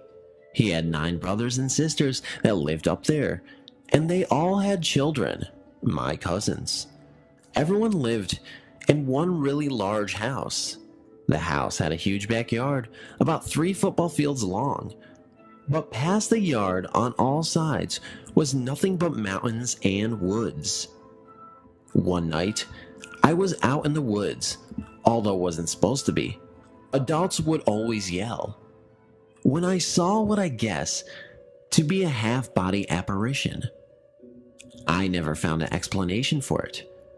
I can only describe it as half a person. The torso was missing. It was just black, but almost see-through black, if that makes sense. It wasn't in a straight form. It was almost like moving gas. But it was definitely the lower portion of a very tall person. It just materialized suddenly, although the moment before I saw it, I heard a noise that I can't describe. It sounded like a really heavy person, around 300 to 400 pounds to make that noise, stepped on a really heavy or thick branch and cracked it. I booked it up to the house as fast as I could. My oldest cousin stopped me, and I explained as much as I could at the time. He had also seen something familiar a few summers before that. The Scream. Some friends and I were doing some night fishing on the James River. We were sitting along the shoreline with a nice fire going, accompanied by the usual idle talk and a few beers, when suddenly everyone just stopped talking, like a switch was flipped off. We were all staring across the river and felt as if something or someone was staring back. It was a very uneasy feeling, to which some of the group tried to shake off with the typical macho humor, when a blood-curdling sound erupted from the other shore that froze everyone in their tracks. This sound was unlike any other that I had heard, and it made every hair on my body vibrate and tickle. The only way I can describe it is it sounded like a wild person with no language skills being gutted alive. No words, just this high-pitched, blood-curdling scream. Nobody moved or said a word. We all just sat there, fixed in our stare, when just as suddenly, a second scream was let loose, with even more force than the first. By this time, several of us were sprinting to our tracks that were parked within 20 or 30 feet and retrieving various firearms. We all sat there quietly with our eyes fixed, staring towards the opposite shore, watching the light from our fire reflecting off the rocks. Hours later, we packed it up and left, feeling very unsettled. We never did figure out that one out, or even hazard a guess as to what was on the opposite bank. The invisible assailant. It was very early in the morning, around 2 to 3 a.m., and I was in a very open area, waiting for my boss to return with some equipment. As I was waiting, I got that feeling like I was being watched by something that didn't want me there and had some intent on harming me. I stood up and looked around. The moon was very bright that night, and I could clearly see all the way to the tree lines, probably 50 yards on both sides of me. Nothing around. I calmed down a bit and took my pack off my back to get my drink out. As I opened my drink, I hear this whoosh, whoosh, whoosh sound flying through the air from behind me. It was like that sound that a stick makes if you throw it overhand. I literally drove out of the way with my bag falling to the ground and my drink flying through the air, spilling as I jumped away. I recover from my diving experience and take my radio out of my bag to radio my boss. I go, "I'm not trying to freak you out or anything, but I'm on my way back to the shop. I just had something thrown at me." As I'm talking to him, I'm looking around on the snowy ground for anything that could have been hurled at me. There was nothing on the ground but snow. I had no idea what the hell was going on at this point. His reply of, "I've already got a head start on you. I'll see you there," sounded out of breath like he was running. I gather my stuff and start hauling ass back to the shop. I get back and meet up with my boss. He's pacing back and forth in our shop, freaking out. I get him to calm down, and he tells me he was on his way back up to me when he got the same feeling I got before something got thrown at me. He said after he got the feeling, he stopped to look around and heard something clearly two-legged start walking towards him, barely crunching in the snow. Then he said it started running at him, but there was nothing in sight. All of the sounds of movement stopped, and he froze to listen for more sounds. Then he said a hot breath was hitting the back of the neck, and he proceeded to freak the fuck out. He said he ran the whole way back to the shop, and about halfway back is when he heard me on the radio. The crazy part about this whole thing is the area we were working has several burial mounds in the woods from Native Americans. Apparently, there also used to be an altar of some kind, made out of stone, that was buried during a construction project a few decades ago. The Thing in the Swamp. As I sat in the dark in my tree stand, I kept having that feeling of being watched. Now I have hunted, camped, and grew up in the woods and am completely at home, day or night, in the darkest, deepest swamps, and I had never had this feeling. I just couldn't put my finger on it. When I was slithering down later that morning, I saw something out of the corner of my eye about the same time that I heard it. I heard the crash and just barely caught the sight of something running through the palmettos parallel to me. Now I say barely because it looked like a huge brown dog. Honestly, at first I thought it was a buffalo. It crashed through the thicket and I heard it hit water. It sounded like a herd of hogs plowing the trees. Around 2 or so that afternoon, I had been sitting in the stand, maybe an hour or so, when I heard the faint splash of hogs across the thicket in the swamp. As it got louder, I began getting nervous. It was so weird because I had never felt that way before. Well, what I thought was a bunch of hogs turned out to be one single critter. When it was within a few hundred yards, I could hear it plain and clear. Whatever it was in no hurry and stayed out of sight. I had scouted the area and I knew the water the creature was in was waist deep on me. I could hear the splash, drip, drip, drip, splash, as it put one foot in front of the other, real slow, like it was trying to be quiet.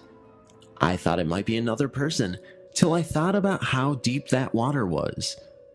I would never point a gun at a noise or anything I wasn't planning to kill dead, but as that noise got louder, I was looking down the barrel. I was actually shaking. The creature eventually got to the edge of the water with about 40 yards of thicket before the open ground between us. It crashed about 10 or 15 yards and then went quiet. Deathly quiet. No frogs, no crickets, no birds, nothing. I might have imagined it, but I thought I could hear something every now and then, like it was slipping in on me. It was getting dark by then, and to say I was shaken would be an understatement of the century. I never saw or heard anything else that evening, but I was so put off by the sounds that I left my bag hanging on a nail in the stand. It was 2 days before I got the nerve up to go back after my bag, but when I returned, the bag was gone and the bark of the tree had been scratched and clawed to hell. I have never been back to that swamp. I've told a few people about the creature, but no one believes me. The Thing in the Woods. When I was young, we lived in this tiny town. It had 3 streets, 2 streetlights, and about 50 homes. All of the town kids would get together and play pickup games of baseball and such during the summer months. This particular evening, after the sun went down, we decided to play laser tag. There were about 10 of us, and all of us had our own set of tag vests and laser guns. We basically took over one section of the town and would run through the yards and hide behind garages. Anything we wanted to do. We split into 5 teams of 2. I was with my stepbrother at the time, Ryan. As I mentioned earlier, there were 3 main streets in this town and lots of alleyways. One of the streets was the easternmost, and it was bordered by a marsh and woods on one side and homes on the other. Ryan and I were running down the street, thinking we had seen one of the other teams running through a yard. We were going to block them in and shoot them, so Ryan and I split up. He went west, and I stayed on the eastern road, bordering the woods. This is a scary road at night. The houses are a little dilapidated on the left, and the woods on the right have some ruins of old farmhouses scattered throughout. The marsh attracted a lot of frogs and other animals, so it was always loud. I continued walking along and soon became distracted with cracking twigs and leaves in the woods. My heart started to race, but I was frozen in fear. I just couldn't move. I looked to my right, and there was an old dead tree, and I swore that I saw a movement behind the trunk. I stared, waiting for it to move again. I saw the tall, dark figure lean its head around the trunk of the tree. I could not see any features in detail because it was nighttime, but I could make out the dark, solid figure. It was standing upright. This told me it was time to leave. I ran home and stayed inside the rest of the night. I didn't even bother to tell my stepbrother. He later came in mad because I had abandoned him. Today, I wonder if this was the same thing that chased my dad. I have posted that story as well.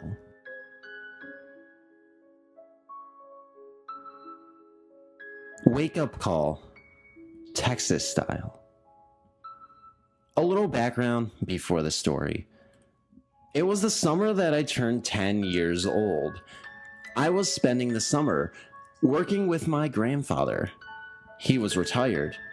In his life, he had been a soldier from World War I, farmer, mechanic, carpenter, salesman, general handyman, and anything else that needed to be done to make a living for his family. A true burly man. He and my grandmother lived in a house in Mineral Wells, Texas, that he, my dad, and uncles had built on a small farm at the edge of town. His farm was about 10 acres and covered in fruit trees and garden plots. There was a man-made pond, or tank as they are called in Texas, right outside the kitchen window. The house was small and utilitarian. It had a living room, kitchen, bathroom, and 2 bedrooms, Granny and Granddad's and off-limits to the grandkids, and a small guest bedroom that I was staying in that summer. Someone had given my grandfather an old house for the materials in it if he would tear it down and haul it off. So my dad and uncles tore the house and hauled all of the material to Granddad's backlot. Granddad was going to use the lumber to build a workshop, guest house for all of his kids and grandkids to make use of, and my job was to pull and straighten nails and sort the lumber that was stacked out back. Summers in Texas are brutal.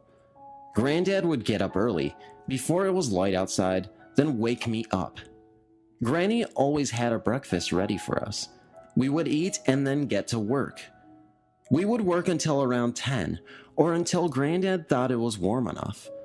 Then we would go inside, cool off, have lunch, maybe take a nap or play dominoes or cards, then go back out and work some more in the evening when it had cooled off outside.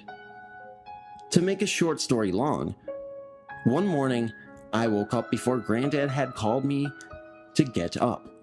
I had the feeling that he was in the room just staring at me.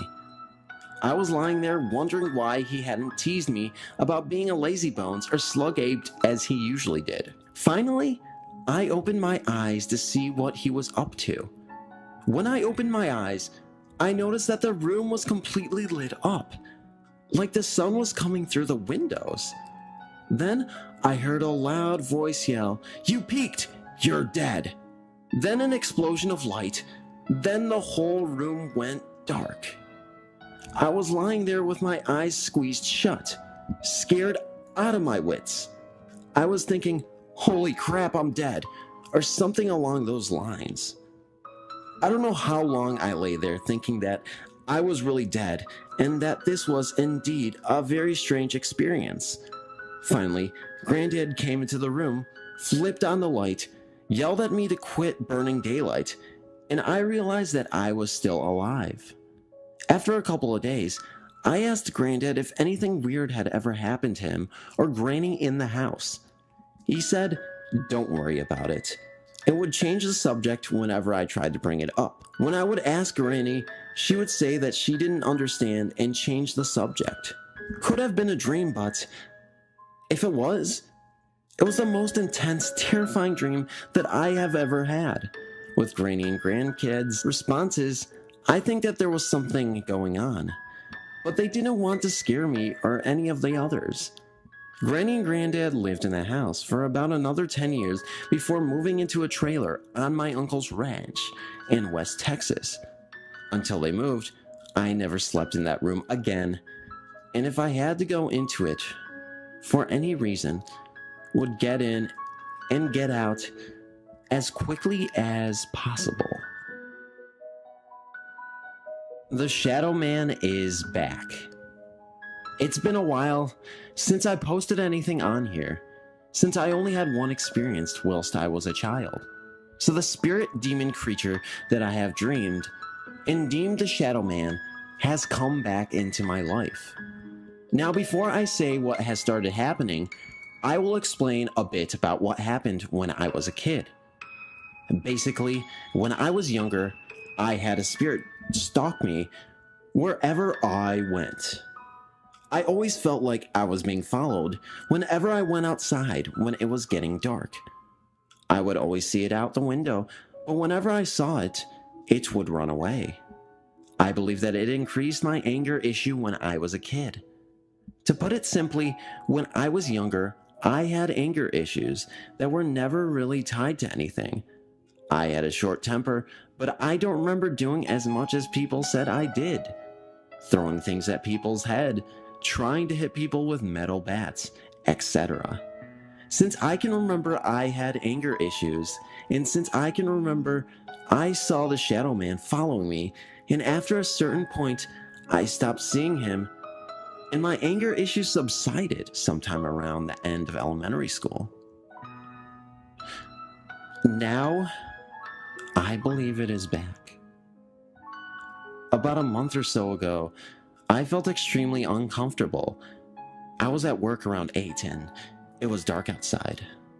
I work at a fast food joint and don't usually have the later shifts, and I felt like something was watching me from outside the dining room windows. The dining room walls are pretty much all windows, by the way, and I kept feeling the need to look out the windows and look into the darkness of night.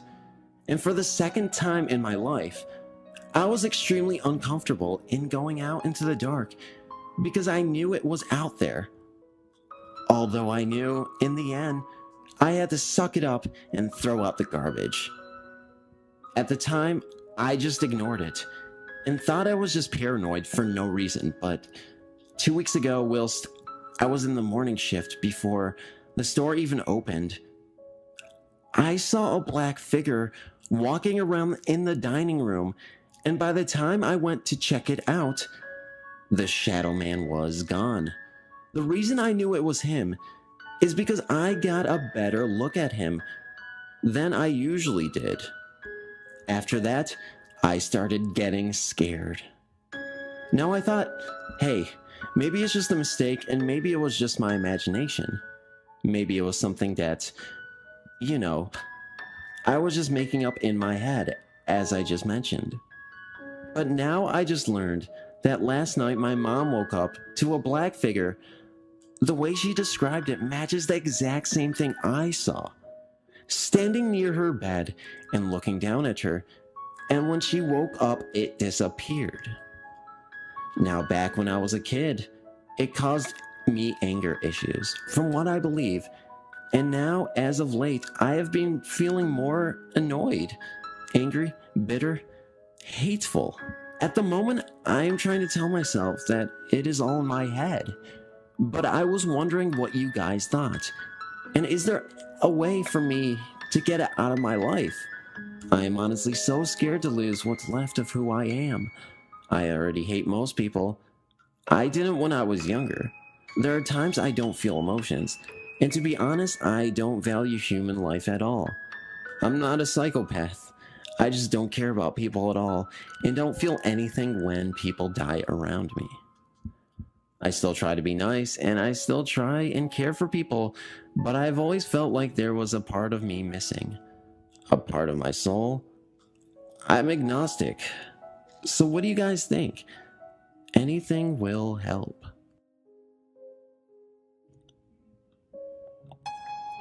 Real experience with Bloody Mary. I was only 7 at the time. A few friends and I went to a bowling alley. Now our parents belonged to a bowling group, so we just chilled at the arcade part. One of the other kids told us a story about Bloody Mary. My friends and I didn't believe them.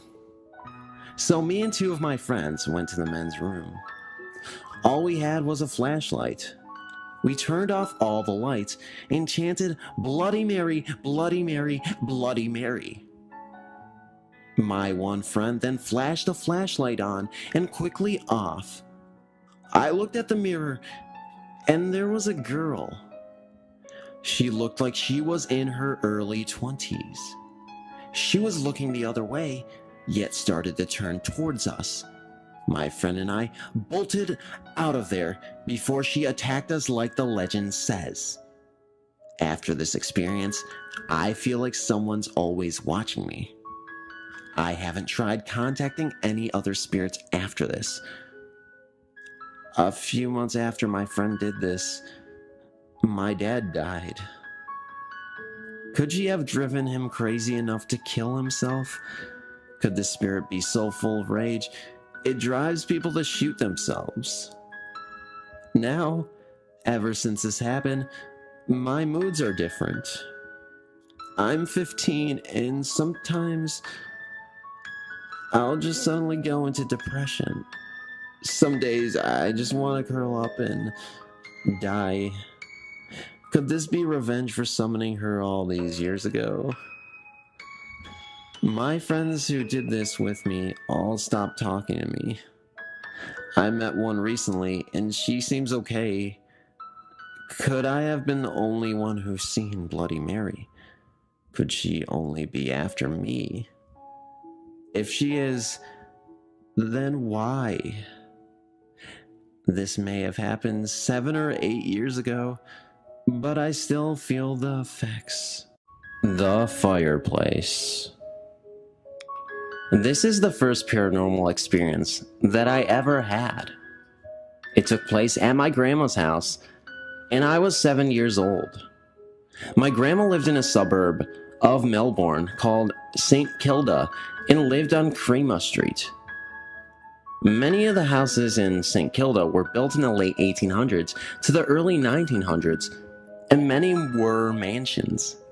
My grandma's house was a single-story, red-bricked, 2-bedroom home that was very modest in comparison to some of the mansions that were built on Crema Street. It was built on a large block of land, and I remember the front and back being overgrown with trees.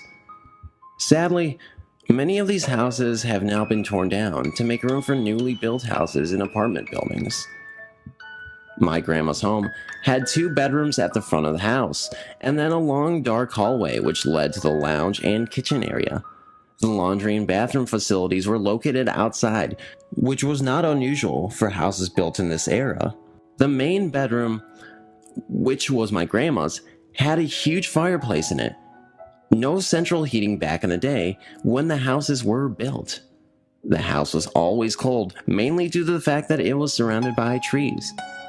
It was a great cool house to be in during the hot summer, but it would get extremely cold in the wintertime. There was a gas heater at the front of the house, which would warm up the lounge and kitchen area, but bedrooms would always stay cold. As my grandma was getting old and suffered from bad asthma, my dad used to worry a lot in the winter that she would get too cold in the wintertime at night in her bedroom. My grandma absolutely refused to use the fireplace as she was scared of having an accident and being burnt or setting the house on fire. Many times when we visit her, I can remember my dad constantly offering to light a small fire in the fireplace, telling my grandma that he would extinguish it before we left, just so she could have a bit of warmth in her room at night. But she flatly refused, and would be very adamant that she did not want to ever use the fireplace. I remember it was a Saturday night, and my dad and I had stayed for dinner. I was sitting on the floor in front of the TV, and I was watching The Muppet Show. I must have fallen asleep, and my dad took me to my grandma's room and put me in her bed. He left the door open and switched on a lamp next to the bed. I remember walking up and realizing that I was in my grandma's room, and I was all alone. I hated being alone in her house, and I was really afraid of the long dark hallway and would never venture to the front of the house without someone being with me. I threw back the bed covers and contemplated whether I should call out for my dad to come and get me, or if I should make the bolt down the dark hallway to the safety of my dad and grandma. I put my feet on the floor, deciding I would run down the hallway, and something flickering caught my attention out of the corner of my eye. Standing by the fireplace was a transparent figure of a lady. She was standing side on and seemed to be gazing sadly into the fireplace. She was wearing a nightgown that was long at the back, but the front of the gown seemed much shorter and ragged looking. I screamed like a banshee and tore out of the room down the hallway where my dad met me halfway. Through terrified tears, I told him that there was a lady in a funny nightie in my grandma's room. He went to have a look while my grandma hugged me. She told me not to be afraid and the lady would never hurt me. My dad assumed that I must have had a bad dream, although I insisted it was real. Every time we visited my grandma after this, I would never look into her bedroom, for fear I would see this lady once again. A few years later, my grandma moved as the house was getting too much for her to maintain on her own, and she moved into a smaller flat. While packing and cleaning up, my dad made a joke that at least we would not have to clean out the fireplace, as it had never been used, and it brought back the memory of the night I saw the lady in the strange nightie. I asked my grandma if she remembered, and she said of course she did. She then went on to tell me that she had seen this lady on many occasions over the years, and had grown used to seeing her. She believed that she was a past resident of the house that had probably fallen into the fireplace and had burnt herself to death. Hence why her nightgown was shorter and ragged at the front, as it was burnt. My grandma had not mentioned this to me before, as she did not want me to be any more scared than I was when I visited her. This is why she never used the fireplace, as she felt this lady answered and appeared as a warning that accidents can happen, and obviously my grandma took her warning very seriously. My grandma has since passed away, but I will never forget that night I saw this apparition of the lady with the funny nightie. A head in the fireplace.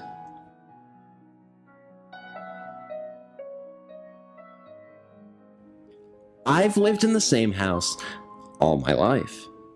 I'm 16 in a few weeks.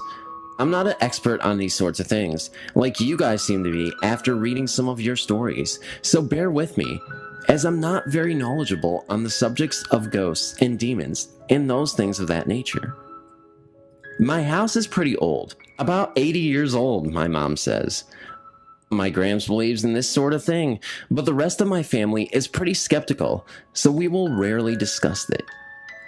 The first thing I remember happening to me is when I was about 6. I had chickenpox, and I couldn't sleep because they were so itchy, and my mom let me stay up late. It was about midnight, and I was watching Jurassic Park. I was alone, but my mom was in the next room, if I needed her. We have this big old-fashioned fireplace, but we rarely light it, and it wasn't lit on this night. There was a funny bit in the movie, and I giggled, and I heard a laugh, really quietly, but pretty gruff like a man's. I turned around and saw a man's head in the fireplace. It disappeared quickly, but I was convinced of it. I wasn't frightened at all and just carried on watching the film. See, I have no idea how that head even materialized. I know there was an old lady who previously lived there. She was a librarian. She knew my mom, and my mom had lived on the street all her life. The lady moved out and went to live with her relatives. That was about 25 years ago, so I'm assuming she's not alive, and she was very old when she left. So I'm thinking she might have had a husband, and I guess if I were to explain the fireplace incident, it might have been her husband in the fireplace. I know this is a short story, but there were other events that occurred that I will explain in a different post. So does anybody know what happened or can explain anything about the man in the fireplace? I'm still at a loss for words. I don't know what to say about that. As I said, I'm new to this whole experience and I don't know much about paranormal activity. Thank you though.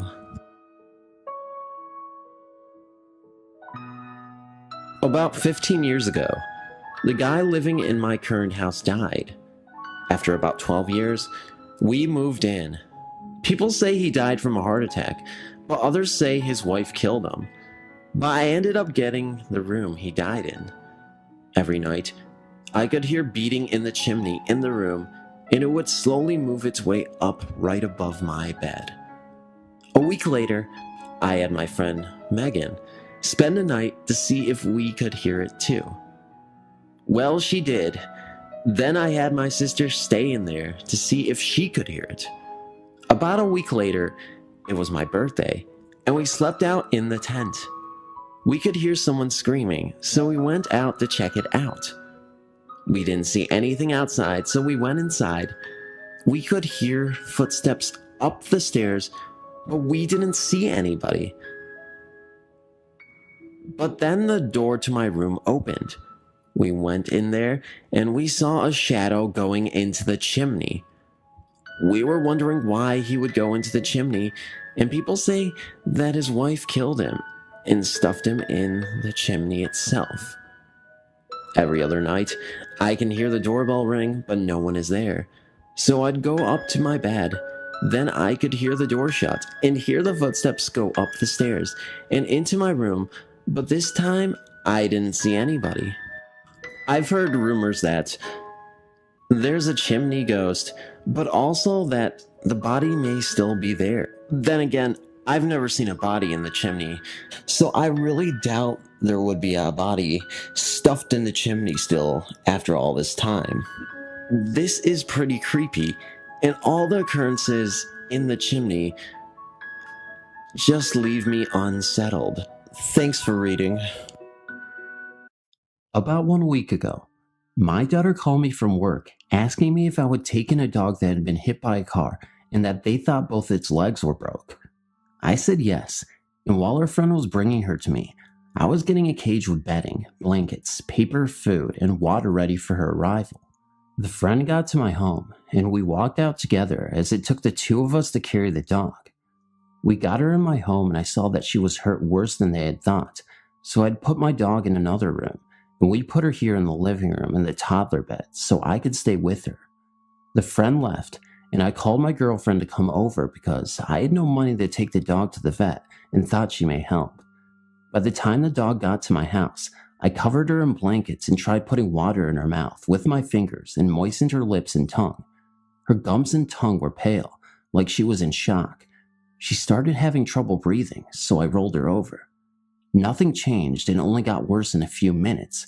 By the time my girlfriend had gotten there, I had already once thought that the dog had died. She stopped breathing, then suddenly, she took a breath, and my girlfriend came in, and the dog was having a really hard time, only breathing periodically. Within 5 minutes of my girlfriend getting there, the dog died. I made sure for about 10 minutes, and then covered her head with the blankets I had tried to warm her with. My girlfriend and I then sat. I bawled my eyes out, and she tried to comfort me. I then got myself together and started trying to figure out what to do with the poor dog's remains. I kept checking her to assure she was gone and closed her mouth. I got a shower curtain and a stuffed toy to put under her chin to lay with her to rest in peace. Then I took my family blanket we used to watch TV and throw over us to wrap the little girl in love. Then I found an old cargo net out of my old SUV to tie it shut, as I didn't know as of yet where to put her as the ground was frozen, so I couldn't even bury her. About 30 minutes later, my girlfriend and I decided to put the little one, all tied up and warm, in my girlfriend's garage until we could bury her. We drove to her house and I carried her in and placed her on an old lounge napping couch. Me and my girlfriend had broken up over this and stayed that way until the day of the encounter.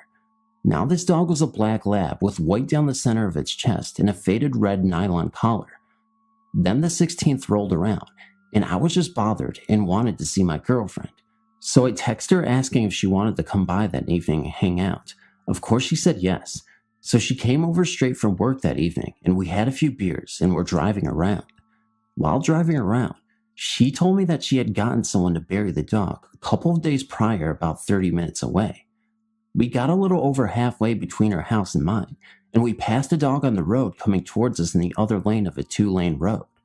I slowed down and gasped for air and said, "Oh my God, did you see that?" She asked, "What are you talking about?" And I replied with, "No, I'm not saying a word. I'm turning around and see what you think." She replied, "I think I know what you are going to say." So I found a place to turn around, and we drove back to see this dog. We found it on the other lane of the road, walking up another road that went up the hill. I said, "No, Kathy, wait, just look." So I drove up beside the dog, and it stopped and stared at us without making a move or sound. So I ended up rolling down my window and said, "Hey there, baby." Still no wag of a tail or anything. It looked just like that dog that we had that died previously, and had the very same color. Kathy told me to get the hell out of there and just not speak about it anymore. But what does this mean? Did we see the dead ghost of the dog that we just took care of? Because I swear it seemed like the same one. It looked exactly like it. I just don't know what to think at this point. But thank you for reading. My experience happened in late October to early November of 1985 or 1986, and for years, I've searched the web and reading materials of World War II for information regarding the USS Alabama. I gave up for a while, but recently my interest was aroused again, and there's more information available now on the ship. I toured the ship with my first husband and 2 other couples. No one else was on the ship except the 6 of us, and each chose a different route. I believe there were 3 painted lines, red, yellow, and blue, at the beginning of the tour, and each route ran through the entire ship, but just not together. Each couple chose a different route, and we did not run into each other again because the ship was so large. A few minutes into the tour, I had the feeling of not being alone, that other people were watching us, and I kept turning around, looking for someone, but no one was ever there. This continued throughout the entire tour, until my husband started questioning me on why I kept turning around. When I told him, he just scoffed at me. I never heard any voices or saw anyone or anything, but I just had the uncanny feeling of unseen presence and some sadness. The only noises I remember was something being banged on metal, which I attributed to the settling of the ship. At the very end of the tour, just before we were to get off the ship, we saw a sleeping compartment for some sort of lieutenant. I entered the compartment and sat on the bunk for just a second or two. As I was coming out of this compartment, something snatched a diamond earring out of my ear. Not much pain, but definitely a force, and not just the earring falling out on its own. I was upset because I thought even if I was able to find the earring, I would have to go to a jewelry store to get another back for it because I knew I would never be able to find the little tiny back to it. When we found the earring, it was in the corner 10 to 12 feet from where I had been standing and the back was still on it. I took this to mean that there definitely had been someone or something else on that tour with us, and because my husband kept scoffing at me, this was the other person's way of letting me know I'd not been wrong. This next part may be just my imagination, or maybe there could have been pictures of some of the officers on the ship at the time I was there. I don't remember, but for years, I've carried the image of a tall, thin-faced, blonde officer in my mind. No name, just his face. A few weeks ago when I began my search again for information on the ship, one website had pictures and biographies of some of the commanders. One is the face I had seen in my mind for years. Unless there were pictures on that ship back in 85 or 86, there's no other place I could have seen that face. None of the books on World War II I've searched through have this man in them. This is the only strange thing that has ever happened to me. I've been to the Winchester Mystery House in California, the Oak Alley Plantation in Louisiana, Civil War battlefield parks, etc., and never, ever has anything even remotely different happened to me. In my opinion, California is one of the most haunted places in the world. Its history is no doubt one of greed and sadness. Whole tribes of people like the Tungava, ravaged by disease, slavery, genocide, and deculturalization at the hands of the white man and his moral cloak. Both my mother and I have had a heightened sense of spirits, both good and bad, and have had many interesting encounters, of which many may be skeptical. Regardless, when one experiences things firsthand, they tend to be more understanding, and so I hope you find my encounters with spirits interesting. About 6 or 7 years ago, I was around 12 at the time. My mother and I lived in the Vanderlip estate of Portuguese Bend, a place of urban legend and mysterious happenings. Frank A. Vanderlip bought the Palos Verdes Peninsula back in 1913 and began construction of the Vanderlip estate within the year. There is a large mansion in which he and his family lived, and several other surrounding buildings. It is said that his daughter, Narissa, fell in love with an African American and bore his child, which was at the time an abomination. Outraged, her father locked her away in the asylum he had built across the road, now called Narissa Drive, and murdered her lover and child. It is also said that not long after, he murdered his entire family and their 2 dogs and buried them in the walls of the mansion, then hanged himself from a beam in the living room. Some say they have seen the ghosts of the family members in the windows of the mansion and have heard the cries of the children and barking of the dogs. Whether or not this is true is debatable, as there are no known historical accounts of this happening, but I will leave that to your judgment. What I can confirm is that this place is cursed by something dark. Experienced psychics will tell you to stay away from this area. It is not something to be tampered with, and I don't disagree. My mother and I lived in the farthest building up the hill, Casa Azul, which is, as the name describes, a blue house. All the homes in the estate are Spanish-styled houses of a somewhat lavish design, each with a unique name, indeed very beautiful and not seemingly sinister, not during the day anyway. Whenever my mother and I would explore the grounds, we could feel the presence of spirits around us, usually content and peaceful. But as soon as the sun would begin to set, we could feel the change come over the land, as if the air was constricted and something was lurking in the shadows that did not mean well. In our home, we would experience things all the time, and it didn't really frighten us. Events like screen doors opening and shutting when there was no wind, footsteps running on the tiled floors, objects taken and left in peculiar places. One time my mother's white gold hoop earrings went missing from her jewelry box. On my way back from the Greek pillar ruins, I felt something behind me and ran as quickly as I could down the hill. I stopped and turned to confront it, and there was nothing there. But when I turned around, there were the earrings in the middle of the path, just in front of my feet. The hair stood up on my whole body, and I picked them up and ran back to the house. On another occasion, I was sitting on the couch in the living room, reading quietly, when I heard something walk behind me and tenderly grabbing my hair, which was hanging over the back of the couch as it walked past. I thought it was my mother, but when I turned, no one was there. I remembered then that she had been sleeping for over an hour on the bed across the room, and I realized that I had been touched by a friendly spirit.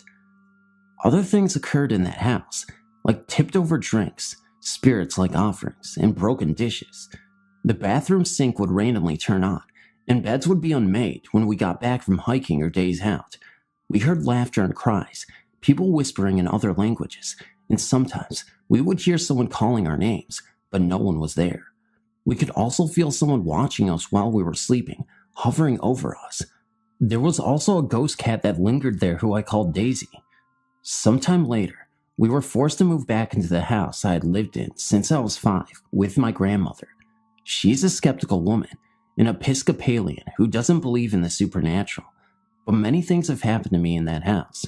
I've seen my deceased grandfather, a man who I've never met or saw a picture of, since he died in front of my mother when she was 8.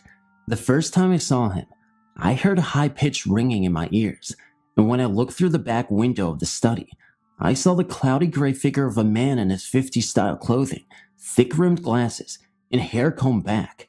He looked at me for a few seconds, and then he was gone. I saw him again 2 years later, only he made himself more present. He was less transparent, standing in the hall of the living room wearing a blue sweater, tan shorts, and the same thick-rimmed glasses with combed-back hair.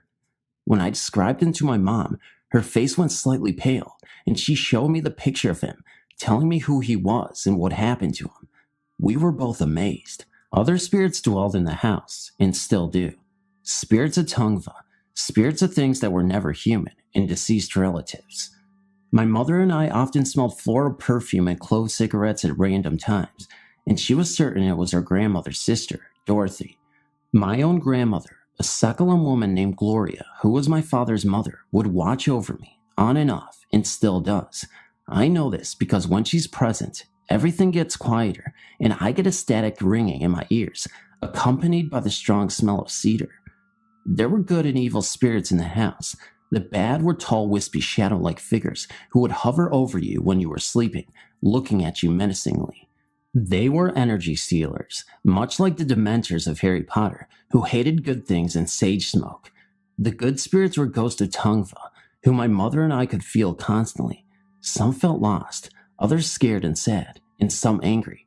I think we intrigued them in some way. They would give us signs to make themselves known. We would ask to find beads, bowls, or shells, and they would appear. Sometimes, I would have to make a bed on the floor so my mother could sleep in my bed when she would visit, and on 2 separate occasions, I was moved. It was always the same position. I would be sleeping next to the closet, with my feet pointing toward the direction of the ocean, which was a 10-minute walk away. When I woke up, I would be at my mother's left side, laying horizontal to the ocean. The blankets were folded neatly underneath me, and I would wake up on my back. I sleep on my side, with the blanket laid neatly on top of me. After reading about the spirits of Hawaiian soldiers, the marchers, I have come to the conclusion that where I was lying must have been a sacred path, and the spirits continue to walk that way. To give you a visual idea, we lived right next to the Lunda Bay Canyon, which stretches from the top of the hill in Rancho Palos Verdes all the way down to the ocean's edge, though the portion between our house and PV Drive West was filled in and made into a storm drain. Still, as Jim Morrison said, the streets are fields that never die. I am a firm believer in ghosts and spirits, and I can tell you that everything I've said is true. Whether or not you believe me is your own choice, but if you keep an open mind, you might have a few stories of your own to tell. In 1967, we moved into a home in Lancaster, California. This was in the desert, and when it got really hot in the summer, me and my older brother liked to sleep outside. Occasionally, I thought I heard footsteps pacing up and down the hall. I just covered my head. Then one night, I heard the back doorknob moving like someone was trying to get in. I screamed for my dad, and we both walked down the hall towards the kitchen where the back door was located. As soon as we got within sight of the door, it stopped. The footsteps in the hall continued, though. Then one night, my brother and I were sleeping outside. We had just finished listening to the Dodgers game on the radio. I recall that game was very, very long, going into multiple extra innings. We fell asleep under the stars when the game was over. We suddenly woke up to our dog, who had been leashed to the tree we were under, running around the yard barking. We gathered up the dog and noticed that the metal clasp of the leash was bent backwards.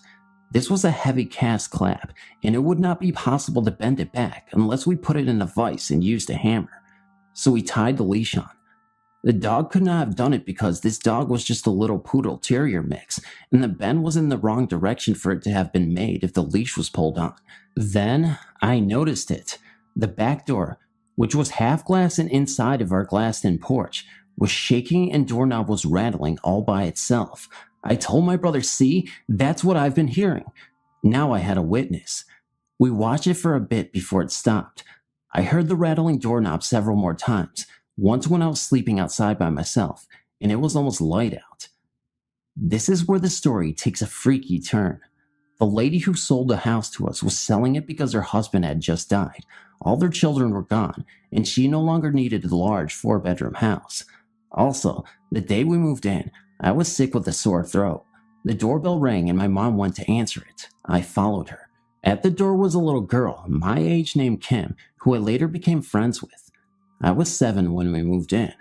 She said that she had come to our house to inform us that we were moving into a house that was known in the neighborhood to be haunted. Then she left. I later did some research and read that poltergeists can't get through locked doors. When we slept outside, this back door was locked. If we needed to get in, there was another back door that led to my parents' bedroom. At about 3 a.m. Tuesday morning, I was leaving my apartment on North Penn near Qual Springs Mall in northwest Oklahoma City, and right as I got to the intersection of my complex and Penn Avenue, I ran out of gas. I whipped around the driveway and pulled to a stop at the entrance gate to avoid stalling out in the street. I popped the trunk of my Chevy, retrieved a gas can, and hoofed it the half-mile towards the Congo station at 122nd Street. I crossed Penn to the underdeveloped land to the east of Penn. Having lived in my apartment for 2 years, I was aware that there's a shanty for the local homeless people tucked a couple of 100 yards off the road next to the creek. In the summer, when the trees are green, it is virtually impossible to see the camp from the road. Walking in the desert at night, I kept glancing towards the shanty, just being curious. Stepping out of the grass across the creek, I spied a girl in her teens, or possibly early 20s, much younger than the panhandlers I see on the street corner every day. She had on jeans and a white shirt under a black hoodie that was almost all of the way unzipped. Her head was bowed down, and her raven hair concealed her face. As if she noticed me, she raised her head, parted her hair, and before her eyes met mine, she dissipated like smoke. Well, being no stranger to the paranormal, it was still a little creepy, so after I filled my gas can, I walked back on the other side of the street, and there was my story. Thanks for reading. All kinds of weird things used to happen around my house, day and night. I inherited the Disney Haunted House record album from my brother when he moved out of the house. I played it for the first time in my bedroom that I shared with my sister. I had asked my friend if she wanted to listen to it with me. I turned it on. Then she suggested we pull the drapes down and get on the bed with a sheet over our heads so we would be in semi-darkness to enjoy the album more. I figured why not, and then we proceeded to do just that. Not much time later, about the second section of the album, she noticed something and asked if it was me doing it. I had my eyes closed, so I asked her what she meant. She asked me if that was my hand. Huh? I opened my eyes, and there was a perfect image of a hand on the sheet. Just a hand, no arm attached or shadow of a person on the sheet. I told her to cut it out, that it wasn't a funny joke. She said it wasn't her. I looked over at her, and she had her hand right above her head, holding onto the sheet, and then I felt her arm and hand against my right arm. It scared us half to death. We threw back the sheet, and there was no one there. I've always been nervous about going into the basement. One day, when I was around 9 or 10 years old, I was down there with some friends. We were listening to the Disney Haunted House album, which was not a bright move on our part. One of my friends said she saw a shadow of a man near the stairs that led into the house. I went over to her because from where I was standing, my view of the stairs was blocked by a 10 by 10 foot cement foundation block, which acts as a base for the fireplace. When I got to her, I looked and saw the shadow of a man in rain slicker and hat. It was like the kind that fishermen wear. He was standing on what would be the third step of the stairs. There was a window to the left side of the stairs about 10 feet away. There was nothing there to cast a shadow. The only rain gear down there was 12 feet away to the left of the window. It was impossible for it to cast that shadow, and even if it did, the angle of the light coming through the window would have cut off the lower part of the figure. We freaked and ran from the cellar up the outside steps. My mother came outside and asked what was wrong. I told her, and she insisted I show her. Needless to say, I was none too happy about that. We went down to the cellar so I could show her. It was gone, which freaked me out even more. She gave me a weird look and said that was all right and that she believed me. I still have the Haunted House album, but I never played it again. In the 1990s, I was doing property preservation, securing foreclosed houses throughout New England. I would be on the road for 3 days straight, sometimes in rural Maine. I would stay in the house I was at the end of a 14-hour day to save money on a hotel. This one house in Hampton, Maine. Keep in mind these homes have no utilities, all have been disconnected. This one house is a former large turn-of-the-century farmhouse, remarkably clean with fresh paint. I would seek out the higher rooms, usually the second floor, because the day's warmth would stay in those rooms longer. Even in the summer, the nights can get brisk. Anyway, this night I fell asleep about 9 p.m., and suddenly, I was awakened by the sound of banging on the front door downstairs. I was not in a good mood, being very tired from the day's labor, and I hurried down expecting to see the sheriff, and I would show the work order and explain my reason for being there, and he'd be on his way. Only, there was no one there. I went back upstairs. This time I was thinking I was more tired than I thought, and wasn't happy being awoken from a sound sleep, by my imagination, so I thought. A few minutes later, just as I was falling asleep again, there was the banging again. I sat up, and surely someone was banging on the front door. I yelled out hello, and the banging stopped, and again, I head to the front door and no one? I walked around the rural property, no one. Now I'm fully awake and not happy, but still not thinking of anything supernatural, so up to bed. I was sleeping on the floor in a sleeping bag, but now I had one eye open and both ears. Then the banging started again. I listened, then shouted out, "What do you want?" The banging stopped at the downstairs front door, and then started right at my wall in my room without missing a beat. Needless to say, the hair stood up on my neck. I grabbed my stuff and beat it out of there. My name is Amber, and I'm almost 22 years old. I've always been a firm believer in ghosts, but was never a believer in evil entities. So the first time I saw a shadow being, I thought it was just my imagination playing tricks on me. It was the spring of 2007 when the first encounter occurred. I was working on a short story for my high school science fiction class when I suddenly felt like something in the room had changed. Something wasn't right. I couldn't detect anything, so I just shrugged it off as having an overactive imagination and went back to writing. Again, the feeling came back, and I was overwhelmed with dread. So I turned around, looking all around the room, and that's when I noticed it. Huddling in the corner, it was black, short, no distinct features really. I saw it reach out its hands, and I screamed at it to go away, and it sank into the other shadows in the room. Shadows that were obviously made by the light shining on objects. That was my first encounter with the shadow beings. The second encounter occurred about 2 years later. It was a bright sunny day in summer. I was in bed with the fan on, trying to beat the heat. I decided to call my friend Katie because I was bored and wanted someone to talk to. Our conversation didn't last long because she had to get ready for work, so there I was again, with nothing to do. I was about to reach for a book when I noticed something near my window. I thought it might be a kid blocking the window, but this thing, it seemed to have materialized out of nowhere. It was like a giant blob with no form. At the blink of an eye, it was just gone. It had me running out of my room in fear, and I definitely didn't want to sleep in there for quite a while. My last encounter occurred months before I moved into my own place. I was watching TV in the dark upstairs. A horror movie, of course. I had to pause the movie because it suddenly became chilling in the living room, and I went to grab a pillow and blanket, wanting to keep warm and also deciding that I would sleep upstairs that evening. Some comfort thing that I've had since I was a kid after I've watched a horror movie. It makes me feel safe knowing that my parents are in the next room. Well, when I came back upstairs, I noticed that there was something huddled in the corner. I thought it was my sister Santana because she always made her way upstairs to the living room because she thought her room was too cold to sleep in. As I approached the corner, I realized it wasn't her, but one of the shadow beings that I'd seen before. As quickly as I noticed it wasn't my sister, it had disappeared, as if evaporating. These shadow beings are not just a figment of my imagination. They're not my eyes playing tricks on me because of the way the room is lit. The shadows are pure black and look as if they could be solid. Sometimes they take the shape of a human, sometimes they are shapeless, or at least in my experience with them, that's what has happened. I don't know why it targeted me to be able to see it, or where it even came from, and if it's still in that house. My whole family moved away, and I'm in an apartment on the opposite side of town, with no shadow being encounters for at least 9 months.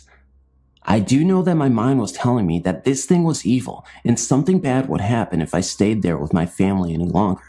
So I immediately began searching for an apartment after the last encounter, finally freeing me once moving into my own place. I was, and still am, glad to be free of whatever it was that was haunting me. This story has never been heard by anyone. I chose not to say anything because I know what happens when you tell someone you have seen a demon. 7 years ago when I was just 12 years old, something happened to me that I will never forget. My life was altered that cold, windy night. A few friends and I were playing hide and seek, like little most boys do. The neighbors did not care if we played in their yard, and there was a church next to that. We had plenty of room to play a good game of hide and seek, flashlight edition. It just so happened that it was my turn to be the seeker. I had given everyone approximately 4 minutes to hide. We counted in the garage with the door securely shut. My 4 minutes were about up, so I began my quest to find my friends, but that was not what I found at all. I started going towards the church in search of them, but then doubled back. I was hoping I would catch them quick. I started walking down the tree line in my friend's backyard. This was approximately 50 yards from the garage where I started. I heard some rustling in the woods, so I knew I had found someone. Slowly creeping up on the sound, all I could see was the branches and tree trunks. Going deeper and deeper into the woods, I began to feel like someone was watching me, but I knew it was not my friends. I just sensed like it was something else, so I started to get out of there, fast. I finally was out of the woods, and then I started to walk even further down the tree line. I heard that same noise again, so of course, I went back in to see what it was. I probably walked 15 feet into the woods again, and that's when I saw it. My flashlight was aimed at the ground so I could see where I was going. The noise was about 15 feet in front of me. I slowly lifted my light upwards. I began to see strange gray feet, legs, and a back. I dropped my light instantly. With only the moon as my light, I saw the shadow turn around. Standing motionless in front of me was a creature that I had only seen in horror films. It was about 6'6". I can only describe this thing as being a demon. It had wings that were tucked behind itself because I saw them before I dropped my flashlight. His arms were at his side. I could not make out any facial features very well. I hate to sound cliche, but it did have glowing red eyes. It was a very faint glow, but a glow nonetheless. At this point, I was frozen with fear. All I knew was I had to get out of there. I slowly began to step backwards, trying not to make a sound, but I knew my cover was blown. It still remained motionless as I was doing this. I was almost out now, and I could hear sticks breaking, so I knew it was moving. When I heard that, I started running out of there. I was standing in the backyard now when I heard this loud swooping noise, like a giant bird taking off. I turned around and saw the most incredible thing I had ever seen in my life. This great creature was flying towards the moon, and I could see its very large wingspan. It disappeared very quickly. I was standing in the middle of a lawn, speechless, looking at the sky. I forgot we were even playing hide and seek at this point. I just walked back to the house and sat on the steps. Maybe 10 minutes later, my friends came walking up asking me what I was doing. I guess they saw me sitting there from their hiding spot. They thought I had given up or something. I told them I was not feeling very well, not letting them in on what I had seen. So we all went back inside. The rest of the night, all I could think about was that creature. What was it? What did it want? Where did it come from? These were the things I was thinking of. The next day, I decided to draw, as best I could, what I saw. A few years ago, I was reading a story that I saw and stumbled upon. It was about people who had seen some pretty weird things, and this thing sounded like what I saw that night 7 years ago. What really gave me goosebumps, and I'm getting them now for just thinking about it, is there was a drawing that the witness had drawn. It looked exactly what I drew. There were a few more stories about this creature with even more drawings that looked like mine. They called this thing Mothman. Now, I do not know if what I saw was the same thing all these other people saw, but I do know I saw something that I cannot fully explain. I do not plan on telling my friends or family about this because they would laugh at me. I know what I saw, and that is all that matters to me. It was the summer of '09. It started on a bright sunny Friday afternoon. It was nice out and my day off, so I decided to take a walk downtown and go to the bookstore. I spent a good few minutes just browsing until I got to the paranormal section. On the top shelf in the left corner I found it. It was an old, thin, dusty book that had the word witchcraft printed on it. No author's name or date of being published. It was priced $9, so I thought, why not, and I bought it. I went to a convenience store, got a few snacks, and then plopped myself down on my favorite seat in town. It was right by the old movie theater, at a view of Main Street, the bridge, and you could still see the sky. I made myself comfortable and opened the book. The first page was blank. The second page had the title of the book, but the third page was, well, strange. It said introduction and had a weird boarding around the page, and then a short paragraph. It was in Latin or something, and I struggled to pronounce it, but I made it to the next page. I can't really remember what it said, but the second after I turned the page, I will never forget. The sky went from bright blue and sunny to dark gray and gloomy. A huge gust of wind swooped down and blew the book straight out of my hand. Lightning flashed and several big bangs of thunder boomed. I was so focused on the strange sky activity that I didn't notice the book had completely disappeared. The dark clouds seemed to almost spin in a vortex. I was thinking a tornado, but then it started to pour rain, and then the rain turned to hail, and it did that for quite some time. I was stuck on the bench for about an hour waiting for it to let up. I had no phone, and I was wearing a tank top and capris and flip-flops, and it had turned so cold. The hail was about a quarter size, and I couldn't get anywhere. I was lucky that part of the roof hung over my head, so I didn't get hit. When it finally let up, I looked for the book, but could never find it, so I headed home kinda bummed because the sky was still so dark, and it looked as if it was going to storm for a while. I'd planned on going camping that weekend. I took my usual route home, but was kinda wanting to turn around and take a different route. The usual route was a road I would take home coming from my friend's house. I had a bad experience there with shadow people the year before this. I took that way anyways, but walked cautiously. The wind was still howling, but I didn't mind. I love the wind when it blows through my hair. It almost seemed as if the wind was speaking to me at this point. It was whispering in my ear. It sounded like the words that were on the page of the book, too. I could hear the wind so clearly, and then it hit me. Why is it so quiet? There was no one anywhere. The street was empty. No cars, no kids. Even if it was raining, kids in the neighborhood would have puddle jumping contests. It was abandoned, completely deserted. When I got home, the lights wouldn't work and no one was there. I got to my room and got my cell phone and was going to call my mother, but it was dead and I had no way to charge it. It didn't seem strange to me that the power would be out after the freak storm, but it was weird that no one was home. Eventually I drifted off, and the next day when I woke up, my alarm went off. It was really weird because my alarm clock is electric and there was a power outage and it shouldn't be working. I could hear people in the kitchen, so I ventured in there to question their whereabouts last night. They say they didn't know what I was talking about. They were home the whole time. I was really confused, so then I proceeded to talk about the freak storm, and they looked at me with a puzzled look on their faces. They said that it was sunny all day yesterday. I walked away laid back down thinking, this must be a dream. I closed my eyes, pinched myself, and I felt it, then reopened my eyes and sat up. I was really confused. Maybe yesterday was a dream and today is actually Friday. I grabbed my phone and it turned on this time. I could have sworn it was dead earlier. I looked at the date and it said Saturday. I then put my phone on my dresser, really confused now. I turned around ready to go back to bed, but then I stopped, turned around again, and there it was. That book was on my dresser. I opened it, but every page was blank. Right then, my mom walked in and asked what was wrong.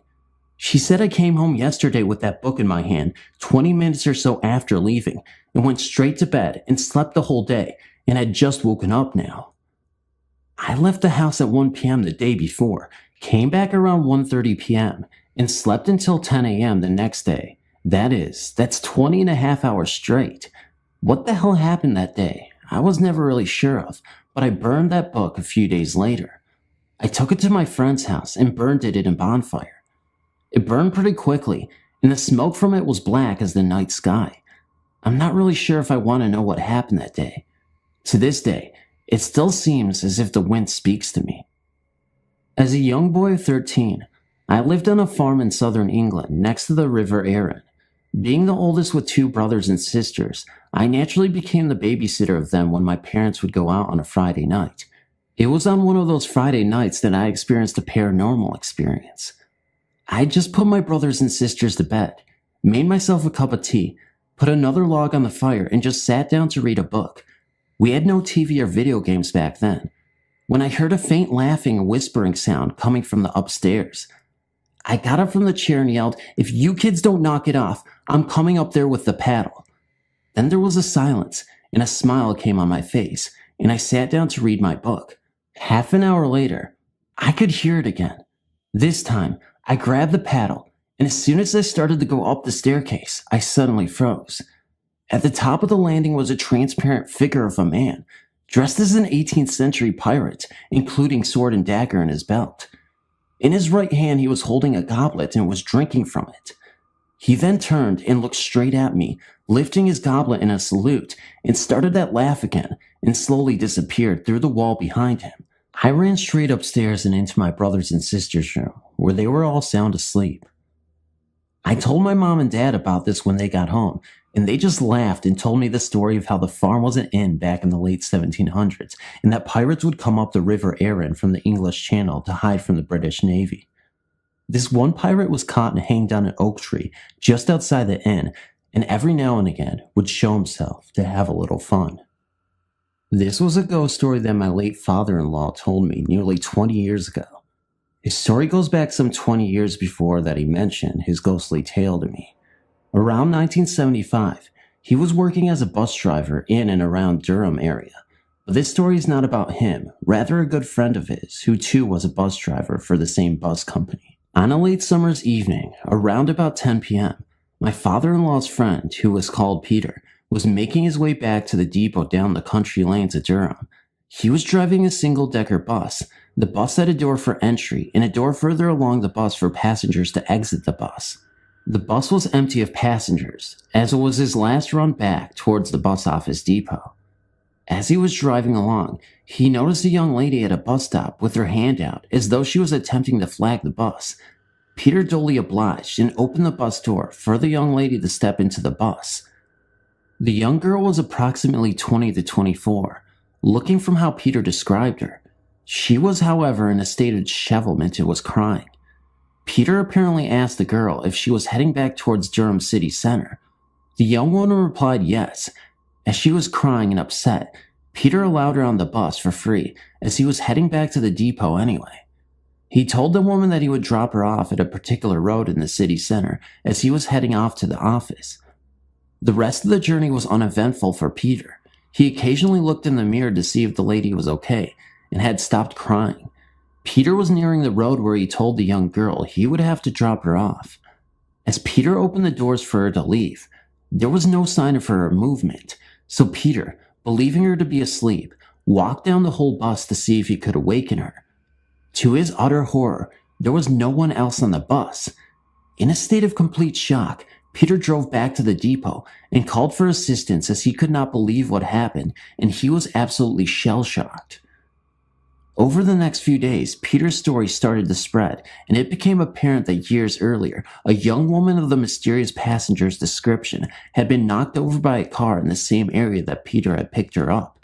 The story went that she had just seen her boyfriend, and they had an argument. She ended up going home heading for a bus rather than letting her boyfriend drive her home. As she walked to the bus stop crying, she is alleged to have walked into the road in oncoming traffic. She was sadly killed outright by a car. The actual time of Peter picking up the young lady was said to be the anniversary of her death. What I do know is that Peter never worked again whatsoever, and as for the young woman, she is said to walk the county lanes of Durham, searching for a lift towards Durham city center. Kelsey and I had been friends since kindergarten. We're not very close anymore, but we were all through elementary school. Whenever we were together, strange things would always happen, sometimes scary, sometimes just abnormal. Usually, when we would tell people, they'd think we were bluffing. I admit, on some occasions we would, but there was one particular time that didn't require any bluffing. It was her birthday party that day. We must have been in about 3rd, maybe 4th grade. I was the one friend that she had spent the night, so after everyone had left, we began to color this huge poster that I got for her. It was raining outside, and as it got later, the rain got heavier and it eventually began to storm. It must have been well after midnight because we were both exhausted but refused to go upstairs. We were enjoying ourselves. We didn't feel like going to sleep yet. The lightning was starting to get pretty severe, and it would light up the entire house. She had windows everywhere, behind us, in front of us, to either side. On my left side was the front door. Next to the front door were, surprise, windows. They had curtains over them, but they were laced so we could easily see through them. During a fairly violent flash of lightning, both of us must have looked to the windows at the same time, and we saw the shadow of a man walk in front of them. We were pretty sure the front door was locked, but this still didn't prevent us from panicking. We looked at each other, both of us with wide eyes, and we knew we'd both see the same thing. At first, we thought it was a person. But what kind of person would just walk right onto someone's porch? Then we realized he was dressed odd. He had what seemed to be a top hat and a cape, or that's what it looked like. We didn't get a particular look at him. He appeared to be only a shadow. Could it have been a ghost? Both in hysterics. We tried to convince ourselves everything was okay, and to just run upstairs as fast as we could to tell her parents. Our first stop, though, was to her bedroom, also on the front side of the house, so we could look out our windows to see if we saw anyone. Nobody. We were sure this couldn't be true. We'd both seen the guy. He couldn't have gone too far, if it was a man even. Since he was gone, we just sat on our bed and replayed it over and over again to each other. Had it really happened? Of course, we both saw the same exact thing. We talk about how oddly he was dressed, and even though it made more sense for it to be some crazy guy walking on our porch, hey, maybe he was just trying to get out of the rain. We were sure it was a ghost. If it was a man, wouldn't we have been able to make him out more clearly? He was more like a shadow than anything. Fear still running through us, the storm still active. The light suddenly went out. Both of us screamed, ran into the hallway crying, and down to her parents' room. We barged in, and the lights came back. It was just the storm we knew, but at no worst possible time could the lights have gone out. We told them what we'd seen, and they just rolled their eyes and told us we were just tired and to go back to sleep. Her dad told us to even go downstairs and make sure nobody was there. He did, and we went back to her bedroom. A few minutes later, he came upstairs and said he saw no one. We continued to talk about it all night, but we eventually fell asleep. Neither of us had ever seen anything like it again, but we still talk about it whenever we do talk. It was one of the most craziest experiences either of us has ever endured, and that marked the beginning of my speculation that maybe there is more than this physical earth we live on. Ever since, I've believed in ghosts. Hey, I guess seeing really is believing.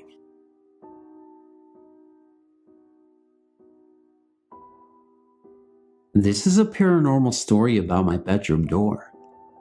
Everything started about 6 years ago, when I had just reached 7 years of age. The incidents began about the time when I had my lock removed from my door due to the few times when I locked it and it wouldn't reopen. Now, since my house is old, so are most of the built-in appliances. For instance, I've pull-chain toilets in an old-fashioned fireplace, so when I had my lock removed, I had to remove all of it. Now my door wouldn't even close. 2 nights after the lock close system was removed, there was an atrocious storm. I woke to a flash of forked lightning in the field across my house and felt the sudden urge to turn my light on. The minute my light flickered, my door began to violently slam open and close. Turning to the door, I noticed my window was opened. After noticing this, I was quickly calmed. As my hands reached for the window, the door stopped abruptly. As you can imagine, being so little, I was extremely frightened. Little noises started around me, like the sound of someone writing with a quill or a soft buzzing. Nothing abnormal happened for the next 2 years, until a storm came rolling in off the coast. Once again, I woke up and turned on my light to find the door opening and closing. This time it wasn't with much force at all. But still, I being 9, was still thinking it'd be nothing less than the wind. Not until I turned 11 did I decide to do some thorough research on the matter.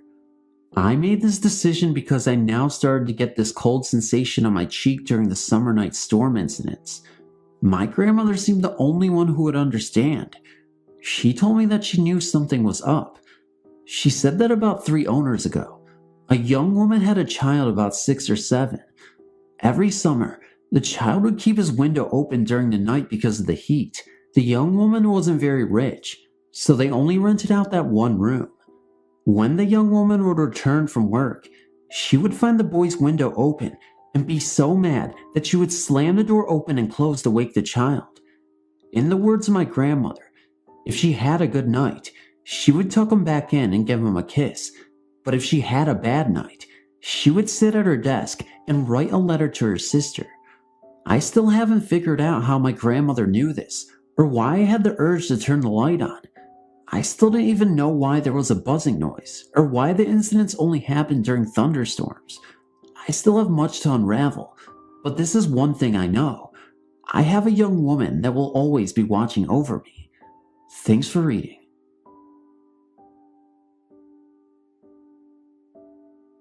I was 16 or 17 years old and worked as a shrimper out of Beaufort, North Carolina. I was trained as my mate by the owner, Captain F, of the boat, who was 72 years old and lacked the strength and stamina of his younger years. Finally, I was given command of this 25-foot channel net boat. The boat was moored at an old fish house on Taylor's Creek that was literally built in one day by the boat owner's father, Captain P, in the 30s. I had strange feelings while working in the old fish house quite often, but never felt quite anything malevolent. Other sounds were heard, but I always attributed the sounds to nets and other equipment settling in the loft and other places. This place was stuffed. Captain P, when alive, had a reputation for being a hard and even abusive individual. He supposedly tolerated few people and was particularly hard on his boys. I knew 2 of them well. One night, I was shrimping in the river when a huge storm started approaching from the west. Quickly, I retrieved the net into the towed skiff and headed for the fish house just as the storm hit. The storm was as bad as I assumed it would be, and I could only move at a slow pace. The seas in the river rose up about 4 feet, and the rain came down in torrents, but I eventually reached the relative safety of Taylor's Creek. The rain and wind subsided before I reached the fish house, but the lightning was still illuminating the skies as the storm passed to the east. During a few of the lightning flashes, I saw a face looking out of the window, wearing a pair of glasses. The face was definitely a male face and had a thoughtful look on his face. As I approached the dock, I saw Captain F standing on the dock frantically pacing back and forth. He helped me tie the boat, inquired to my safety, and then went on board to make sure that the boat was okay. As I walked through the door to the fish house, I saw Captain F's wife sitting on the old couch that was inside. She was very calm and smiling cheerfully. I asked her what she found amusing, and she said she was laughing at her husband being such a tizzy over my safety.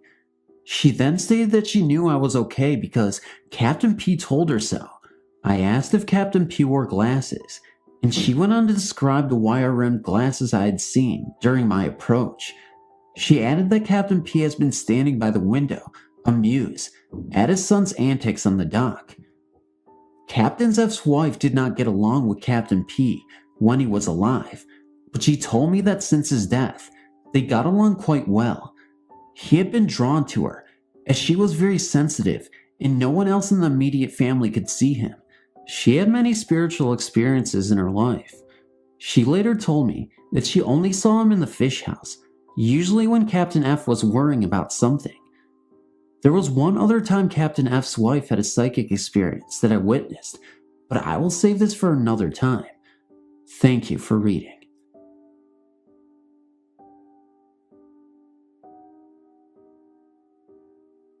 My story, I guess, is fairly tame compared to some I've read on your site, but nevertheless, it creeped me right the hell out, and none of the few people I've told really seem to believe, so here it goes.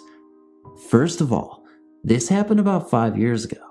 I travel a lot, like a whole lot, and at this time this happened, I was traveling from home, which is northwest Ohio, to Georgia, just outside of Atlanta. It's pretty much a straight shot down I-75. It takes about 10 hours, give or take. I only mention I travel a lot because I want it understood.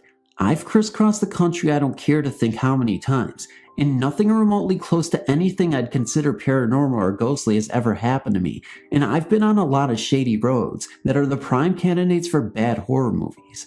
As a slap to the collective face of those movies, this happened on I-75, probably one of the most traveled roads in the country.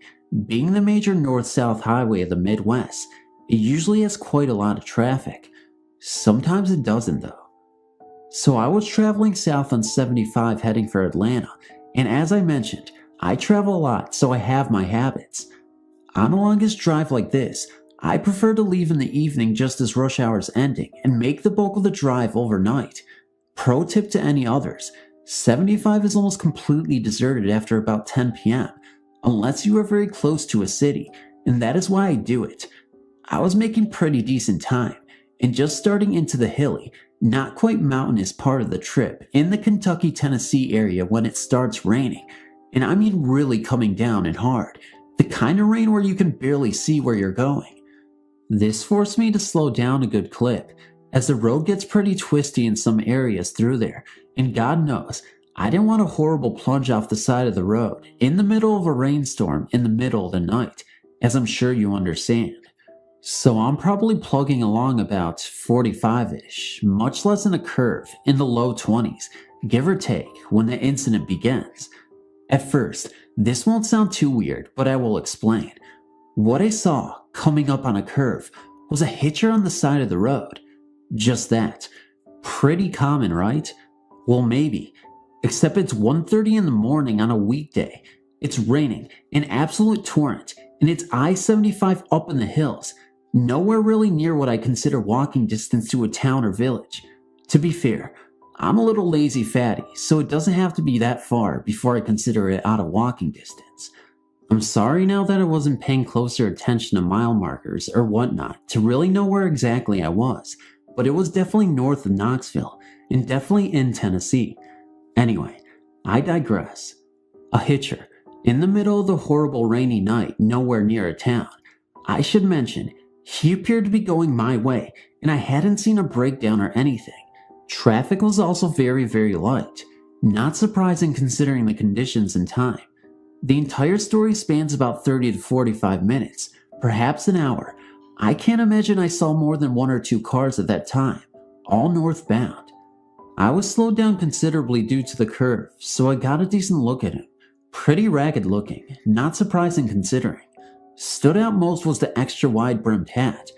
I'm not a hat expert, so the closest I can compare it to is a sombrero, but that's not quite right, as it was just plain brown.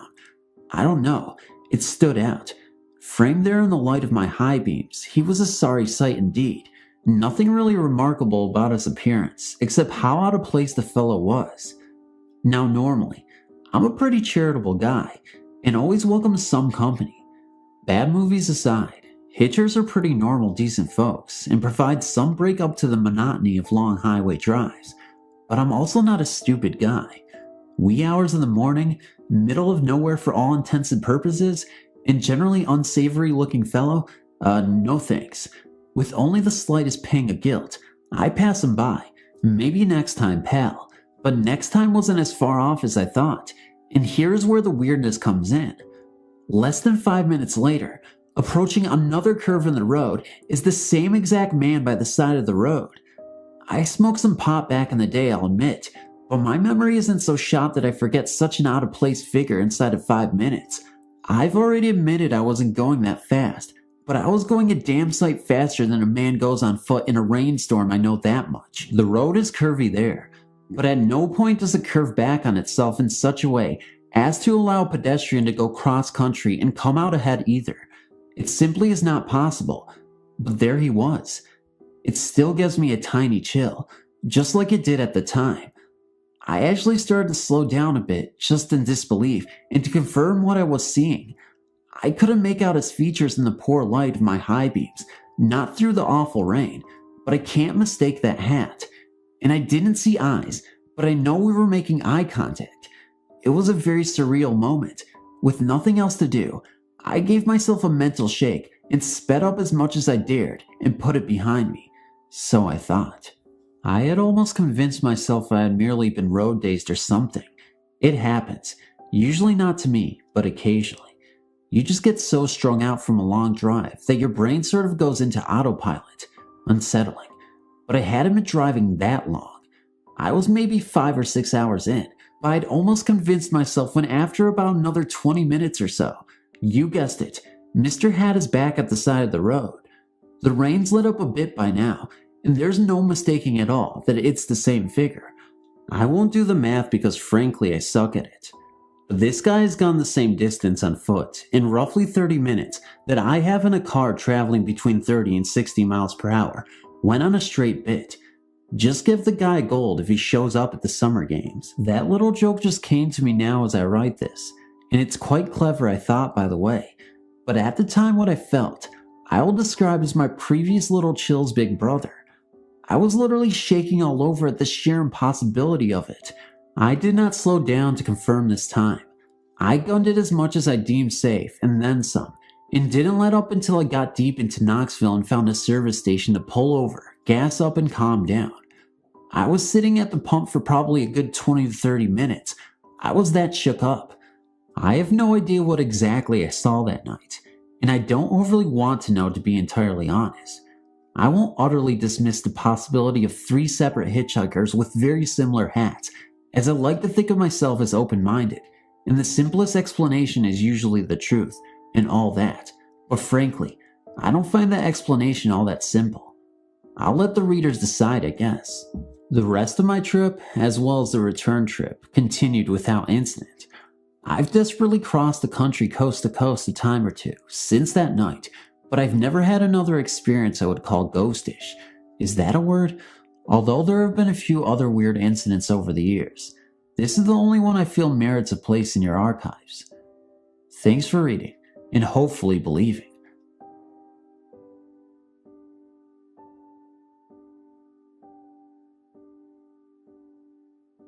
My mother had a hideaway closet in her room that she used for storage.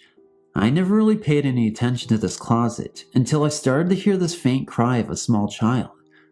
I was confused because my brother and I were grown, and the only person who lived downstairs was a 90-year-old lady that never had any children or grandchildren. After nights of hearing this cry, I noticed the closer you got to my mom's room, the louder the cries got. Nothing was in my mom's room, and then I opened the closet. I noticed that you could see the bottom half of the house, so I ran and got my brother. When we came back, we noticed that there used to be a staircase that led upstairs where we lived, but later they made it into a duplex and boarded it off. Anyway, here's the scary part. When we looked down, We both saw a small boy, no older than 5 or 6. He had a shaggy brown haircut, white socks with blue stripes pulled all the way up to his knees, a pair of navy blue shorts with a white stripe on the side, and a white shirt with blue stripes going across. Very late 70s to early 80s attire. After investigation from the landlord, we found out that years ago, there lived a mother, father, and a small boy, and the parents would stick the boy on the staircase as punishment and shut the door. Well, one day, they forgot about him and apparently went on vacation. He died in the staircase. When me and Nick looked down, I asked the boy if he was okay. He looked up at us and literally disappeared. We never heard another cry. I guess he needed someone to know what happened to him before he could move on. In the 90s, I worked as a security guard, and one of the businesses that contracted us was the local hospital. On top of the usual drunks, addicts, etc., we were also responsible for checking the guest list in the morgue. Every 2 hours, we were to go through the drawers and the meat locker and check each toe tag against the inventory sheet to make sure everyone was always accounted for. I worked night shift there for almost 2 months, and nothing weird happened, except for a call button that liked to go off in an empty room. On what ended up being my last night there, I had a college interview in the morning, so had to get off work a half hour early. I always made my morgue check at straight up the hour, but because I was leaving early, I did my last check of the night a half hour earlier as well. Like most hospitals, the morgue was in the basement, and the acoustics down there were such that every sound echoed slightly. I got off the elevator and started down the long hall to the morgue, my footsteps echoing as I walked. I started hearing what sounded like people talking, which was nothing unusual in itself. Late night arrivals and attendance working late was commonplace, but this sounded different. The voices, especially a couple of laughs I heard, I still can hear the laughs, had a hollow, kind of distant quality to them, and there was more than a few of them. I was officially creeped out. As I got 25, 30 feet from the morgue, I hear a man say, "He's coming!" and an old man will respond, "He's early." I quicken my pace, and as I hear a hurried commotion of mumbled voices, and gave a shout on my walkie for backup in the morgue. I burst out into the morgue not knowing what to expect, and there's no one there. I look in all the rooms, under and behind all the furniture, nothing. Then I see it. Laying on the floor by the drawers is a toe tag. I start opening the drawers, expecting to catch someone hiding in some of them, and find no one but the guests. The third one I opened up ended up being the owner of the orphan toe tag. 3 other guards came down, and we did a full search of the whole floor. Found no one. What freaked me out, though, was I had been checking the bodies all night. Some had been here a couple days, and so I kind of knew what body was where. When I did my search of the drawers, almost half of them were in the wrong ones. Needless to say, I quit that day. My favorite morgue. I got this great job working at a hospital. I really get to do something I enjoy. Taking care of others has always been a passion. I work on one of the hardest floors, the cancer floor.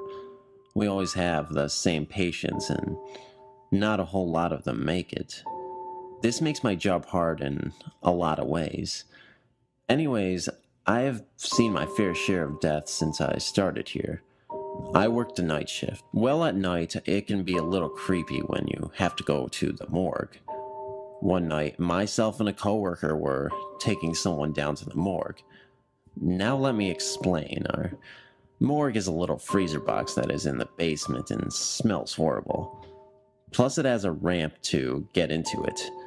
So she and I wheel the body down there and we push it up the ramp, and then we argue over who is going to push the body in.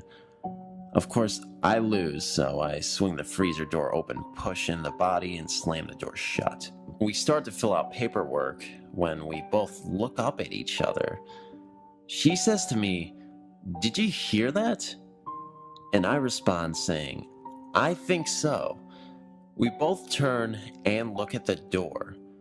We both got cold chills, and the hair on our arms were standing straight up. It sounded like someone was crying out for help. We froze, turned, looked at each other, and ran out.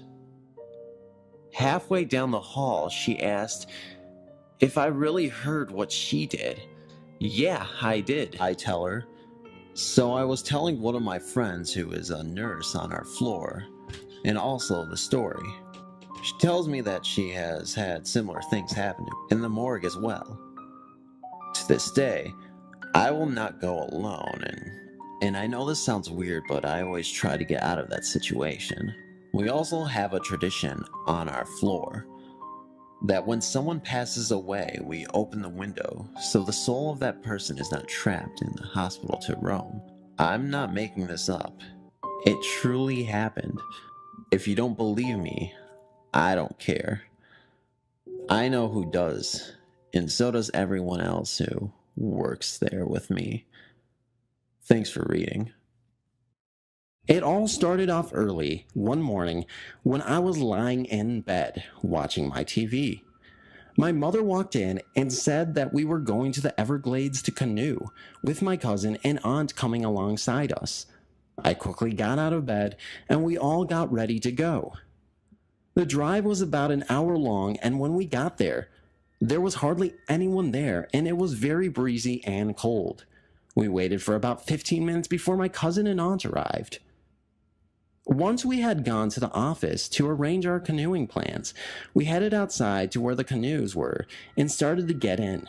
Me, my aunt, and my cousin got in one canoe and were pushed off the shore first, leaving my mom, dad, and sister behind, and us having to wait for them in the water. Once they were in the water, we started paddling. We had been paddling for about 15 minutes, enjoying the scenery and the time we were spending with each other as families do, when I spotted something move in the water. I looked down into the water and I saw a human figure swimming beneath us. The water was extremely shallow. The figure moved like it had all the room in the world, stretching its arms out wide, legs extended, and it was doing that even though there were walls of sand and mangrove trees everywhere, including the water. He seemed to be going through everything. I looked closely to see that it was a young boy.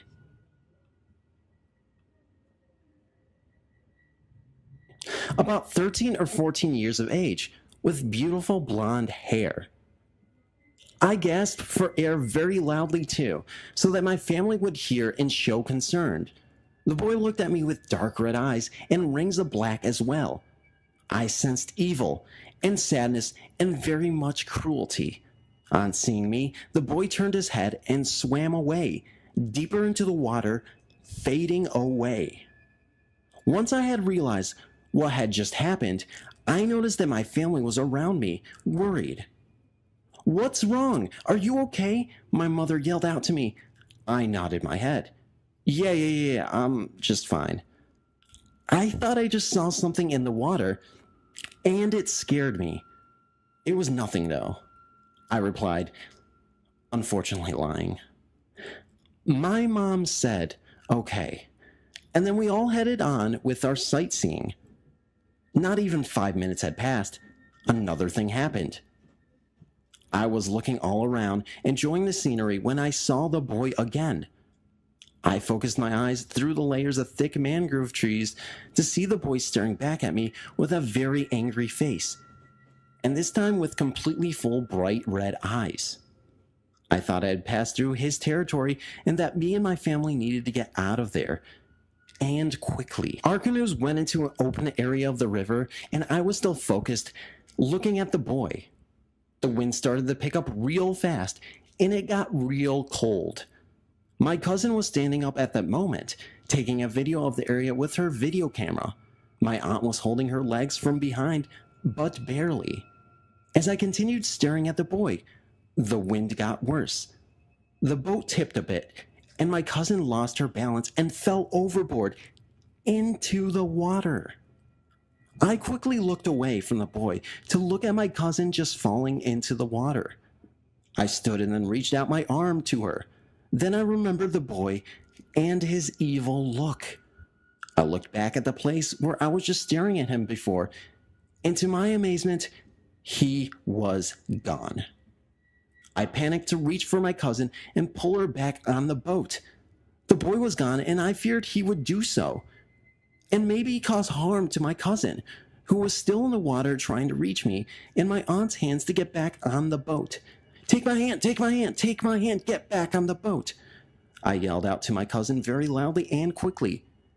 She did as I said and swam to me quickly, reaching for my hand with both arms. I quickly pulled her back onto the boat, and she was fine. No damage done. Phew. I was worried the rest of the time in the water, and when we got back to the shore, I just happened to spot the boy again. He gave me an evil wink and rolled his eyes back, fading away. "Ouch! My back hurts," my cousin yelled out, and just after I finished looking at the boy, I lifted her shirt up, and to everyone's surprise, her whole back was a big black and blue bruise. Everywhere you looked on her back, she had a bruise. She basically looked like a ripened plum from her back.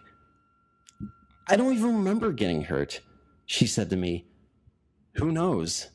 I said back, fakingly, knowing that the boy had something to do with it. We left after that. I came back a few years later and asked one of the workers there of the history of the place after telling them of what I had experienced there. They told me that many years ago, a boy in his teens was playing around with his friends in the water where my family and me were canoeing. One of his friends placed a bet with him to see who could hold their breath the longest. The boy who had died was from a poor family and wanted to win the money desperately. After they completed, the friend who was competing against this boy noticed that his partner was floating when he touched him to tell him that he had won. He quickly grabbed him and pulled him out of the water, then went to go get help. The kid had wanted the money so bad that he drowned and did not even mean to. He lost his life that day, and no one could bring him back to life. When his parents found out, they both committed suicide for losing their only son. I understood the story. When I was walking out of the Everglades Center building, I looked down at the area at where the canoes were, and there was the boy, standing there, looking at me with a sorrowful face, and this time light blue eyes. I smiled at him and then waved goodbye to him. I looked back, and he had sort of a smile on his face. At that moment, I felt like he knew I understood, and was just glad. I've had strange things happen to me for most of my life. Unexplainable things. But the strangest things happened at my last home. We built our home on a property that had a suicide committed on it. We often heard loud bangs and crashes that had no explanation. The doorbell would ring, and no one would be there. We had 40 acres, and it would have been impossible for anyone to be playing jokes on us. Water faucets would turn off and on, off and on. Strong cologne smells that would wake me in the middle of the night. My husband would still be at work, and no, I wasn't having an affair. People talking and laughing in our bedroom, only we couldn't see them. Light switches turning off by themselves. Loud, heavy footsteps coming into my room, stopping and then leaving. Plants and lamps being turned upside down. my mother and her dog would come for a visit. Mom would feel a real presence in her room, and the dog would stand at the foot of the stairs, barking madly.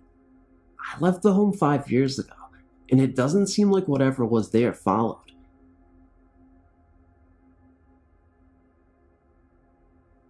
I think my house is haunted. I was really terrified at one point, but after a year, I got so used to it. But for example, me and my boyfriend have heard footsteps up and down the hall outside our bedroom. Sometimes it sounds like someone is checking the doors and windows. And one night, me and my boyfriend had a fight, and I went to go stay at a friend's house. When my boyfriend came home, he sat on the sofa and started dozing off. When all of a sudden, there was a series of loud banging up and down the hall like someone was angry. He jumped up and came out the door and came to my boyfriend's to ask me to come home. Another strange time, my boyfriend came home for a few hours to take a nap. He called me at work. I was about 45 minutes away. We talked for a few minutes. After we hung up, he went into the bedroom to lay down when all of a sudden, again, it sounded like someone was putting dishes away and moving around. So my boyfriend says he thought to himself, oh, Ivy's home. After about a minute, he realized that it could have not been me because he just got off the phone with me and I was 45 minutes away. A lot of unexplained things have happened. Sometimes, when we've been in the house alone and sworn that we're not alone, even when we are alone, it feels like someone is watching us. We've been together in the house and feel like we are being watched. I don't feel afraid anymore, but now we are moving out of this apartment, and it may sound even stranger, but you can almost feel a sad feeling, like whatever it is with us knows we're going and is sad. But I find myself feeling sad too. I don't think I need any help now, but I sure wish the help would have been there in 1974. We didn't know where to turn at the time.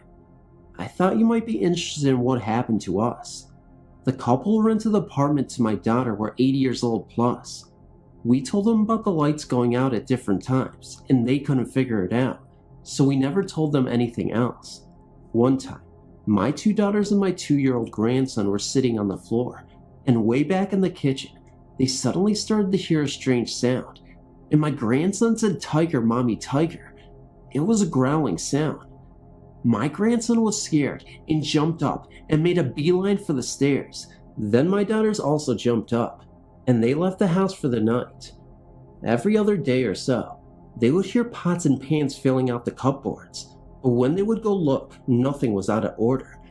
It was a very nice apartment, very clean and pleasant looking. It was getting close to Christmas, and she decided to move. She couldn't take it anymore. It was just too scary. So I would go over in the daytime, and thinking nothing scary would happen in daylight, I went over to pack some things up while she was at class. I started to grab some things off the shelf, but I had a funny feeling that I didn't want to reach in the closet. All of a sudden, it sounded like 100 footsteps in there walking. So I ran out of there in a quick second as I could and refused to go back there by myself.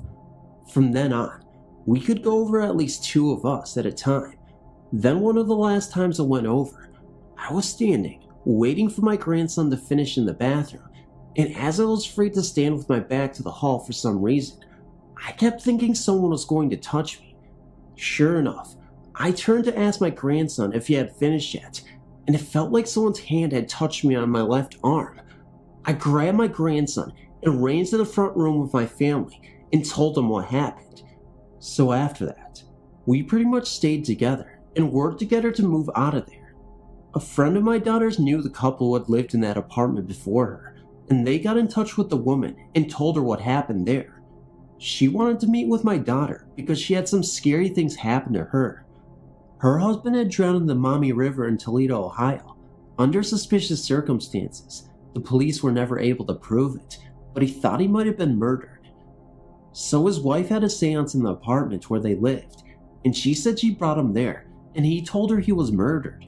She had a big insurance on him that he had taken out on himself, and when she went home from work at night, her house would be all messed up with things tossed all around.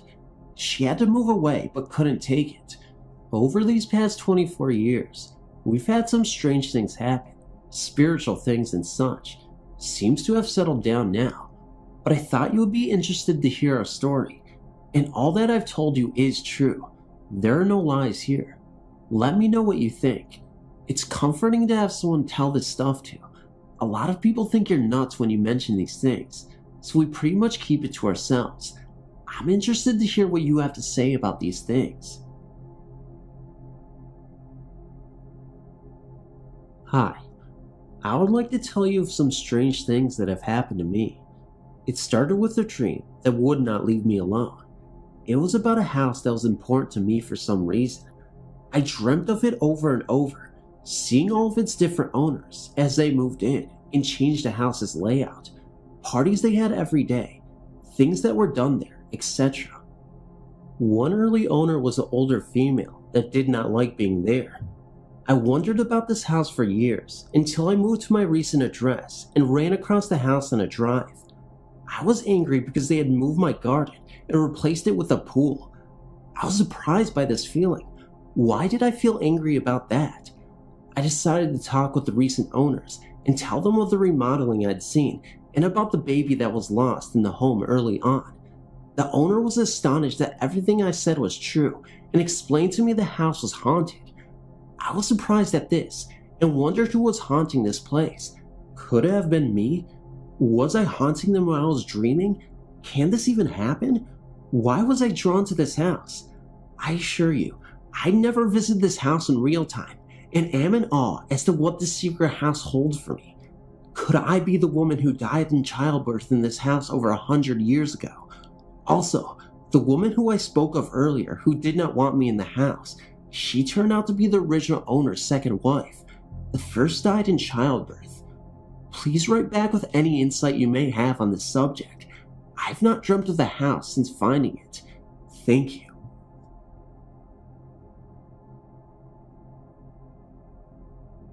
I've experienced hauntings in almost every place I've ever lived in. That's probably because my mother never sees ghosts, but loves old-fashioned houses. The first house I grew up in was a single-level 2-bedroom with a basement. When you passed inside the front door, you came upon a hallway with 4 doors. First my parents' bedroom door, then the bathroom door, then the basement door, then the door to the bedroom that I shared with my brother. When I was little, I was always the first one awake. I would walk into the hallway to go to the bathroom. Once, I saw a carved wooden chair with big wheels, one on each side, sitting right outside my parents' bedroom. Normally, I would have lost no time in climbing all over this new piece of furniture, but this one, for no apparent reason, made the hair stand up on the back of my neck. I ran back into my room and slammed the door. Later that day, I asked my father to please get rid of the big wooden chair in the hallway. Thinking I was playing a game, he said there weren't any chairs in the hallway, but if he ever saw one, he'd be sure to move it. I didn't see the chair again for almost 6 years. When I saw it the next time, I was sitting in the exact same place as before. I was older now, but wasn't quite so afraid, so I came closer. The chair was battered and scarred this time. Part of the back corner had been broken off, and the seat was yellowed. It smelled like very old, musty leather. I still couldn't bring myself to actually touch the chair, but I managed to go to the bathroom anyway. While I was brushing my teeth, I heard a metallic crush in the basement. I figured my dad was downstairs trying to fix the furnace again. It was October after all, but that was odd, since I hadn't heard him go down there, but maybe he was up there before me. When I came back out, the chair was gone. I went to the fridge and poured myself some juice. My mother came into the kitchen in her nightrobe, and I asked her if Dad had gotten the furnace fixed yet. She said no, but he'd probably try once again. He got out of bed. I said he's already up. I heard him in the basement. She told me, "You mean that loud noise?" I heard it too. It woke me up. "Your dad's still in bed. Go downstairs. Maybe a stray got into the basement last night." And so, I went. The basement was very cold, colder than usual, even for an October morning. I searched the entire area. Not too difficult since it was just a big, concrete floor. Not much on it except for shelves of canned goods, but I didn't find any signs of an animal being there. No droppings, claw marks, paw prints, or jars of food broken. There was no animal smell either. I thought for a moment. The crash I heard was too loud to be just any animal, unless something had been knocked over, and everything appeared to be in its usual place. That wasn't the first time we had heard strange noises coming from the basement either. They normally happened around winter or late fall, and the noises always sound like metal clanking, like someone banging a shovel against a wall. The sounds would come at night or early morning, and one week, they got so bad that we had to move into the living room just to get some sleep. I didn't put two and two together until many years later, when I was a teenager. Mother finally told me a story of how they bought the house. It had been cheap to buy because a man had fallen to his death down the basement stairs a few years prior to Dad buying the place. The man was fairly wealthy and had the house built, 1 story high, to accommodate his special needs because he was in a wheelchair. I told my mother about the chair I'd seen in the hallway twice before. Chair with wheels. I was too little to have seen a wheelchair, and she told me what our next door neighbor had told her, that when the man had died, he was sitting in the hallway while the nurse ran a bathroom and the basement door opened, or had been left opened, who knows. The man was a miser, according to neighbors, and probably didn't want a draft coming into the house, so he wheeled himself over to shut the door. One of the wheels accidentally went over the edge, somehow, and the poor guy fell down the stairs and split his head open. There were still bloodstains at the bottom of the stairway. My brother and I always just assumed it was just red old paint. The nurse called out for him to come and take his bath, and heard him flailing around downstairs, trying to get back into his chair. Mom and Dad never told me or my brother. I guess they didn't want us to grow up nervous or jittery. The ghost, if that's what it was never really mean. I guess he just wanted his wheelchair back. I live in Spartansburg, South Carolina. I live fairly close to the Cowpens battlefield area. I'm going to tell you about one of the times I went there. A couple of weeks ago, I visited the battlefield for a picnic. It was weird from the start because, I swear, I could no longer find the visitor center. The asphalt roads had been replaced with dirt roads. In the clearing, where concerts are held, was all covered with trees and bushes. When I finally found my way to the area where the big cavalry battle was fought, I began to feel an eerie presence like I was being watched. I turned around to find a bush shaking furiously. From the bush, a big flash quickly followed by the sound of a loud bang erupted. I quickly turned to see who or what was shooting at. In the clearing, a good 50 yards away, a blue cavalry rider, surely American, stood with a traditional 17th century revolutionary uniform on, and before my eyes, he vanished into thin air. I've not been back since. The story I'm about to relay was told to me by a very reliable friend during my years in college. I had no reason to question the authenticity of his story, since I knew him to be a very level-headed man and was not given to ghost and goblin stories. It appears that his grandfather lived in an old home out in the lonely countryside of North Carolina during the 30s and 40s. He was a farmer by trade and a very religious man. He lived there some years alone, his wife having died of an unusual sickness. I had occasion to visit the area myself, and if you go to this area of North Carolina today, you will still find many cousins and aunts and uncles living very near one another. It was the same way during his grandfather's time where he lived there, very near to his son, my friend's father. In fact, the homes were only 2 miles apart and connected via a dark path that wound through a gloomy forest through which the relative often traveled on visits back and forth. It was always the goal to leave well before sunset. Lamp oil was a precious commodity before and during the war years, and one could not waste it on long trips in the dark. On this particular occasion, my friend's grandfather went to visit their relatives on the other side of the forest. It was Thanksgiving time, and the trees had shed most of their leaves going into winter, and there was a cold chill in the air. The family had a joyous time together feasting on turkey and all the trimmings. Grandfather was deeply engrossed in all the family time, and no one noticed the sun starting to dip low in the horizon. In fact, too low for the safe journey back through the forest. Even though the members of the family pleaded with him to stay the night, Grandfather shrugged them off. "I have to start out early tomorrow morning for town. My house is closer. I'll be all right." He departed just as the sun disappeared behind the horizon, and everything was bathed in the misty light of twilight. As I said before, Grandfather was a very religious man and wasn't in the least bit intimidated by ghosts and ghouls, so the trek back through the forest, although very dark without a lamp, didn't even cross his mind as being risky. It was a waning moon that evening and cloudy, so there was very little light, and under the eaves of the forest it was even darker. He told his grandson later that even though he knew the trail well, he found himself thrashing around in the underbush on several occasions. He even miscalculated the stream that crossed the path around halfway through the forest and got his feet soaking wet.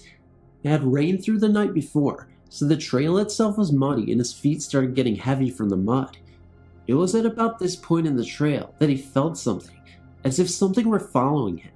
Never having been on the trail after dark, he explained it away as his imagination. Perhaps another 50 yards down the dark trail, as he recalled, he heard something behind him splash through the creek he had just crossed only moments before. I didn't know what to think of that. Maybe a deer or something that was just spooked down the trail by his passing, he later told his grandson. It sounded like he was in a big hurry, whatever it was. Perhaps it was the uncertainty derived from the extreme darkness. Maybe it was his imagination. But when he heard a twig snap no more than 20 yards behind him only seconds later, he knew it was time to make tracks. His grandfather was in his early 40s at the time and was in excellent physical condition, like many farmers from the years of working with their hands. From his estimation, he was only a half mile from home when he started running, more of a jog than anything, as he recalled. The mud made it tricky work, and his feet were pretty heavy with the thickness of mud clinging to them. But when he broke from the trees and saw the shadow of the house around 100 yards away, he heard whatever it was behind him give out a guttural growl, as if it were exerting itself by pouring on the stream for the final stretch. That was his cue to let loose with full-out run for his life, mud or no mud. He didn't look back, but he heard the beastly thing behind him chugging for air and crashing through the underbush as it too broke into the open. He then thought it might be a cougar or panther because of the snarl. He didn't turn around to find out. He made for the back door that was unlocked, and at full speed, dove through the door. The door crashed open at the force of his huge frame. He probably slammed it shut with his foot and quickly locked it. No sooner he had gotten to his feet and backed away from the door, perhaps 3-second time lapse, when something hit the door, the force of which shook the house. The center of the door bowed in, and he heard the hinges creak under the stress, but thankfully, as he was to recall later, it held solid. He quickly reached for his gun, and like many hardy folk of his era, leapt at the window just next to the door and aimed his shotgun out at nothing. There was nothing there. Immediately, he went around the house to make sure all the doors and windows were locked. Of course, they were all wide open, but nothing got in that he could find. It didn't rain that night, so the next morning, before he went to town, he went to check out the tracks of the great beast that chased him. To his surprise and dismay, he found none. Nothing to verify his story, that he didn't imagine it, only his word, which was significant since he grew up in an era where a man's word was totally his bond. He rarely told the story because he just figured it was a panther or maybe a bear. He did find it strange that between the time it took him to grab the shotgun and get to the window was less than a second and there was nothing there. He couldn't see anything racing off towards the forest in the decreasing light. What about footprints? Certainly, something that knocks down trees and crashes into doors with such force should leave tracks. To this day, it remains unexplained. From the time I was 4 until I was about 16, my grandparents lived in a house on Cloverdale Road that had a poltergeist in it. I lived with them for the first 4 years, then moved out with my mother, but even after we moved, I would spend weekends or holidays in my grandparents' house. The happenings were noticed by everyone in the family.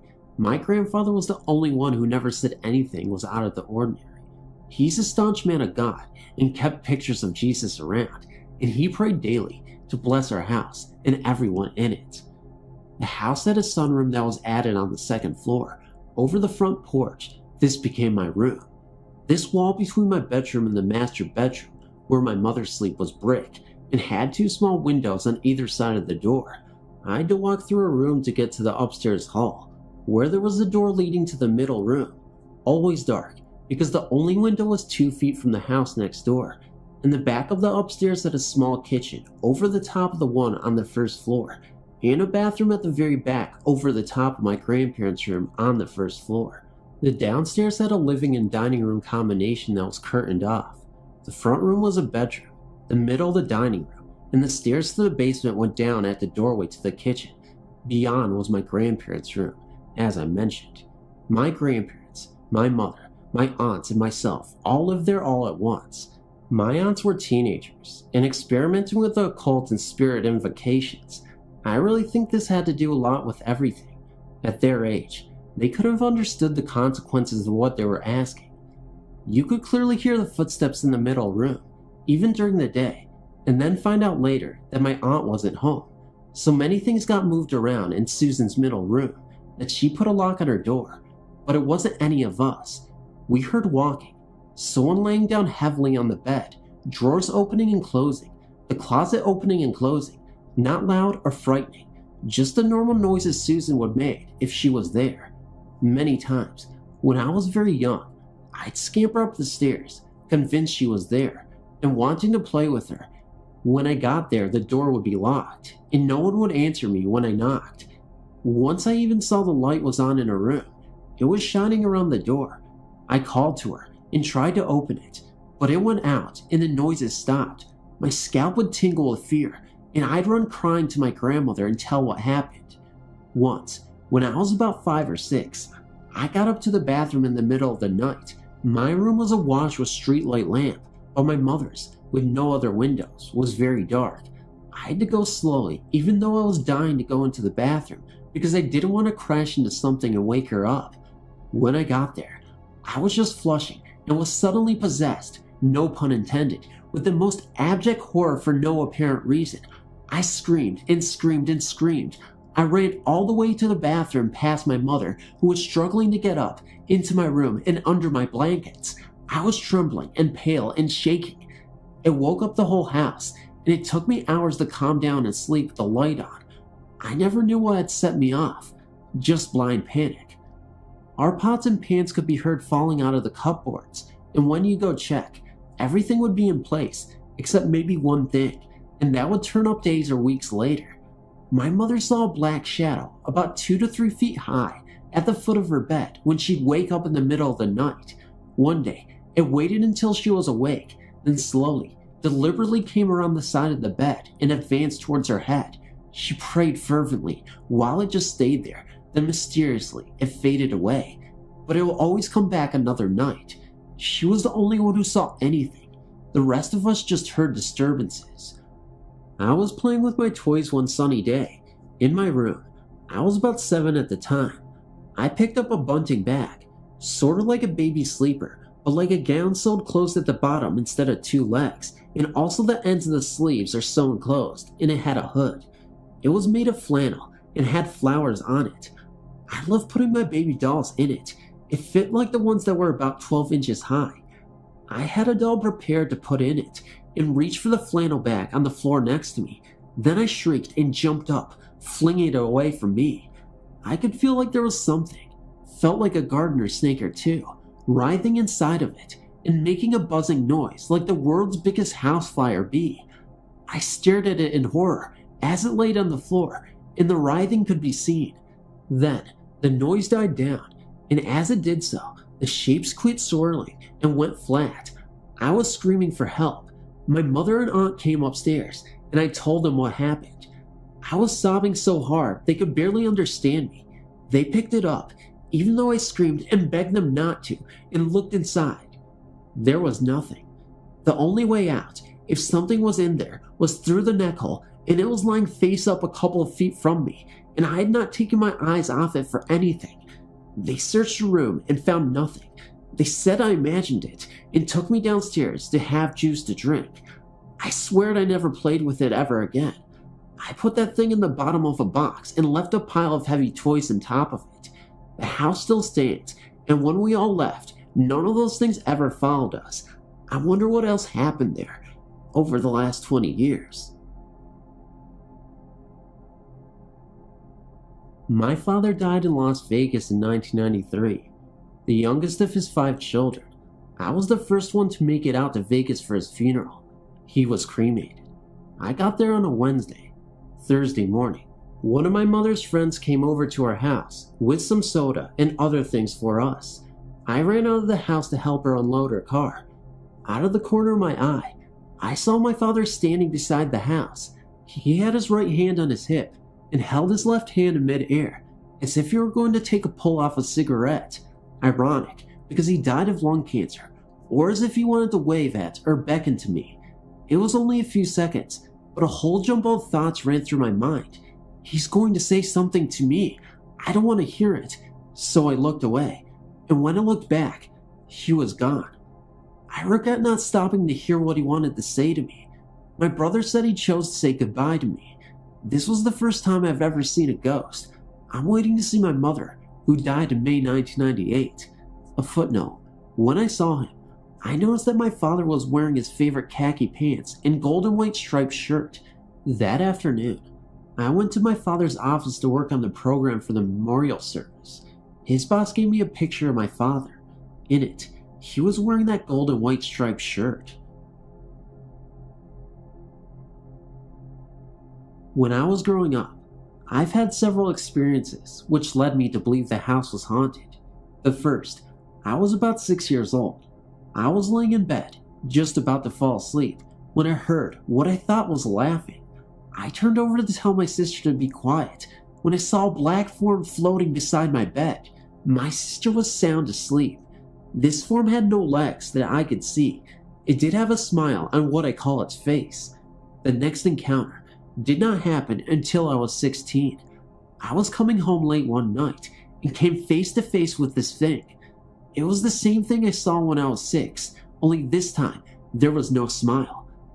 After an indiscernible amount of time, I ran to my room. I've had several encounters with this thing throughout my teen years and began calling it Paul. Don't ask me why, because I don't know myself. My sisters and brothers claim they have never saw it, but one brother says he has had haunting experiences, such as floating in his room. My mother says she knows the house was haunted, but she refused to give any examples. I know this thing was not harmful because nothing ever harmful ever happened. I also came to feel that this thing was protective of us because I never felt alone or afraid in the house when I was alone. Whenever something was going to happen, we were given warning signs such as popping noises on the stove that we found out had a gas leak and uneasy feelings using the garbage disposal that checked out to have a barbed wire that an electrician said could have caused a fire. This is my story. Hope it wasn't too long. I know it sounds incredibly terrifying just by the details I've given, but that black face was just so mysterious. But I didn't know what to think because I believed that he was actually trying to help me and protect us from anything possible. I guess at this point, it really doesn't matter what it looked like, as long as it was trying to help us, right? Thanks again for reading. I really appreciate you listening to this story, and I hope you have a good day. There are a lot of things in my life I've seen over the years, but nothing has ever disturbed me quite like this. It was the weekend of break for myself and my mom, and we decided to go up to Oklahoma City to see my cousins. Everything was great. I got to see some relatives, and nothing seemed out of the normal. This is as far as normal went that night. While taking the 4-hour drive back, about that much, I noticed that the moon was very huge and blood red. Of course, I didn't know about the eclipse that day, so it was cool to watch as we drove to Ferris, which is a tiny town between Lane and Antlers. I remember that my mother pulled onto the Veterans Bridge in Okatoa when a couple of miles down the road, I happened to look up and see an elderly couple was standing on the side of the road, staring across as if watching something. It reminded me of the Grant Wood painting of the farmer. I remember looking at the clock a moment before and saw that it was midnight. The moon was still out and still red. What makes it worse for myself is that my mother also caught a glimpse of them. I turned around, shocked, and sure if I turned around, they would be flying behind us screaming. I've passed by several times since then, and every time I get a shiver up my spine, remembering what happened. Who were these paranormal ghosts? And what kind of role did they play in their lifetime when they were alive? I guess it's not that important to know, but it sure makes a good story.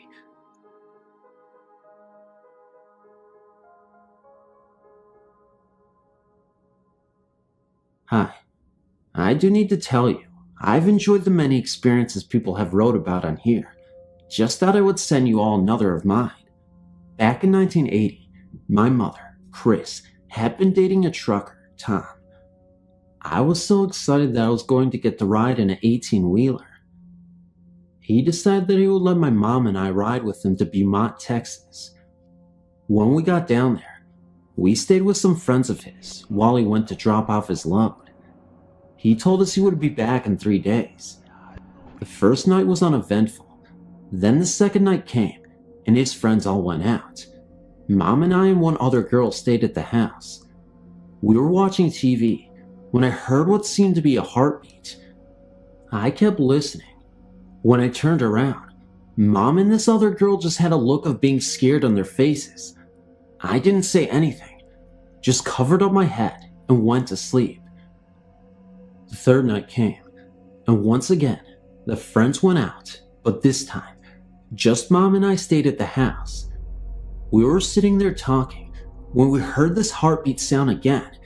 Then we looked at the kitchen where the sound was heard, which you could see from the living room. The front of the stove lit up with his face that looked like it was on fire, and we heard someone say, "Get out."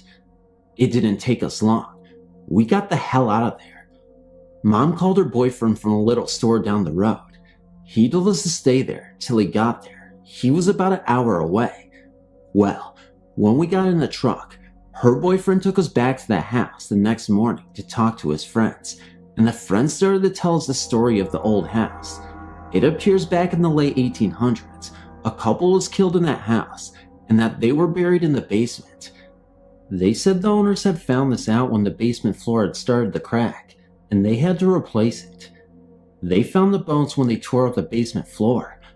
I don't know how true that story was, but I know what happened those 2 nights ago to my mom and I, and it was very real. Thank you for listening to this long story, and sorry it was so long.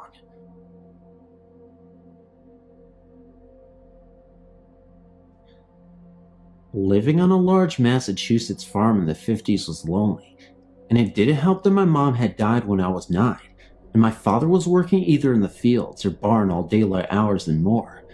To teach me values and responsibility, my dad purchased a small easygoing horse for me to spend my days with. Shadow, my horse, was truly my shadow. We became so close, spending many hours daily, riding throughout paths and fields. I loved her dearly, and in a horsey way, she returned my love. The land my dad's farm was on had many cellar holes, dating back to 200 years, and as an adult, I've studied much about local history in this area. Many stones with my family name, and stones that recorded the deaths of large families, all in the same month. I found a grown-in path, deep in the woods, that my father had told me was once a busy road, with many houses along it. But in the 1950s, there had been no traffic there for over 120 years. Now, I've told you my shadow was the most gentle horse. As we walked that narrow path for the first time, Shadow's head arched and her glossy skin rippled, as if she were cold. This was August. There was a sharp bend ahead, and the closer we got, the jumpier Shadow became, stepping sideways and then just refusing to move at all. I began to get jumpy myself. Just as the other side of the bend came into view, the gentle horse reared like a wild stallion, and I was thrown, landing with my head very close to a large rock. As all this was happening, there was a loud laughter resonating through the woods with an even louder echo. At this point, hitting the ground, I think I kind of blacked out for a brief few seconds. What might have been a minute later, I became aware that I was lying on my back, facing Shadow's stomach over my head, with her back legs behind my head. This wonderful beast was covered in a white lather and was breathing very, very hard. But even in that second, I knew that she had saved me from something most terrible.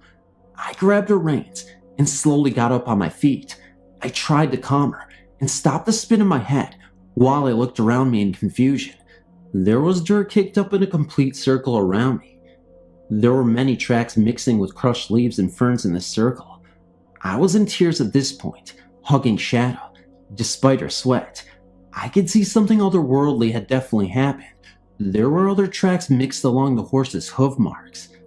I know it was over 50 years ago, but in my mind, as clear as yesterday, claws and tiny hoof prints and claws in the circle again and again. Hoof prints looked like a baby deer, but only two, like it was hopping. Well, Shadow and I walked home slowly, and before long, her head dragged low and she started to limp. I was a little better and still dizzy. Until now. I never told anyone about this event. My dad would never have believed me, and he was too grief-stricken and depressed at that time from my mom's death to hear much of anything I said. I remain convinced that Shadow saved my life that day in those dark woods, but still wonder what kind of an animal can laugh and walk with claws in front and tiny deer hooves in the back. Do you think it's still there? Back in the late 70s, I took the same route home I'd done for many years. I'd been visiting my grandparents in Gallatin, Tennessee. I was traveling on Old Highway 41, which runs from Springfield, Tennessee to Guthrie, Kentucky. It goes through Adams, Tennessee, which is well known for the Bell Witch. At this point in my life, the rumors of the witch weren't as well pronounced as it is today. It was dark by the time it got to Adams, so there weren't any folks out, and about so, when I saw a little girl standing alongside the road, I was shocked. After passing her, I recalled to myself that she was pale and all dressed in green. I could even remember the type of shoes she was wearing, high tops with buttons down the side. For many years, my grandfather was in the shoe repair business, and he had some like it in his store window for shoe. Her dress was ruffled with lace, and she wore a bonnet that was also green. The girl was pale in the face, and she did not smile. She just stood there. I got an eerie feeling about her. Later in years, my sister and I were reading The Bell Witch of Adams, a children's book we had gotten at the library. As she started to read the part where the witch was swinging with Betsy Bell, she read what the witch was wearing, and she described the girl I'd seen on the side of the road that night. As of this day, I will not go through Adams at night in fear of seeing the girl again.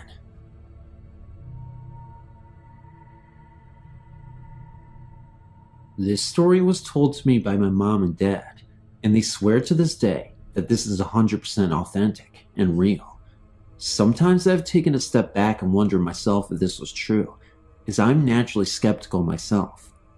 I used to live in Illinois, where my mom was born. So, my dad told me, when he lived in Chicago, that there was this one particular road that was called Cuba Road. Rumor has it that a lady and her boyfriend were driving down Cuba Road. Then her boyfriend got out of the car to go to the bathroom, which was near the cemetery. She noticed that he was taking a really long time, and as she was waiting for him to get done, she kept hearing long wailing noises coming from the direction of the cemetery. She couldn't identify the source of the sound, wondered if it was her boyfriend who was in trouble, and proceeded to check on him. She went outside to look, to discover her boyfriend hanging on a rope by a tree with his neck split open. He was dead, and there was no explanation if it was his own doing or not. My mom and dad went there one night with their friends, driving through Cuba Road. They had a flat tire, so proceeded to stop the car momentarily to address the situation, and since there was a spare tire they could use, they immediately went to work to replace the flat. All of a sudden, my mom and her friends heard the wailing described in the rumored story, coming from the direction of the cemetery. Needless to say, they wasted no time trying to fix the flat, and drove off back home in sheer terror. My dad also said that there would be this black car that always drove around near the cemetery every time he would pass the road. It didn't even look like it was real, almost as if it were some kind of mirage, and always appeared to be far away and in the distance. He also said that he and his friends would go down these cul-de-sacs, and they would see lights coming out of the graves from the cul-de-sacs. I wonder if the spirit of the man who was hung now has taken the torch from the other supposedly haunted being who was wailing, and now terrorizes victims on Cuba Road. The first story concerns an apparent ghost I encountered while driving home late one night. It was about 1 a.m., and I was driving home from my girlfriend's house in a dark, unlit road. About 100 yards ahead, I saw a shadow figure lurking into the street and weaving. I thought it was probably someone drunk, so I slowed down. The shadow figure then stopped in the middle of the road and kept swaying back and forth. I slowed down to about 5 miles per hour because I didn't want the person to fall into my car. As I drove past, I looked at him through the passenger window, and all my hair immediately stood on end. This guy had all the physical features of a black man. The hairstyle, thick lips, large cheekbones, but he was white as a sheet of paper, inhumanly white. Also, all his clothes looked like they had been bleached white. Worst of all, his face was all screwed up and twisted sideways, and his mouth hung open a good 6 inches, much more than physically possible. My immediate reaction was that the guy was dead. I drove away, a bit freaked out, but I still looked back at him in the rearview mirror. He slowly turned towards my car, and when he was directly facing me, 2 beams of intense white light, like laser beams, shot from his eyes and flew into my car. There were no other cars around and no streetlights on the road. The second story concerns a ghost hunt I did at Gallister Park in West Cova, California, which is listed on your site. I initially did not know the park was haunted or listed on your site. First time I went there, upon entering the park, I heard a loud scream as if someone had fallen down one of the hilly trails nearby. I walked to the edge of the drop-off and called out, but no one answered. There was no one there, but one of the trees at the bottom was shaking crazily back and forth, not swaying with the wind, but very rapidly trembling, as if in fear. I thought maybe a coyote got a rabbit, so I went down to check it out, but there was nothing there. At home that night, I was looking for local haunted places in SoCal, and I saw Gallister Park on your site and read about the screams heard there. I went back the next week with my ghost hunting kit, and we walked the trails. Everything seemed normal, until I got a caution reading on my ELF meter. So I did some temperature checks, and in that very spot, the temperature kept reading 28 degrees over and over, even though everywhere else I pointed it, it ranged from 69 to 72 degrees. So I got my digicam out and tried to take a picture, and all of a sudden, the digicam didn't want to work. It was freshly charged, and the memory was fine.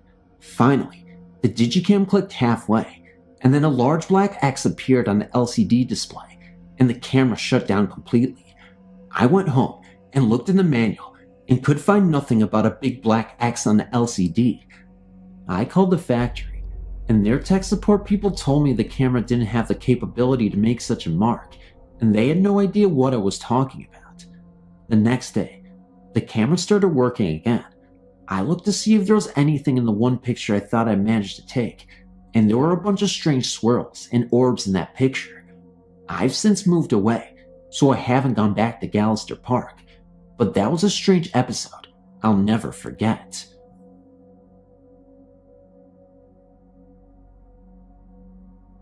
Right out of high school, I graduated in 1997. My friends Trevor and Felix and I decided to take a long weekend road trip. It was either 97 or 98 that we took this trip. We decided on San Felipe, a small fishing village just 8 hours from Los Angeles on the edge of the Sea of Cortez in beautiful Mexico. Our reasons were purely immature and superficial. There we could drink at bars. Not 21 yet, you know, so off we go. We get there and rent a room in this very small motel just off the main drag. You went up these steps, and the door to the room was to the right. If you faced the door to the room on the immediate right was a large window. That was our only window, save for a small one in the bathroom. Now, upon opening the door to the room, you see immediately on the right against the wall, with the large window, the first bed. Next to that bed further back was a nightstand with a lamp. Farther back the other bed.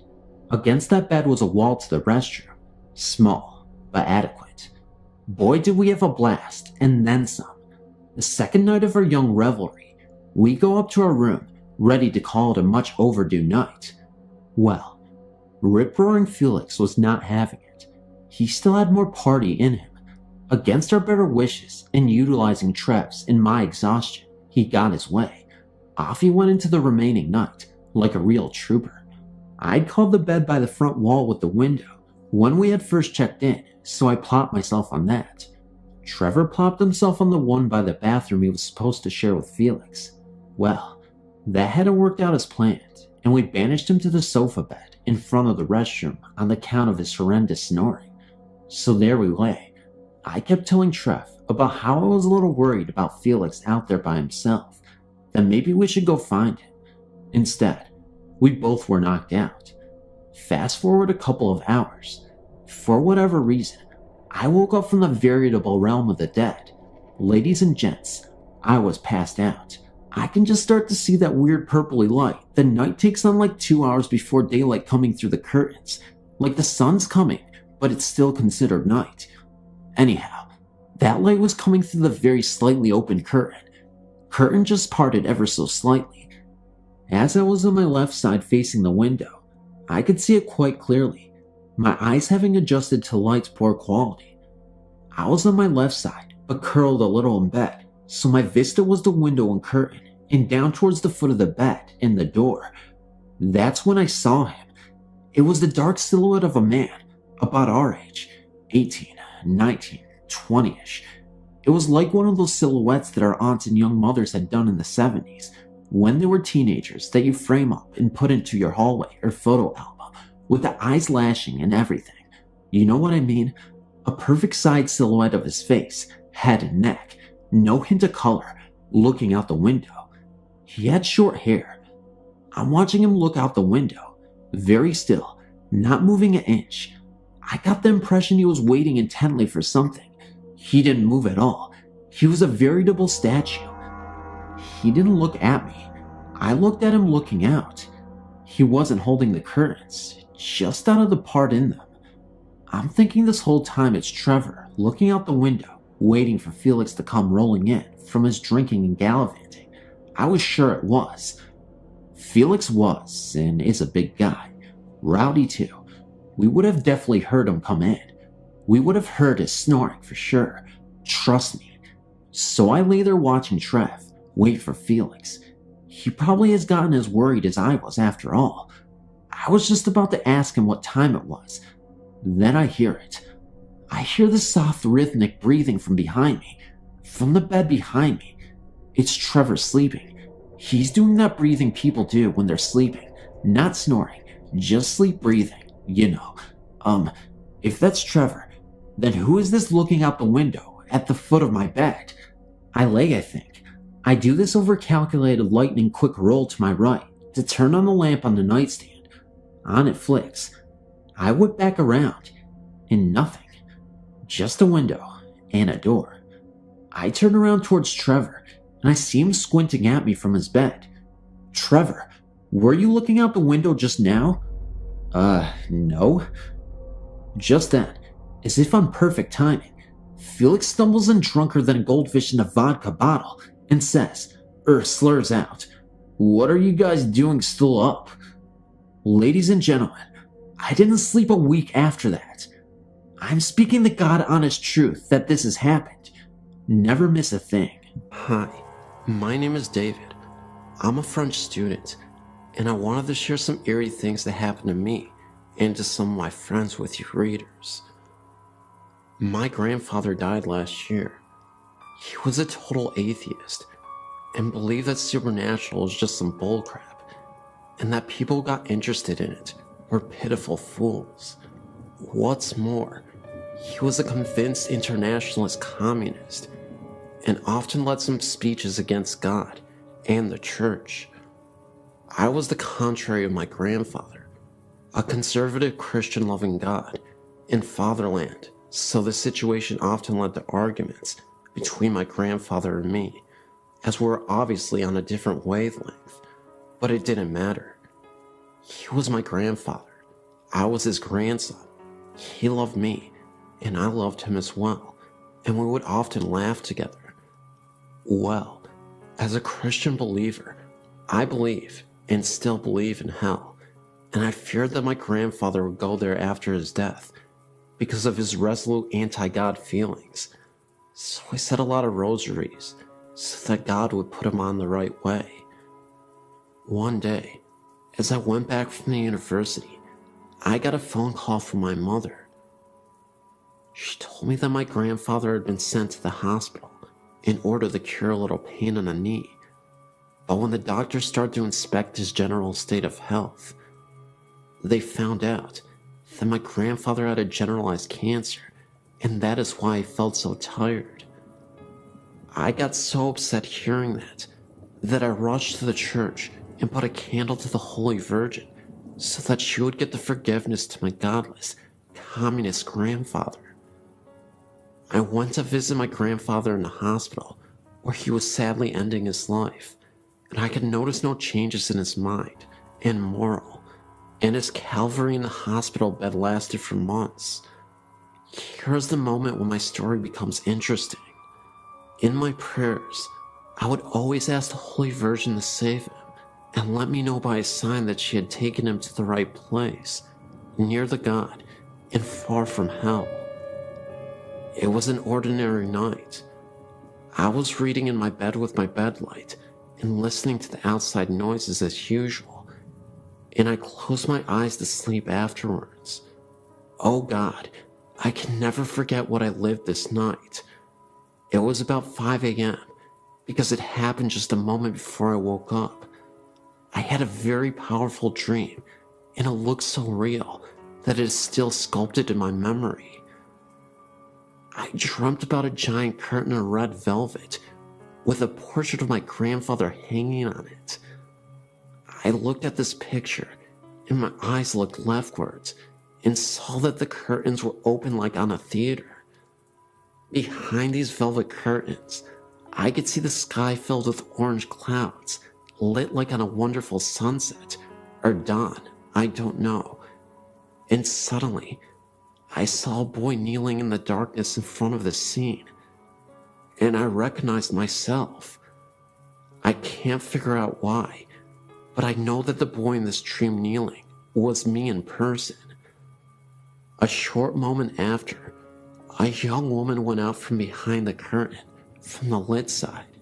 She had a blue dress and a blue veil. Both were blue, one dark, the other clear.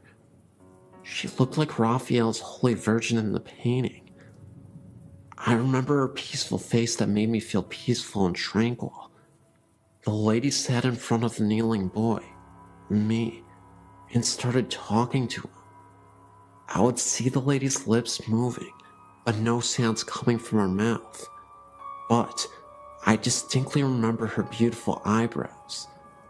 After talking, she showed me something behind her. It was a ladder, a beautiful multicolored ladder that went in the orange clouds. The ladder went through a hole in the clouds, and this hole had incredibly powerful light coming right from it, and it throwed rays of light. It was noisy like a storm, though not frightening at all, not at the contrary. My dream stopped with this vision of delight. I'd forgotten the dream on the following morning and went downstairs for the coffee. My mother was standing in the kitchen, and her eyes were painful.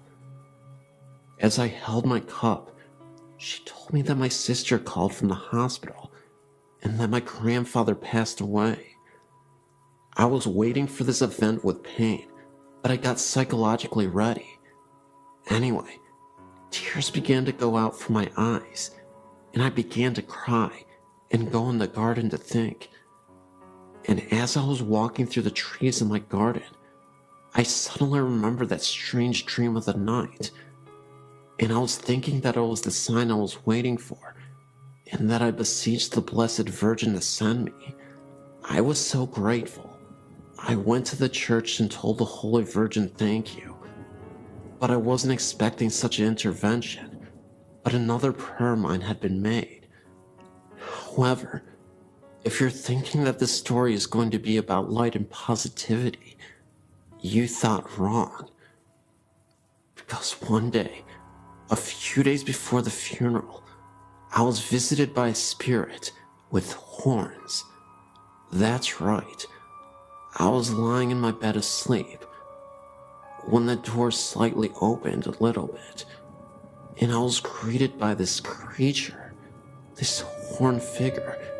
It was definitely a black mass, but it was just standing there as I was trying to regain consciousness in the middle of the night. It stared at me with its red glowing eyes. That's all I remember, the dark outline of this dark mass and the horns protruding out of its head. It was there for about 40 seconds, and I'll never forget the sight, and it just slowly disappeared. I have no idea what connection this is to my grandfather, or even if it means something, but it definitely rattled me to my core. I started to get a lot less sleep, and on days that I would get sleep, I would have these terrible nightmares of the same horned figure. In one of those dreams, the horned figure would be seen off into the distance, with again those glowing red eyes, and there would be candles scattered about, with the only source of light coming from the candles. They were all lined up row by row, and in a line that eventually led to this horned figure. I remember waking up instantly after that dream, and crying profusely. I yelled out to my grandfather. I said, "Please save me from these nightmares. I'm sick of these nightmares." Fast forward a few days after the funeral, and the most spectacular thing happened, though it was a little unsettling, not even going to lie. And I feel like this was truly confirmation that God was answering my prayers. We have this massive full-body mirror that rests in the living room. This is where I saw my grandfather in the mirror, standing right behind me. It happened so fast, and it disappeared so quickly, that I had to regain my composure and not freak myself out too much, because I knew deep down inside that my grandfather was here to tell me it was okay, and that I shouldn't fear evil. Was it a possibility that I was so distraught over losing my grandfather that I thought I was losing my mind in the process, and I was just imagining everything that I was seeing? I don't know. I can see why people would think that after this story, but what I do know is that I contacted my grandfather and maybe some unruly spirits, maybe deep below the surface, that we can't always reach. And it's truly terrifying, but also comforting to know that my grandfather has my back, even in the afterlife. One early morning, I'd been sitting in my family room, reading the newspaper. It was a very quiet morning, and I was all alone. The sun was coming through a bedroom window off the family room and shining down the hallway. It was one of those extremely bright sunrises, the kind where you can see dust particles floating through the air. I glanced up as I was turning the newspaper page. I then saw in the sun rays the outline of what looked like a man. It had a light black to gray color. It had no details, just the outline of its body. It was about 3 feet off the floor and had no legs from around the knees down. I could see the arms. It had no hands either. I just remember telling myself, "Wow, it's a ghost," and I took it all in. I told myself not to turn my head or blink. The ghost appeared to be looking into the bedroom. It turned its head slightly to the right. At that point, I had to blink. My eyes were drying out. When I did that, it was gone. I then got up and put my hands through the spot where it was. I guess I wanted to see if it would be cooler or something, but it was the same temp. I just stood there in amazement of how cool that was. I also needed to add, it was no one's shadow, and it's hard to describe, but it was not a shadow. I could see the dust particles going through the figure, and the figure was in the middle of the hallway. It was three-dimensional. It actually looked like a hologram. I really love those rare ghost encounters.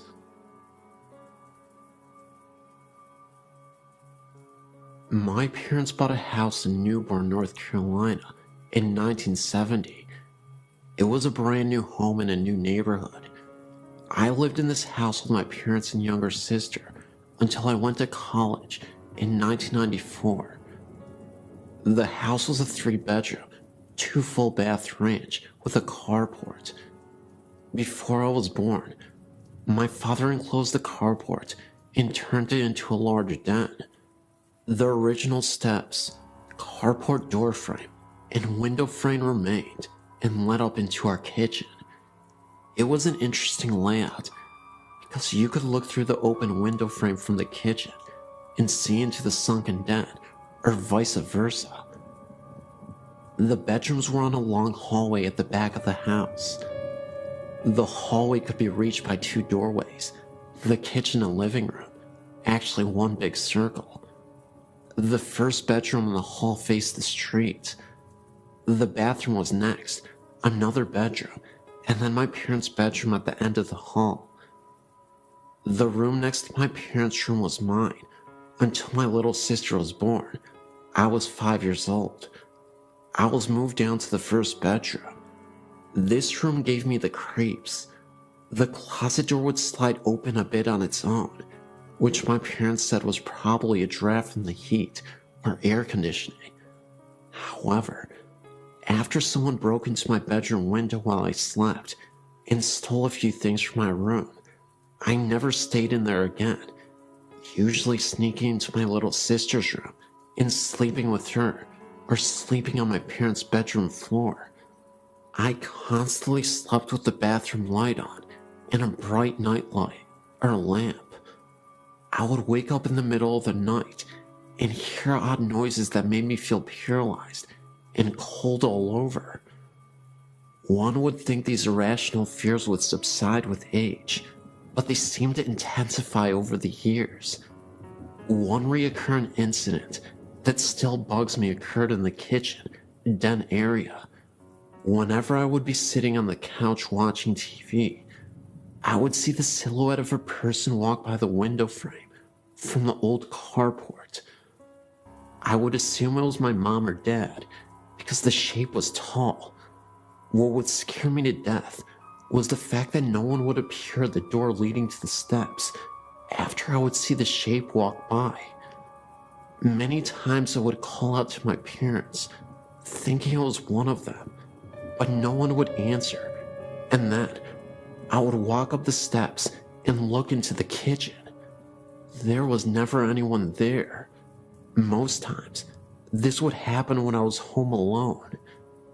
On numerous occasions, my parents would come home to find me sitting on the front porch steps or sitting in my car with the doors locked.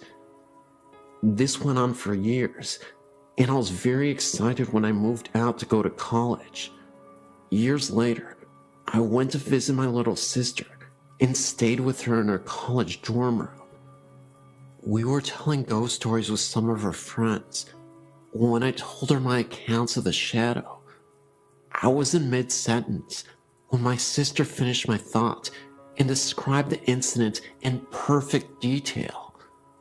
I had never told my sister about this because she was much younger and I didn't want to scare her. Needless to say, we were both shocked and had goosebumps. We compared stories, and it seems we had very similar experiences in that house. My parents eventually built a new house about 10 miles away and sold that house. I wonder to this day if the new owners have ever experienced any of the oddities that my sister and I did.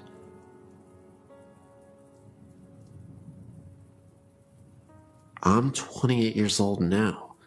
The paranormal has always interested me, but only recently have I started to research it. I've come to believe now that some things I've experienced as a child were probably more than nightmares. I believe my encounters were that of the paranormal, edited with a touch of child's imagination. Contrary to what you might believe, I think my touch of a child's imagination is what scared me the most. I decided to share with you those experiences that could be considered nightmares for your entertainment, but also those that I truly believe are paranormal. At the age of 5 to 7, I can't recall for sure. One night, I was lying in my bed, asleep.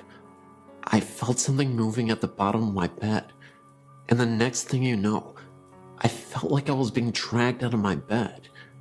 My covers had tightly wrapped themselves around my legs, so tight that I couldn't move them. I yelled, "My bed is eating me! Help! Mommy, Daddy, help!" By the time it stopped and parents got into the room, half my body was hanging off the side of my bed, while the other half was hanging on for dear life. You know what my parents' response was? That's what happens when you don't fix your bed every day. Your bed eats you. No, really, I still never fixed my bed after that. I disproved that theory fast. It never happened again. I look back now and realize that whatever it was in that house had a weird and somewhat morbid sense of humor. Check it out. Several other times, I would wake up from a rather deep sleep, turn over, and open my eyes, as if something told me, "Wake up, Steph." Sure enough, I would open my eyes, and one of two things would be sleeping next to me. A. Bo Duke. He was like a hero to me at the time. Or B. An orange mummified witch with a cone-shaped hat and empty eye sockets. Now, you would think waking up next to Bo Duke saying "Hi, Steph" would be cool as all heck, but no.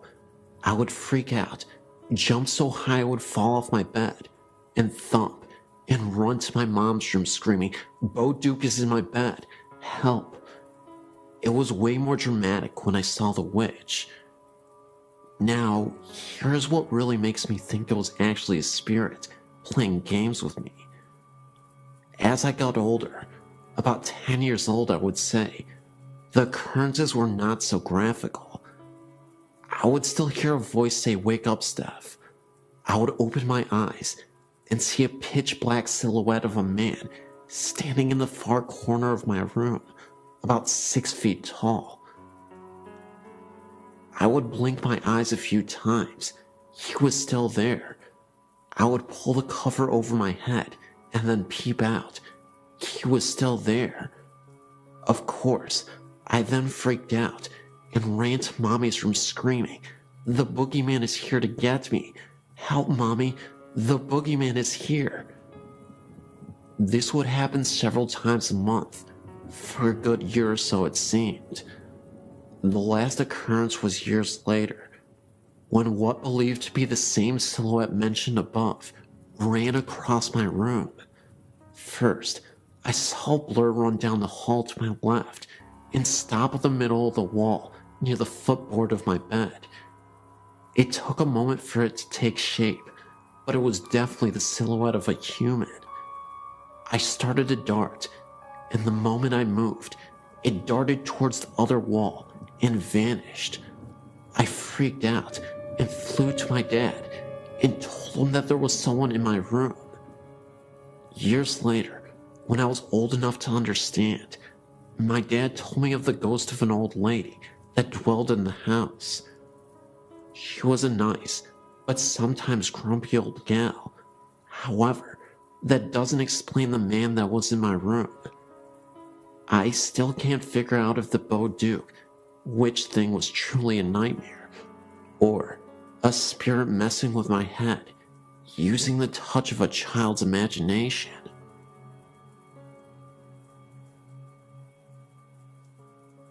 I've been to Gibbs Bridge twice, and we have seen something every time.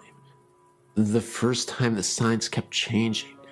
There would be a lot of writing on the signs, or not every time we came around. I looked back and thought that someone was messing around with us, and I saw a figure standing alongside of the road, ran by the guardrail, and disappeared. Then, I kept seeing something black out of the corner of my eye. My cousin was with me, and she started to scream, and me and her both heard moaning over her screaming. Then, it was me and my sister and her friend. The signs again kept changing, but only a few, not at all like last time. We took pictures and got orbs. Then, we saw a figure again by the sign and disappeared. We went all the way down the street and turned around and saw a big bright light. I told my sister it was probably a car, so flash your lights to let them know that you're coming. She did that, and the light was gone. It kind of looked like a motorcycle light with handlebars. I know the whole story about it. Then, we turned around again and saw it again. It was not the street light at all, because we turned around going back to the bridge about 10 to 15 times. It only showed up about 3 times. The weirdest part of that night was we left, and my sister's phone was in the center console. Nobody was touching it. Somebody that we know called us and wondered why we called. Nobody did it. It was in the center console the whole time. My sister looked down and saw her phone hanging up, and they said we left a message. It was all 3 of us talking, and it was muffled. Tell me what you think, and go out there sometime again. Thanks for reading my story.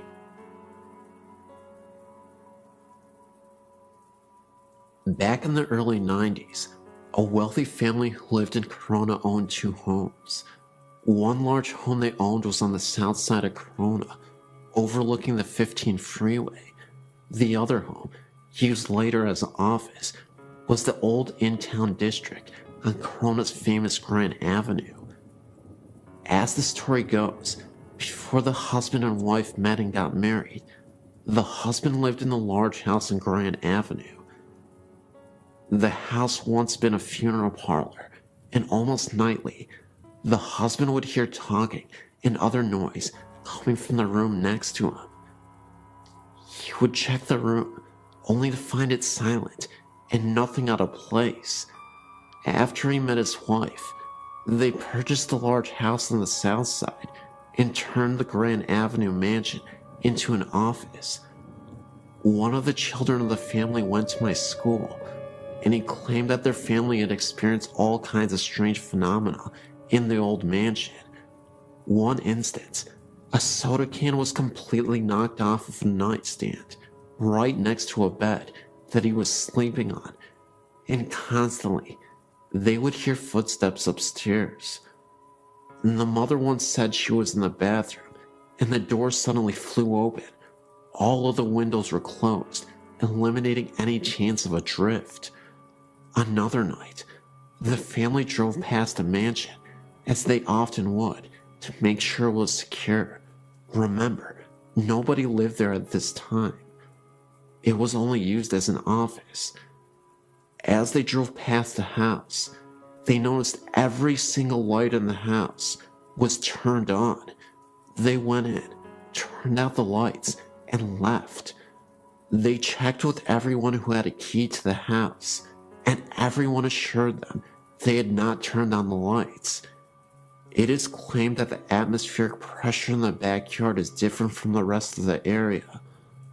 These stories were all interesting to me, but I still had some skepticism until one year, the family was going to go on vacation to visit relatives in Texas, and they asked my mother and me if we would watch the mansion for them while they were gone.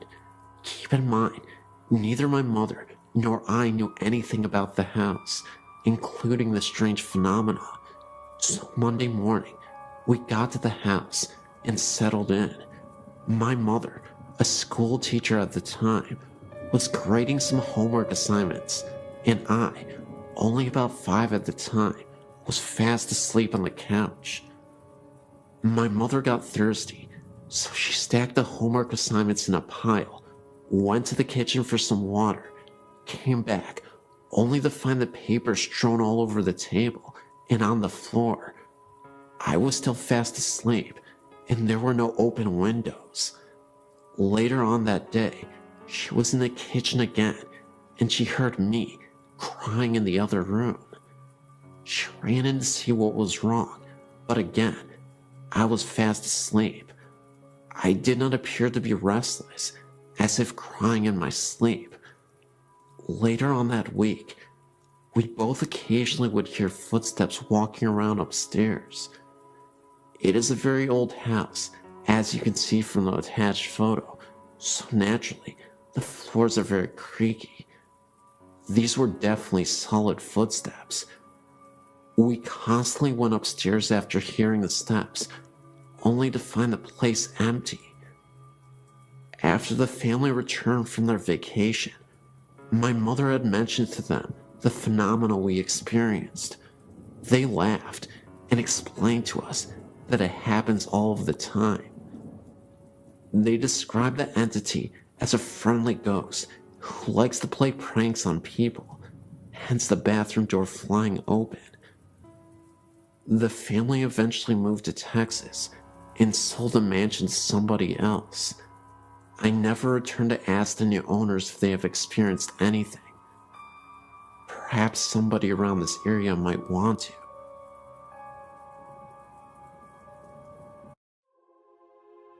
My name is Prenta. I lived in Hamtramck, a suburb of Detroit, Michigan, in a 2-story flat on Grayling Street.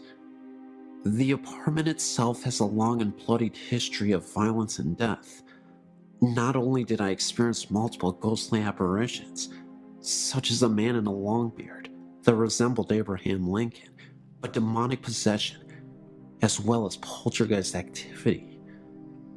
The demonic possession was incredibly startling. It wasn't something that occurred inexplicably.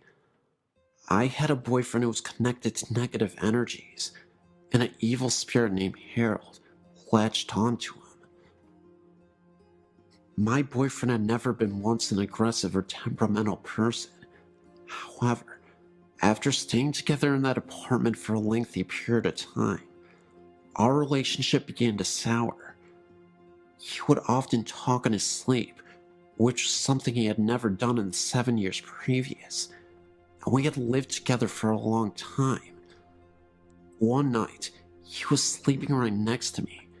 For some reason, I remember I had a difficult time trying to rest, so I was tossing and turning in bed. My boyfriend was dead asleep. Not a second later, he starts whispering. He keeps repeating, "Harold's here. Harold wants to play." Although it scared me half to death, what he said after that truly shook me to my core.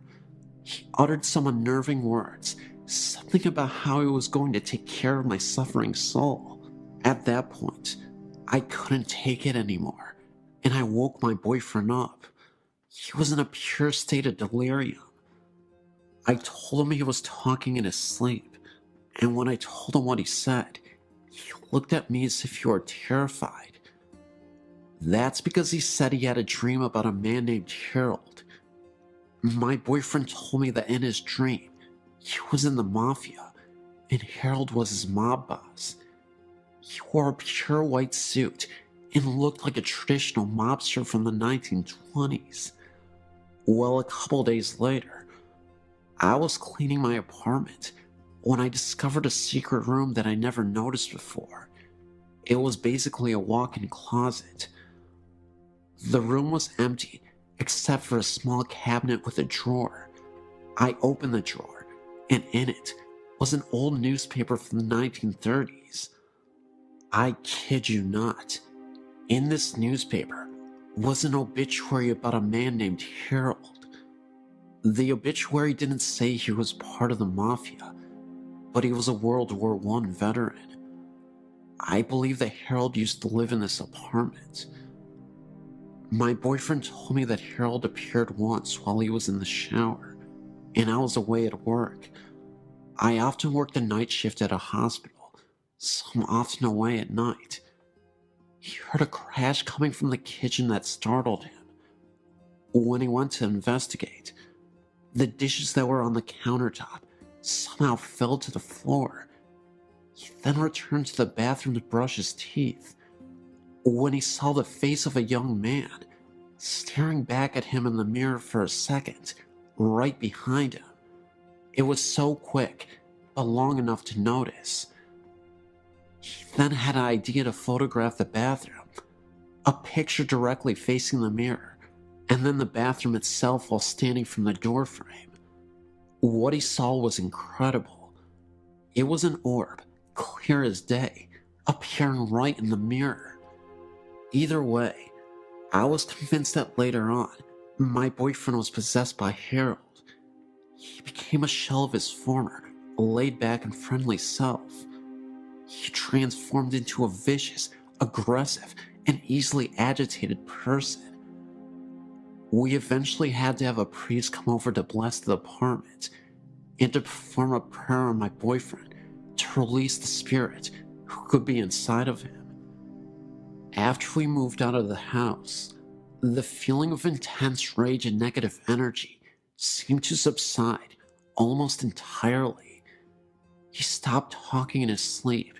He was more easygoing, and he started to become the man I fell in love with years ago. Still, there was one experience that I had while in that apartment that I'll never forget as long as I live. It was the evening, and I was starting to settle down on my first night off from the hospital in days. I walked to my bedroom to change. In the bedroom, there is this huge mirror that I often use.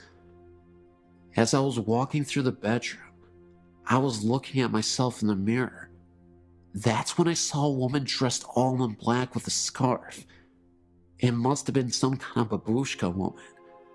I instantly closed my eyes out of pure fright, and as I opened them back up again, I returned to look back at the mirror, only to see that this woman had disappeared. I only saw myself. All of these events are 100% true. I know sometimes when people tell these types of stories, they are often met with a high degree of skepticism. I should mention, though, that I have high integrity, and I think it is foolish to tell pointless lies just for attention or to have a good story. The possession, Harold, the poltergeist activity, and the babushka woman were all signs that something awful wouldn't leave that apartment. At this point, I'm just thankful that I don't have to experience that ever again, and that my boyfriend isn't being used as a vehicle for paranormal entities. I would say this is a story of a haunted house, but it isn't. Until about 10 years ago, it was just a haunted house in my book. I met my husband over 30 years ago. He told me about a house that he used to live in that had some very strange things happening in it. It was local, but he never wanted to go anywhere near it. He said that it was very old and had been built by a young person who had some of the wood and granite that made the fireplace sent from Ireland. Anyway, the story is that when he married his wife, she came with her mother, a real shrew. She harped at him and distressed his wife to the point where he went mad and killed them both, then ran screaming that the demons of the house had made him do it. My husband's family moved into the house in the early 60s.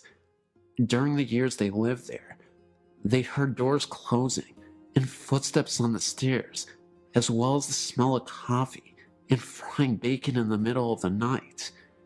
His mother was quite a gardener, but could never get flowers to grow in the yard. He said the whole family was quite uncomfortable in the home and eventually moved. We had been together for a few years when we heard that the property had been sold for a mini storage lot. We were talking about it with my sister and some friends when my husband told the story. The friends asked to see the house. I'd never seen it to this point, and I'll admit, was more than a little bit curious. We finally talked him into going, and away we went. When we turned onto the street, we got a really creepy feeling, but when we pulled up to the house, I was absolutely terrified. There was not a living blade of grass or anything else on that lot. We live in Washington State, and this was March. The house was dark and very ominous. I refused to get out of the car. So did my sister. The guys, 3 of them including my husband, took a flashlight and headed around to the back of the house to see what they could see. After a few minutes, we saw a flash of light on the 2nd floor. A few minutes later, we saw the front door open, but nobody came out. After a few minutes more, they returned to the car. We commented on the fact that we had seen the light, and they told us that they had never turned it on. Then we asked them why they didn't come out the front door. They told us it was locked, and that they tried it before going around back. I was always skeptical about the stories connected with the house, but after they tore the house down, the mini storage was plagued by problems and eventually went out of business. The property sits abandoned and barren. Still nothing lives there, and it's still as creepy as it was years ago.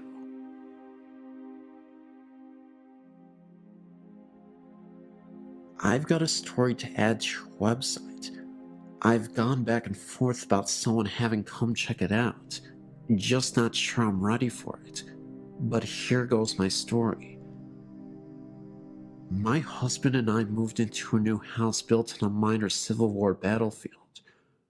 We know there was another house in the vicinity.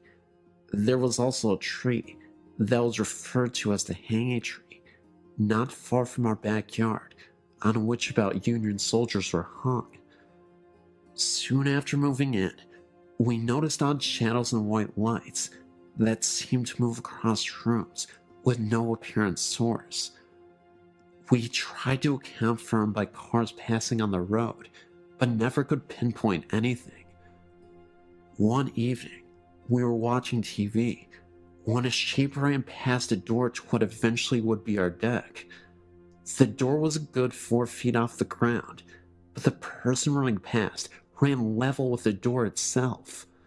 My husband and I ran for the door, flung it open, and my husband jumped down and ran in the same direction. At that time, we were the only house on that end of the street, and, being a very small town, it's very quiet at night, and sounds carry for quite a distance. We didn't hear anyone running, nor did we see anyone. We were spooked, but figured it was a kid, and our eyes played tricks on us. Not long after that, my husband jumped off the couch and ran for the door again because he said someone was standing there looking in. Again, level with the door and no deck. There was no one we could see when we went outside. Some months later, I was up around midnight, cleaning the kitchen. My husband had gone to bed and shut the bedroom door. The bedroom was at the top of the steps, and the door in plain sight. I was watching TV across the great room when I saw out of the corner of my eye a man leaning around the corner of the hallway wall and smiling at me. As I turned my head, I was ready to yell at my husband for sneaking up on me when I realized the man's hair was long and blondish, and my husband's is dark brown.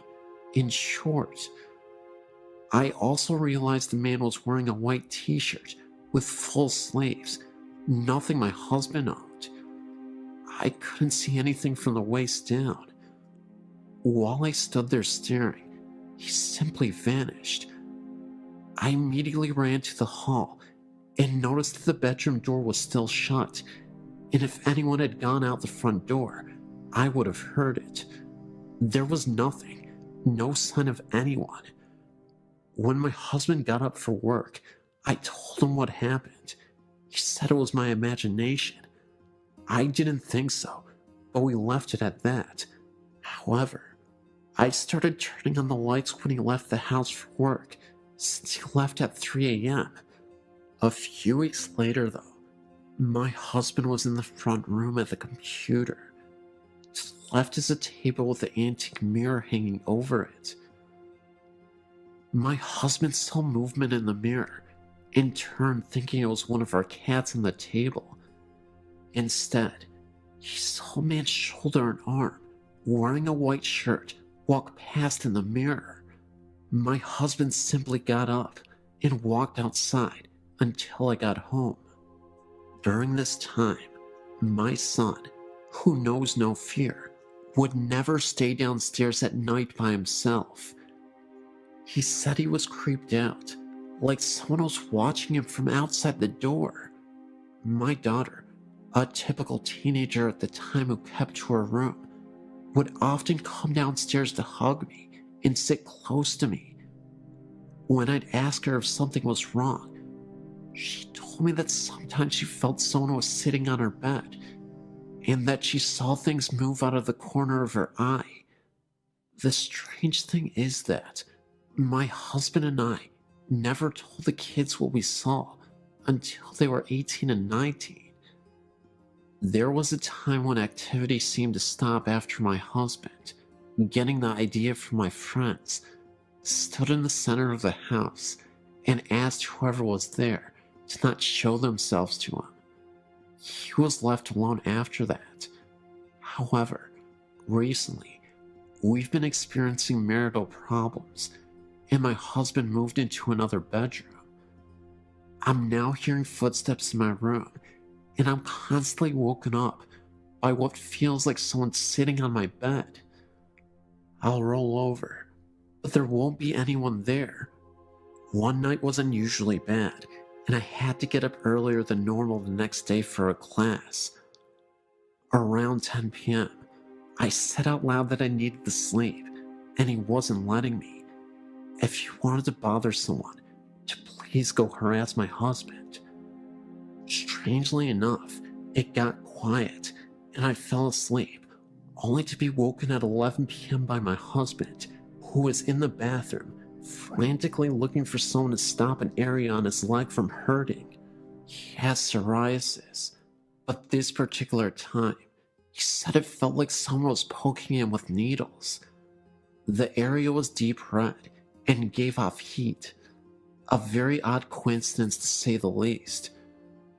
We've also had things go missing: a tablecloth, a 15th century style costume, and various little things that turn up in different areas. We have yet to track down the tablecloth or the costume. I did tell the ghost not to hurt my husband.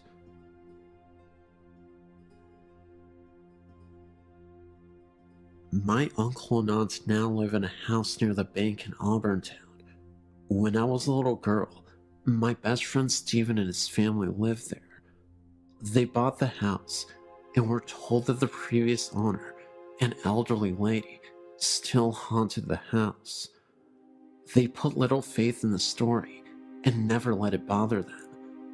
I remember playing in Steven's room and smelling an old lady smell, like medicine and lilac perfume. We never felt threatened by a presence at all. The smell would usually fade away just as quickly as we smelled it. However, one night, after the family had gone to bed, Stephen's mother was awakened by the sound of toys making noise in Stephen's room. Stephen had one problem. He was highly susceptible to nosebleeds. The slightest bump would set off a massive flow of blood. Stephen's mother thought it was strange that he was awake and playing with so many noisy toys at once in the middle of the night. Also, the rocking chair in his room where she would often read him bedtime stories was rocking so hard that it was banging against the wall. She ran down the hall to his room, and when she opened the door, the toys went silent. The rocking chair slowed down. She looked at Stephen in his bed and saw that his nose was bleeding very badly, and it was going down his throat. He might have drowned in his own blood if the very sweet lady's ghost had not raised such a racket that night.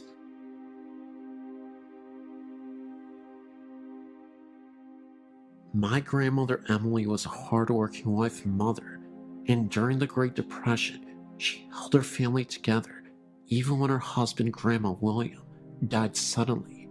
He left her widowed with several children to raise. She was a down-to-earth person and a practicing Catholic, so was not given to superstitions, but nevertheless had some encounters with the otherworldly. One time, for example, she was on her way to visit one of her brothers, an elevator repairman. On the way there, getting off the train, she had a sudden premonition of his death. She got a hold of herself and rushed to where she was supposed to meet him. It didn't take long for her to arrive at his workplace, an elevator station, where he had to do a repair job. She saw a noisy crowd assembled there, and she inquired what was happening. She was told that a repairman had been killed in an accident. It was her brother, the very one whom she had gone to meet, and about whom she recently had a deathly premonition about. I explained this as a prelude to her ghost story.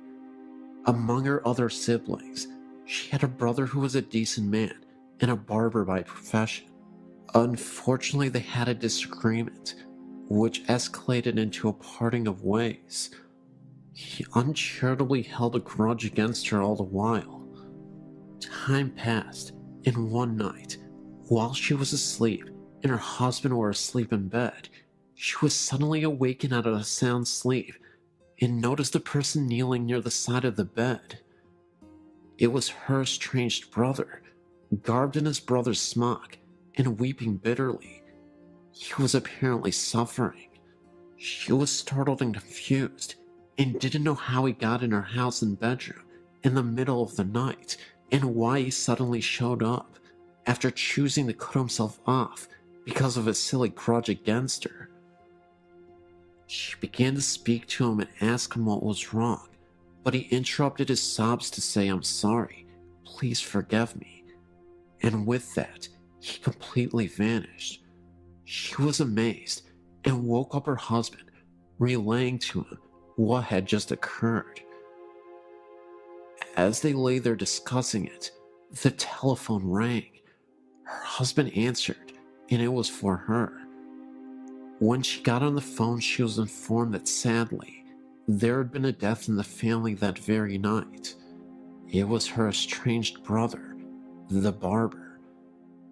They understood this ethereal visit from beyond the grave to be the soul of the departed brother, and that he was given the grace to appear from his purgatory to his sister in order to make up for his uncharitable bearing of a grudge. A requiem mass was offered for him, and they prayed for his soul. He never appeared again. I come from a long line of psychics, and I must have been about 7 when during an afternoon nap, I woke up after a very frightening dream. At the time, we were living in Mount Butler in Hong Kong Island, and Mom's family lived in Capiz in the Philippines. I ran out of my bedroom into a room full of family and friends to tell my mom about it. I saw this Filipino man in a wooden box, dressed in a cream shirt and brown trousers, and lots of our family were around him crying. As a young child, I'd never seen a dead person before and was distraught by the experience. My family consoled me and told me not to worry, but it brought to their attention that I too had the gift. It was only a few years later that I was told that the person I saw was my uncle, who had been shot by the local militia in my mom's village in the Philippines, and it surmises that the clothes I saw him in were the clothes he was buried in. So it turns out that I had a psychic snapshot of the actual Filipino funeral rites, whereby the body is kept in the family house for a period of weeks so grieving people can pay their respects to him. This brother of my mom's, she had been having prophetic dreams around the time, warning him to leave town because something bad was going to happen to him. He didn't believe her and was shot by the local militia after a dispute. It is Filipino superstition that during this period that the body was stored in the family house, the spirit visits the family on the 3rd, 5th, and 7th day after their death. This, as it turns out, was during this time that we both had these visitations. Mom was in the kitchen washing dishes when she heard who she thought was Daddy coming back from work. That's when she saw a man from the corner of her eye, standing in the doorway, wearing a light shirt and brown trousers.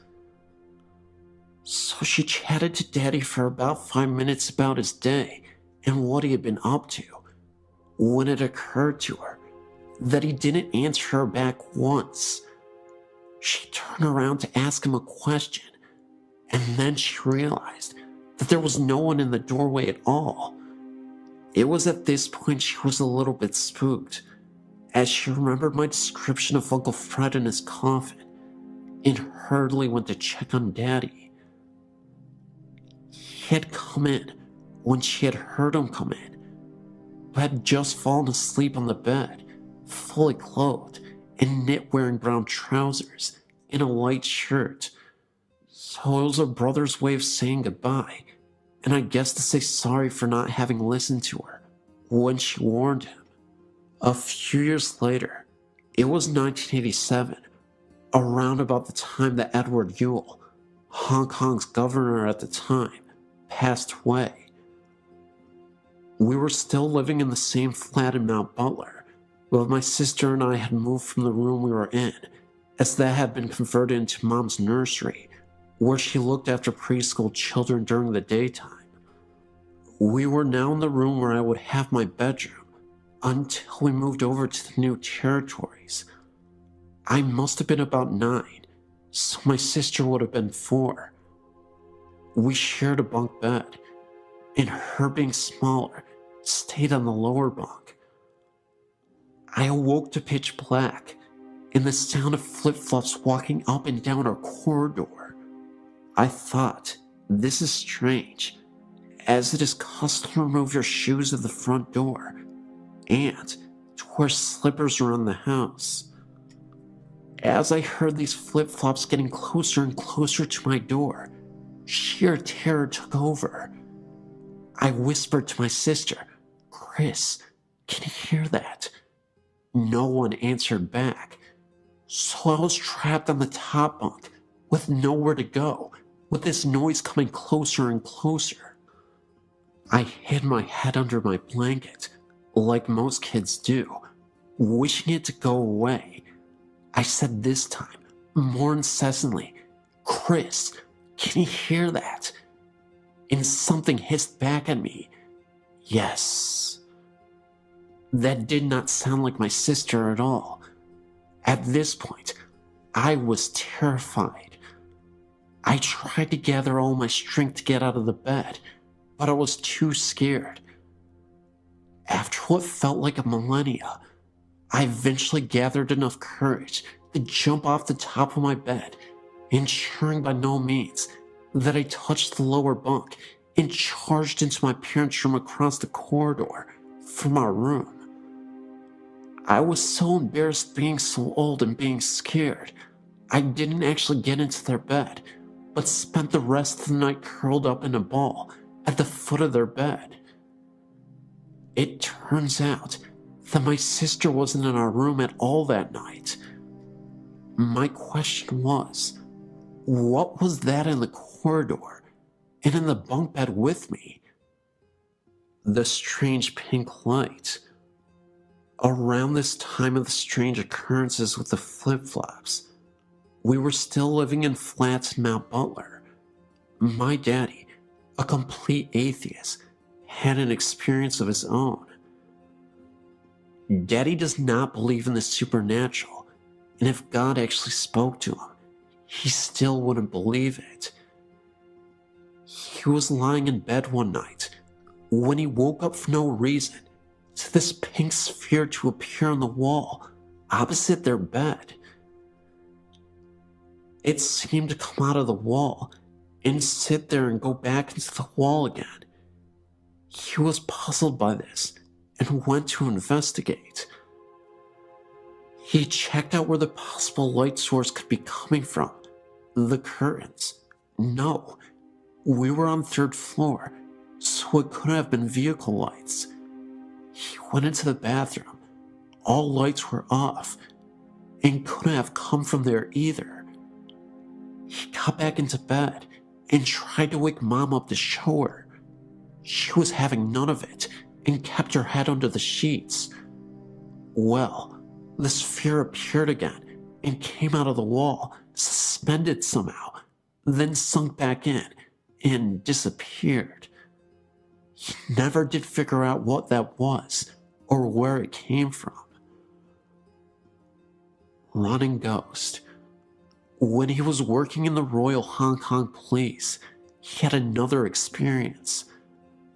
At this point, he was the superintendent and managed a section of the traffic police.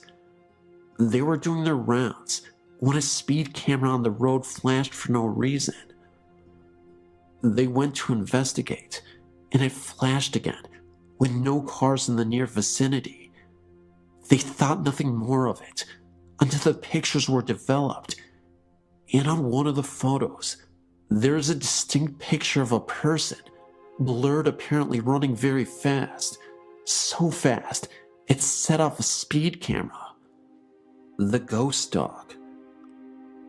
When we were living in Mount Butler, I had one other experience that reaffirmed my belief in the supernatural, and 2 other people I was with experienced it also. I must have been about 14 when my sister and my best friend at the time decided to go for a walk in the countryside.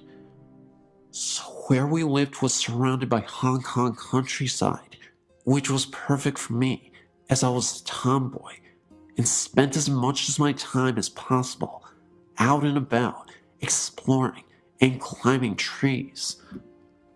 Just before I started university in the UK, I was visiting some friends in Cardiff.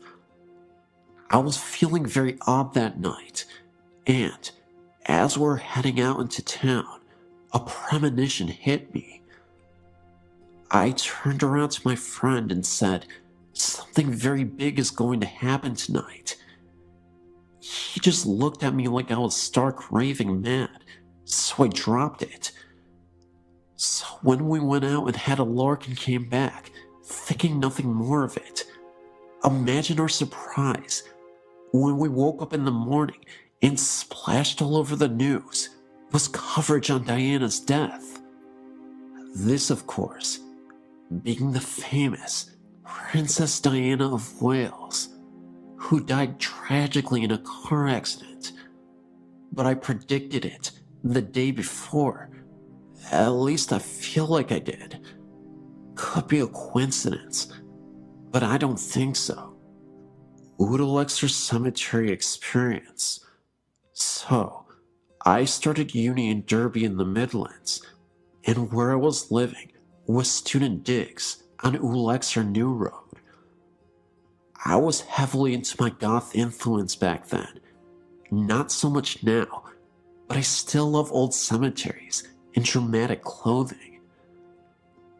There was this beautiful one on our road that I used to visit regularly and read and draw, with many beautiful statues and old gravestones. One day, my ex-boyfriend and I went to visit it, as it was a lovely day turning to evening. So I wandered around looking at all the gravestones and the statues, trying to find the oldest tombstone we could find. It must have been coming up to winter time as the sun set quickly, and we realized in a panic that the gate had been closed, so we were locked in, and had to find another way out. So we walked along the perimeter, looking for a likely tree to help us over the wall, when the sun just disappeared, and we were pitched into almost complete darkness. Then, for no reason at all, the mist appeared over the headstones, so it was hard to avoid the graves themselves. So it suddenly looked just like a horror movie set, trying to avoid broken tombstones and holes in graves and that danged mist in the dark. By this point, I was pretty panicked, frantically trying to get out, with this feeling of overwhelming dread descending over me, and all cells in my body telling me to leave right now. We eventually scrambled over a wall into the student bar, and that feeling just lifted, just like that. It's only a few months ago that I was looking online about ghosts in Derby that I found out that very cemetery is haunted. Brilliant. My dreams. I thought that was the end of my experiences, but looking at the dreams section, I've remembered some more I want to share with you. I've always had very vivid dreams, some not necessarily all coming true, but all seem to have symbolic importance in the coming days, weeks, or even sometimes years. I more often than not have deja vu experiences, even if I haven't ever A, done this before, or B, seen places or people before, or C, really ever thought about these things when I am conscious. I haven't really wanted to tell people about them, as most people, I worry that most people think I'm quite mad. Haunted house. So this also happened just before I finished university in Derby, I think. It was just before my ex-boyfriend and I broke up. The importance of this dream is one that I've been able to break it down and understand it in its composite parts. So both of us were walking around this dark woods, and I was taking all that I had learned from watching horror movies into mind, and was very careful of not wandering off on my own. Made sure I had a weapon in hand in case anything happened. We eventually came to this clearing where this ominous house stood at the end of this garden. However, I needed the bathroom, and even though we knew it was a haunted house, I was not one of those people who would go to the loo in a haunted forest. So we walked in, and there were people there. Thankfully, none looking like psychopaths or zombies. Strangely enough, they were people we knew too. There was a feeling of dread and sadness throughout the house though, and I refused to go anywhere by myself.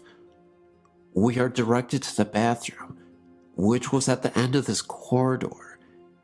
He decided to sit and chat with people whilst I did my business.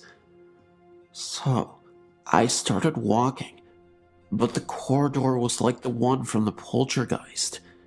It just kept getting further and further away, until I had to break into a run, desperately needing to go, and leave this house as soon as possible. I eventually made it, and threw the door open, and did what I needed to do. Then I woke up and realized that I still needed to go, so I ran for the loo. Luckily, I had the foresight to write this dream down once I had gotten back to bed and knew that we were doomed.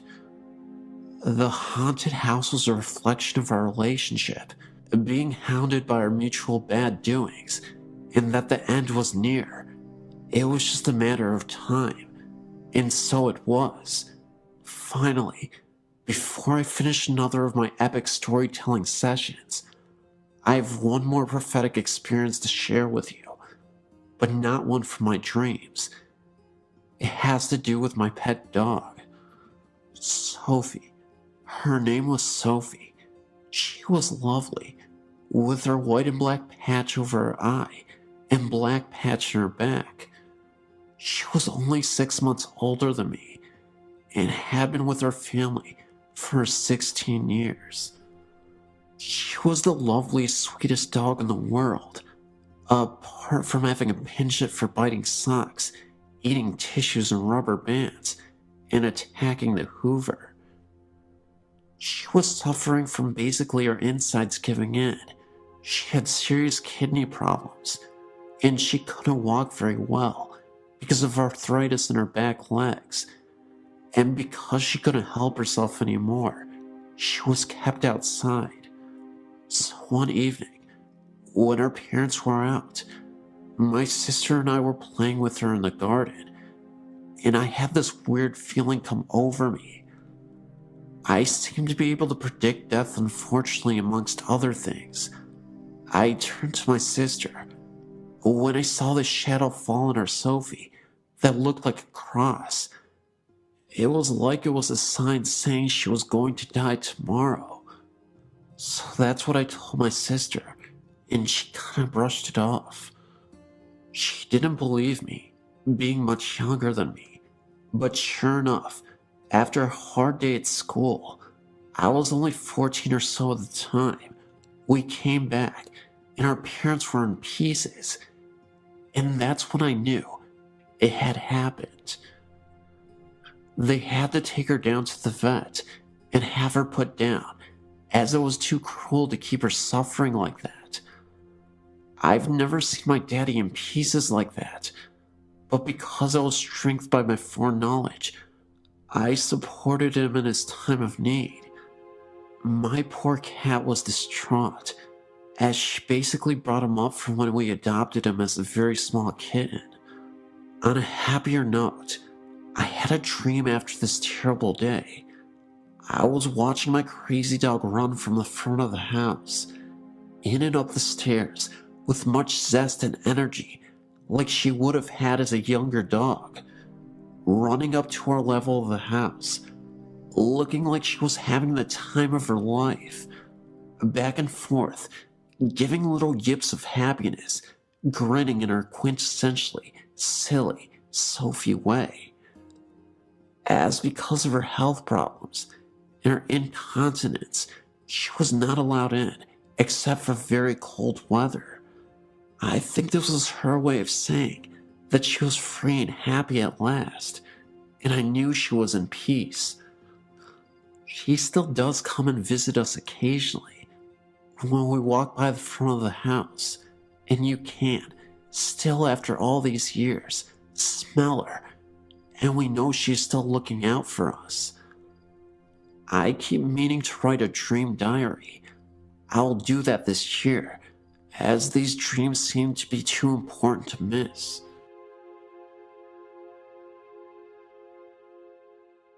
My husband and myself and my brother were all watching our mother's house while she was out of town on vacation. We had been there for a few days, and all happened to be on this particular evening and night. Well, we had finished dinner, and we were all just hanging out in the living room watching TV. My brother said he was just going to sleep on the couch, and my husband and I said goodnight and went to bed in my mother's bedroom, because that's where we had been sleeping. We kissed goodnight like usual, and turned off the bedside lamp. I myself just can't close my eyes and go right off to sleep. So I was just laying there, looking off into the darkness and trying to wind down. Suddenly, I noticed a very dark black mass right by the bedroom door. I blinked my eyes a few times, trying to make them adjust to the dark better, but realized they already had, because I could make out the mass that was so much darker than the dark. I began to feel afraid when I saw it moving. I laid there and watched it approach the bed over our bodies.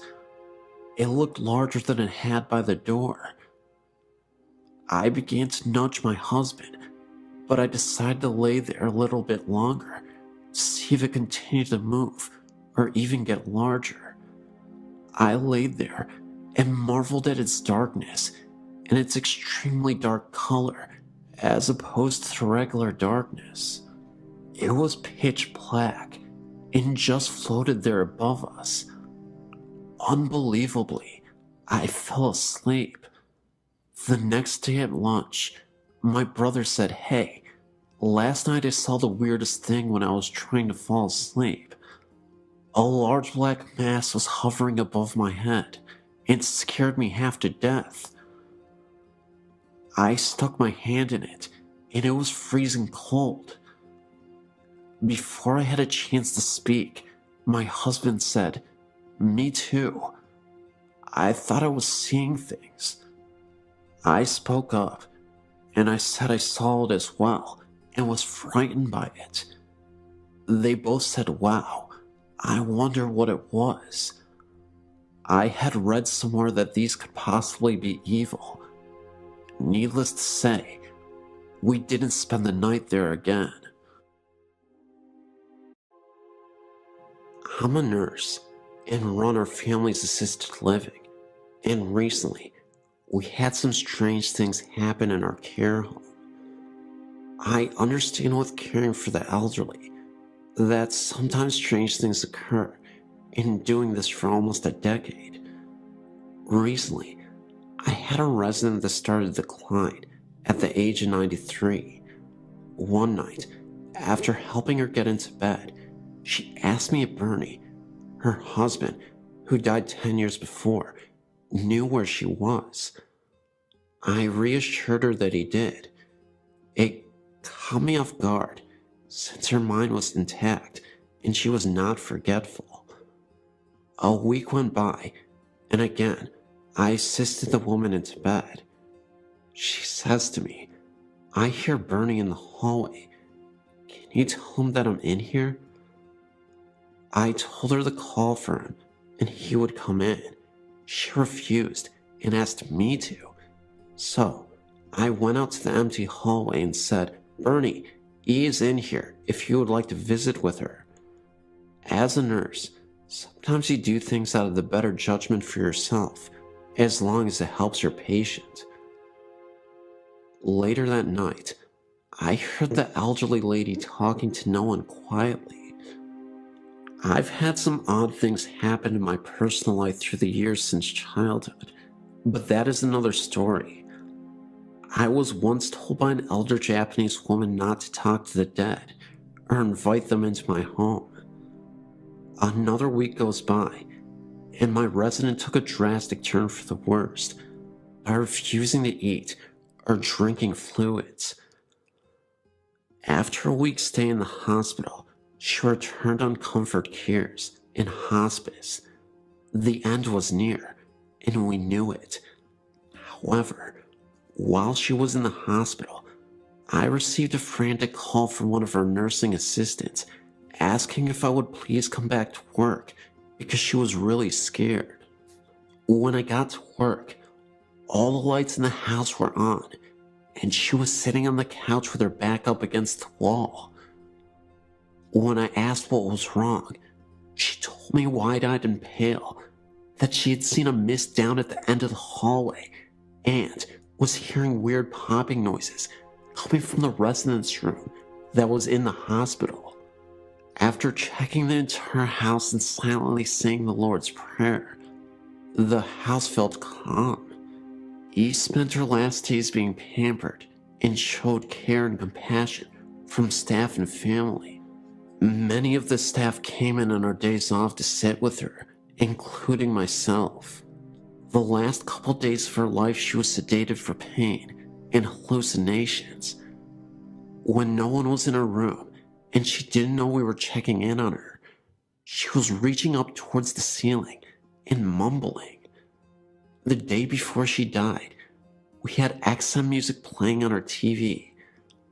A couple of the nursing assistants were performing for their evening cares when the TV changed to CNN for 30 seconds and turned back to the music by itself. The TV remote was on top of the TV.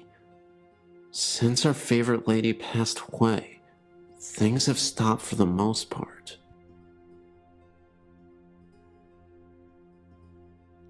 My mother passed away June 5th, 2007. Me and my husband were in New Jersey at the time, waiting to get unloaded. We drove an 18-wheeler for a living. My sister had called me the day before and told me that my mom was in a coma, and the home health care people said she only had about 24 hours to live and that I needed to come home. So I called our dispatcher and said we needed to be routed back to the Chattanooga terminal so that I could see my mom before she passed. He said no problem. After you and your husband have put tires on, go pick up that load and head for Chattanooga. Well, while they were putting tires on our trailer, we decided to get some sleep. The cell phone rang, and it was my sister. She told me that mom had come out of it. It was sitting up and laughing and talking to everybody, and that she was okay. So I called my dispatcher and said we don't have to go home. We can do one more load out here.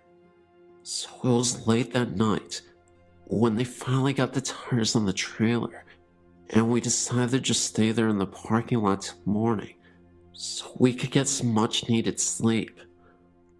We get up that morning and pull out. As we're heading down the highway, my cell rings, and it's my sister. She's crying. She tells me that mom passed away that morning early. So to make it a little shorter, our dispatcher gets us home 36 hours later. Now at this time, we are at my mother's house, and she has already been picked up by the funeral home before we got there. Later that day, my husband's cell phone rings while we are nowhere near it to answer it. So when we do pick it up to see if our dispatcher is called, it shows we have one voicemail and no number. So my husband listens to the voicemail, and it's my mother, the day after she died. The message said, "Connie, this is your mother. Call me." We decided to check if it was a delayed message, but it wasn't.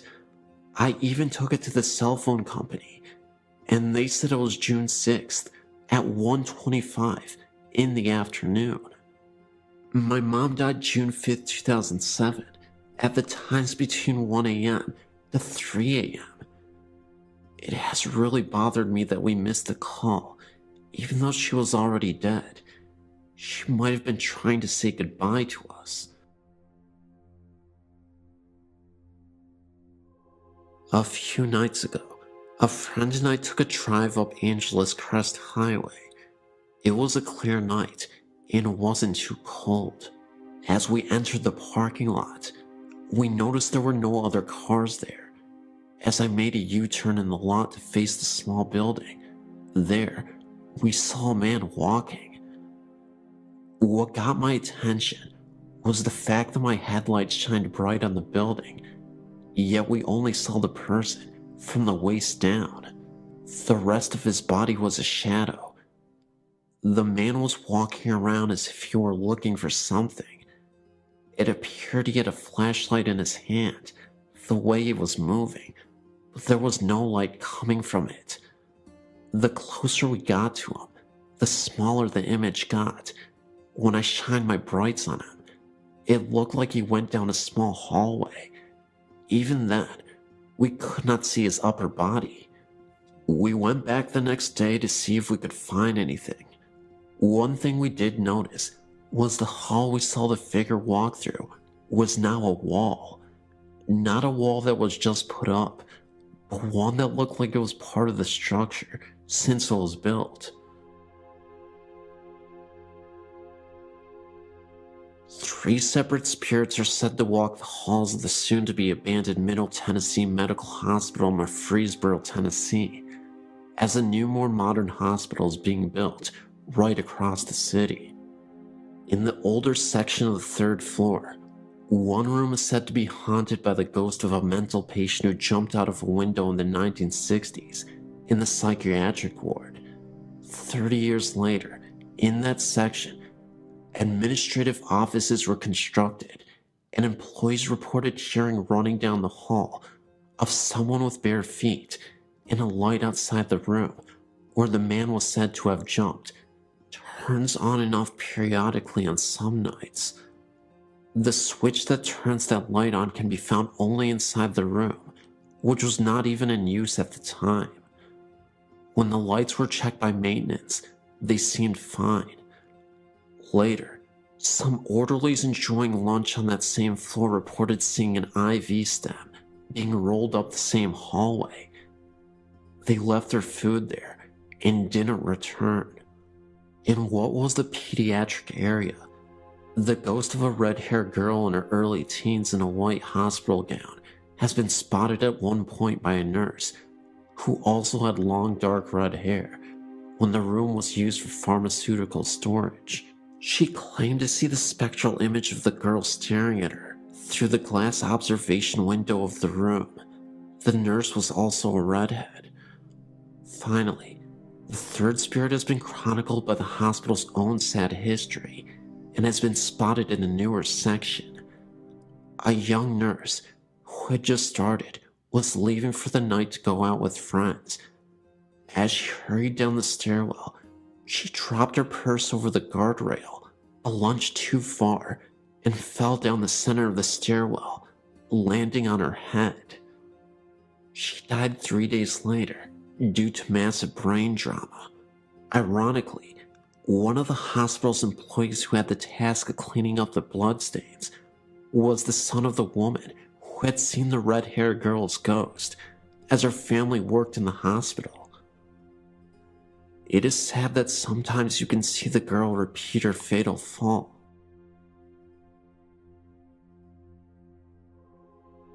I have many stories to share with you, but I'm going to start at the beginning. I grew up in Lawrence Harbor, New Jersey. From the time I was a very young child, I knew that something was not right in our house. Our house was the last house on a dead-end street that faced the marsh. In the winter, you could see Highway 35. The surrounding woods were equally as disturbing. I was the only girl in our neighborhood. All my friends were guys. They were like brothers to me. I was a tough kid, and I did not scare easily. However, being alone in our house and going to sleep at night frightened me to death. My father died when I was a baby, and it was just my mother, brother, and myself. There was quite a difference in age between my brother and I. For years, I kept my experiences to myself because I thought it was my imagination, and I also thought that if I told my mother and brother, that they would think I was crazy too. It took me a long time to realize that I wasn't crazy. It was not my imagination, and the hard part was that I was a gifted child whose family could not relate to me on that particular level. These are my experiences while I lived there. My mother and father bought the house in 1962, and I was born in 1963. We owned the house right up until 2005. To this day, the events are burned into my memory. From the time I was about 5 years old, there hardly was a time that the house was at peace. I would lay awake in bed at night and watch orbs dance across the walls and ceiling.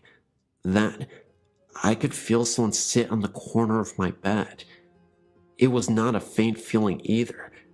In retrospect, as an adult, you could actually see the corner of the bed being pressed down. My heart would pound in my chest so loudly that I couldn't hear anyone else, and I could feel every hair stand up on my entire body. I would pull the covers and pillows over me in such a way that only my eyes and nose would stick out, even in the summer with no air conditioning.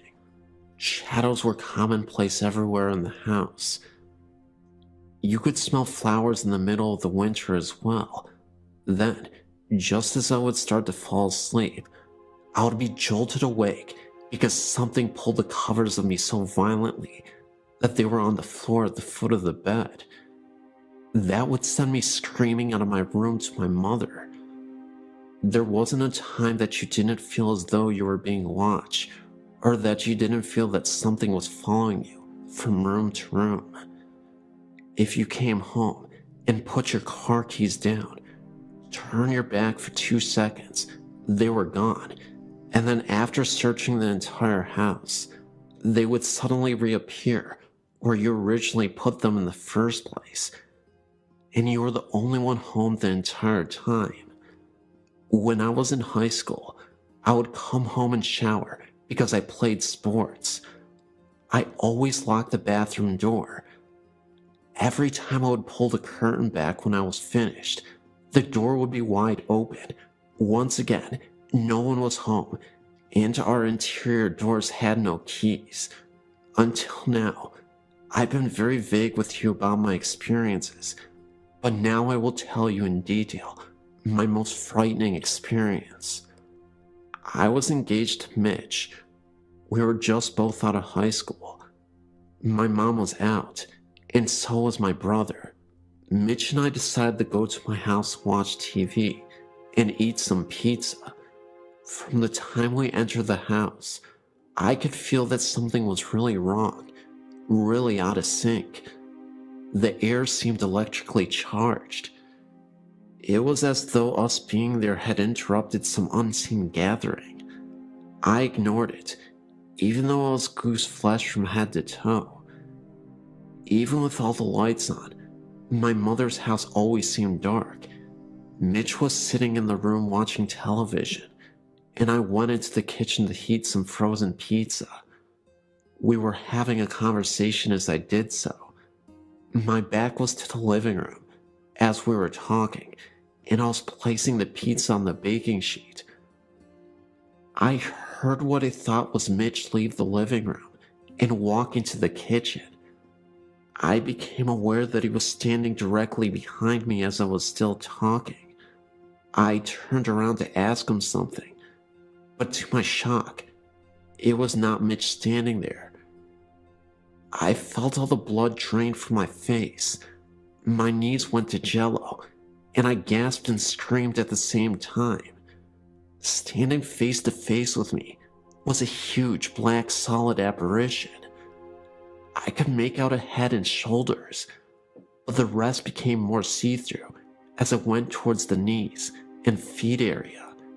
It felt like slow motion. I think that when I turned around and screamed, I scared it as much as it scared me. As I stood there screaming, the black figure literally whooshed through the kitchen wall. Mitch ran into the kitchen. I was shaking and white as a ghost. It took me a while to collect myself. I shut the oven off, and we left and went to the local pizza place, where I told them what happened. We didn't spend much time at my mother's house after that. This is just one story out of countless stories that I will be glad to share with you. I'm now 46 years old. My entire life has been one foot in this world and the other in the spirit world. Years ago, I'd contacted Sylvia Brown, who told me that my mother's house had many spirits in it, but 2 stood out. There's the ghost of a baby and its mother. She also said that I was a medium and a psychic, and she was right. This is what I now do. I'm no longer afraid. It gives me pleasure to be able to connect with grieving spirits, with their departed loved ones. I consider this wonderful gift that I will not trade for anything. Thank you for listening.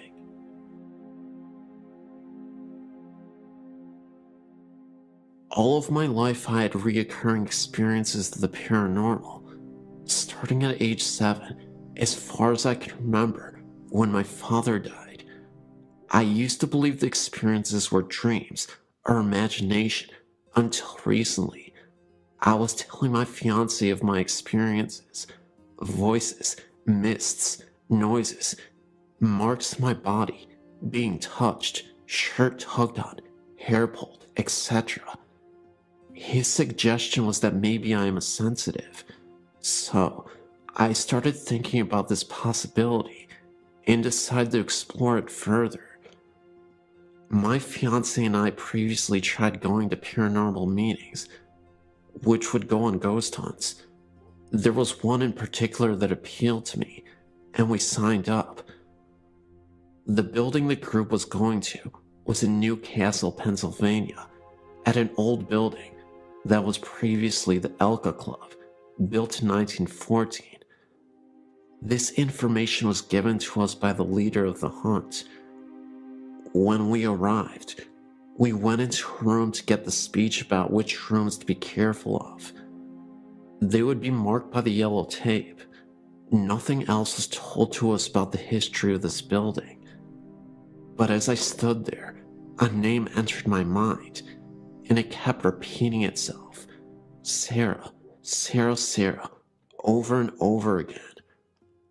Well, as the group entered the basement, we divided into small groups of 2 or 3. My fiancé and I were in a small room, in the back, and I felt nothing, so we decided to head out into the main part of the basement. And just as we stepped out of the room, a man that was on tour with us, who has been there before, said, "Sarah, if you are here with us, give us a sign." I was flabbergasted. I looked at my fiancé and explained the utter shock on my face, and we continued in to other parts of the area. I had entered a room just of the entrance of the basement and instantly was bombarded with intense sadness, so much so that I got tears in my eyes. I informed the group leader, and they took pictures around me, but by this time, I already knew that what they were searching for in the building wasn't correct. I knew that what I was feeling was the past, and the child Sarah intended on proving just that to me. She, in what I would call it, attached herself to me. She started flashing images in my mind about what the building was before the Elks had been built there. It was her home. It was a beautiful Victorian with a large porch, parlors, a library, you name it, she showed me. She told me that she was sad because of the remodeling that was about to happen in the building. She got her point across by telling me certain rooms did not belong. I also picked up a persistent man in a room on the first floor. I was flashed an image of a podium and people sitting and listening intently to this man. In the ballroom, I was given images of people dancing, only black shadows of such. And at last, the third floor, I approached the end of the main hall and was shoved by something not seen. I took a moment and continued on into a grand circular room with benches attached to the circular walls, and had the feeling of being watched. And I kept saying, "This feels like judge and jury." It was like you were being persecuted, watched, and the spirits were getting angry. So I wanted to step out of the room for a moment, and I took a step forward towards the door and received a sharp blow to my middle back on the left-hand side. I went out of the room and was telling the group about the incident and decided to give it another try. And as I entered, I again got another blow to the right side of my back. At that point, I wanted out of there for good, so the group agreed to leave the third floor. And as I entered the hallway again, I got pushed in the same spot as the first time, which happened to be in front of a very large window. The interesting part was, I said before, I knew nothing of the place, but when we were leaving, I told the owner all the stuff Sarah had told me. I told her of the man in the room that in my mind, I'd seen the podium. I told of getting pushed and hit in the back. Well, she surprised me. Not only, but many in the group as well. Come to find out that this is where Sarah's home was. The rooms I was seeing were the rooms in her home. The man at the podium would have been the black preacher that occupied that room after the Elk Club closed down. That night, I came home exhausted. I fell asleep and dreamt of Sarah. In the dream, she told me her last name, so I searched for her on the internet. I then found something more shocking. Not only did I find her, the year she was born, but I also found the names of her parents. Well, I'd spoken with someone that has been to the club and knows things about it, but they never knew her parents' names, which happened to be the same names I came across. And as far as the room on the third floor, the owner informed me that this room was the judging room for the Elk members, and where they would hold their remembrances to the dead brothers. The interesting thing was, the women were not allowed in this room, and there was also an EVP that picked up stating, "You are being judged." So needless to say, I'm no longer doubting my ability, and I'm more open to my experiences, which have been many since that night. My parents own a lake house in northern Indiana, and we used to have a neighbor named Mr. Campbell.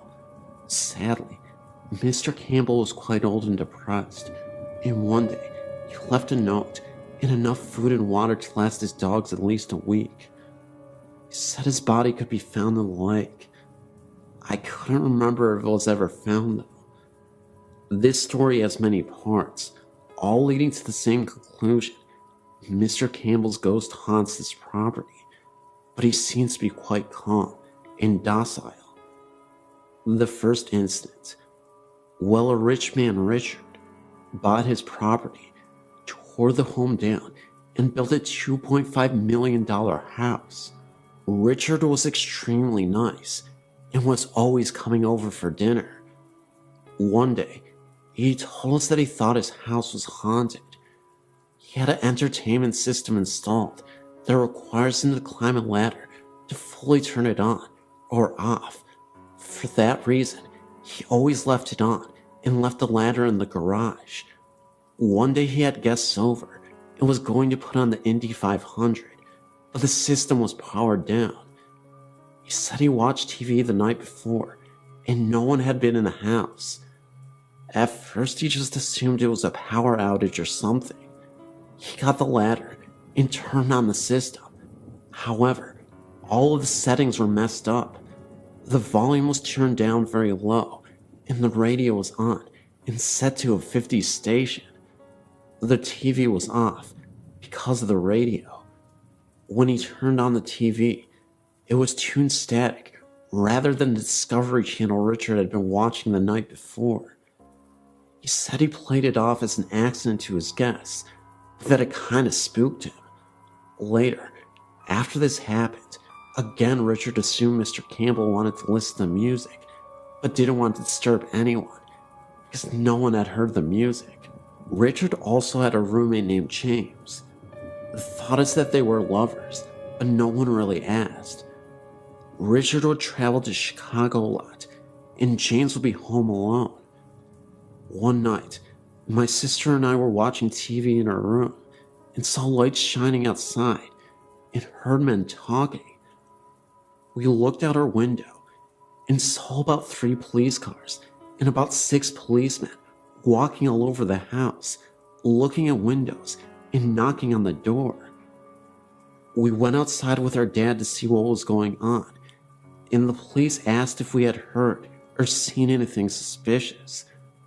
We said no. Why? They told us someone had called 911 from the house, but only breathed into the phone for a couple minutes and then hung up. We told the police that Richard was gone, and usually when he was gone, James would visit his mother down the street. My dad called James' cell, and he was at his mom's for a dinner and a movie. He said he was planning on leaving soon anyways, and came to talk to the police. James let him in, and they searched the whole house, but no one was there. However, in the kitchen, a burner was left on high. James said he made pasta to bring to his mom's and must have forgotten to turn off the burner. After the police left, James said he sometimes got a strange feeling in the house, like he wasn't alone when he knew he was, but that he never got scared. It was more like being watched over than stalked. My sister and her friend were sitting on our screened-in porch one Friday night after we got to the lake house late. They saw a man walk from the pier to Richard's house, and my sister called out, "Hi, Richard," or James, whoever it is. But the figure didn't stop or reply. He just walked up to the house and disappeared. The girl said a light never came on, and he never heard a door open. The next day, Richard was doing yard work, and my sister mentioned the night before and jokingly accused him of ignoring her. He told her he had not been home last night, and that he had just gotten back from Chicago early that morning. He also said that James was in North Carolina for the week for his sister's wedding. My sister and her friends were confused because they had both seen the man, and they were worried they had seen a robber. Richard asked if the outdoor lights turned on, and they said no. Why? He said he has motion detector lights, so if there was a person by the house, the floodlight should have come on, and his alarm didn't register entry last night. The next incident, Richard had to move to Chicago. It had gotten to be too much for him to constantly be driving back and forth, so he bought a flat in Chicago and put the house up for sale. James left too. The new owners were really quite annoying and full of themselves, so no one ever told him about the possible haunting or the house's past. One day Janet came over and asked us if the house had a story. I asked why. She said she had been in the shower when she saw an old man staring at her. She screamed, and he just disappeared. We told her about Mr. Campbell and everything, and she sort of freaked out. They tried to sell the house, but couldn't. She still says the old man watches her every now and then. The housekeeper says she has never seen the old man while she was showering, but that she thought she saw him one day while she was cleaning. He was in the entertainment room, listening to music. She also said that the 5 dogs will stare at all the same spot for several minutes on end, tails wagging, as if they were being talked to. We still talk to Richard, and he has told us many stories about the house, rearranged pantries, the entertainment system being changed multiple times, and other various things. We think Mr. Campbell haunts the home because he can't move on. My mom says my experience must have been Mr. Campbell trying to get away from Janet for a while. That incident was before the shower, but Janet was already in the home with her husband. We still hear the beeping every once in a while, and we all just say, "Hi, Mr. Campbell, you can visit as long as you like." The dog stopped staring and following him after about the 10th time. They'll look up just after the beeping, and just before we hear him leave. I'm a bit of a baby, so I still get creeped out when I'm alone at night, even though I know he has never done any harm. My parents are the last people I think would believe it, but with so many incidents, we think he is there living out his days watching others. Maybe he regretted saying goodbye prematurely, and because of this is what keeps him from going to the other side. This is a story about what happened to me and my husband about 3 years ago. We had 2 small children, a boy and a girl. Our son died of a bad illness. Soon after is when this story began. We had just returned from retrieving our son's ashes, which we kept in an urn atop our bedroom dresser. Earlier that evening, we had just put our infant daughter to bed and were lying in bed watching TV. Our son's urn slowly started moving from the back of the dresser to the front, then started shaking from side to side, as if he wanted out. I was very scared, as this was my first experience with actually seeing a spirit. I hid my head under the covers and told my husband to move his urn to the back of the dresser so it wouldn't fall off. I didn't think I could actually stand to have to see his ashes. My husband got up and spoke to our son. He was much braver than I was at the time, telling him it was okay and he needed to be careful not to fall off the dresser. My husband had just returned to bed when it started again. This time, he removed our son's urn and placed it on the floor. That's what started it all. For then, we heard a loud crash come from the bathroom. My husband went to investigate. Returning to me, he had found nothing broken or moved. Then the noises moved to the kitchen, and then to his bedroom, as if he was still going about his play. We then realized that our son must not know that he had passed on. My husband tried speaking to him and telling him it was okay, and he should go on to heaven. The noises stopped. We thought he listened to him. But then there was a knocking at the door. It was our best friend, and was also our son's godmother. We sat on the living room couch and told her what had just happened. She in turn told us what we had assumed. He was too young to realize he was gone. From our friend's vantage point on the couch, she could see partially into the bathroom. We heard her gasp and then cry out. "My God," she said, "look at that." We all went into the bathroom to discover what made the loud crash that came from the bathroom earlier. There was a small handprint on the cabinet under the sink. It was just the size of our recently departed son's and looked as though he had been playing in the dirt, for it was brownish, black in color. I know that I was not there earlier, for I, my husband, and our friend had spent the few days cleaning the house, removing all his clothes and toys, giving them to our friend. That was the end of it, for the night. But it started again the very next morning. I must tell this about our son first, so you will understand what happened. Our son slept in the room on the other side of our bedroom wall. When he awoke every morning, he would play for a little, walk quietly. Then he started to get hungry. He would knock on the adjoining wall. This would wake me up. The very next morning, I was awakened by the knocking on the wall and have just woken up. I was still disoriented, got out of bed to go and tend to my son, not remembering that he was gone until opening his bedroom door to find it empty. I was not so scared this time, and I spoke to him. I told him that we loved and missed him, but that as he passed on, I could not give him his breakfast. I went back in my bedroom and woke my husband to tell him what had happened.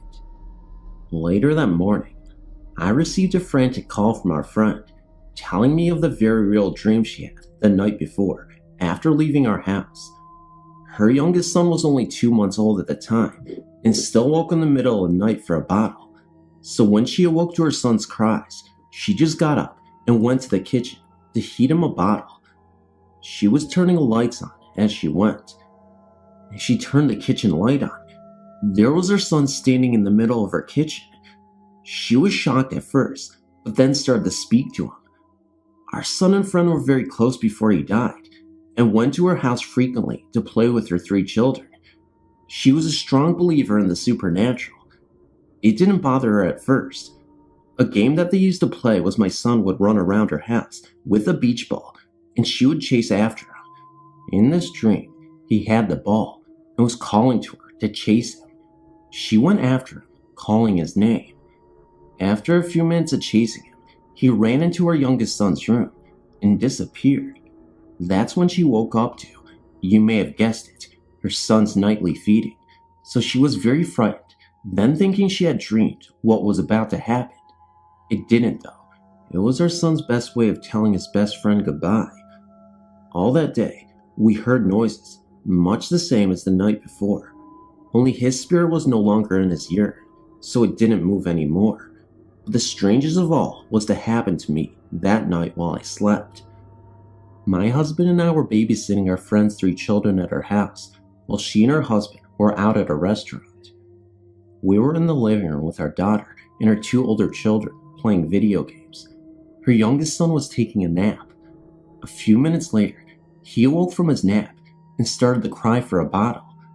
So I went into his bedroom, and there, in his doorway, was my son, the exact spot that he had disappeared from in my friend's dream. I yelled for my husband to come to me. Just as my husband was coming down the hall, our son ran out of the bedroom and down the other end of the hall. When we started to walk towards him, he showed us he had the beach ball in his hands. Then he spoke, "Mama, Daddy, want to play ball?" So we all sat down in the hallway and rolled the ball back and forth. After a few minutes, he got up and went out into the living room to watch the other kids play video games. That is where my dream ended.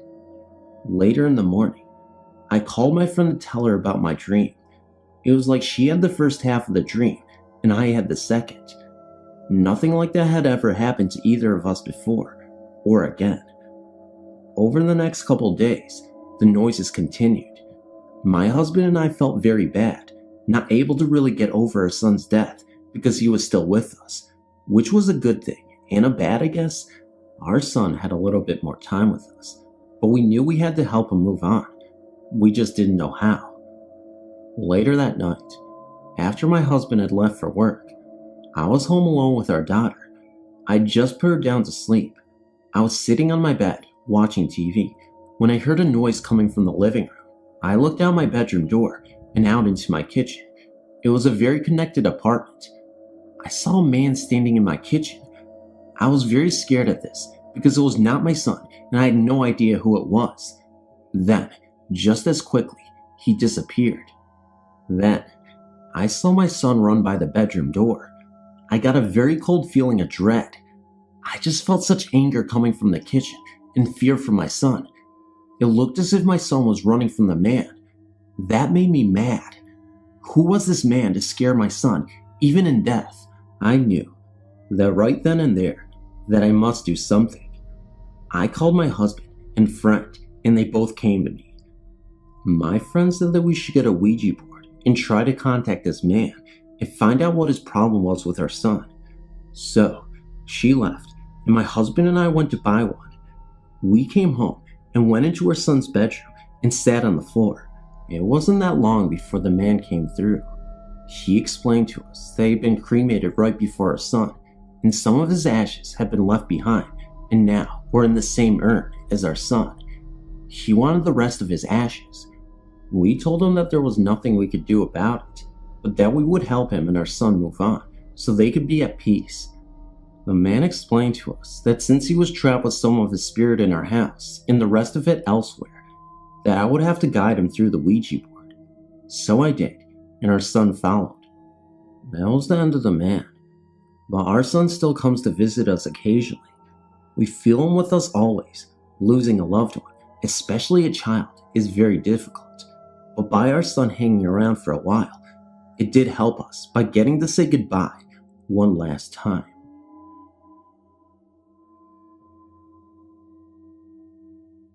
My mom thinks she has a ghost in her bedroom. Either her father, mother, or grandmother she feels. Her television goes on and off by itself at all hours, day or night, even when she is not in there. We will all be in the living room and hear something all of a sudden. One or two of us will go check the noise, and it's the television. It's been turned on, and the volume has been turned up loud enough to hear in the living room. She, my mom, double checks before she leaves the room to make sure the TV is off. The TV also gets turned off, when she is in her room watching it, or turned off when she is in there asleep. All of us get the feeling someone is watching us sometimes. It's never a threatening feeling. It's just like someone familiar is with us. I've had a few dreams of events that have taken place within a week of the dreams also. Things like, I dreamt I was standing in our backyard, and you can see our neighbor's front yard from there. In the dream, there were about a dozen cars parked in front of their house, and people going into the house were dressed in like Sunday clothes. I went back in our house and told my mom that old lady Rogers must have died there because there were a lot of people over there. When I woke up that morning, I looked at the obituaries and there was Miss Rogers' name. I never even knew she was ill, and we all thought her husband would go first. Then, there was the dream about an airplane crashing into my aunt's truck with a parking lot full of cars, and hers was the only one that was touched. I woke up when the plane hit the truck. It was about 1:45 p.m. My mom got a call from my aunt that night. She said she had been in a wreck just before 2 p.m. that day. Weird, huh? Just wanted to share. I am from Ann Arbor, Michigan, and I am giving you information about my grandmother's house at Sunset Road. This house is directly across from a street from an old cemetery. I grew up in this house and have seen many scary things. I was about 11 years old, and I saw a man's figure appear on the side of my grandmother's bed.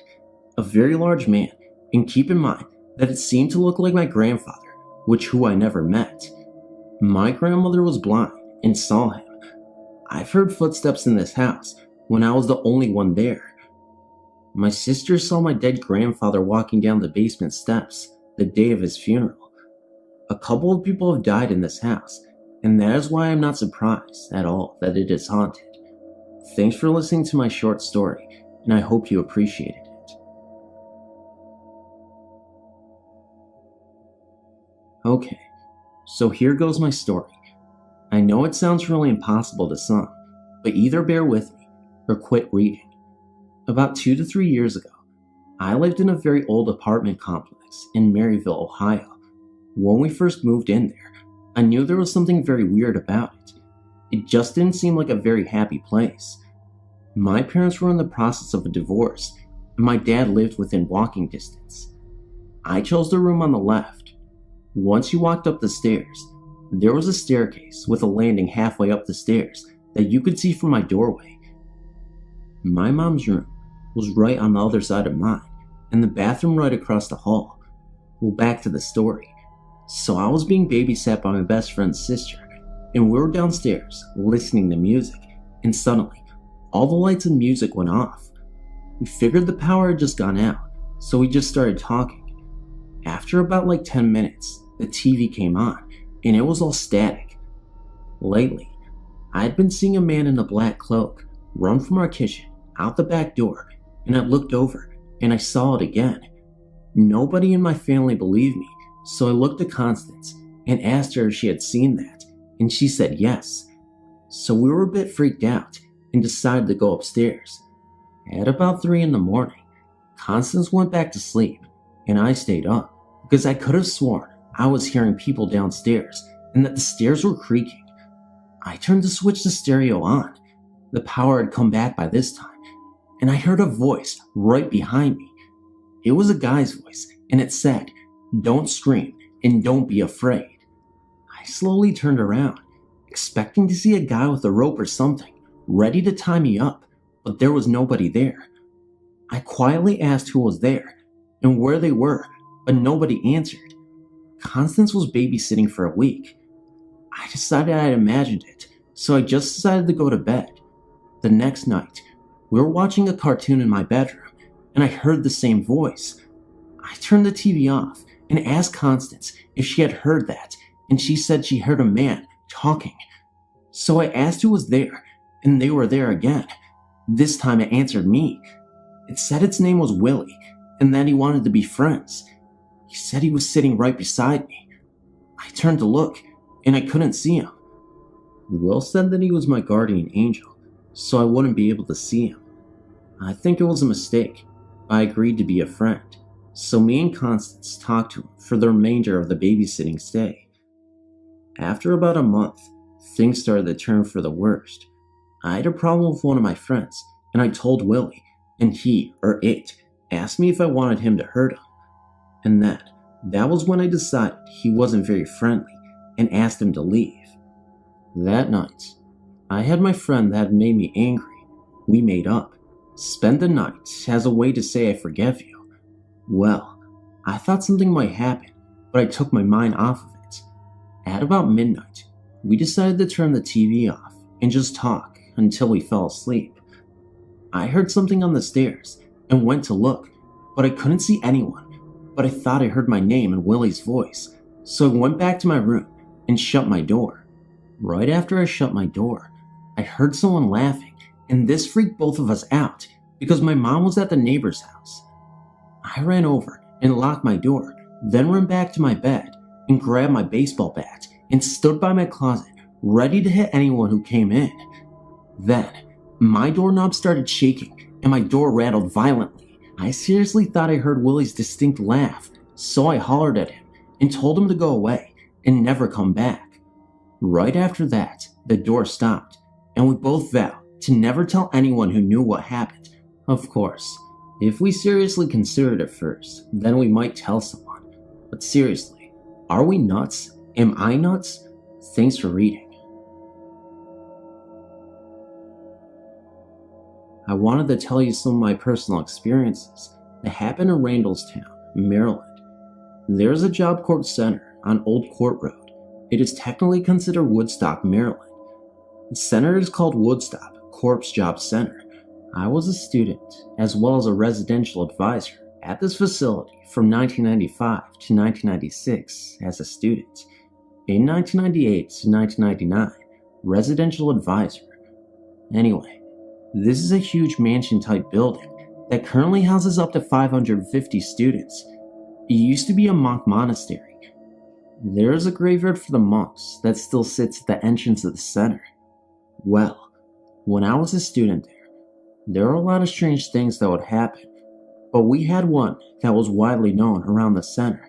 He was called the Black Monk, not because of the color of his skin, but because he had no face, and under the hood of his cloak, you could see only black. He used to walk around the center at night. If you woke up in the middle of the night and looked out your window, you would sometimes see him on the grounds. The next experience is that there is a dorm called Columbia. All the dorms are named after surrounding towns. That was the dorm that I lived in. There used to be an extension to the dorm that you could access through a door at the back of the lounge.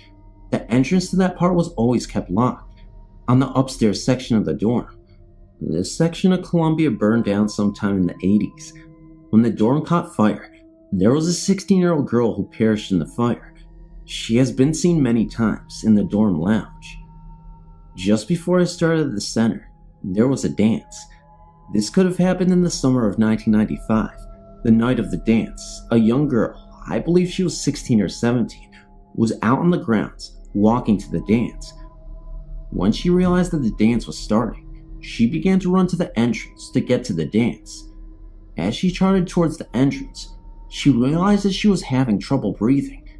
She was an asthmatic and had forgotten her inhaler in her room. Having trouble breathing and with no one around, everyone was in the dance. She sat down on the steps to the then flagpole, now waterfall, and unfortunately perished. She was also a resident of Columbia Hall, and you could hear her wheezing walking down the hall at times during the night or when the dorm was quiet. Now, when I was a staff member there, I was placed in Columbia Hall as staff. Well, in the mornings, we used to have a check of all the rooms to make sure that the girls had cleaned their rooms, closed, and locked the lounge and laundry room, etc. One morning, while I was up there, I would always start at the far end of the dorm, checking rooms, and the laundry room was about midway down the hall, and the lounge was at the end of the hall. Anyway, I went in to check a student's room, and when I came back out of that room, I realized that the lounge room door was locked. It was open when I went into the first room, and closed when I came out. So I decided to go down and just lock it, figuring the door had just caught wind. When I went to lock it, it was already locked. This was impossible, since the door had to be locked with a key. Then, just at that moment, I heard the washing machines, all 4 of them, start up in spin mode. So, at this point, I got creeped out, and I went into the laundry room to investigate, thinking maybe one of the girls was being funny. When I got into the laundry room, there was no one in sight, and as I lifted the lids, all of the washers were half full with water. Mind you, I said that they were in spin mode. At this point, I became too creeped out to stand in, so I ran downstairs to get another staff member to come up with me until my inspection was complete. I don't know if I had some kind of gift or something, but I was not the only one to see or hear things, except that morning, no one else was with me. But there was something about that place that just seemed to draw this one out in me. I was always the one to see them and draw other people's attention to them. Since leaving there, I've not had such powerful occasions. I've had some strange things happen, feeling someone else in the room is with me, etc., but nothing this strong, and I will never forget them. Thanks for listening. I recently started a new job in a large local department store. This store has a huge basement where empty shelves are stored and overstocked items, such as large ficus trees and so on. Many employees refuse to go down there alone at night. I found out why. One evening, I went down to the basement to drop something off. There is a very long hallway between 2 huge rooms down there. I walked to the far room, going through the hallway. As I neared the end of the hall, I thought I heard the click-click of high heels. I turned, saw nothing, and walked on. I was standing at the counter down there doing some work and heard the sound again. I looked, and I swear, I saw what looked like to be a woman literally walking into the ficus trees and disappearing. Yes, I saw high heels. Well, I went upstairs rather quickly. After talking with many coworkers, I discovered they all had the same experience.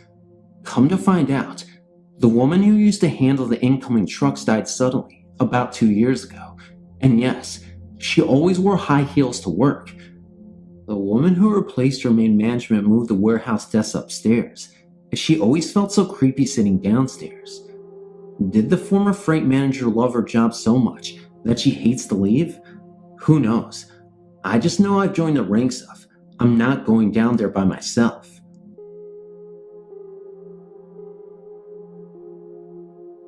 In 3 months, my husband and I will have been married a year. A few months after we're married, we moved to this house here in Minneapolis, and since we have gotten here, I've never felt comfortable. My husband's best friend was kind enough to let us share this huge house with him after some of my new in-laws sold the house out from under us and kind of left us standing. Anyway, I have an extreme fear of basements, and when I say extreme, I mean extreme. Our washer and dryer are in the basement, so come time to do laundry, it took me weeks to build up the courage, telling myself you are 30 years old, grow up. So my first venture to this basement, I swallow the lump in my throat and continue on with my mission. Under our stairs, there's like a triangle place that most people leave open to store things, only on these stairs, the entire area is blocked in, like boarded up, so I tried not to notice, but my fear had me on my toes. I was alone, except for our 2 pit bulls who are larger than average, so you would think I would have no fear. As I was putting the clothes in the washer, our male pit comes downstairs and was lying on the floor beside me. While I loaded the washer as fast as I could, he suddenly gets up and goes into the spare room in the basement and starts this deep growling he only uses when he is protecting. Just like kids, you get to know their different sounds. Anyway, I looked up from what I was doing and saw something out of the corner of my eye that looked like another dog's hindquarters in the doorway to the room. In this area, we have a lot of idiots who think it is cool to fight their pits, and we have ours for family dogs, only they are loved and protected, just like children, but they know it is their job to protect us. Several people have approached us wanting to fight our dogs, and we always turn them away, so they get angry. So the first thing that comes into my mind was someone found a way to get one of these fighting pits into my house, so I panicked and grabbed the pipe beside the washer. As I went to approach the other dog, My male came bolting out of the room and straight up the stairs. I got this feeling someone was behind me, so I ran after him. When my husband got home, I told him what happened, and he finally broke down and told me there's some stories to this house, and one is for sure that right before his best friend moved in here, some idiots kept a dog on a 12-inch chain. It was attached to the wall downstairs in the spare room, and sometimes our dogs seemed to see him. Then he says he might as well tell me the rest that goes with this house. Seems that back in World War II, an older lady had lived here and had fallen madly in love with this house. Her husband had been killed at war, and she was just living alone, and she had made the request to be buried with this house. I thought he was crazy, as he told me to wait, and I would see things. I'm a skeptic, and I made this clear. I was sitting on the couch one afternoon, facing the stairway, which has no windows, no reflections, no nothing. There's a window on the landing, and one at the bend, but the stairway itself has no windows. I looked up at my husband to say something, because I had just seen him walk down the stairs, and something was floating down my stairs. It wasn't a form, just a haze, just something was there. I told my husband again. After that, things have only been worse. I was sick in bed, sitting up one night, when I felt something rub my back. Thought it was my kitten, but it was not, so I sat back down, and it happened 3 more times, like someone was trying to massage my back with tiny hands. Instead of crying out to my hubby, which I do so often, I just turned on my light and fell asleep. The next morning, I told my husband, and he said something had been missing with him. He let the dogs out. When they came in, he shut and locked the door. We never leave our doors unlocked, no matter home or not. Then he sat back down in the family room to finish his show, and he felt freezing air. When he got up to check the door, it was standing wide open. I should know, to lock this door, you need a deadbolt. I said to my husband, I don't care if anything is here. I don't mind sharing a house. I just don't want to be touched again, or see anything else. Being touched by something not there is too scary.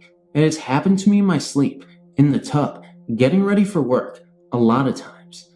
Since I've said that, I don't see too many things. After the thing I've seen in the dining room on all 4s, I'm thankful.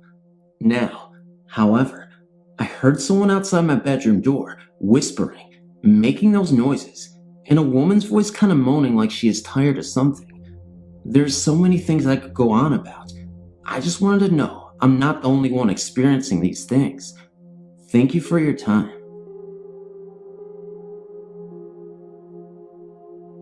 When my mom was 17 and her twin brothers were 15, they lived with my great-grandma, whom I call Nanny.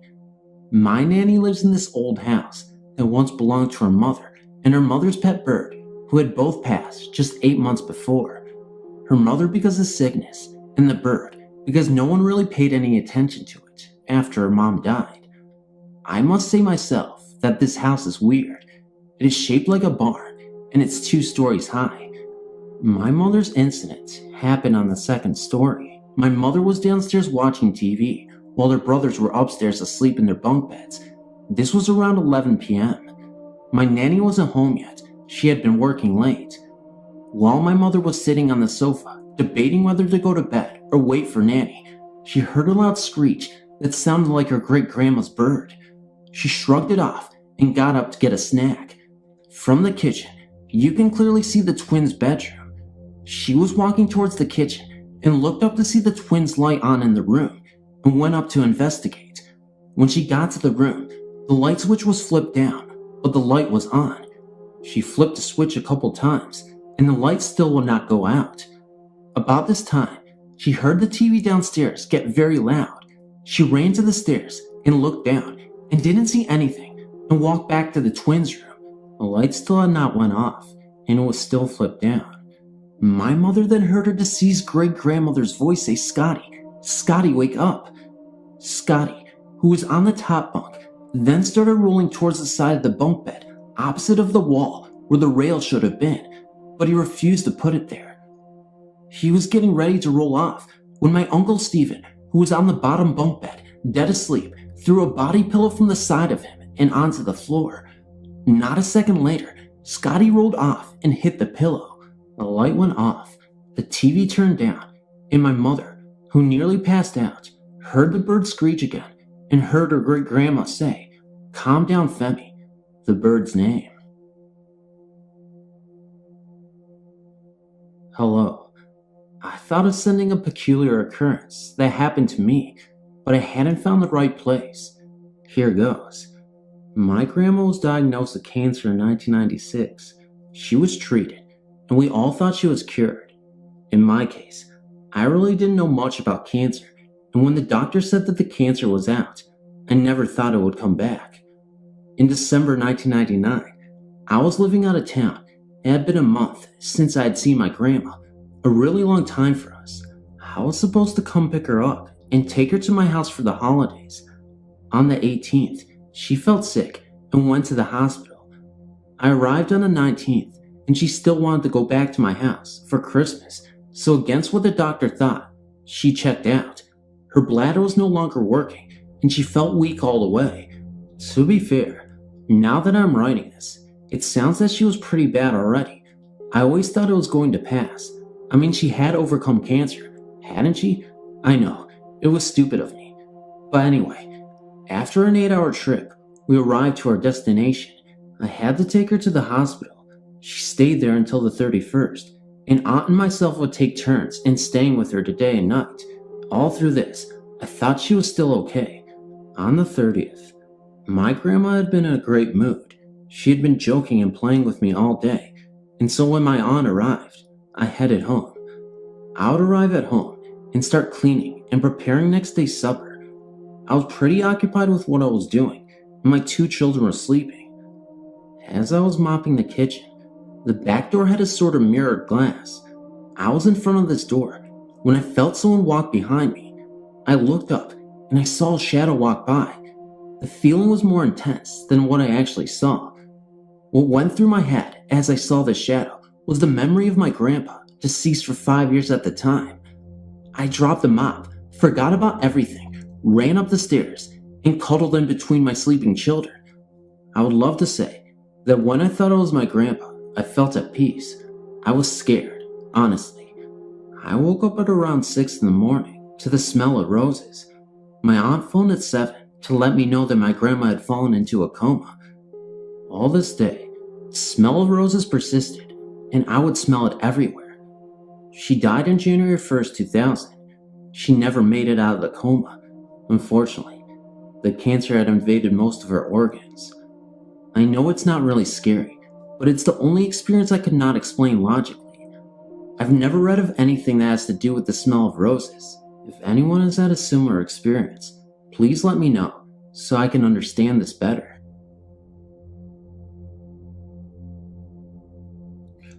Hi there, my name is Phil. I used to live in a bungalow in Surrey for 13 years with my parents. The property was built in 1953, and we think that was built on an old forest. We moved there when I was 13 years old, and I'm 29 now, and I've moved out, but things still happen.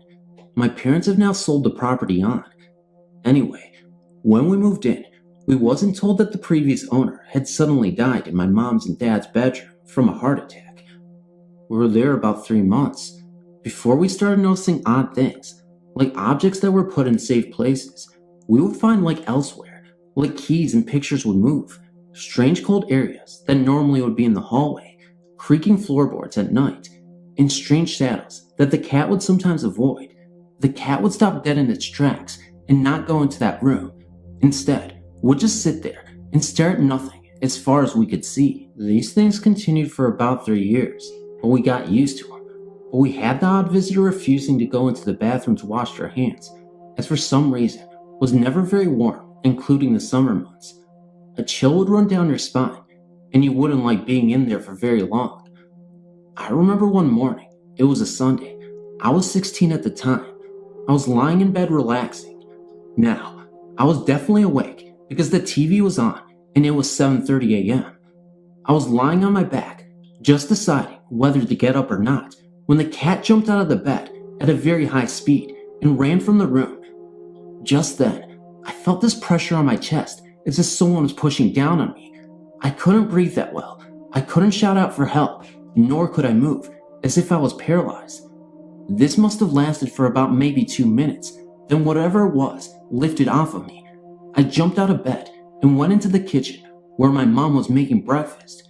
She said I looked very pale and white, and when I told her what had happened, she told me that she had a similar thing happen to her, only that she felt as if someone was trying to strangle her, and at the same time, I told a friend of mine, who at the time was heavily into the paranormal, and he suggested that the person who died of a heart attack in the house was feeling something bad, and he wanted us to feel the same thing. He wanted us to feel the pain he went through, but I wasn't sure about this thought, as I think that someone or something in that house wanted us out. A few strange things happened for us the next few years, but generally it was quietish, but things started happening to me again. When I was about 20ish, I had the same experience as someone pushing down on me at the same time as before. Also, I'm sure it used to follow me about, is sometimes I would get this feeling of someone being right behind me. I then saw a dark, tall, gray-haired man standing in the hall when I came home late one night, and when I said who's there, because my mom and dad were on holiday at the time, it disappeared in front of my eyes. Naturally, I didn't stay there that night, as I was by myself. I then started seeing faces in the wall, shadows moving at night, doors blowing open, even though there wasn't any kind of wind around. So a friend of my dad's, who was a born-again Christian, brought a clergy around to move through the house and said prayers in each room. He didn't like the hall, bathroom, or my mom's and dad's bedroom whilst in this room because he had a picture thrown at him which smashed against the wall. He then left simply a bit shaken, but not sure about what quite happened. Things were bad for a while, but then got better. I stayed another 6 years in that house, but had to leave as didn't quite feel happy there. My mom and dad have now sold the property onto someone else, and naturally, we didn't inform them of the problems there. My old neighbors have said that the new owners have asked who the dark, tall, gray-haired man is, and we just say that it is the previous owner who died there, but they are not sure. I was just wondering what sort of ghosts or ghosts we had there, and why I has not found peace, and why I was not happy. Maybe you could answer these questions.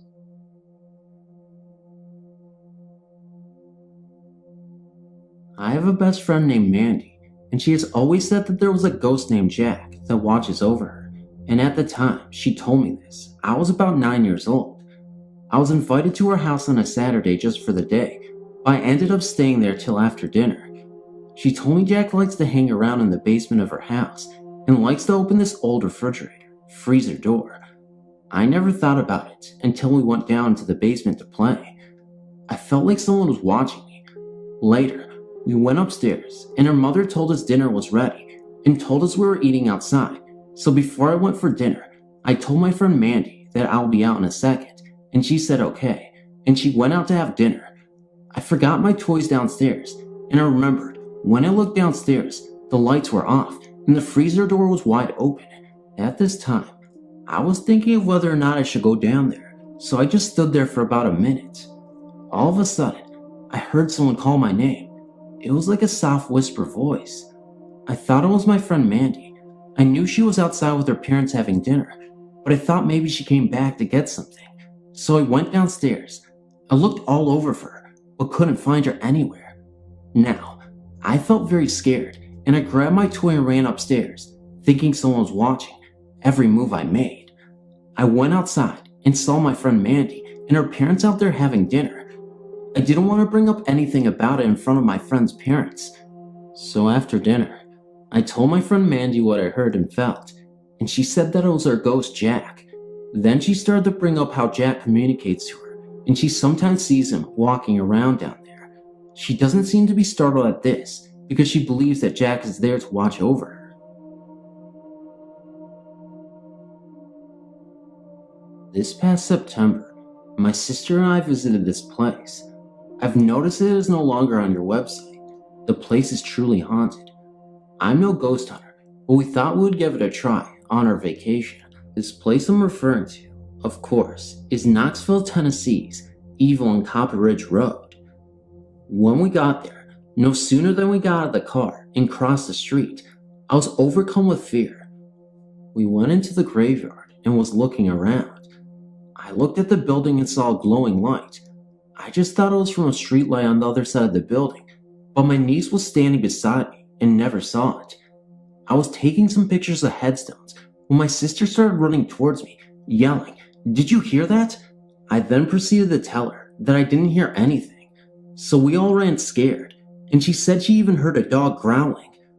We left and went back to our motel. We got brave and decided to go back. When we got back, we went into the building and not the graveyard. This time, it was like I couldn't breathe. After a few minutes, I was okay. We walked around the outside of the building. My sister wanted to go inside, but only if one of us went with her. I said I wasn't going in there, so we ended up back in the graveyard. We start looking around again when we noticed something really strange. What we saw in the distance of the graveyard, all the way in the back, was the faint image of a black shadowy figure approaching us. I started yelling, "Run, it's going to get you." Everybody sees this thing, so we run for my car and refuse to get back out. Now, my sister, for whatever reason, wanted to get back out there and investigate, out of curiosity, I guess, but I told her not to go out there. We drove away, and that was that. I live in a small town in Texas. For as long as I can remember, everyone has told stories of our high school being haunted. Before I begin, I will give you some background info. The high school was built, I believe, in the 1920s. As the years have gone by, the school has been expanded on, but the original building is still there. It is in the part of the building that most of the weird experiences have happened. These are all stories told to me mostly by the teachers. I've never experienced anything myself. I will try to remember everything. As a side note, this all occurred in the original part of the building. On with the stories. To start with, one of the classrooms in the old building belongs to Miss P. I won't mention anyone's name for privacy reasons. She has told me that there is a cold spot in the corner of the room. She has placed a large cabinet in the corner because her students would frequently mess around there. She also told me of a time when she was picking up for summer vacation and had neatly stacked all her books up on the desk before leaving for the night. She was the only person there at the time, and she locked the room up. The next morning, she returned to her room and found all the books she had stacked open, thrown throughout the room. I've taken her class, and sometimes without warning, the mobiles on her ceiling will move, but there is no breeze to move them. Also, the smell of lemons can be smelled by everyone every once in a while. Sometimes when she has her own scented candles, of which are never lemon. The main hauntings, I guess you could say, come from the gym. For years, people have had strange things happen. About 4 summers ago, we had a teacher bring in some paranormal investigators to have a look at the high school gym. They told us that the center of energy, I guess, is located under the gym in the girls' weight room. This made sense on several occasions because the punching bag down there, which is very heavy, will swing violently on its own. Also, in pictures taken of the girls' basketball team, a white haze can be seen in the top corner of the picture near the basketball goal. I've seen this picture. My friend is a photographer for the yearbook, and in a lot of her pictures taken in the old high school, white balls called orbs can be seen floating around, and even my teacher has seen them floating around as well.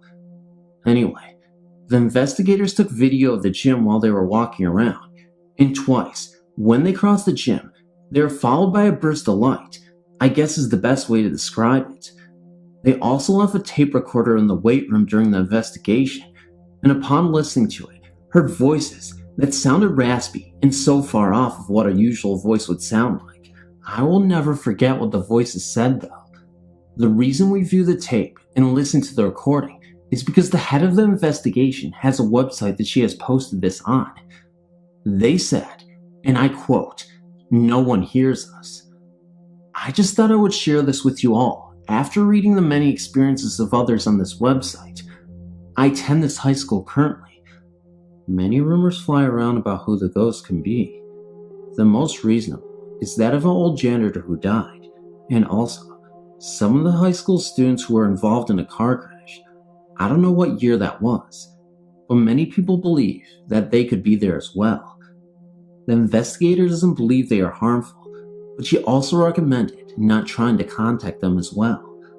She believes they inhabit the gym because that used to be a high source of energy, with pep rallies, athletics, and such.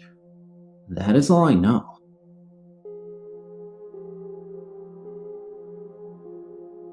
After reading some of the stories here, I thought I would like to take this opportunity to share an experience I had back in 1992 and 93 in an apartment my friend and I were living in at the time. It was a relatively new apartment complex at the time, only 3 years old. Things were innocuous enough to begin with, so neither my friend nor I really thought anything was odd. Items of food, jewelry, or clothing would disappear and reappear frequently, days or weeks later, in strange places, other than those where they had originally belonged. We each thought the other person was misplacing these items and forgetting we'd moved them. It was quite amusing at times to open up the cupboard and find the cheese in with the dinner plates or the chicken pies in your closet. Oh, and socks used to disappear a lot. Well, usually one, but I think that was the washing machine eating them. Often, there would be a dark shape out of the corner of your eye, and when you turned to look, there was nobody there. I mean, you could feel someone there too. Laying in bed at night, I would hear the front door open and footsteps walking across the living room, and thinking it was my roommate coming in from her night out, I would call out to her and get no reply. She hadn't come home. No one was home except for me. I was woken up one night by voices whispering very close by.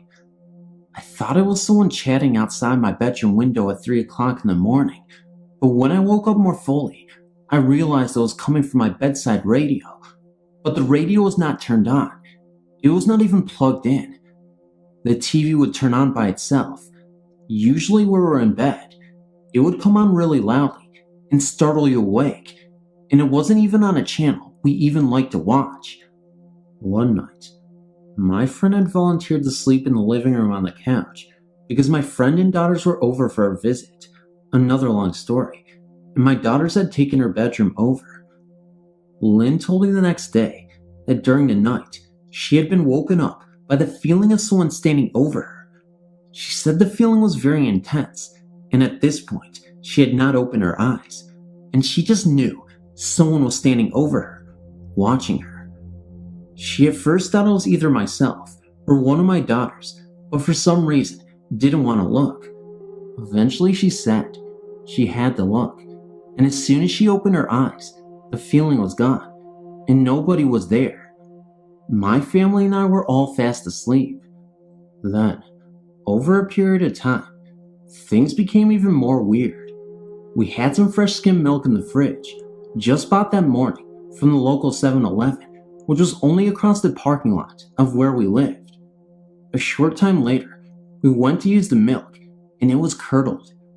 No harm done. We took it back to the store, and they gave us another fresh carton.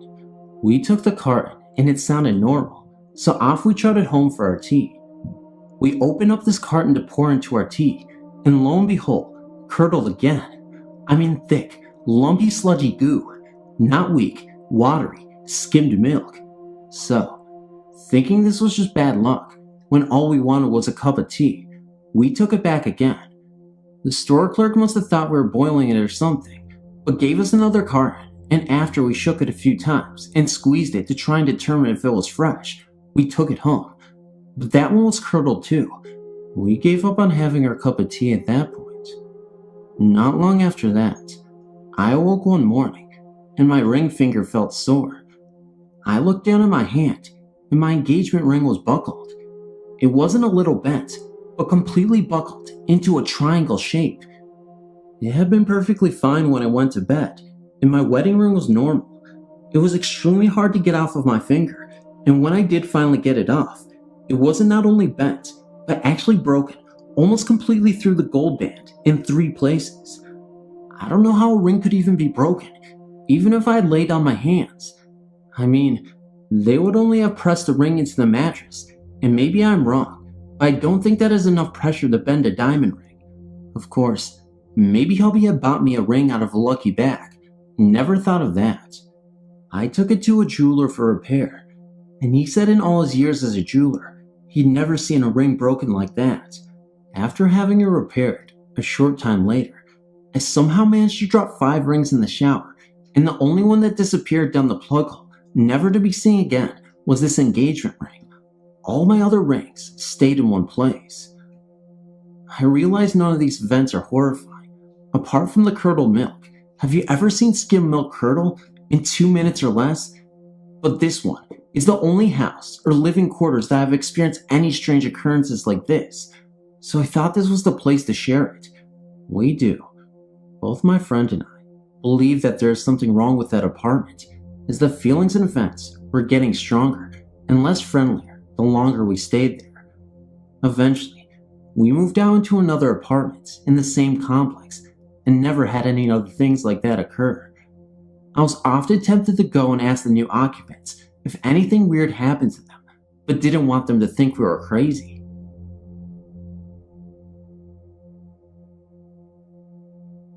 A couple of years ago, me and my dad moved in with my new stepmom. Everything was going just fine. I just got a new horse, so everything was perfect. Well, one night, when I went to bed, everything was normal. And just so you understand the story better, I'll explain what my room looked like. I had my rat cage by my bed, and at the foot of my bed, I had my computer that I always left on. And on this night, I had an extra blanket on my computer chair. Well, I just turned off my bedside light and was staring at my screensaver until I fell asleep.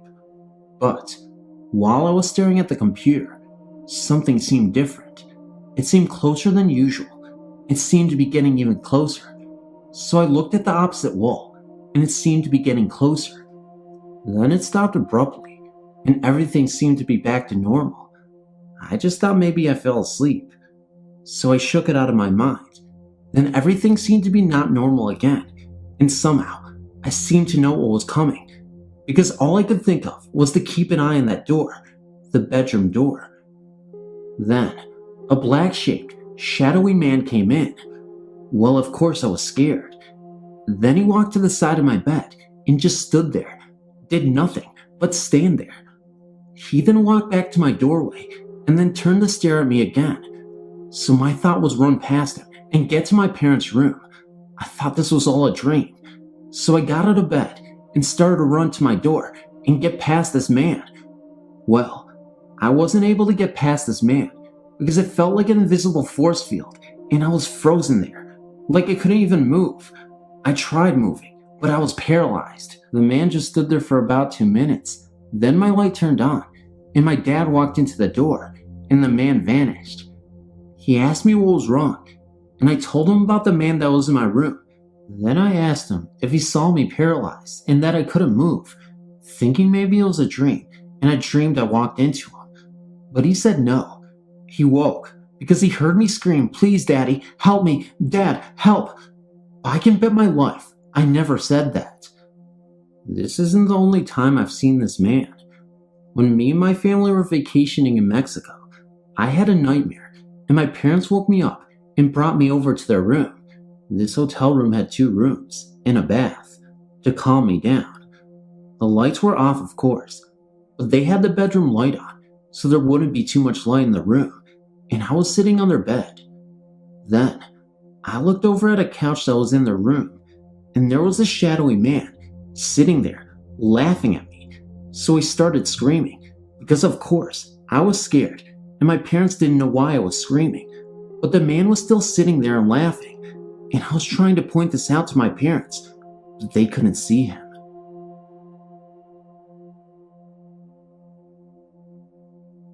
One day when my family was out, I stayed home by myself. I then started to feel a breeze, so then I went to go get a blanket, and I felt like someone was watching me. I went upstairs to my room, and I saw a really bright shadow. I got frightened, so I started running to my room. But right then, my door opened. I went inside. I saw a glare near my bed, and its image started showing up. It looked like a little girl, so I told her to leave me alone. Covering myself up, I felt a chill. I started crawling to the hallway near the steps, and it was standing right there in front of me. My parents came home right then, so they tried to open the front door, but I went to open it, but it was already unlocked. I told them what had happened. They couldn't believe what I was saying. I went to go drink some water, then I went to sleep, but I couldn't. It seemed like the little girl was watching me. I can still see her to this day, but it does not frighten me. It sometimes seems like she is talking to me. I can tell when she is there because I either get the chills or I feel as someone is touching me. I moved not too long ago, but I will always remember her. I wish I knew what she was trying to tell me or leave me alone. I will remember that forever. My family had moved into this house. The old owner, a middle-aged man, moved because of the memories. 2 years earlier, his wife had died giving childbirth. Soon after that, we moved in. My older brother decided to move back in and took the room across from mine. I hated my room. It was always cold, and I was scared to be in it by myself. I would lay on my bed and watch TV. 2 times I saw ghosts. My dad sometimes went in my brother's room to play his PlayStation, and out of the corner of my eye, in broad daylight, I would see an older man, slightly bald, wearing a white shirt, and walk into my brother's room. I thought it was my dad, but the lights didn't turn on, and my dog started to cry. Soon after, I saw a young girl walk into my brother's room. She had long, dark brown hair, and was wearing a white nightgown. We have a mirror at the end of the hall, between our rooms, and while walking down the hall a couple of times, I would see people behind me. One time, there was a very tall, skinny man standing behind me, about 10 feet, staring into the mirror. I told my mom, and she thought it was funny. She gave him the name Frank. A second time I was walking down the hall, I looked up into the mirror, and a dark figure with a flowing dress ran across the hall. Then one night, I was sleeping and was woken up by a man standing beside my bed, staring at me and breathing deeply. I was too scared to move or talk. After I fell asleep, I had a dream about the devil. I swear I felt like I was awake and something was holding me down. I couldn't even move my head. After those things happened, I wouldn't go to sleep until my brother got home. And one night, after he got home, I decided to sleep on the couch in the living room. My eyes were shut and it was dark. We have big speakers and there was a flower pot on them by the window.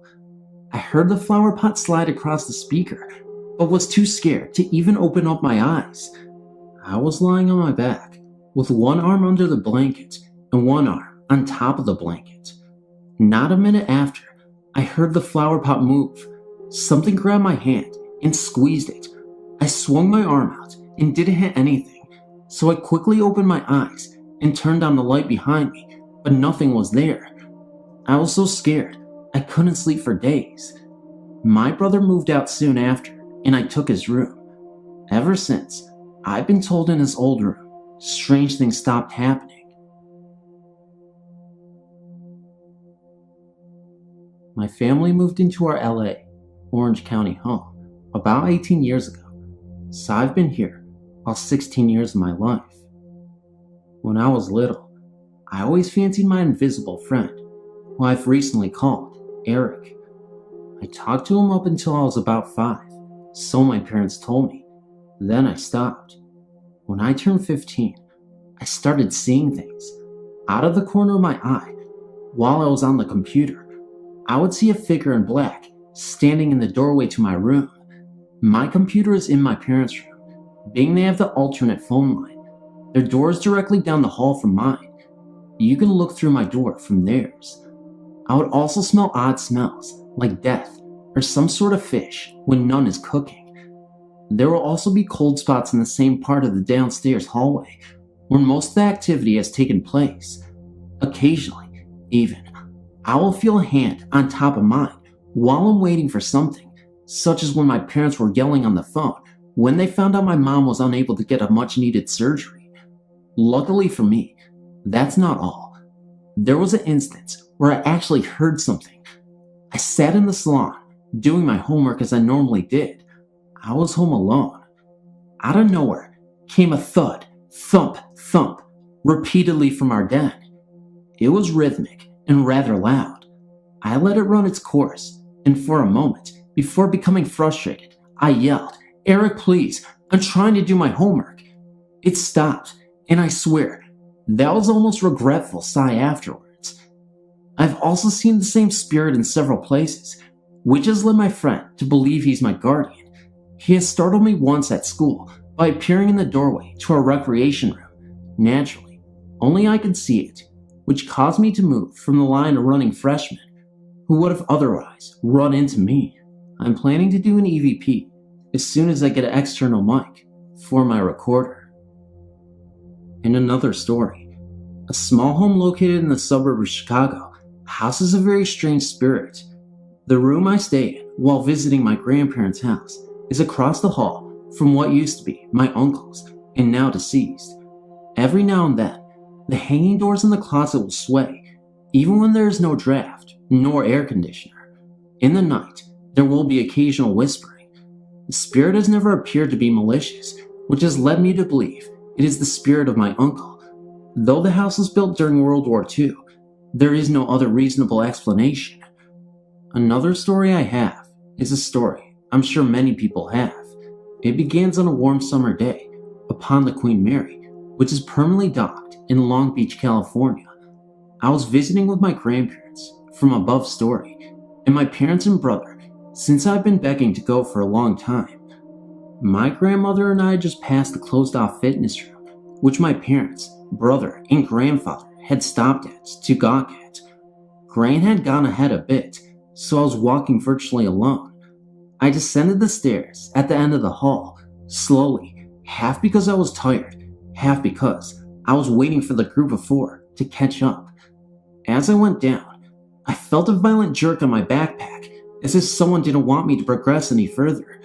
I turned immediately, believing it was my brother being a jerk. There was no one there. As we left, I turned back to the boat to take a final snapshot before departing, knowing it would be a long time before I'd see it again. On the highest point of the boat, closed off to the public, I saw a woman in white with dark hair, her dress blowing in the wind.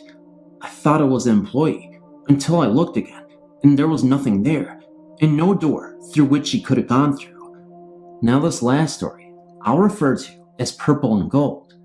Luckily for me, this has only happened today, so the details are easy to remember. Of course, every ghost researching person, serious or phony, in this country has heard of the Whaley House, the most haunted house in the United States, whose residents include the playful Yankee Jim and Anna Whaley, whose lavender perfume can occasionally be smelled by visitors and employees alike. I had gone upstairs long before my family did, eager to view the house I had heard so much about. There were only a few of us upstairs at the time, one woman and 3 men, only one of which was wearing any kind of body spray. I sniffed as I passed them. Don't ask why. Impulse, I suppose. Which was Axe, worn by one of the men. I entered the room, which had once been a playhouse, and froze in my tracks. The unmistakable smell of lather perfume hung in the air for a moment, then disappeared. This happened in several points in the house, which can also be confirmed by my mother, who later smelled it in a different area. We also witnessed a moving curtain, which I checked for a draft. There wasn't any. No one had been in the room for a while either. I would have seen them, being I was in the room when the curtain started moving. And those are all my stories. I've wrote to you before about my other experiences, but I've one about a haunted house a friend of mine lived in a few years back. A bunch of us used to hang out there. He had a lot of bonfires over the summer. The first time I'd ever went there was a few months after he had moved in. I was dating his best friend, and he told me that he thought it was haunted. I in turn did not believe him at first. Then things happened. We were in the kitchen, and all of a sudden, we heard something from the basement, like someone was using a broomstick and hitting the ceiling from the basement. I laughed at first and asked who was down there. Then I saw the look on my friend's face. He was terrified and suggested we go outdoors for a while. While we're outside, I asked what was going on. He said that was the ghost's way of letting him know he was annoyed, so he leaves the premises for a while. I still was skeptical until I looked up and could see into the front door, and standing there in his living room was this old guy who was somewhat glowing. I almost hightailed it out of there when they decided it was safe to go in. I told them I was leaving, and they insisted I go back in, so I did. I then asked my friend if he had ever seen this ghost before, and he said no. I described to him what he looked like, and he looked into the previous owners of the house. Well, it turns out there was a guy who died in that house who looked like the same man I described. I freaked after that, as well as my friend.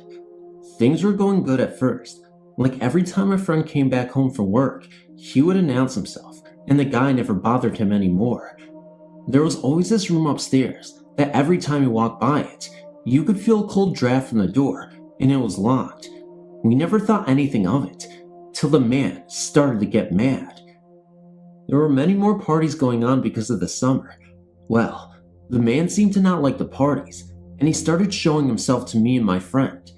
I knew he was getting mad, and things got bad when he started attacking my friend at night. He would wake up to slashes across his back.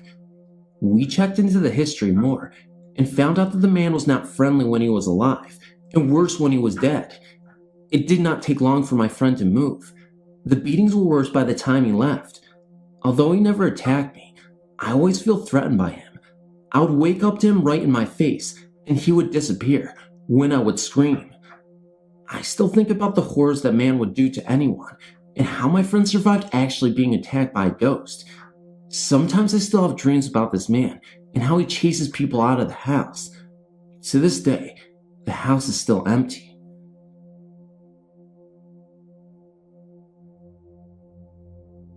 My name is Billy, and I would like to share a supernatural story of mine.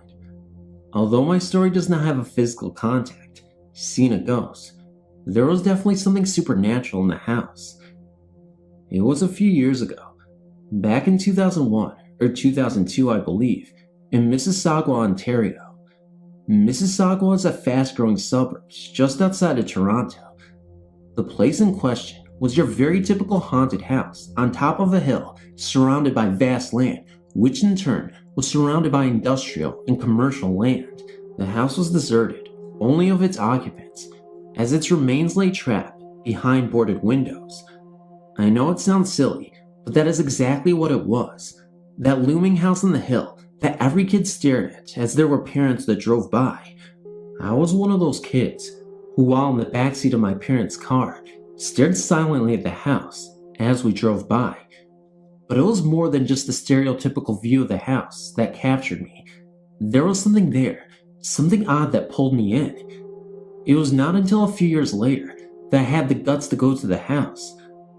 I'd moved away from Mississauga to Toronto, but I never forgot the house. I'd always told myself that I would go back, alone, and take photographs of the house. So one day, I grabbed my camera and I headed back to the house. It was early spring, and the leaves have yet to grow on the trees. The house had the most scary driveway I'd ever seen, probably the length of 2 to 3 football fields, and that is no joke. Now, from what I know, the house remained deserted and the land untouched by commercialists. I guess sometime, someone managed to get inside because the roof was burnt completely off. Most of the window boardings were torn down, and the insides of the room were completely overturned and damaged. From the beer cans all over the place, there must have been a party. The property around the house was littered with about 3 to 4 sheds and about 4 to 5 old rusted cars and scraps all over the ground. I forgot to mention that for some reason, I decided to go in the house in the evening, dusk to be precise. I had less than an hour to take photographs before darkness settled in. So, I entered the house from the back because it was the only part of the house with an open door. The floor was littered with papers, overturned chairs, and a lot of other rubble.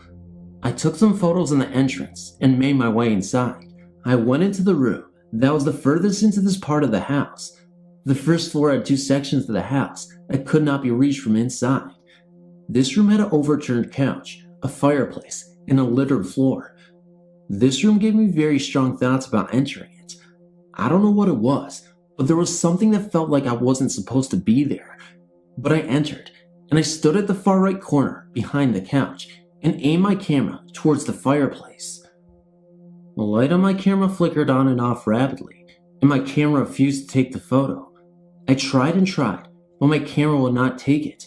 Instead, I stood there and watched as the room went from total darkness to light as the camera flickered on and off. Afraid of what might appear, I left the room and stood looking into it from beyond. From there, I went to the upstairs to where a previous fire left the entire floor naked to the sky. This is where I noticed something odd. The house's main floor, as I've said before, was divided into 2 parts. Neither could be reached from inside the main floor. You either had to leave the house, go around and enter through another door, or, as I just had learned, you had to go upstairs, cross over to the other side, and take another set of stairs down. Unfortunately, the stairs that led to the other side of the house was blocked by fallen timber, but this layout of the house was very, very odd. It did not make any sense. So, I went back downstairs and went around to the other side of the house to enter. I found an open window and pulled myself up onto the ledge. I froze right on the spot, staring deep into this part of the house. I have no idea what it was, but something was telling me to stay the hell away from the house. I felt this deep fear, this huge warning of not to enter this part of the house, so I pulled myself back down and walked away. Now, here's the interesting part. I've dreamt much of this house before I had gone to visit it. In my dreams, there was another entrance to the house, or another part of the house, a tunnel carved into the house from the ground. As I walked away, I saw it, about 50 feet from the house. 5 feet down the portal of it, cemented there, lay another path wide enough to crawl through that pointed to the house. Now, you can believe this or not, everything I've said is true. Just thought you would like to hear it. In the late 1970s, I attended college in New York State, around the Finger Lakes. The building I describe was first built in the 1890s. Since we're in the middle of the first oil crisis, students who remained on campus spent the short winter term in the old main dorm to conserve energy. As it happened, some friends and I were assigned a large, empty room on the top floor. It was 4 floors up and 1 below the attic, and 1 end slanted along the roof line. The room had been primarily used for storage. The gloomy winter sun had a hard time shining through the one ice-upped window facing the lake. Dark as it was, we cheerfully shoved a desk to one side and slept on the floor to give us more room. We were having a good time camping out and weren't inclined to do much schoolwork until our papers were due. After 3 weeks or so, a winter storm was approaching, so we decided to stock up on necessities and have a little party just amongst ourselves. I'd like to say that we were all sober as judges and went to bed early after saying our prayers. However, it being the late 70s, we indulged in smoke and alcohol. We had the stereo up loud, but the music couldn't completely cover the growing sound of the wind. Our window was frosted up, and a tree branch scratched the glass. Every now and then, someone wondered whether we'd be snowed in. Someone said we would at least be able to get down on the tree. Eventually, we turned in. Unsurprisingly, that night, I had a very spooky dream. A woman hovered over me and was trying to say something to me. God knows I tried to understand her, but her fluid outlines and vivid colors made me feel a bit queasy. I woke up, certain she was still in the room. I saw nothing, just the shadow of the tree limb swaying outside. Too much party, I thought to myself, and went back to sleep. We were quiet the next morning. I suppose it was due to too much of a good thing the night before. The snowdrifts were impressive, as the wind had been so wicked, but the sun was out, and the sky was clear, and the snow was pristine. It was so much different than the storm that I felt up to sharing my spooky dream. It seems that 2 of the others had strange dreams as well. Since we all dreamed different things, I was certain nothing occult had happened. I was very relieved, since we still had 3 weeks to live in that room. Being a Florida girl, I was still curious about snow still, and wanted to have a look around. I dragged a willing soul with me, and we make a quick trek around the yard. Finally, I wanted to see about our tree. My companion was bitching about the cold, and she ran into my back. When she saw why I had stopped, she said, "Son of a gun." You may have guessed by now that there was no branch, no tree, no vegetation within 15 yards of our window, and nothing was 4 stories high. We dug in the snow a bit to see whether it had fallen. Nope, no trunk, no hidden limbs in the snow. We ran up to the room to look out and make certain we had the right window. When we heated off the frost with a hairdryer and we looked down and saw nothing but our tracks, every one of us marched back down to try and find our tree. Nothing. We went back upstairs and talked a bit to get over the shock. We were all skittish, but managed to sleep in the room, but with our mattresses shoved much closer together. After that, we never mentioned much. Why bother? There was no rational explanation. I'm just glad I wasn't the only witness. That would have been crazy making. Hi, I live in the United Kingdom and have had a few ghostly experiences. My first was when I was about 7 or 8, just after my dog had passed away. He used to sit with me at the top of the stairs when I was younger, as if to protect me from falling down. He would let me be till I made it all the way up or down. After he was gone, I used to sit on the same top stair, pining for my best friend. One evening, I watched as a cat walked from the dining room door, which was open, through the living room door, which was shut. This wasn't the only time I met the cat. I always slept with the door shut to my bedroom, but felt a cat pat and paw its way to getting comfortable on my bed. I also remember it purring as well. We did have a cat at the time, so I thought it was her. I reached down to stroke what I thought was my cat. Instead, there was a small indent in my mattress. When I turned the light on, there was nothing there. My door was still shut, and my cat wasn't in the room. During my teens a few times, I woke to find my light on and television turned on. This stopped when I moved out of the family home while I went to college. I suppose more disturbingly is what has been happening to me for the last few years. In 3 different properties I've lived in, my bed has been shaken. The first couple of times it happened, I was really scared, but have gotten used to it now and have accepted it.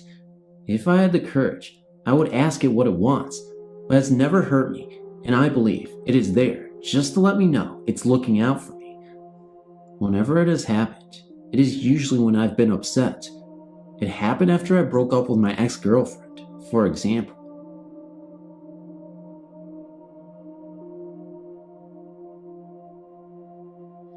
I lived in a small, cramped apartment in a building that was built in the 1940s in Kokomo, Indiana. I've heard several ghost stories from my friends and whatnot, but I'd never taken any of them to heart until I saw firsthand a ghost in my very own house. I had never truly felt at ease in my own apartment. It had always seemed as though something else had resided besides my boyfriend and I. What got me thinking was the fact that whenever I opened the front door, I saw a faint shadow of a person walk into the kitchen, which was to the left. Lighting can create that, but no matter if the light source were emitting from the right, left, behind me, or even not at all, I always saw a faint shadow of a person walk into the kitchen. I really never thought much more than it being a light trick, though I was creeped out that I saw a shadow, even though there would be no light at all. After a while, I rarely noticed it. Things changed on January 19th, 2004.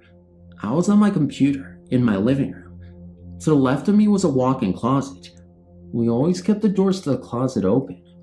I was the only one home. It was nighttime, and the lights were on in the house. I stared at the screen, not paying attention to anything else, when the lighting in the room changed and got dimmer. It repeated this for a few seconds, and I chalked it up to the snowstorm outside. A few minutes go by, and then, to my left, I see what appeared to be a person outside my field of vision. I wear glasses, so I don't see way off to the side too well. Anyway, I turned my head, and I saw, as clear as anyone could ever see, a young man walk straight into my closet and then disappear. I remember exactly what he had looked like.